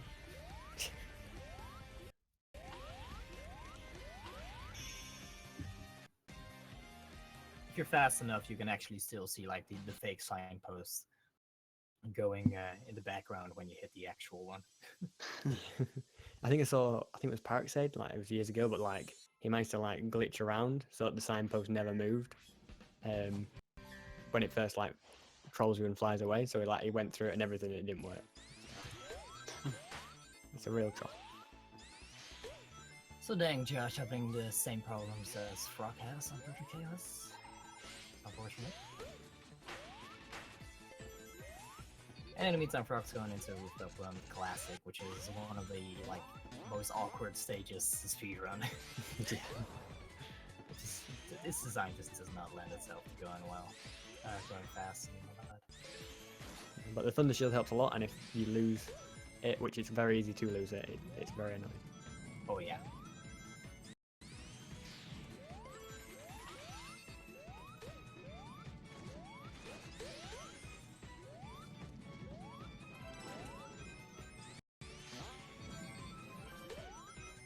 That's perfect chaos done for Josh.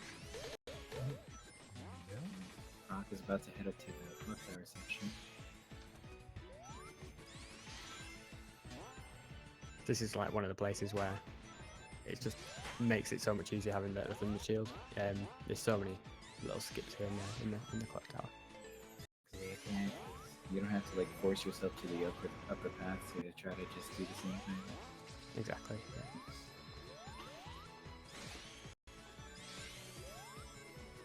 And I believe from here you'll just jump straight into the thing. There we go, yeah.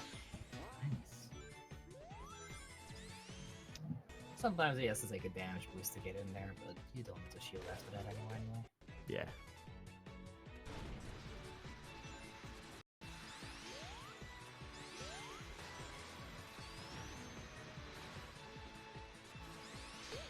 And yeah, the next stage is going to be Rooftop Run Modern, which is probably one of the most straightforward modern stages to speedrun. At least in the later ones, yeah. I'm actually very excited to see if Josh is going to do anything special with this, because that thing is a playground for M-Speed. That's true, especially in the last section. There's a lot of time to be saved there. Oh yeah, because of the lasers dudes, right? Exactly. Yeah. Gotta be careful then. Yeah, you got very unfortunate and like got a really weird clip off the platform earlier. Found the lamp. But for how late in the game it is, Rooftop Run Modern is actually like surprisingly easy stage. Yeah. Yeah.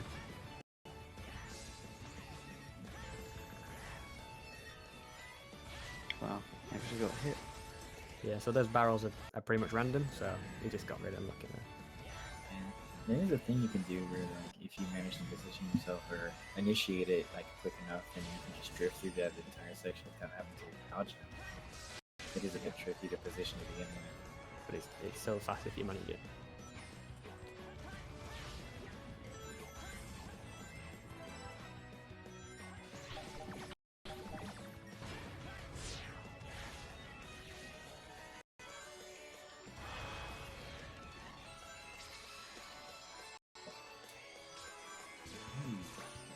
Josh messed up a little there.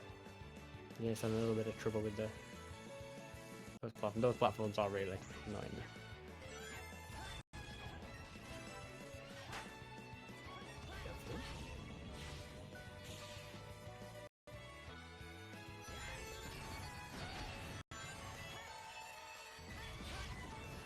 Meanwhile, we got Magoo's up the last one.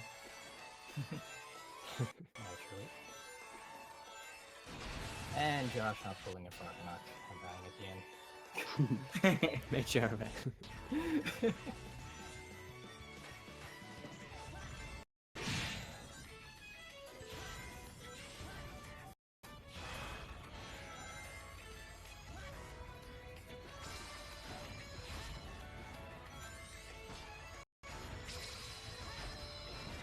So yeah, there's not much to say about Rooftop Run. It's pretty straightforward, but Planet Wisp has plenty of glitches to go at, so... Yes, that's what it is exciting. Classic. Yeah. It's probably the glitchiest level next to Speed Highway, I'd imagine. Yeah. Definitely the glitchiest classic. It's the glitch that makes no sense.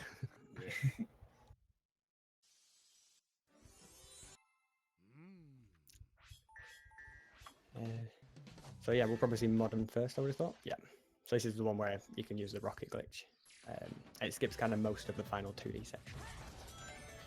Alright, that's where you that's where like Frog like saves up a rocket wisp from the previous section, right?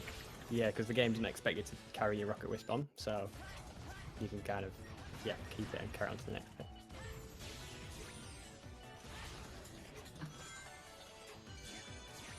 We'll see if Josh does the D speed here.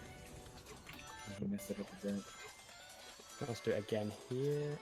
No, he's just going straight across. That is not too much of a time. He did a little one there, though. That was quite nice. It's not easy to do. Alright. Here's where the rocket skip starts. So unlike in the wisp. Colors, where grabbing another wisp while you have another one active just extends the use, here the other one actually gets stored so we can use it later. Yeah. So Josh has to... Yeah. You can just chain a bunch of rockets into other rockets which just are placed so that you can actually go up with another rocket anyway. It's kind of convenient. Yeah, I don't think the game kind of thought that you could charge it up and then wait and get another one. It never just... Yeah, the developers never thought about getting that. Yeah. You'll So, see yeah. this rocket get put into use just in a second. Unlike in Colors, there is the ability to charge up the rocket, which gives it more distance. Yeah. Can you control the wisping pulls as well? Like move it side to No, side? you actually can. There's another thing. So... Probably why the wisp is so much more broken in Generations. Considering Rocket barely had much use in Colors to begin with. Yeah. Oh yeah. Right, we'll see if Josh does the D speed here. I think he is setting it up. It didn't really work out, but it didn't really detriment him either. Doing it here again. Got it. Get Yeah, it. There we go. Nice. Yeah. When you pull it off, it 224 looks planet good. wisp. Yeah, that's a good run as well. 224. So you can see how much that rocket saves. Exactly. It's like an entire minute at least, I think. It took me like 7 minutes to complete that level casually. I know that feeling. It's like the one like I think generations level that really takes ages. Yeah. I like to think I did pretty well. I don't exactly remember my time, but you know, my colors experience carrying me through. Definitely. It was always 06 that got me like that. I had like 15-minute level time sometimes and stuff like that with 06. So the interesting property about Spike in this game compared to Colors is that, at least the only one I can think of, is that you can deactivate it whenever you want, and it goes up springs. Yeah, so that helps a lot. And yeah, so we're going to see a few glitches here. First of all is a PC exclusive glitch, where basically it allows you to go through the wall, like clip into the wall with the wisp. So also Josh on Xbox, he'll probably do like a much bigger skip, I think. But you can see if you hold, if you run at a wall and then activate the spike and then hold left, you'll kind of go into the wall. It's not too bad to do. And then he's going to come up to a loop at the end here. So he'll activate, it'll go left, activate the switch. And then, yeah, so what you need to do now is he'll spin dash into the loop. And if you jump at the right time, the game tries to clip onto the wall in the background. And if you tap jump again straight away, so you kind of just double tap A, you do this basically. So, yeah, it's pretty straightforward to do on that one. You can do it on the first loop as well, but it's a lot harder. And you'll see he just uses his Thunder Shield to save him as well. You can do it without the Thunder Shield, but you have to get it just absolutely perfect. Yeah. Yeah, so that with the rocket skip just skips like second half of Planet Wisp, which is usually the toughest part, so it's a huge time save. Definitely, yeah. So it's going to be interesting. I think Josh will do a completely different skip though, where he'll like jump straight over the top of the level. So that is always cool to see. The hardest part is just getting up there, really.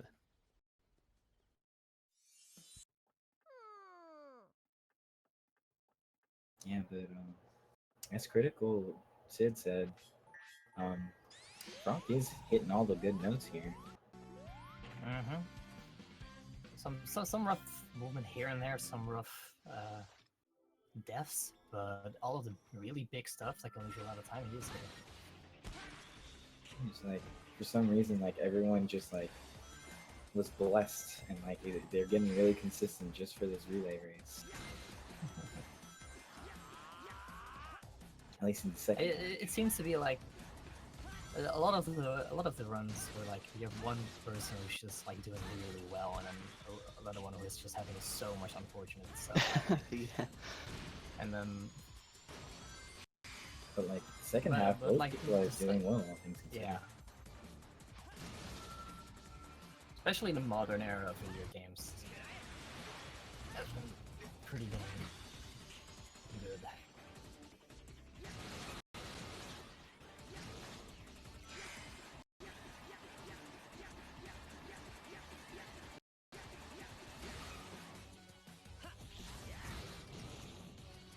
So yeah, pretty straightforward run on. Yeah, Silver's pretty straightforward. I think he did it. We didn't mention it, but like right at the start, if you pretty much jump straight away, you can get an early hit on him. And this last bit, it's all just about saving your boost for this bit and then boosting into Silver.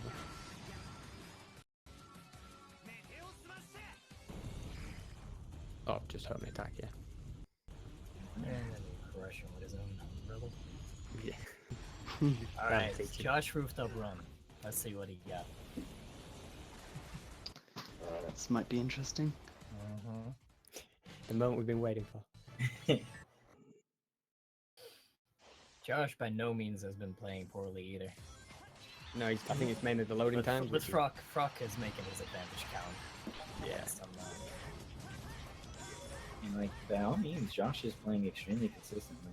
He's not dropping anything major. And like, he's not doing extremely Pretty much either. like similar small stuff as Frock.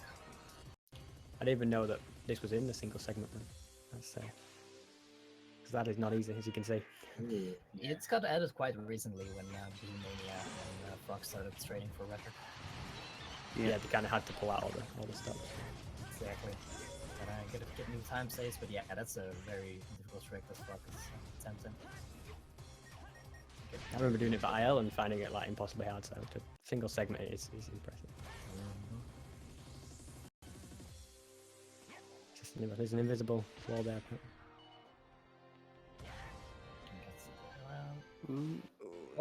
Oh.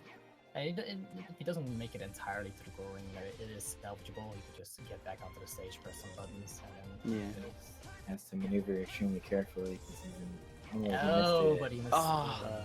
That is unfortunate. Josh, It's very unfortunate. taking an unfortunate death as well. Oh, wow.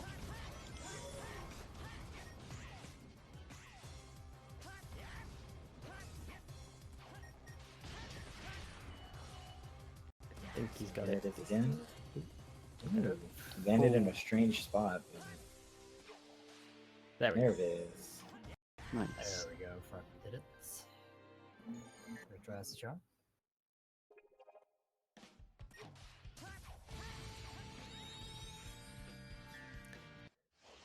Is this endless boost? Yeah. Yep.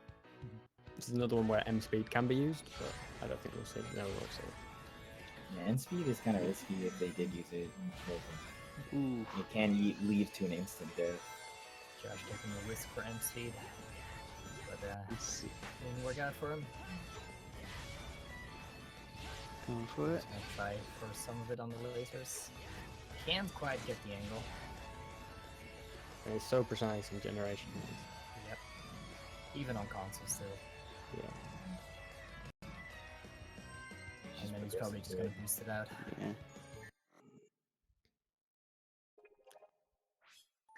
So this one Frog's taken on is probably the quickest challenge in the game, if you get it right. And it was already fast. It's just that. It was already like 8 seconds, I think. That was 5. That was a 5-second run, yeah. Yeah. So just 2 bosses for Frog and they'll be home and dry. Here's Hedgehog. I think the most annoying boss in the game next to the time meter. It's like these 2 last bosses are what can like kill a run. It's like...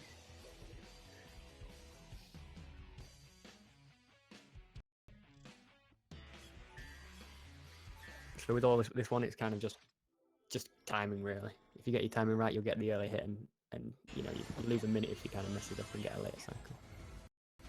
Yep. He's just gonna stop boosting at a very specific point as he transitions into 2D in a bit, which will allow him to get really close.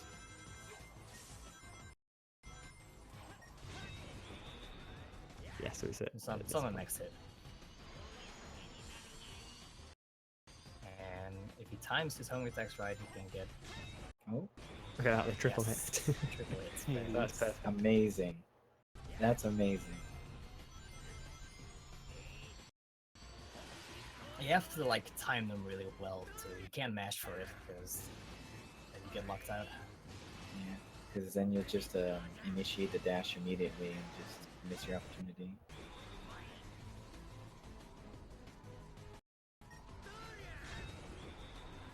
And in the meantime, Joe's just heading into Planet Wisp. That was a really good Hector Goon. Yeah, that Hector Goon was sick. Big. Did he get triple hits? On the Yeah, he got the triple hit. dive? On the dive section? Oh, I think he got 2, and then did he get the 3rd one when he came out of the ball? Oh damn. Then, yeah, wasn't quite paying attention. Recently, he actually got like two extra hits on the dive section, Vector Goon, so you get an even earlier kill. Oh man. Which is like, it's already incredibly rare as it is, so 2 in one fight is nuts. he was angry about it. It's not that he knows that it's possible. Now he has to add it to the run. Are you kidding me? I mean, you just gotta get lucky. That's the thing. I think Frock messed up a bit on the cogs there. A little bit, yeah. Think he fell down and forgot to put the Chaos Emerald in. Nothing It slid major, off. Yeah. So they take a really long time to spin. Josh is making his way through modern Line of Wisp, also getting the rockets along the way, so he should be going for the skip as well.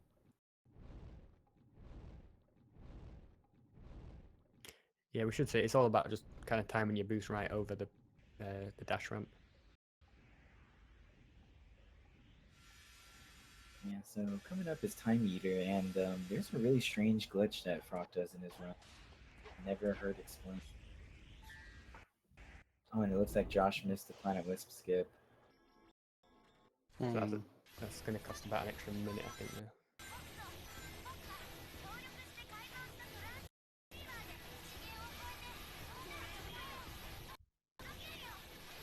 So, if I remember correctly, I'll try and explain this glitch, if it's the one I'm thinking. Is it the one where he like switches and then Classic Sonic's in the middle of nowhere or something? Yep. Yeah. Yes. So let's see if he manages to do it. Yeah, I think it's all about I think I'll just watch it.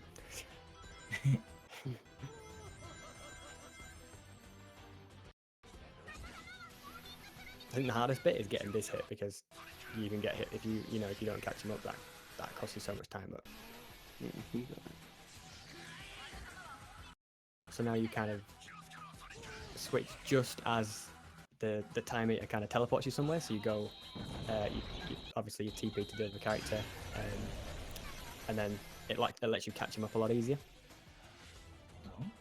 So then you're much closer to him when you spawn back in, and you can just get that hit really easily.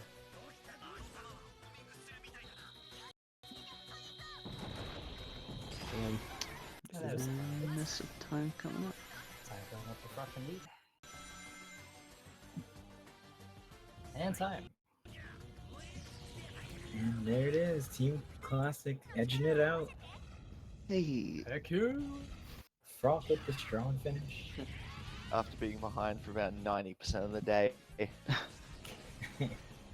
We have 8:04:14 minus a little bit of stream delay.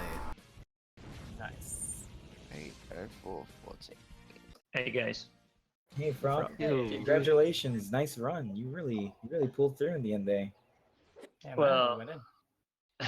I Had would some be silly lying. deaths. Had some silly deaths. Yeah, I'd be lying if I didn't feel a little bit bad about it, because I was running on PC while Joshua was running on console. If I knew it beforehand, because I learned it like when Sid was doing his run, I could, hook up my Xbox and run on console as well. Nice run. You So, really but pulled I through learned in the it end a there. bit too late. Yeah, man, we went in. But Had some silly deaths. Had some where's Joshua, by the way? I don't have anything He's open. in modern Planet Wisp. He's kind of given up. I think he was like, I'll look at the finish. I see. Yeah. But yeah, like the difference in loading times ended up being a bit more. Yeah, I was thinking along the lines of maybe I mean, I was kinda thinking along the way to stop at one point and wait like the amount of minutes the loads take and wait and then go ahead again. Then I felt like this might sit really wrong with Joshua as well. So I was like I don't know what to do exactly. Like I was kind of feeling bad about it at the same time. Like, extremely drastic. But yeah, it's unfortunate, but it was like the advantage you had over Josh was calculated into the team balance.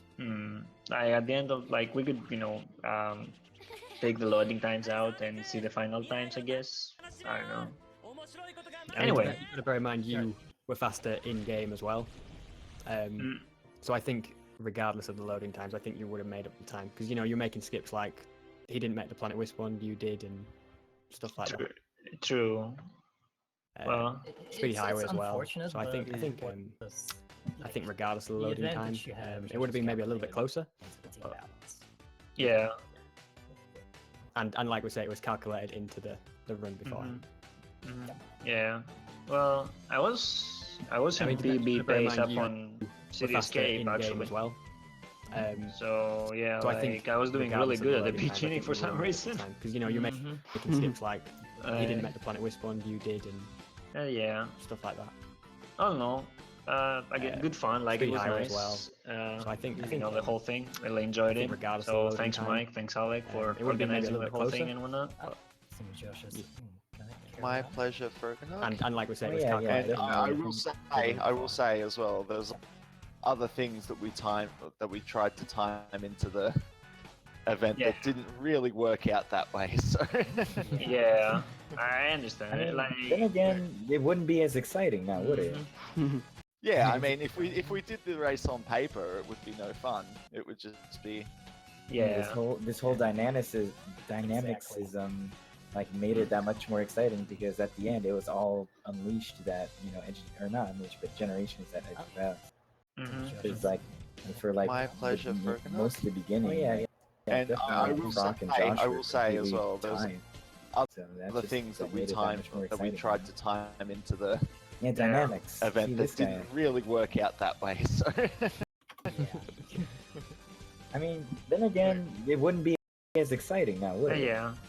yeah, I mean, if we did the Just race on looking paper, back, 'cause it would be no fun. It would just be all of the times into a This spreadsheet. whole and dynamics is I have dynamics is, one of the like, made tables it- is the expected difference between the two runners versus the actual difference. So, like for Sonic 3 and Knuckles, there was a swing of about 15 minutes against the expected difference to Team Modern.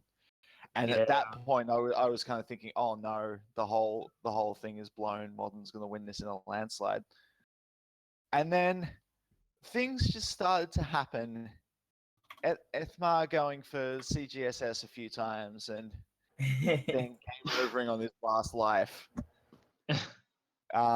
Sonic 06 happened. Sid, I think you said you PB'd in. Yeah, by like 50 seconds. Yeah, apparently he saved around 5 minutes. What Wick said, like you saved on him 5 minutes or something. Yeah, something like that. Like a 10, like close to 110. And then Vivo broke even with Josh on Unleashed as well, which was about a 6-minute swing too. Oh yeah, I was surprised honestly because like I thought Josh was gonna like blow me out of the water, But according to him, he focused more on practicing Generations than Unleashed. Which is understandable. Oh yeah. Honestly, I'm glad Josh was willing to do Generations to begin with because it would not be part of the race. Yeah, So shout outs to Josh. Shout outs to Josh for Yeah. letting it all come full circle and make it be a proper Generations race, Yeah, Josh is the real man out of the whole thing, I have to say. Stepped up for the team.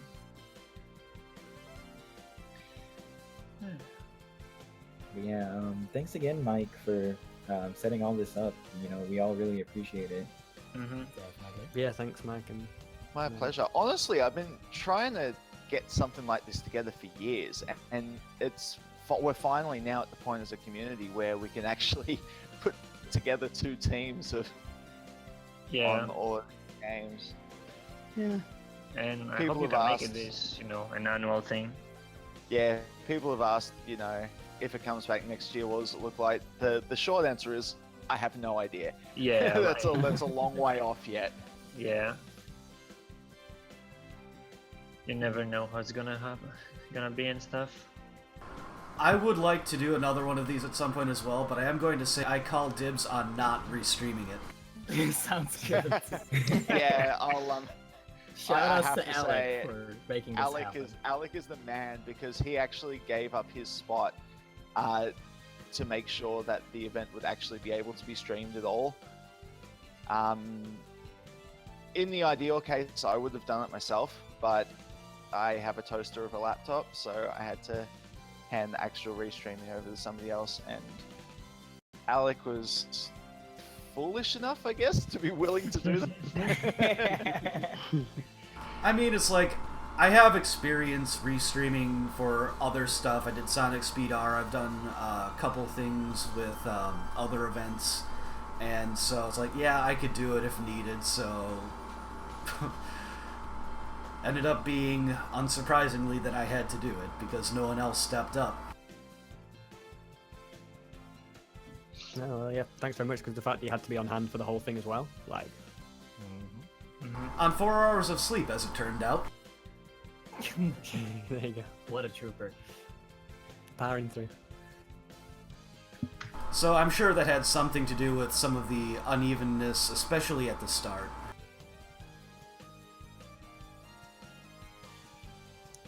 Yeah, I think once you ironed out the frame rate issues and everything, it was smooth and fine. Yeah, it definitely ironed itself out at the ending, so at least you got that going for you.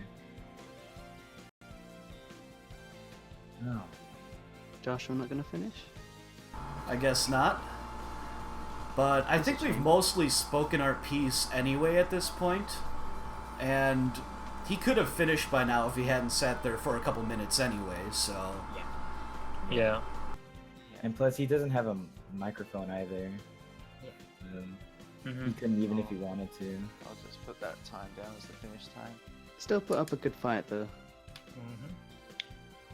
By the way, where was the point where I actually overtook Joshua? Speed Highway, I'm pretty sure. He's at Hill. Speed In the Highway? Speed Highway, I think. Yeah, Oh, like yeah, you it guys was- were You were, saying- no, you were really close to Speed Highway, and then you took the final bit at City Escape. Wow. Okay, I thought he was like, way far than that. Like I thought I overtook him around Seaside to Perfect Missions, I guess, something like that. Yeah, it was really crazy. Like we were talking about it earlier, because like by the time you came in, like you were like Josh was like at his last modern stage, for example, and then like it was not even a few minutes later, and you were just an act behind him when the middle of the run came by. So it just goes to show you how much time it saves. Yeah, like I'm not sure like if you guys mentioned it, how much time it saves to console. It is for the Xbox. It's around 9 to 10 minutes. Oh, and that's way more than we thought, actually. For For like 5 or 7 or something. oh yeah, like, it's 9 minutes around there. While on PS3 it's like 18 minutes. That's insane. Yeah, you save 18 minutes to the PS3 version. That's actually quite insane for a 1 hour run.